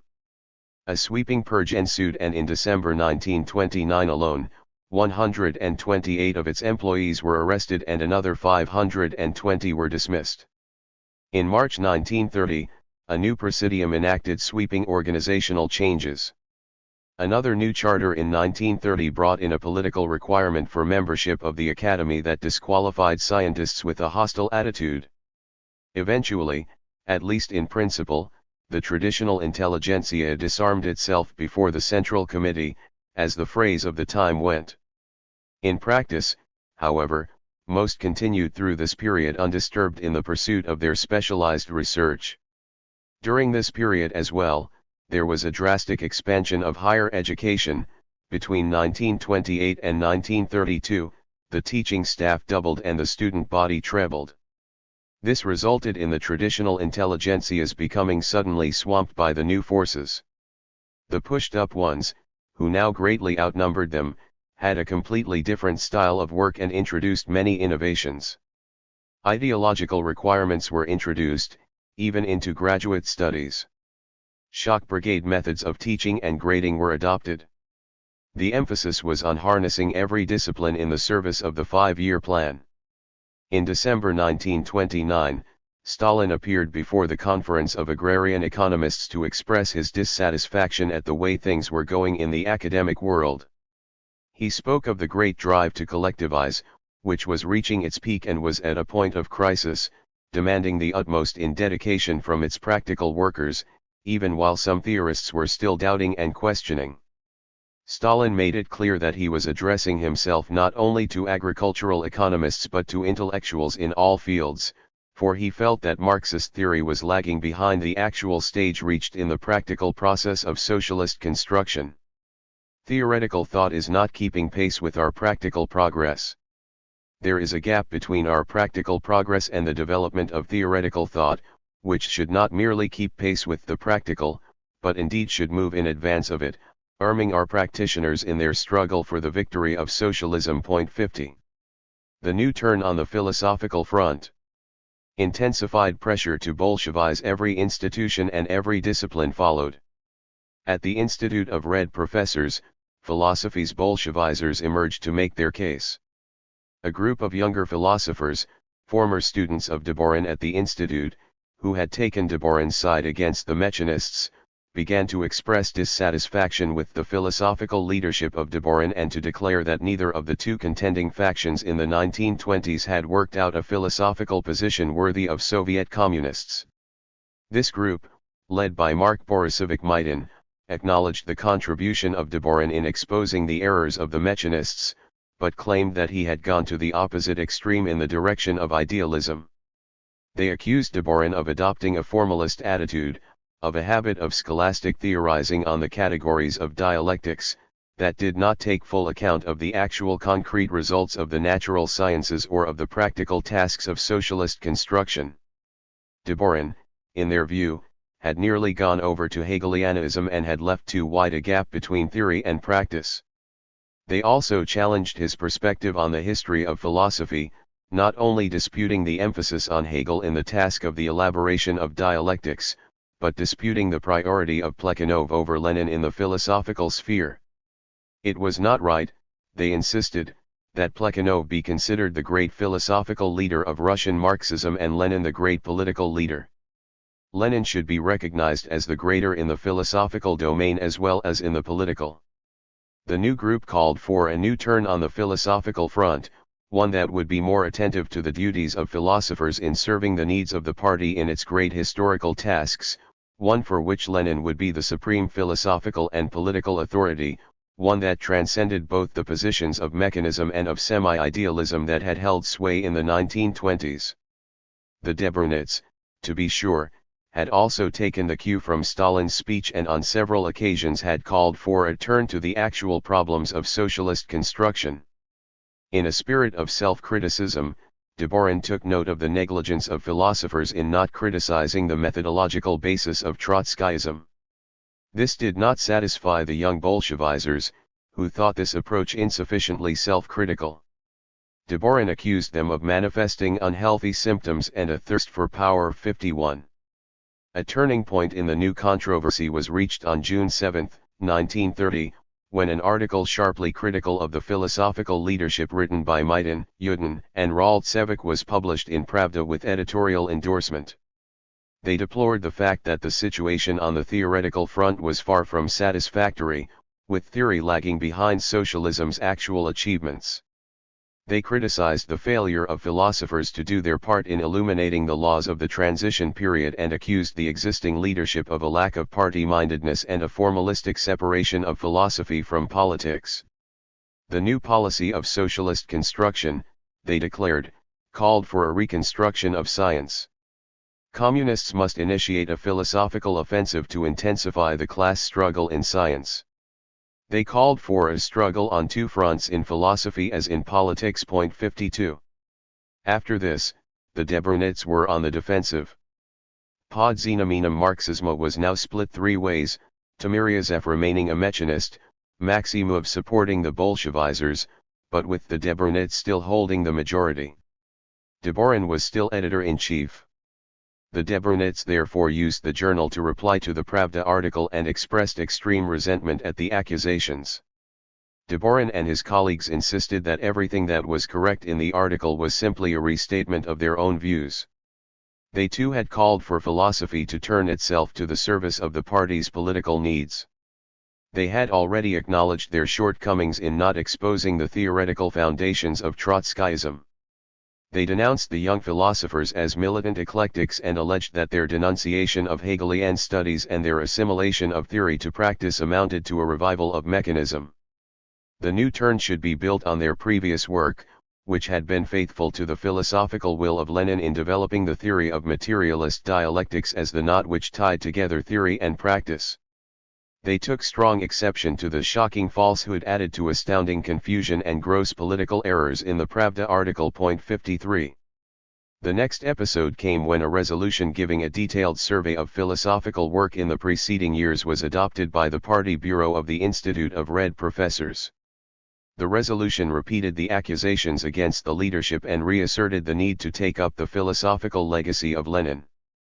It also pointed to the necessity of making maximum use of the materials gathered by the natural sciences and to the importance of not ignoring the anti-mechanist contributions of modern bourgeois science in developing the theory of materialist dialectics. 54. In October, the Bureau adopted another resolution in which they again outlined their criticisms of the existing philosophical leadership, giving preference to Plekhanov over Lenin, considering materialist dialectics the same as idealist dialectics, drifting into Kantian formalism, and flirtation with Trotskyism. It then put forward 12 recommendations, which included struggle against philosophical idealism, as well as persistence in the struggle against mechanism, and analysis of the achievements of contemporary natural science and its penetration by dialectical materialism. 55. The decisive battle then opened with the Philosophical Conference beginning on October 18, an extended meeting of the Presidium of the Communist Academy. For the occasion, all the leading figures were present to argue their positions. The main report was given by V.P. Milutin, chairman of the Presidium of the Communist Academy, who proclaimed the central problem to be that of the place of theory in practice and criticized the philosophical leadership for their formalist approach that ignored the vital problems of the day. Deborin's purport followed. He conceded certain of the criticisms, but pointed to the achievements of himself and his associates and defended their work as fundamentally sound, despite certain acknowledged shortcomings. The militant Bolshevizers then came in on the attack, reiterating their criticisms. Maidan elaborated on what the charge of formalism, specifically denied by Deborin, meant. It was, he said, empty scholastic theorizing on the categories of dialectics, transforming dialectics from a vital method of cognition into the coordination of abstract formulas. It was the break between form and content, between the logical and the historical, between philosophical theory and the socio-historical situation. The Deborinists fought back with great spirit, bringing a wide assortment of labels into play in expressing their contempt for the new trend. Sten accused the new group of theoretical liquidationism. Also present was Timiryazev, who claimed that the new trend amounted to a vindication of mechanism. Yaroslavsky had by this time gone over to the side of the Bolshevizers. 56. All in all, the consensus was clearly in favor of the new trend. By the end of the conference, Deborin was more subdued. He backed down somewhat from the sentiments expressed in his purport and expressed his distress at the distance that had come between himself and the young cadres with whom he had worked so closely for so long, but he stopped short of denouncing his philosophy as a formalist deviation. The conference concluded with a resolution to the effect that philosophical work should henceforth proceed along the lines indicated by Maidan and his associates. 57. There were no significant organizational changes as a result of the conference. The Deborinists stayed at their posts and were as powerful as ever. The younger philosophers were still very dissatisfied with the situation. Presumably because of these tensions, pod xenomenum marxism ceased to appear. Maidan and his colleagues decided to appeal directly to Stalin, but were extremely unsure of what sort of response to expect. As it turned out, he summoned them immediately and received them warmly. Having listened to their case, he replied that they were right but not well oriented politically. They needed to specify what sort of formalist deviation Deborin and his group were advocating. It was, Stalin told them, Menshevizing idealism. He then asked them what they felt should be done and they expressed their desire to see changes in the editorial board of pod xenomenum marxism. When Stalin drew them out as to whom they felt should be on the editorial board, they suggested Maidan and Yudin. Stalin then added, but also Deborin and Timiryazev. On December 29, there was yet another resolution from the Party Bureau of the Institute of Red Professors. In it, the group incorporated the new term Menshevizing idealism and characterized it as an outlook reflecting the pressure of hostile class forces surrounding the proletariat. They also asserted that the Deborinists had in many ways made common cause with the Mechanists, even while criticizing them. This resolution was followed by a report given by Maidan on January 1, 1931, at the Communist Academy in which he gave great emphasis to the correlation of mechanism with Bukharin and the right deviation and the correlation of Menshevizing idealism with Trotskyism and the left deviation. 58. The meaning of the new turn and the politics of philosophy. This became in the 1930s the standard formula. The party had been fighting a war on two fronts. The philosophical debate was linked with the political debate in that mechanism served as the theoretical justification for the right deviation, just as Deborinism provided the theoretical justification for the left deviation. Explaining the alleged parallels for a foreign audience, the Russian Dmitry Mirsky, resident in Britain, said that, in the 1920s, class enemies had been allowed to dominate cultural life, just as they had been allowed to carry on in economic life. However, with the new revolutionary advance of 1929 to 1930, these deviations, both philosophical and political, became ideological sabotage akin to the industrial sabotage uncovered in the trials of the wreckers of 1930 to 1931. Both Bukharinism in politics and mechanism in philosophy represented the outlook and interests of the survivals of capitalist economy. The one represented the surrender of economic autonomy to bourgeois entrepreneurs and the other amounted to the surrender of ideological autonomy to bourgeois scientists. 59. Looking back at the historical evidence in relation to the parallel debates of the 1920s, there can be little doubt that Maidan's formula was a post factum and highly oversimplified statement of the situation. During the 1920s, there were few indications of any consciousness of connections between the factional struggle within the party and the debates in philosophy of science. What odd references to it there were as often as not linked Trotskyism with mechanism, not with Debourinism. At the time of the political defeat of Trotsky and his expulsion from the Communist Academy, Debourin's prestige was higher than ever and yet to be higher still. Moreover, most Debourinists were anti-Trotskyist. As to the philosophical mechanists, there is no evidence that they constituted a hotbed of support for Bukharin's political proposals. This is not, however, to deny any lines of connection whatsoever. Commentators such as Kolakowski, who assert that there was no logical connection and that the formula was a fabrication of the most arbitrary kind, are quite wrong. This, too, is an oversimplification.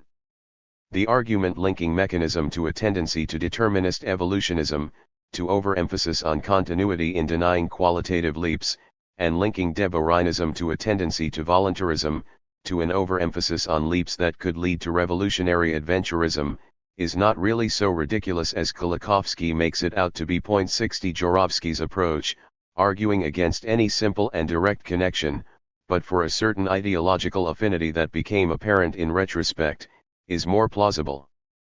At the center of the politicians' arguments was the problem of carrying peasants along in the drive to industrialize. At the center of the philosophers' arguments was the problem of winning scientists to support the Bolshevik ideology that inspired that drive.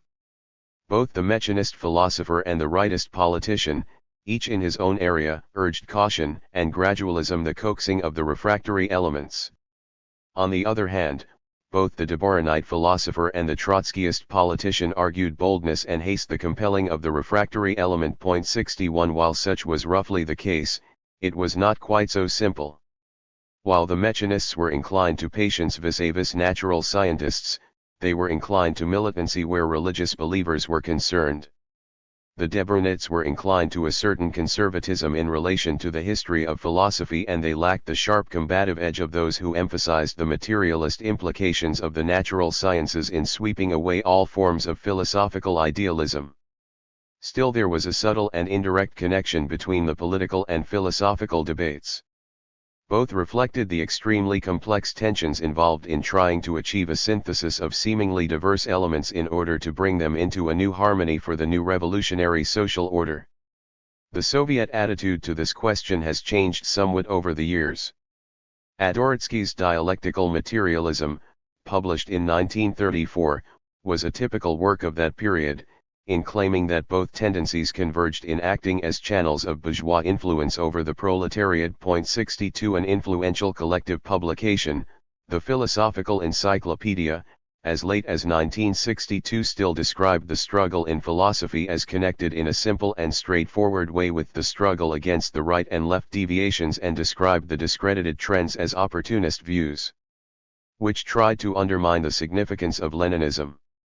63 However, few Soviet philosophers today would assert such a direct connection. The term Menshevizing idealism is no longer used to describe the trend associated with Debourin. But in 1931 Maidan's formula held sway.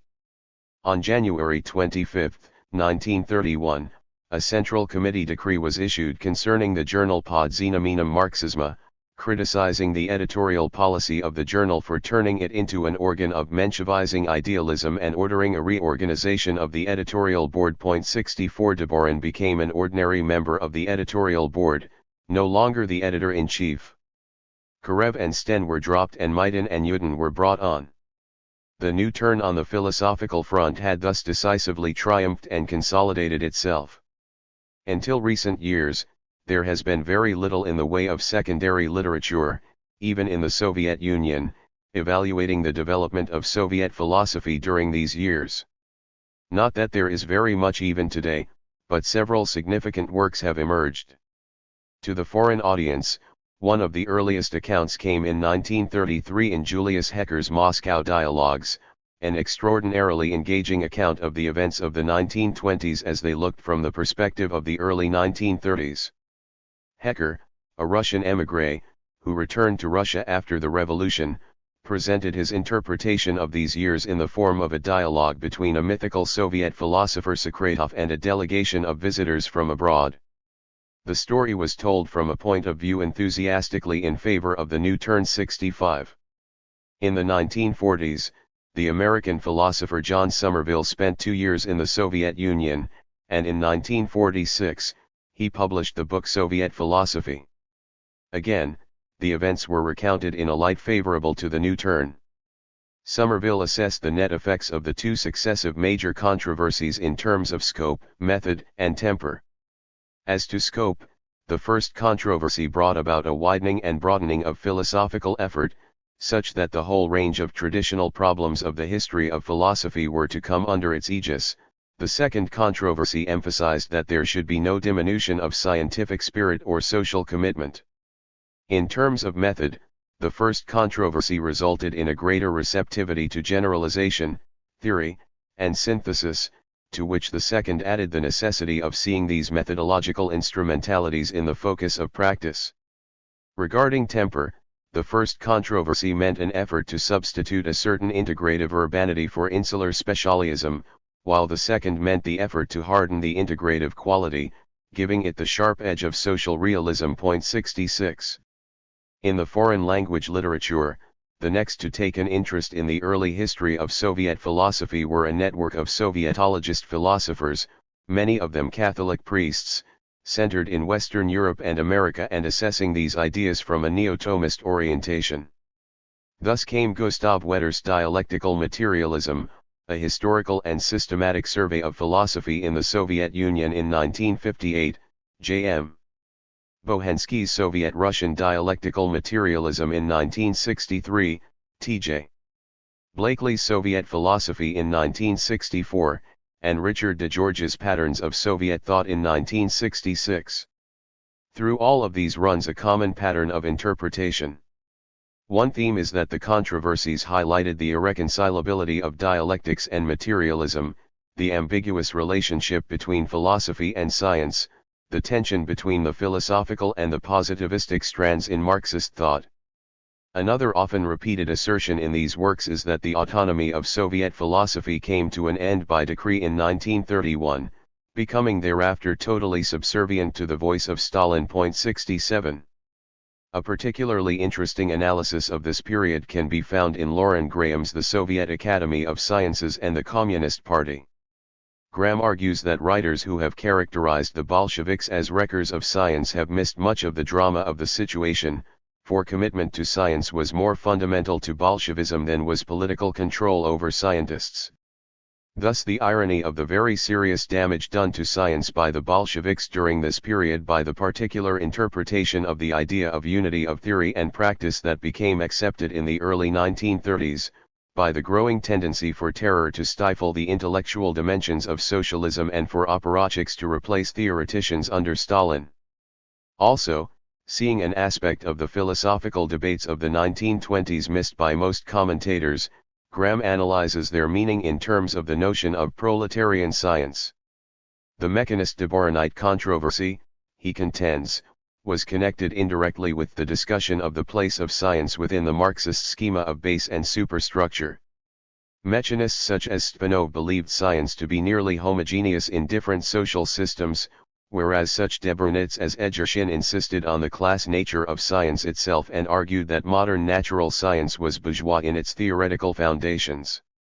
The victory of the Deborahnites marked an increasing willingness to put science within the superstructure and to uphold the active role played by Marxist philosophy of science. This tendency survived their supersession by the Stalinists. The 1931 group accepted a somewhat more involved analysis of the relationship between base and superstructure than either the mechanists or Deborahnites had granted, but they still included science in the superstructure. Schmidt, for example, argued in his 1932 article on natural science in the large Soviet encyclopedia that in each epoch the level of natural science was determined in the final analysis by the level of development of the forces of production. However, natural science, as part of the superstructure, was also influenced by other elements of the superstructure, while at the same time, it influenced in its turn the forces of production. 68. The really definitive work on Soviet philosophy of science during this period has been that of David Jorovsky's Soviet Marxism and Natural Science 1917 to 1932.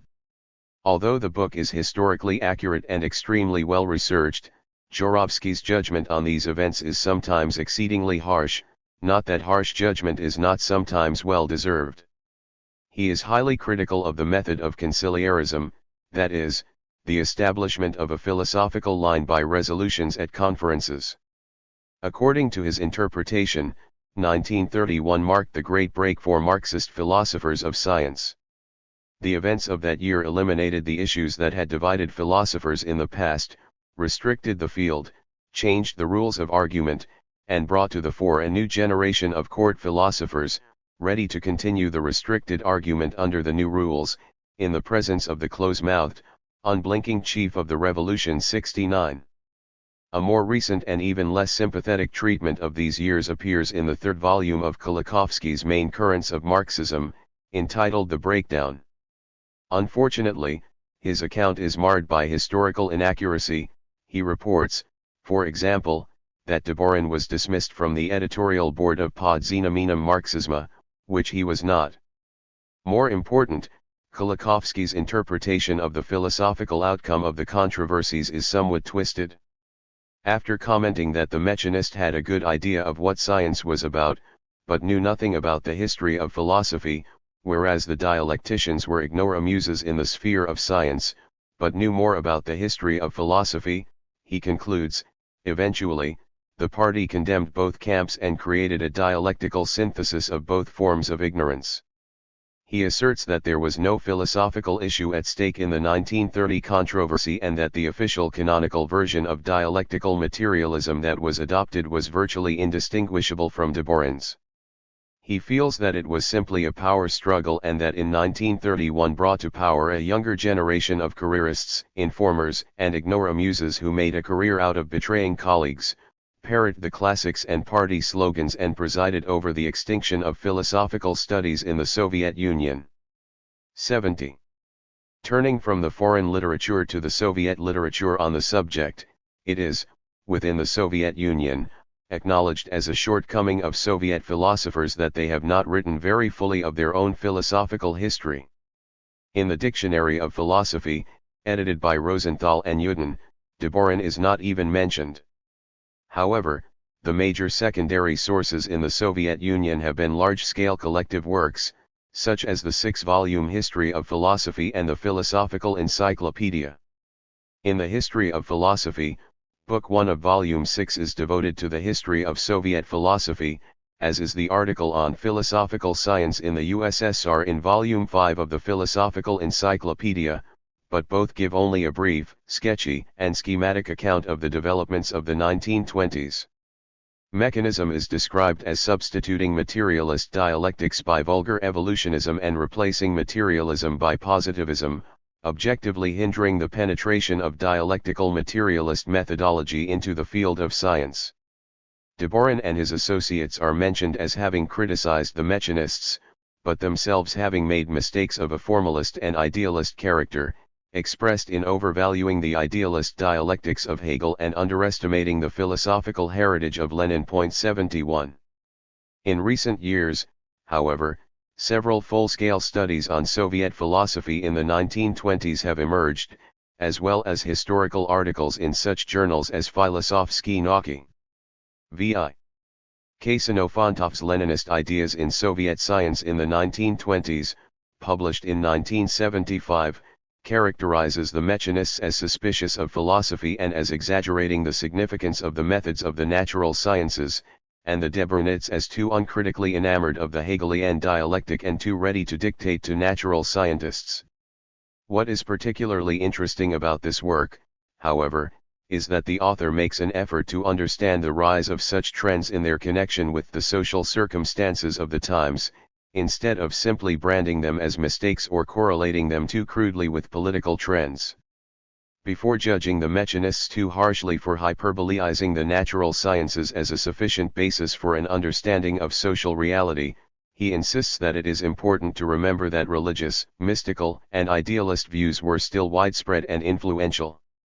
As to the Debrownists, while it is true, he admits, that they were too one-sidedly engrossed in Hegelianism, it is necessary to see as well that they did not yet know of the dangers of dictating to science, a lesson made clear only by later Soviet history. 72. It is indeed vital to assess these controversies within the movements of the times, not to see them as simple direct reflections of political positions, but to understand them as giving expression to the sort of exaggerated positions that come to the surface in periods of social ferment, representing sincere efforts to bring into play forces that needed to find their expression vis-a-vis other forces within the new social order. It is also correct to see the different trends as reflecting the tension between philosophy and natural science, between dialectics and materialism. It is a mistake, however, to believe after the fashion of the neo-Thomist Sovietologists that these tensions could not be resolved creatively. It was vital to the future of Marxism that a synthesis emerge in which neither philosophy nor science, neither dialectics nor materialism, was emphasized at the expense of the other, as they were with the mechanists and dialecticians respectively. A return to the more integrative approach that had characterized Marx, Engels, and Lenin would have been constructive enough, if not for the authoritarianism and suppression of debate that came with it. It was at least potentially a dialectical synthesis of two forms of knowledge, and not of two forms of ignorance, as Kolakowski so bitterly asserts. Also reflected was the tension between such a theoretical synthesis and the concrete level of political practice. The resolution here involved at least an orientation toward bringing the integrative approach of the founders of Marxism to a new stage by seeing it within a new political context, the new stage of socialist construction. It was still unspecified just how philosophy and science would be brought to bear in the stage of socialist construction. It was not yet clear that those with the crudest and most opportunist manner of drawing the connections would prevail and that it would culminate in such disaster.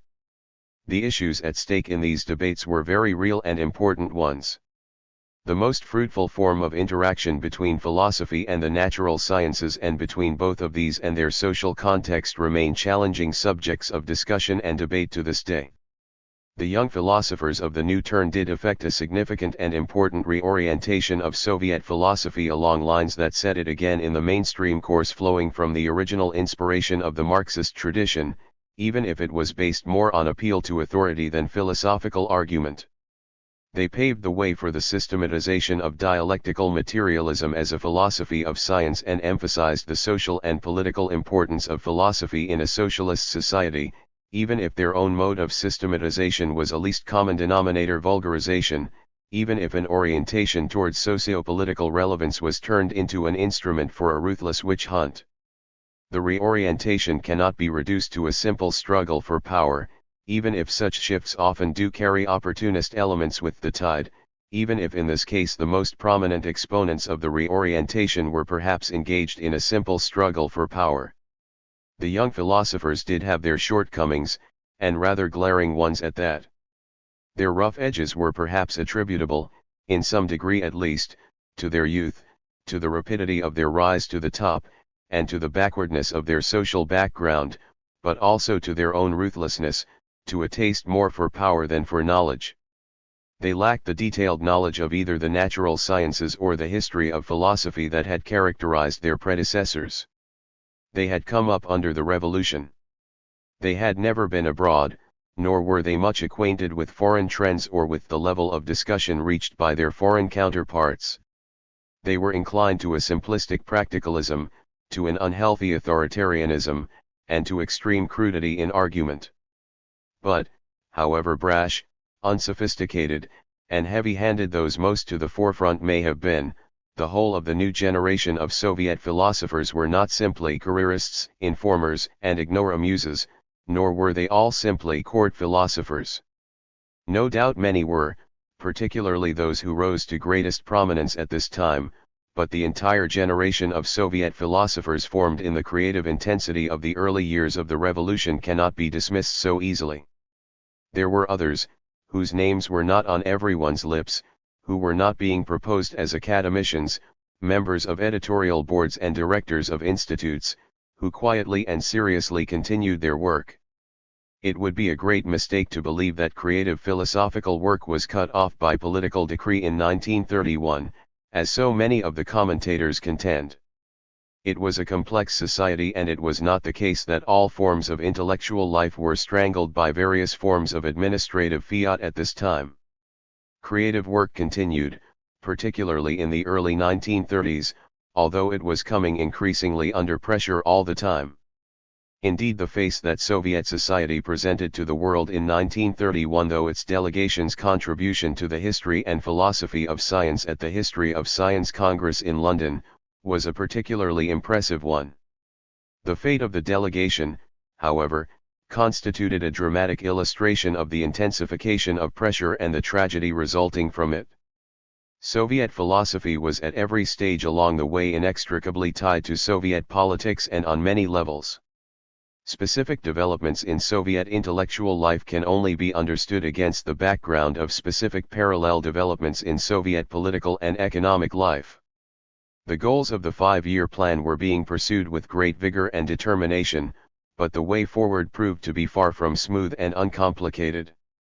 There was massive and violent resistance to collectivization, as peasants burned crops and slaughtered livestock rather than surrender. There was disaster after disaster in the drive towards industrialization, as unskilled hands and hastily trained engineers fumbled with sophisticated machinery imported from abroad. Breakdowns, fires, famine, and unfulfilled plans were put down to sabotage and espionage and conspiracy with foreign powers. But the evidence for sabotage and espionage and conspiracy with foreign powers was of a very dubious sort. Yet, such charges were made in a ruthless attempt to find scapegoats to blame for problems actually resulting from the backwardness of a workforce that lacked the extraordinarily advanced levels of expertise in science, technology, engineering, and agronomy required for such a dramatic push forward. It was sometimes extremely difficult to know how to distinguish between bungling and wrecking, between advocates of discredited policies and sabotage, between contact with foreign colleagues and espionage. In this atmosphere, the commitment of the intelligentsia formed before the revolution was brought more and more into question. Stalin spoke of the connections between the bourgeois intelligentsia and international capital, which was massing its forces against the Soviet regime. Bolshevization.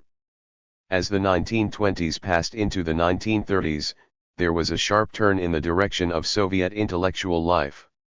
Gone were the days when specialists were told that working conscientiously in their own special fields was enough.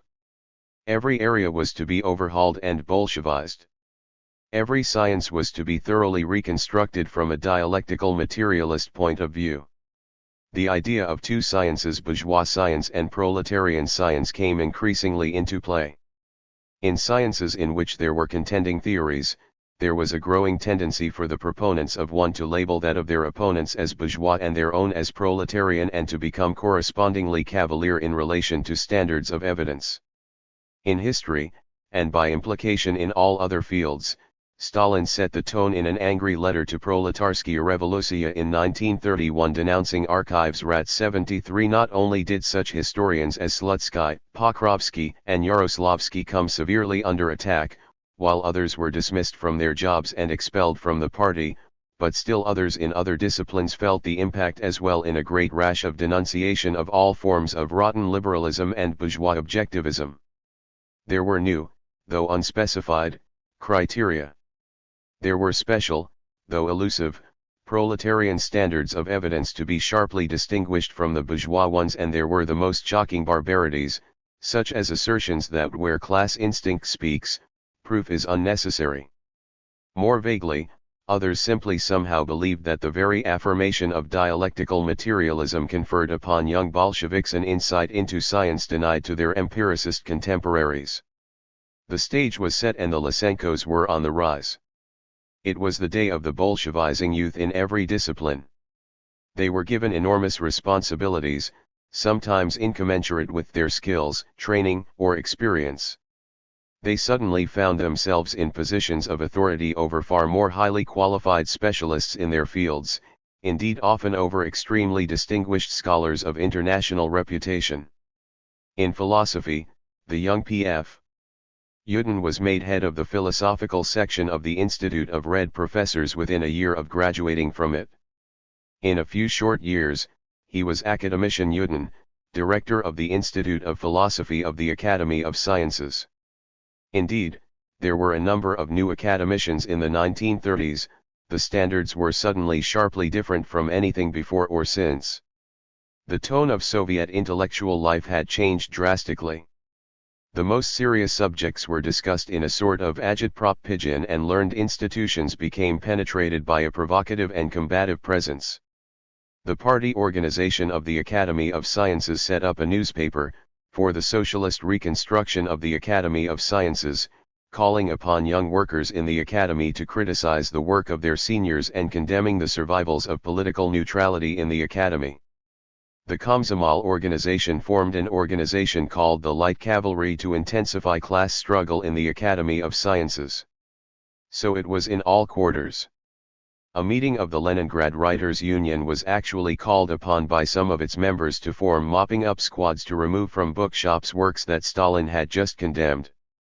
But the traditional intelligentsia was still there and working, as was the older communist intelligentsia. Bukharin, although expelled from the Politburo, was still a Central Committee member and an academician. He held a number of responsible positions in the 1930s and was very much involved in organizing the scientific work of the Academy of Sciences. He was editor of the large Soviet encyclopedia and a series of volumes on the history of science and technology. He had moved beyond the mechanist approach that had marked his thinking in the 1920s and, in the 1930s, displayed a new integration in his philosophical writings. Deborin also changed his mind to some extent and continued to hold important academic posts. He was especially active within the Academy of Sciences and was eventually elected to its presidium. His early statements of self-criticism were criticized somewhat ungraciously by some of the younger philosophers. In 1933, he gave a long self-critical speech at the Institute of Philosophy. Our fundamental mistake lay in separating theory and practice. I must admit that for a long time I did not understand that accusation, because, after all, I was constantly speaking of practice as the criterion of truth. I was speaking about it and writing about it. Only later did I understand that this was not all that was at stake. The essence of the matter was that we failed to establish a connection between our theoretical and methodological investigations and the concrete tasks of socialist construction, that we separated theory from life. This led to a state where some of the Menshevizing idealists developed to a certain degree into inner emigrants and later into political opportunists. 74. He then urged on his followers complete and unconditional surrender as the only possible position for an honest communist. 75. Some followed his advice, while others did not. Lupol and Asmus engaged in self-criticism, while Sten refused to do so, but for the moment they all continued their work. So did the mechanists, although major figures like Timiryazev and Axelrod persistently refused to recant. Axelrod, at a conference organized at the Institute of Philosophy of the Communist Academy devoted to the 25th anniversary of materialism and empirio-criticism, did modify her views with regard to this work that she had once viewed negatively, but she remained an unregenerate mechanist to the end. There were, however, several early casualties among the older generation of communist intellectuals, most notably David Ryazanov, founder and director of the Marx-Engels Institute, a crusty old Marxist scholar, not inclined to hold his caustic tongue, no matter how powerful the opposition. He did not hesitate to speak against particular proposals supported by Lenin in his day, and he continued in the same fashion under Stalin. In 1931, he was abruptly dismissed from his institute, expelled from the party and sent into internal exile. He was charged with treason, in general, with trying to establish between the party and its enemies a third force and, in particular, with sheltering Mensheviks in his institute and with honoring agreements with foreign social democrats to suppress publication of certain letters of Marx and Engels. The evidence was of an extremely dubious sort. He was replaced by Adoritsky, who had shown himself particularly adept at flowing with the tide, transforming himself within a few short years from Mechanist to Dvorinite to militant Bolshevizer. Meanwhile, Ryazanov, the greatest living authority on the life and work of Marx and Engels, after a time in prison, was sent to Saratov where he worked as a librarian until he died in 1938. With the permission of Kirov, he was, for a short time, allowed to continue his research in Leningrad. However, upon the assassination of Kirov, he was forced to return to Saratov.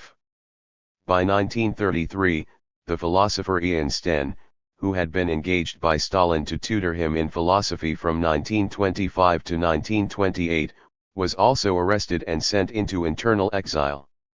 In his case, there seemed to be evidence linking him to actual political opposition. Nevertheless, work in the philosophy of science proceeded in the early 1930s, even if the storm clouds were gathering all around it.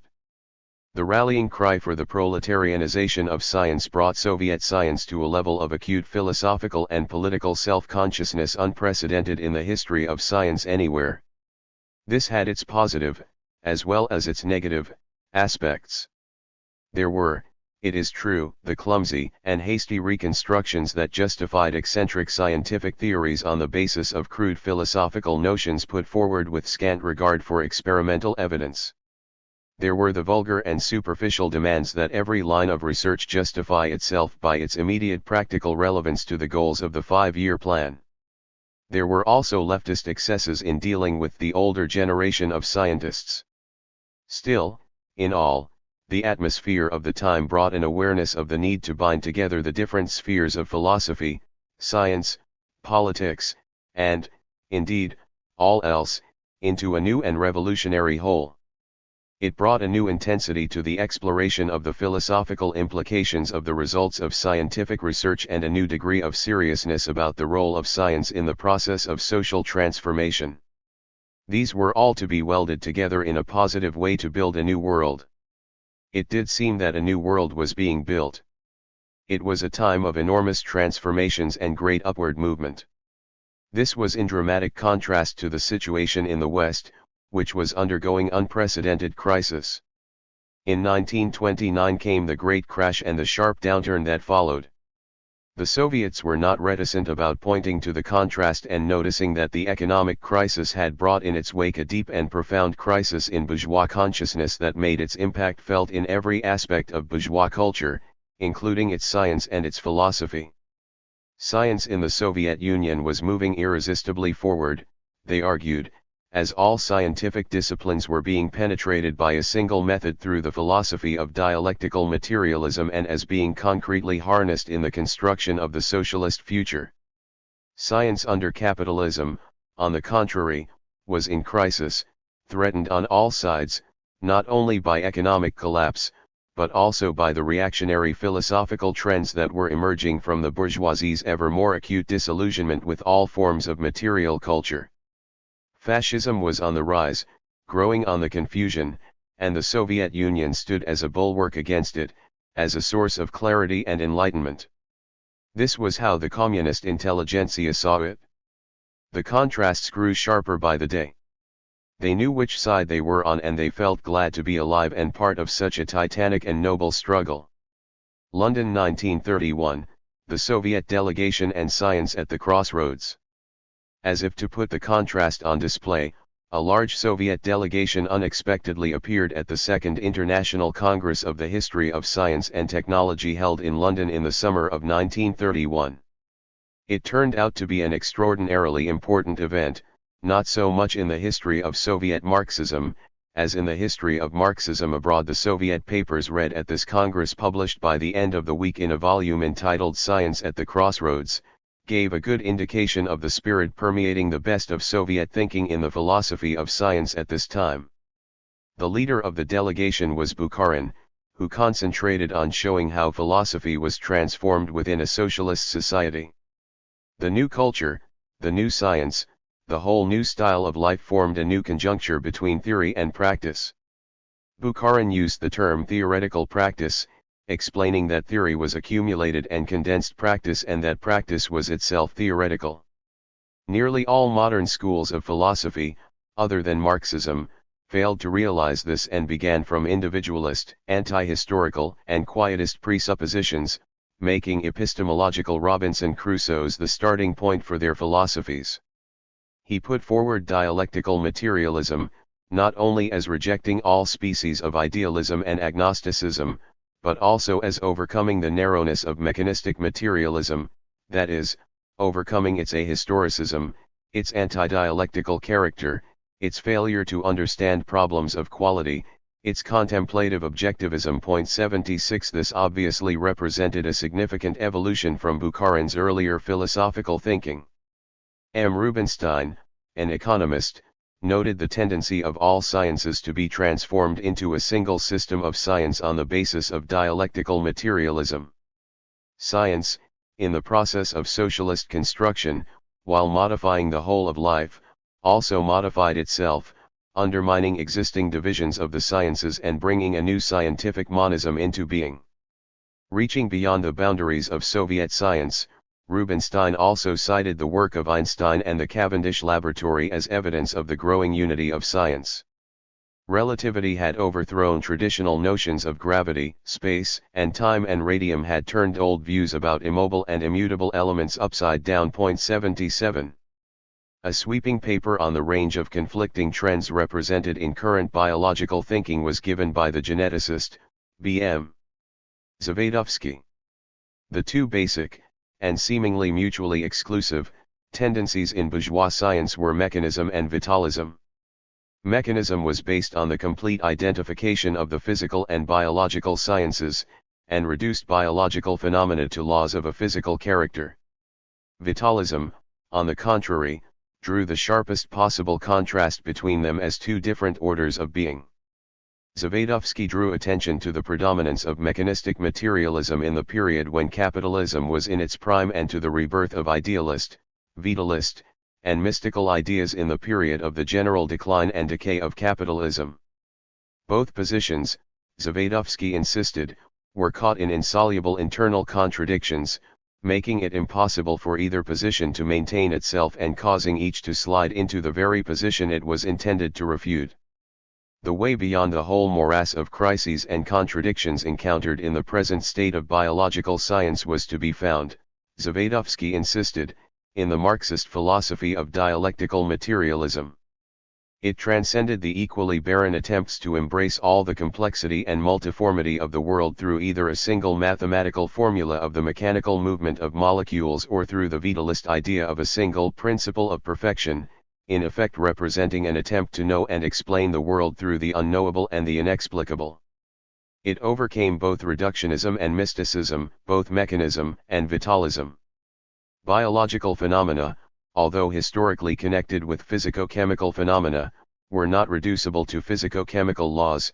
They displayed qualitatively distinct laws and required distinctive methods of research, without thereby losing their materiality and cognizability.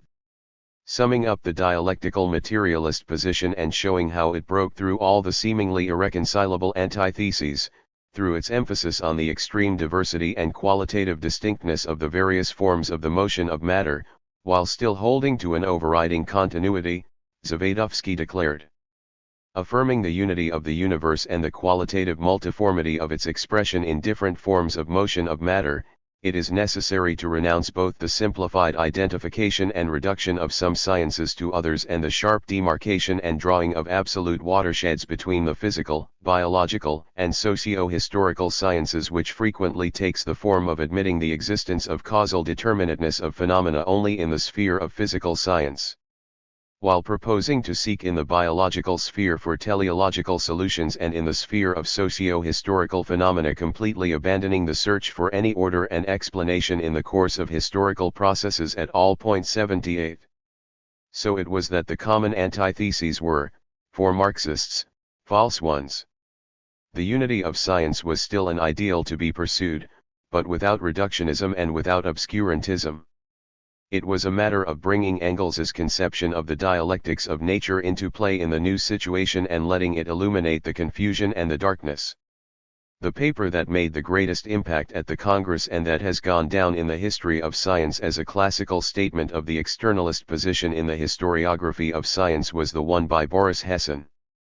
Joseph Needham, who was present at the Congress, recalls Hessen tripping over proper names, making mistakes of detail, and speaking with unsophisticated bluntness, but nevertheless coming forth with a great trumpet blast, a veritable externalist manifesto in the history of science that was enormously influential. 79. Hessen defined his task as applying the method of dialectical materialism to an analysis of the genesis and development of Newton's scientific thought in connection with the period in which he lived and worked. Where, he asked, should the source of Newton's creative genius be sought? Marxism, he answered, eliminated subjectivism and arbitrariness in the interpretation of the history of science by seeing the roots of ideas in the state of the productive forces. Newton was a typical representative of the rising bourgeoisie, a typical son of the class compromise of 1688. Whereas on French soil, materialism was the standard of republicans, in England, religion was their standard. Thus, the materialist germs in Newton's thought were intermingled with theological belief, giving rise to a division of labor between mechanistic causation and God in his pattern of scientific explanation. Newton's matter was essentially inert and required an outside impulse to bring it into movement or to alter or end any movement. 80 In his other work in the philosophy of science, Hessen, a prominent and firm supporter of non-classical views in physics, showed how other historical circumstances had come to bear to supersede Newton's classical view of physics. Other members of the Soviet delegation to give important papers included the physicist A.F. Joff, the geneticist N.I. Vavilov, the engineer N.T. Mitkovic, and the Czech mathematician A. Kalman. On the issues under debate within the Soviet Union regarding the philosophy of science, the members of the Soviet delegation held to very different points of view. For example, Hessen and Mitkovic were on opposite sides in the controversy over dialectical materialism and relativity theory. These differences would continue to intensify and the members of the delegation would meet with very different fates. Marxism and Modern Thought. In 1933 a set of papers illustrating the thinking of the time appeared in the volume Marxism and Modern Thought, prepared by the Academy of Sciences to commemorate the 50th anniversary of the death of Marx. The overall theme of the book was the stark contrast between Marxism and all other contending schools of thought in the new epoch. The ideas of Marx, developed and enriched over the years, represented, according to the authors, the most progressive outlook in science, philosophy, and history, whereas the others were reflections of crisis, abandonment of science, and denial of progress. In grand style, Bukharin opened by describing revolutionary Marxism, in the harsh and terrible epoch of the collapse of capitalism, of wars, of revolutions, of proletarian Sturmuendrang, as emerging from the chaos, powerful, energetic, and at once destructive and creative. Long gone were the days when a conspiracy of silence had surrounded the ideas of Marx. His influence, even over official bourgeois science, had become great, and was reflected in Marxism's becoming the object of violent criticism, the cause of antithetic systems, and the basis of theories that took over many of its arguments, while planing off its revolutionary edges. This latter operation was performed by the theoreticians of social democracy, whom Bukharin characterized as agents of bourgeois influence over the proletariat, who distorted and castrated Marx and corroded Marxism's revolutionary content. Supporting the historical course that had been taken by Marxist philosophy in the Soviet Union, Bukharin observed that the collective worker was also the collective philosopher. The ideas of Marx, the all-embracing genius of the centuries, were being transformed into theoretical practice under socialism. Through the influence of Soviet Marxist literature, the penetration of dialectical materialism, into the sphere of the natural sciences, particularly biology and physics, was undertaken. Marxism, Bukharin said, was the only continuer of all the progressive tendencies of the ages that were being strangled by capitalism. While the bourgeoisie, frightened and fearful, was going over to mysticism and inventing its own counter-revolutionary eschatology, the proletariat was confidently marching under the banner of revolutionary science. Bukharin now took greater note of the Hegelian roots of Marxism and of the whole way it took up the rational elements of the preceding 1,000 years of philosophical development. He put great emphasis on the difference between mechanistic materialism and dialectical materialism. He criticized the former for its lack of historicity, its abstract and qualityless conception of matter, its positivity, and its contemplativeness. The overcoming of this static, unspecific, and undialectical type of conception had raised materialism to unparalleled heights, just as the materialist refashioning of dialectics had raised the dialectical method to the highest degree. But he still repudiated what he called Hegelian panology. The synthesis of dialectics and materialism, Bukharin argued, was not to be mistaken for a mechanical juxtaposition, and it was to be clear that matter was primary. But dialectics, having become materialist, was the crucial algebra of revolution, showing the transitory character of every form, the absence of absolute limits, the zigzag nature of development, inner contradictoriness as the immanent law of motion, the interrelatedness of things, the many-sidedness and universality of connections, the negation of the old form and its presence in the new insublated form. In the logic of contradictory processes and universal connections, abstractions became concrete, analysis and synthesis were indivisible, and all conceptions became flexible to the maximum degree. Bukharin went on to make his case for Marxism as the most perfect of all philosophical systems, contrasting its historicism with the eternal categories of the bourgeoisie, its dialectics with their fear of leaps, its strict determinism, infinitely broadening the scope of science, with the indeterminism of the idealist doctrines expressing fear of science, its activist theory of knowledge as higher, truer, and deeper than their superficial empiricism, its confidence in the possibilities of human knowledge as opposed to their many varieties of agnosticism. On these points, he criticized various trends current at the time: axiology, Gestalt, neo-Hegelianism, pragmatism, and logical positivism, all the while acknowledging the grains of truth in all these systems. 81. Deborin's contribution took up some of the same themes. He also pointed to the increase of sharp attacks on modern science, singling out such critics as Sombart, Span, Jaspers, and Jeans. Parallel with the new political superstructure of monopoly capitalism, he said, a reactionary ideology was developing that was threatening the very foundations of science and culture. Bourgeois liberalism had given way to a reactionary political ideology that was indissolubly connected with the most reactionary tendencies in the spheres of philosophy, science, literature, and art. Classical German idealism, the philosophy of the bourgeoisie in the period of its rise, defended the idea of development, albeit in idealist form. However, in the new period, there was widespread denial of the idea of development, even in the form of bourgeois evolutionism. There was much learned criticism of Marx's crude materialism and mystical dialectic. The social democratic philosophers, like Marcus, de Man, and Max Adler, here played their part, either simply renouncing the Marxist dialectic or distorting it to make it acceptable to the bourgeoisie. Deborin took note of the fact that there was a great cry to return to God, to bow down before the holy, to restore the kingdom of the Spirit. But it would not be, Deborin asserted, for the whole of natural science, from Darwin via Virchow and Haeckel to Planck and Einstein, had killed God with its matter. It was science that gave men vision, lifted the curtain of the future before them, and allowed them to act consciously in a definite historical direction. 82. The contribution from Y.M. Uranovsky, a philosopher and historian of science, was devoted specifically to the relation of Marxism to natural science.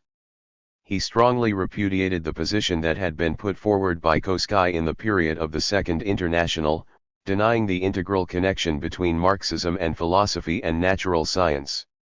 Marx and Engels, Uranovsky stated, had stood on the shoulders of the philosophers of the past and critically accepted everything of value that the history of philosophy could give them, integrating it with the whole past development of the natural sciences as well. A deep necessity penetrated the apparently accidental character of Marx's scientific studies. In Uranovsky's view, The Marxist conception of the dialectics of nature represented the overcoming of two false conceptions of the relation between philosophy and science. On the one hand, it stood against starting from the activity of pure reason, engaging in the abuse of deduction and the thrusting of artificial connections onto nature. On the other hand, it did not stand on the data of science alone, as a mere aggregate of observations, apart from philosophical thinking. The conception of the dialectics of nature was not meant to solve scientific problems by substituting itself for the data of science.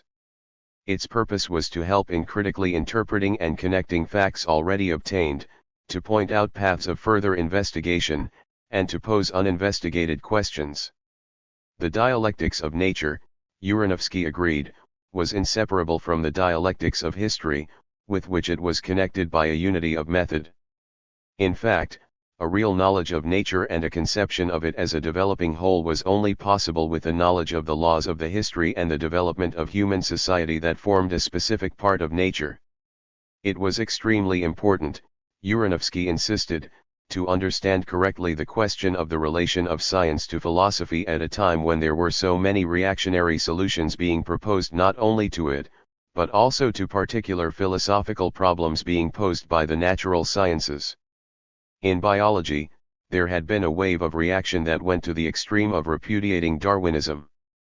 Vitalism was the inevitable shadow of mechanism and its necessary complement. Neo-Lamarckism was appealing to shades of Kant, Schelling, and Mach.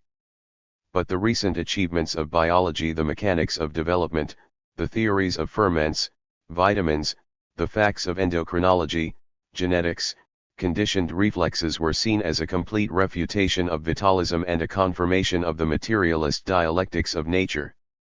In physics as well, all was changing. The basic conceptions of Newtonian mechanics were being undermined. No longer could mass, energy, space, and time be conceived of as separate and independent, for it had turned out that these were interconnected and united. Quantum theory had shown the importance of interruption in nature, and wave mechanics had demonstrated the unity of continuity and discontinuity. It was impossible, however, to accept the conclusions being drawn by such as Bohr, Jordan, Frank, Reichenbach, Schlick, and Heisenberg. It was necessary to repudiate once again the Machist idea of no object without subject and the renunciation of the category of causality. Social democracy, for its part, had turned from mechanistic materialism to Machism, from Darwinism to Neo-Lamarckism, and was attempting to refashion Marxism in this light. It was obvious to Uranovsky that the social conditions of the bourgeois world were not favorable for the development of science. The division of labor had developed one-sidedly. The anarchy of production did not allow proper planning of research. Romanticism, mysticism, intuitionism, interminism, pessimism, and fatalism were growing everywhere under capitalism as symptoms of the fact that it was losing its way. 83. Other contributions to the volume concentrated on the state of Marxist thinking in specific sciences. These included, most notably, those by V.L. Komarov, an older botanist who was at this time vice president of the Academy of Sciences and shortly to become the president, and by S.I. Vavilov, a young physicist also to become president of the Academy of Sciences at a later date. As both of these papers bore on ongoing discussions of the philosophical implications of specific scientific theories, it is best to review here the background of controversy in which they found their place. Biology and physics, along with psychology, were the sciences around which most of such discussion revolved. In each, there were contending theories and different points of view about which was more correct from the point of view of dialectical materialism. Such debates began in the 1920s and proceeded to develop and take new forms in the 1930s. The psychology debate. Soviet psychology in the 1920s was characterized by calls to liberate the discipline of psychology from departments of philosophy, to develop psychology as a natural science, and to do so within a Marxist framework. Aside from specifications that it be materialist and dialectical, that it be neither introspective nor mechanistic, there was at first little idea of what a distinctively Marxist psychology would look like. Non-Marxist trends, such as behaviorism, Gestalt, and psychoanalysis, found considerable support among Soviet psychologists in the early days. Various schools of psychology vied with one another for recognition as the Marxist psychology. Dominating the field were reflexology, stemming from Pavlov and modified in a Marxist direction to become collective reflexology by Bekhterev, and reactology, associated with Kornilov and dealing with larger entities and social context.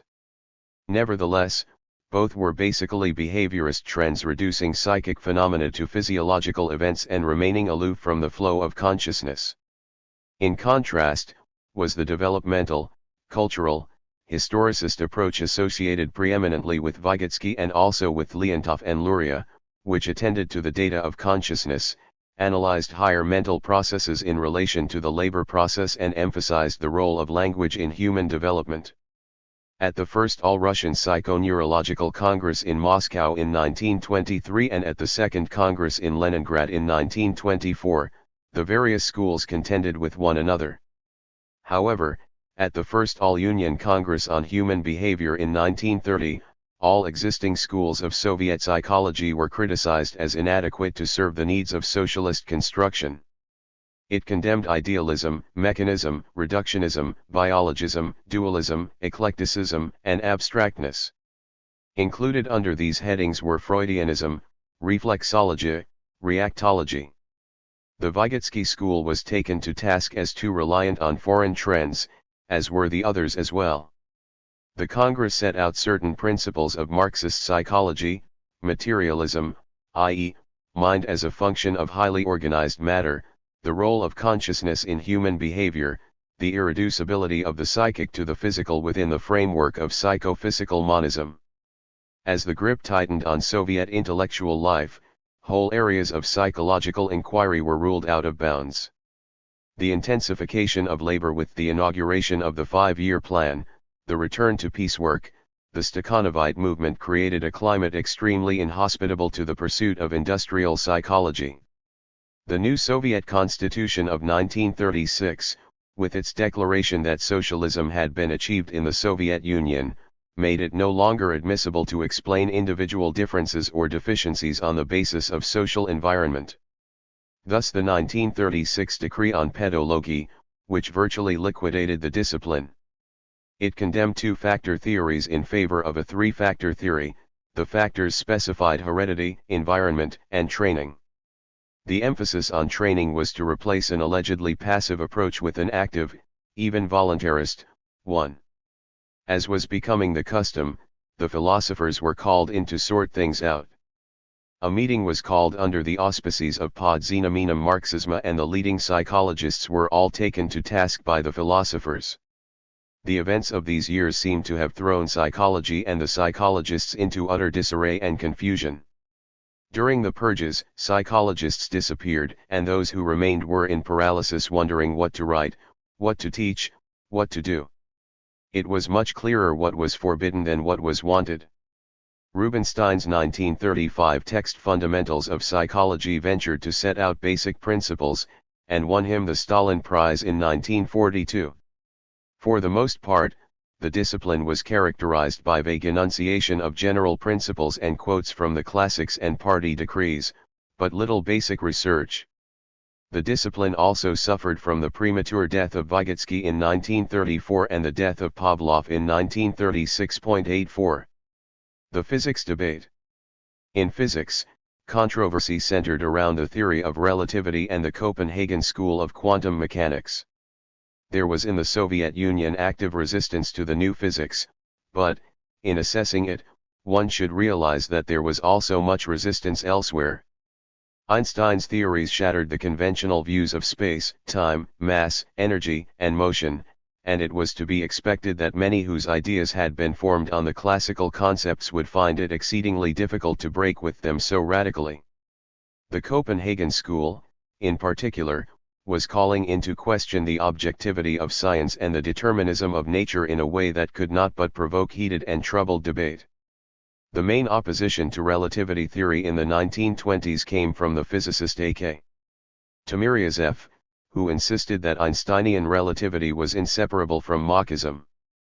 He was aided in this in considerable measure by Einstein's own acknowledgement of his debt to Mach and by the Russian Machists' continued insistence on the connection between Machist philosophy and relativistic physics. Timiryazev believed that the essence of scientific explanation lay in the formation of visual models. In the 1920s, this position found very little support. A few, such as I.E. Orlov, who, like Timiryazev, was also involved in the philosophical controversy on the mechanistic side, did come to his defense. In 1922 Lenin had objected to the many attempts to draw Machist conclusions from Einstein's theories, but he was not inclined to question Einstein's physics. Nor was Nevsky, who had been commissioned by Lenin to comment on the relevance of materialism and empirio-criticism to developments that had come subsequent to its first appearance.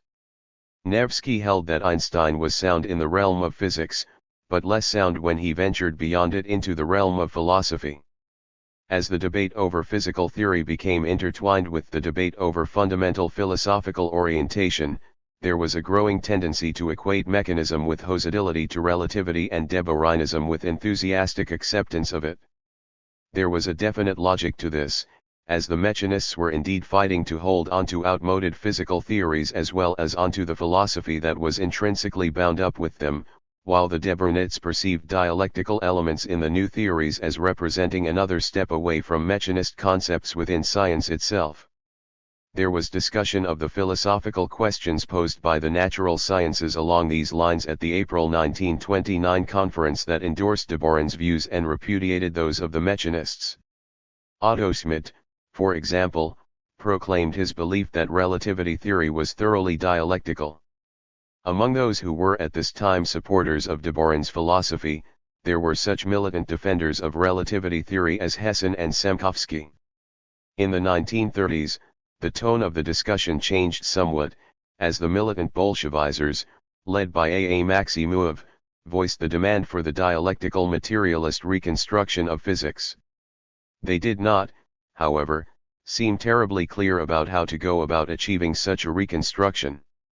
Beyond declaring their hostility to bourgeois physics and insisting on an end to philosophical and political neutrality on the part of Soviet physicists, they were not sure how to proceed. Mitkovic was inclined to defend classical theory and insist on the necessity of visual models. Maximov was more disposed to adopt a critical attitude to both classical theory and relativity and to hold that the dialectical materialist reconstruction somehow transcended both. Most physicists condemned both of these approaches.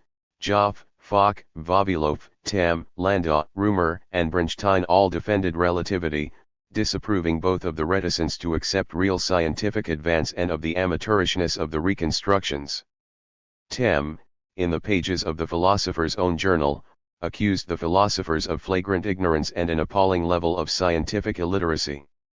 There were varying degrees of scientific literacy among the philosophers concerned.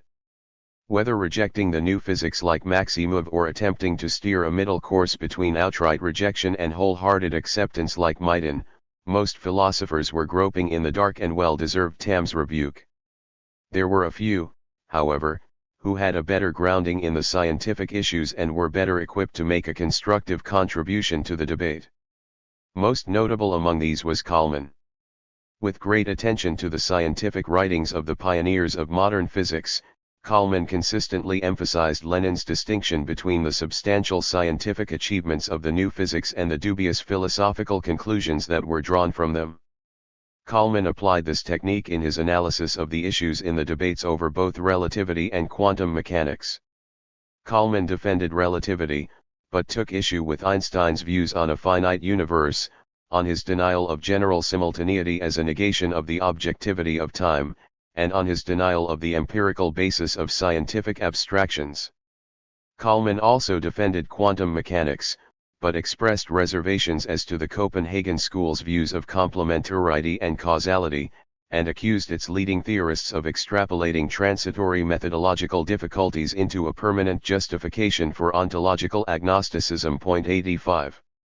Most physicists simply wanted to get on with their science without having to justify themselves to the philosophers, but a few did make the effort to enter into such discussions with the philosophers and to provide a philosophical defense of the new physics.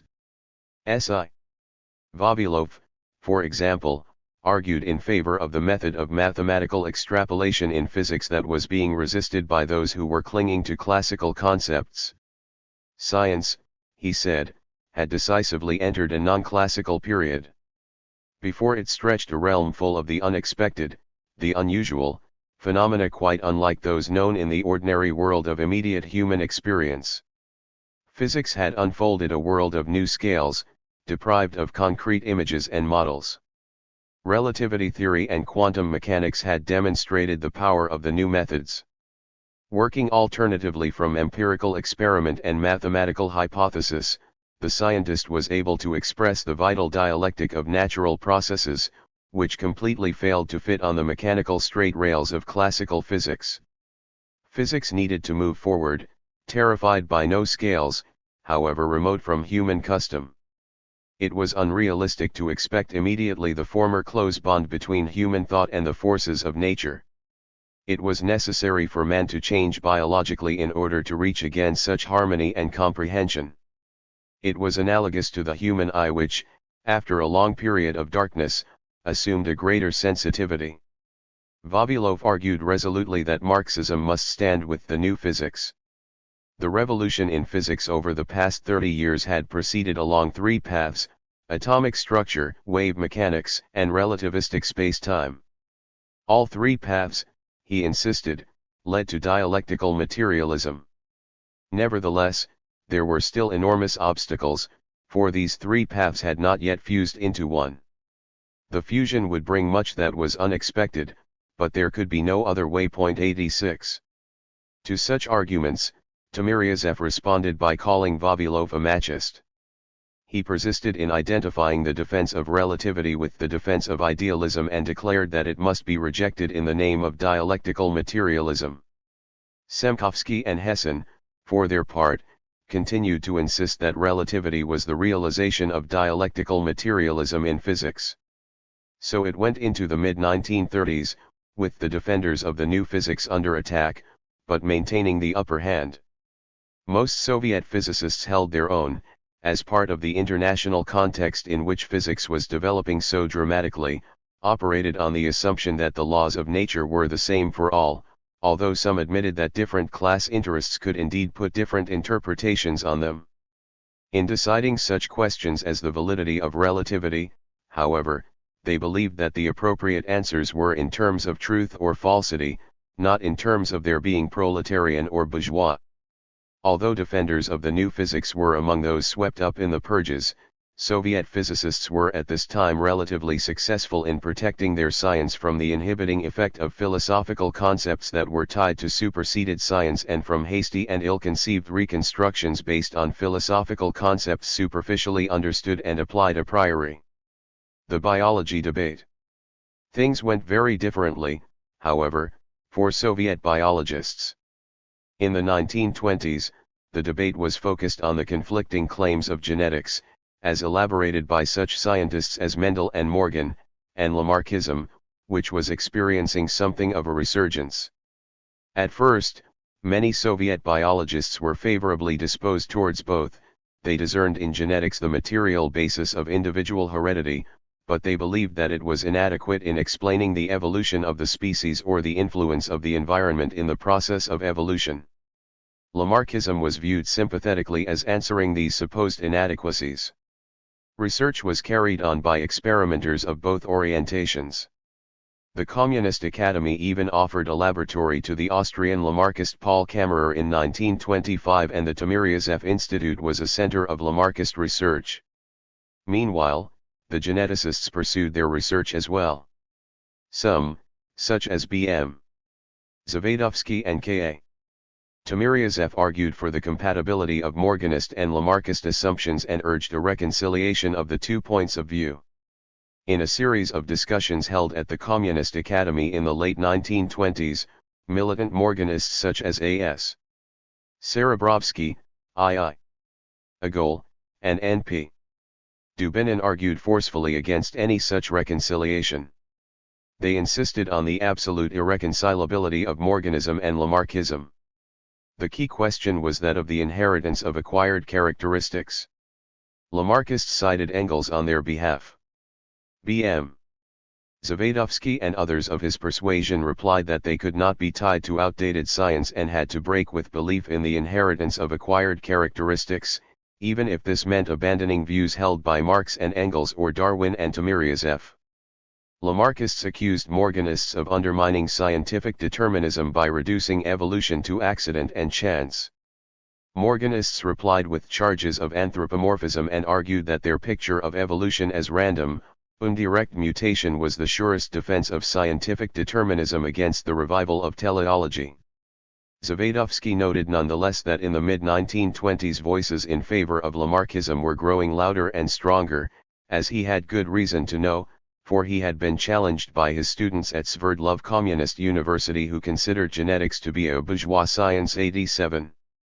At the April 1929 conference of Marxist-Leninist scientific institutions, Morganists linked Lamarckism with mechanism and pushed for a formal repudiation of Lamarckism, as well as of mechanism. In this they were not successful. Nevertheless, Morganism most definitely had achieved the edge in the biological debate. Agol and others asserted confidently that Morganism was the realization of dialectical materialism in biology.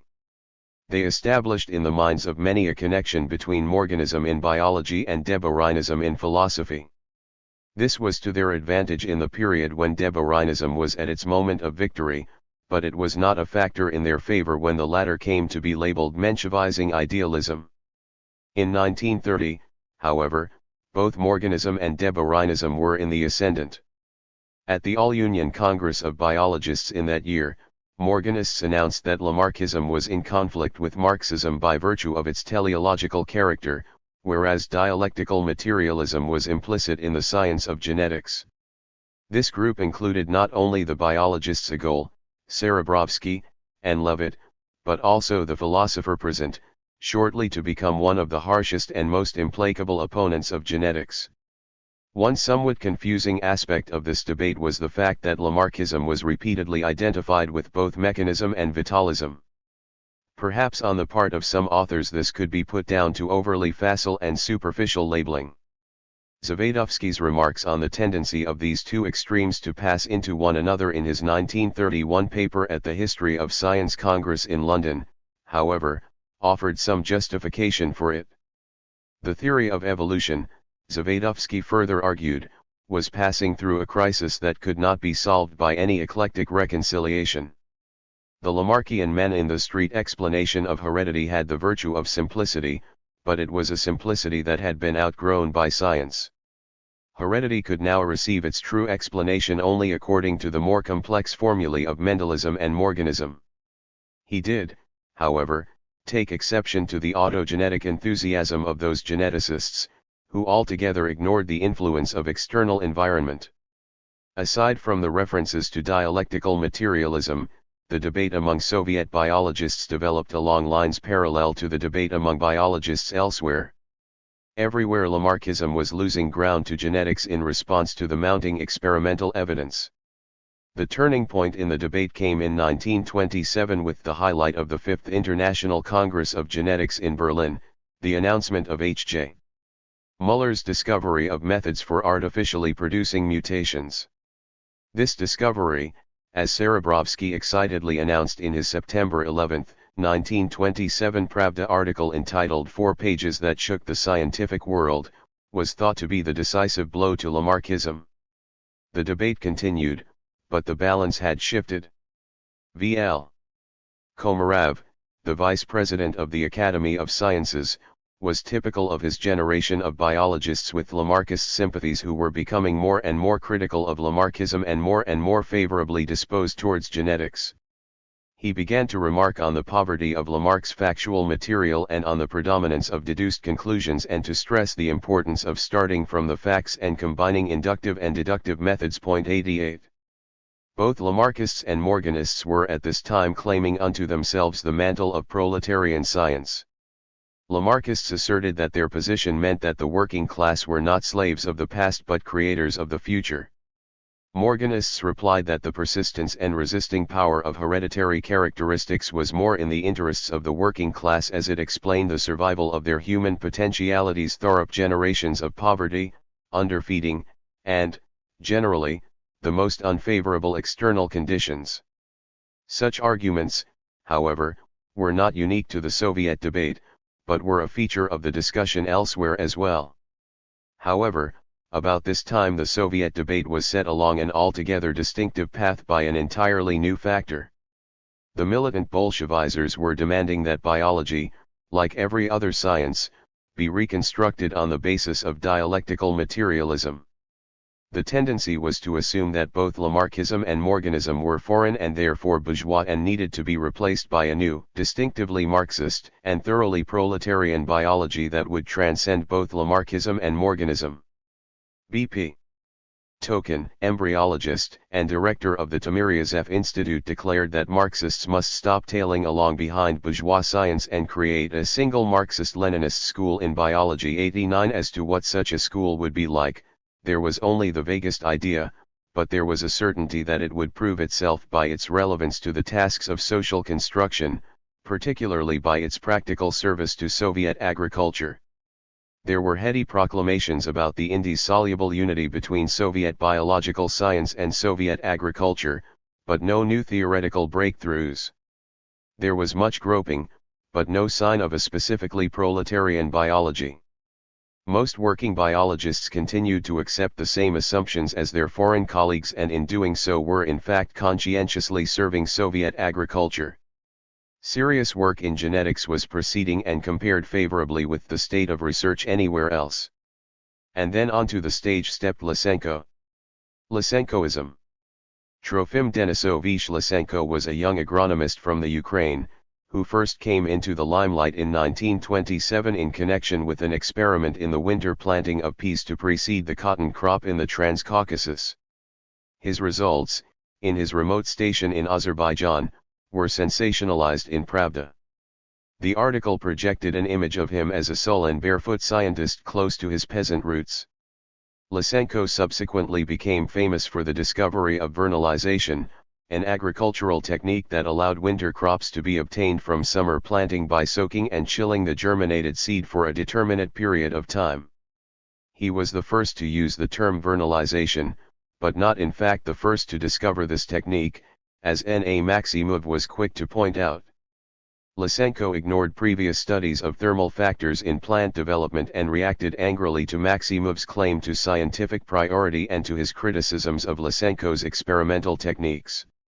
After being overshadowed by Maximov at the All-Union Congress of Genetics, Selection, Plant, and Animal Breeding held in Leningrad in January 1929, Lysenko organized a boisterous campaign around vernalization, and made extravagant claims based on a modest experiment carried out by his peasant father. The Ukrainian Commissariat of Agriculture, in the hope of raising productivity after 2 years of famine, ordered massive use of the vernalization technique. Lysenko was moved to a newly created department for vernalization at the All-Union Institute of Genetics and Plant Breeding in Odessa. There he began to publish the journal Eurovizitsia, in which he disseminated his ideas on a wide scale and created a mass movement around vernalization. The next stage in Lysenko's career came when, from 1931 to 1934, he began to advance a theory to explain his technique. According to the idea of the phasic development of plants, a plant underwent various stages of development, during each of which its environmental requirements differed sharply. The conclusion Lysenko drew from this was that knowledge of the different phases of development opened the way for human direction of this development through control of the environment. It was a very vague theory, never to be spelled out very fully, but it provided the link in the evolution of Lysenko's platform from a simple agricultural technique to a full-scale biological theory. The underlying theme was the plasticity of the life cycle. Lysenko came to believe that the crucial factor in determining the length of the vegetation period in a plant was not its genetic constitution, but its interaction with its environment. Lysenko's theory developed in a pragmatic and intuitive way as a rationalization of agronomic practice and a reflection of the ideological environment surrounding it, and not as a response to a problem formulated within the scientific community and pursued according to rigorous scientific methods. But the impression was created that Lysenko achieved results at a time when there was a great demand for immediate results and a growing impatience with the protracted and complicated methods employed by established scientists in achieving them. Lysenko's fame as the sort of man who would achieve results continued to spread. With it came a sympathetic hearing for whatever theoretical views he chose to express, no matter how vague or how unsubstantiated. Lysenko's practical achievements were extremely difficult to assess. His methods were seriously lacking in rigor, to put it mildly. His habit was to report only successes. His results were based on extremely small samples, inaccurate records, and the almost total absence of control groups. An early mistake in calculation, which caused comment among other specialists, made him extremely negative toward the use of mathematics in science. Contemporaneous with Lysenko's vernalization movement was a growing interest in the work of Michurin, the last in the line of an impoverished aristocratic family in central Russia, who cultivated fruit trees and began experimenting with grafting and hybridization. Michurin worked on the assumption that the environment exercised a crucial influence on the heredity of organisms, and he queried the relevance of Mendel's Pease laws to fruit trees. Michurin's name was soon to be seized upon by Lysenko to designate a whole new theory of biology in opposition to classical genetics, even though Michurin himself had no such theoretical pretensions. Nor was he so anti-Mendelist as Lysenko began to make him out to be, for he did not hold to environmental influence on heredity to the exclusion of a recognition of the internal genetic constitution of the organism. Indeed, before his death in 1935, he began to acknowledge the validity of Mendelism. Up until 1935, neither the agronomic experiments of Lysenko in vernalization, nor those of Michurin in graft hybridization, were seen to have any direct bearing on the theoretical debate in Soviet biology. Geneticists carried on with their work, although there was constant tension surrounding it. In 1931 and 1932, a number of geneticists were branded as Menshevizing idealists and lost their positions at the Communist Academy. There was increasing pressure to abandon basic research that was unlikely to lead to immediate practical measures that would advance Soviet agriculture, and there were strong implications that research in pure science was tantamount to sabotage. A particularly vicious article that appeared in the influential newspaper Ekonomikeskias Hizn in 1931 was directed against academician N.I. Vavilov, founder and president of the Lenin Academy of the Agricultural Sciences, director of its All-Union Institute of Plant Breeding, as well as director of the Institute of Genetics of the Academy of Sciences. Vavilov was an internationally eminent plant geneticist and an ardent advocate of the unity of science and socialism. The article, which appeared with editorial endorsement, was written by a rather unsuccessful subordinate of Vavilov's, A.K. Cole, who accused Vavilov of a reactionary separation of theory and practice and advised him to stop collecting exotica and to concentrate on plants that could be introduced directly into farm production. 90 unrealizable goals were imposed on Vavilov's All-Union Institute of Plant Breeding in 1931, and in 1934 he was called in by the Council of People's Commissars to account for the separation between theory and practice in the Lenin Academy of the Agricultural Sciences. Lysenko was very much a part of this campaign, stirring up a negative attitude to basic research and virulently demanding immediate practical results. He was capable of the crudest anti-intellectualism, remarking on one occasion, "It is better to know less, but to know just what is necessary for practice." 91 He also was inclined to enunciations of the wildest voluntarism. In order to obtain a certain result, you must want to obtain precisely that result. If you want to obtain a certain result, you will obtain it. I need only such people as will obtain the results I need. 92 Older scientists were, of course, horrified at such talk, so utterly alien to the habits of mind in which scientific method was grounded. But Lysenko was the man of the hour, suited as he was to step into the role of the man of the people, the man of the soil, who had come up from humble origins under the revolution and who directed all of his energies into the great tasks of socialist construction. He knew well how to whip up massive peasant support, how to woo journalists, and how to enlist the enthusiasm of party and government officials. He began to be pictured as the model scientist for the new era. He was credited with conscientiously bringing a massive increase in grain yield to the Soviet state, while geneticists idly speculated on eye color in fruit flies. Lysenko made the most of this image and became more and more virulent in attacking geneticists and contrasting their useless scholasticism with his own great practical successes. He began to speak of class struggle in science and declared in his speech at the Second All-Union Congress of Shock Collective Farmers in 1935 that a class enemy is always an enemy whether he is a scientist or not. 93 Stalin, who was present, exclaimed at the end of his speech, "Bravo, Comrade Lysenko, bravo." Another new stage began for Lysenko in 1935 when, no longer a simple practicing agronomist experimenting with a new technique, he came forward as herald of a new biology born out of Soviet agronomic practice. He was assisted in making this leap through his collaboration with Prezent, a party member and specialist in educational methodology in the natural sciences who had philosophical training and who was extremely adept at the sort of ideological demagoguery that was beginning to flourish among a certain section of the younger intelligentsia. It is likely that Prezent brought Lysenko to see the ideological possibilities of his vernalization movement. Together they announced a new theory of heredity that rejected the existence of genes and held that the basis of heredity did not lie in some special self-reproducing substance. On the contrary, the cell itself, in their view, developed into an organism, and there was no part of it not subject to evolutionary development. Heredity was based on the interaction between the organism and its environment, through the internalization of external conditions. They thus recognized no distinction between genotype and phenotype. 94. The science of genetics was denounced as reactionary, bourgeois, idealist and formalist.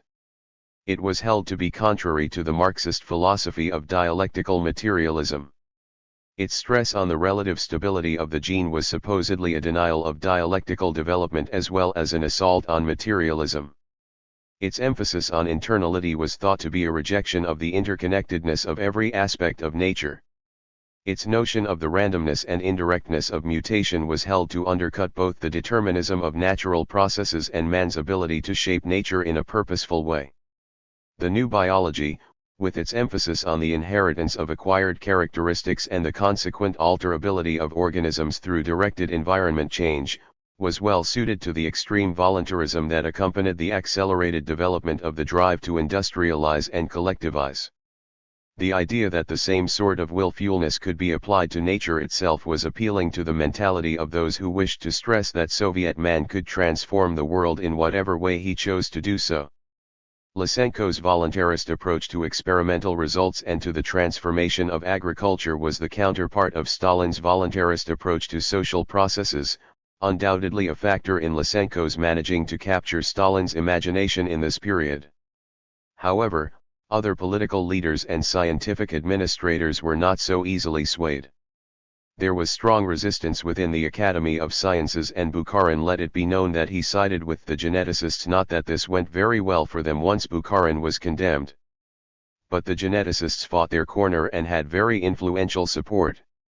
A climactic point in this new debate was reached at a special session of the Lenin Academy of the Agricultural Sciences held December 19 to 27, 1936, and devoted to a discussion of the two trends in Soviet biology, now designated as the Mendelist-Morganist trend and the Darwinist-Maturinist trend.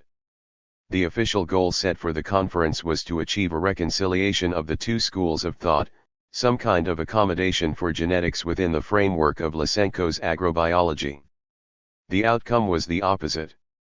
The open confrontation of the two trends resulted in drawing the lines more sharply than ever and in highlighting the irreconcilability of the two contrasting lines of approach. There were some compromisers present, such as B.M. Zavadovsky and N.P. Crank, but the overall mood was a severely uncompromising one. The most intransigent group was that of Lysenko, Prezent, and their followers. The geneticists fought hard and unflinchingly for the future of their science, although it must be said that they were more than willing to concede the value of Lysenko's work in the sphere of agronomy. Vavilov, for example, was favorably disposed to Lysenko's ideas about the phasic development of plants and summer planting of potatoes. But nothing less than the total renunciation of the science of genetics by the geneticists would placate the Lysenkoites. Serebrovsky spoke bitterly against the Lysenkoid attacks on some of the greatest achievements of the 20th century and charged them with using revolutionary slogans towards reactionary ends. They were attempting to thrust Soviet science backward a half-century, and this could only hinder the effort to establish scientific research on a new socialist basis. Dubinin posed the issues in similar terms. The sharpest speech in the defense of genetics came from the American geneticist H.J.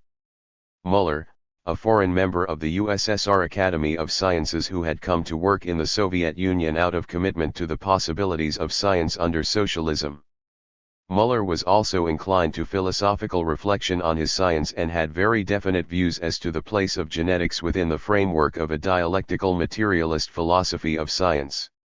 He turned the charge of idealism back against the Lysenkoites and accused them of being Marxists, hiding behind the screen of a falsely interpreted dialectical materialism. 95. In the period following the conference, the Lysenkoites carried on a campaign against the geneticists that became more and more vicious and more slanderous. Scientific and philosophical arguments increasingly gave way to political ones. The pursuit of genetics was spoken of as synonymous with adherence to the cause of reaction, and it was identified with racism and fascism.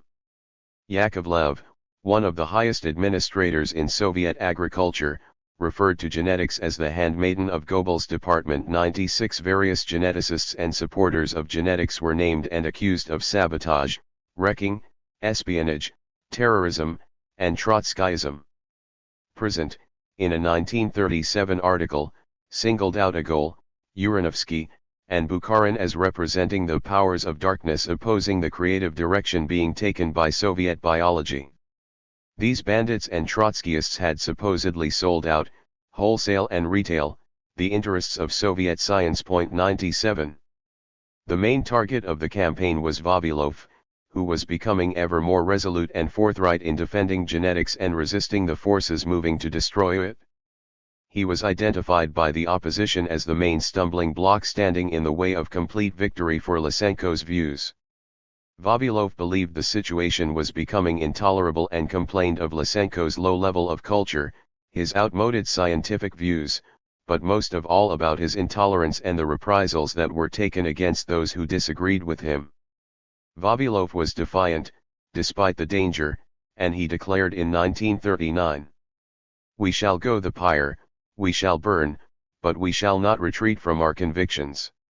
I tell you, in all frankness, that I believed and still believe and insist on what I think is right.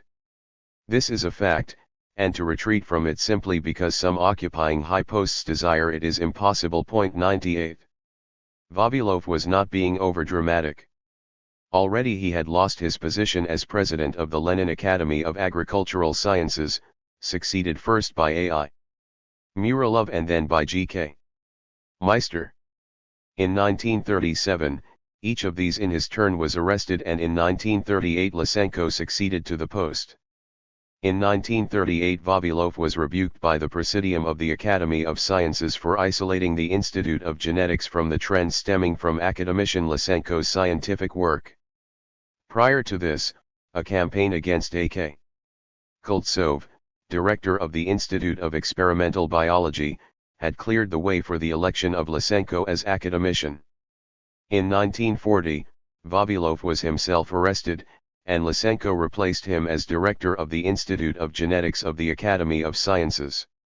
In 1941, Vavilov stood trial and was found guilty of sabotage in agriculture, belonging to a rightist conspiracy, spying for England, and a string of other charges. Although he denied all accusations and the evidence consisted of false testimony, he was sentenced to death. After spending several months in a death cell, Vavilov's sentence was commuted, but he died in prison in 1943 of malnutrition. Vavilov was not the only one. The growing ascendancy of Lysenko coincided with the purge that reached into virtually every Soviet institution during 1936 to 1939. Already, before Vavilov's arrest, the losses among Soviet biologists had been staggering. In 1936, Israel Agol, Max Levin, and Solomon Levitt, all communists working in the field of biological theory, were publicly denounced as enemies of the people and arrested. With regard to Agol and Levin, the charges involved vague references to Menshevizing idealism and association with the Trotskyist conspiracy. As to Levitt, the director of the Institute of Medical Genetics, his studies of human heredity had supposedly made him an abettor of Nazi doctrines, or so it was declared at a meeting of the science division of the Moscow Party organization, presided over by Ernst Kalman. Levitt died in prison and his institute was closed. The other two were shot. They were followed by a host of others. Many were arrested. Of these some were shot, while others simply died in prison. Others were witch-hunted, lost their jobs, and were forced into other areas of work. Institutes were closed down. Journals ceased to appear. Books were removed from library shelves. Texts were revised. Names became unmentionable. The Seventh International Congress of Genetics, which was scheduled to be held in Moscow in August 1937, was cancelled. When the Congress did take place in Edinburgh in 1939, no Soviet scientists were present, not even Vavilov, who had been elected its president. Nevertheless, the opposition was still strong. The effects of the purge had been somewhat uneven. Ironically, in some cases, the most outspoken and defiant survived, while the more compromising elements perished. Serebrovsky, Dubinin, Koltsov, Jebruk, M.M. Zavadovsky, and others continued to resist Lysenkoism. D.N. Pryanishnikov had the audacity to nominate the imprisoned Vavilov for a Stalin Prize. Many of their colleagues, however, gave way under the pressure, engaged in abasing self-criticism, and acknowledged the superior wisdom of Lysenko. The degree of demoralization was fairly overwhelming.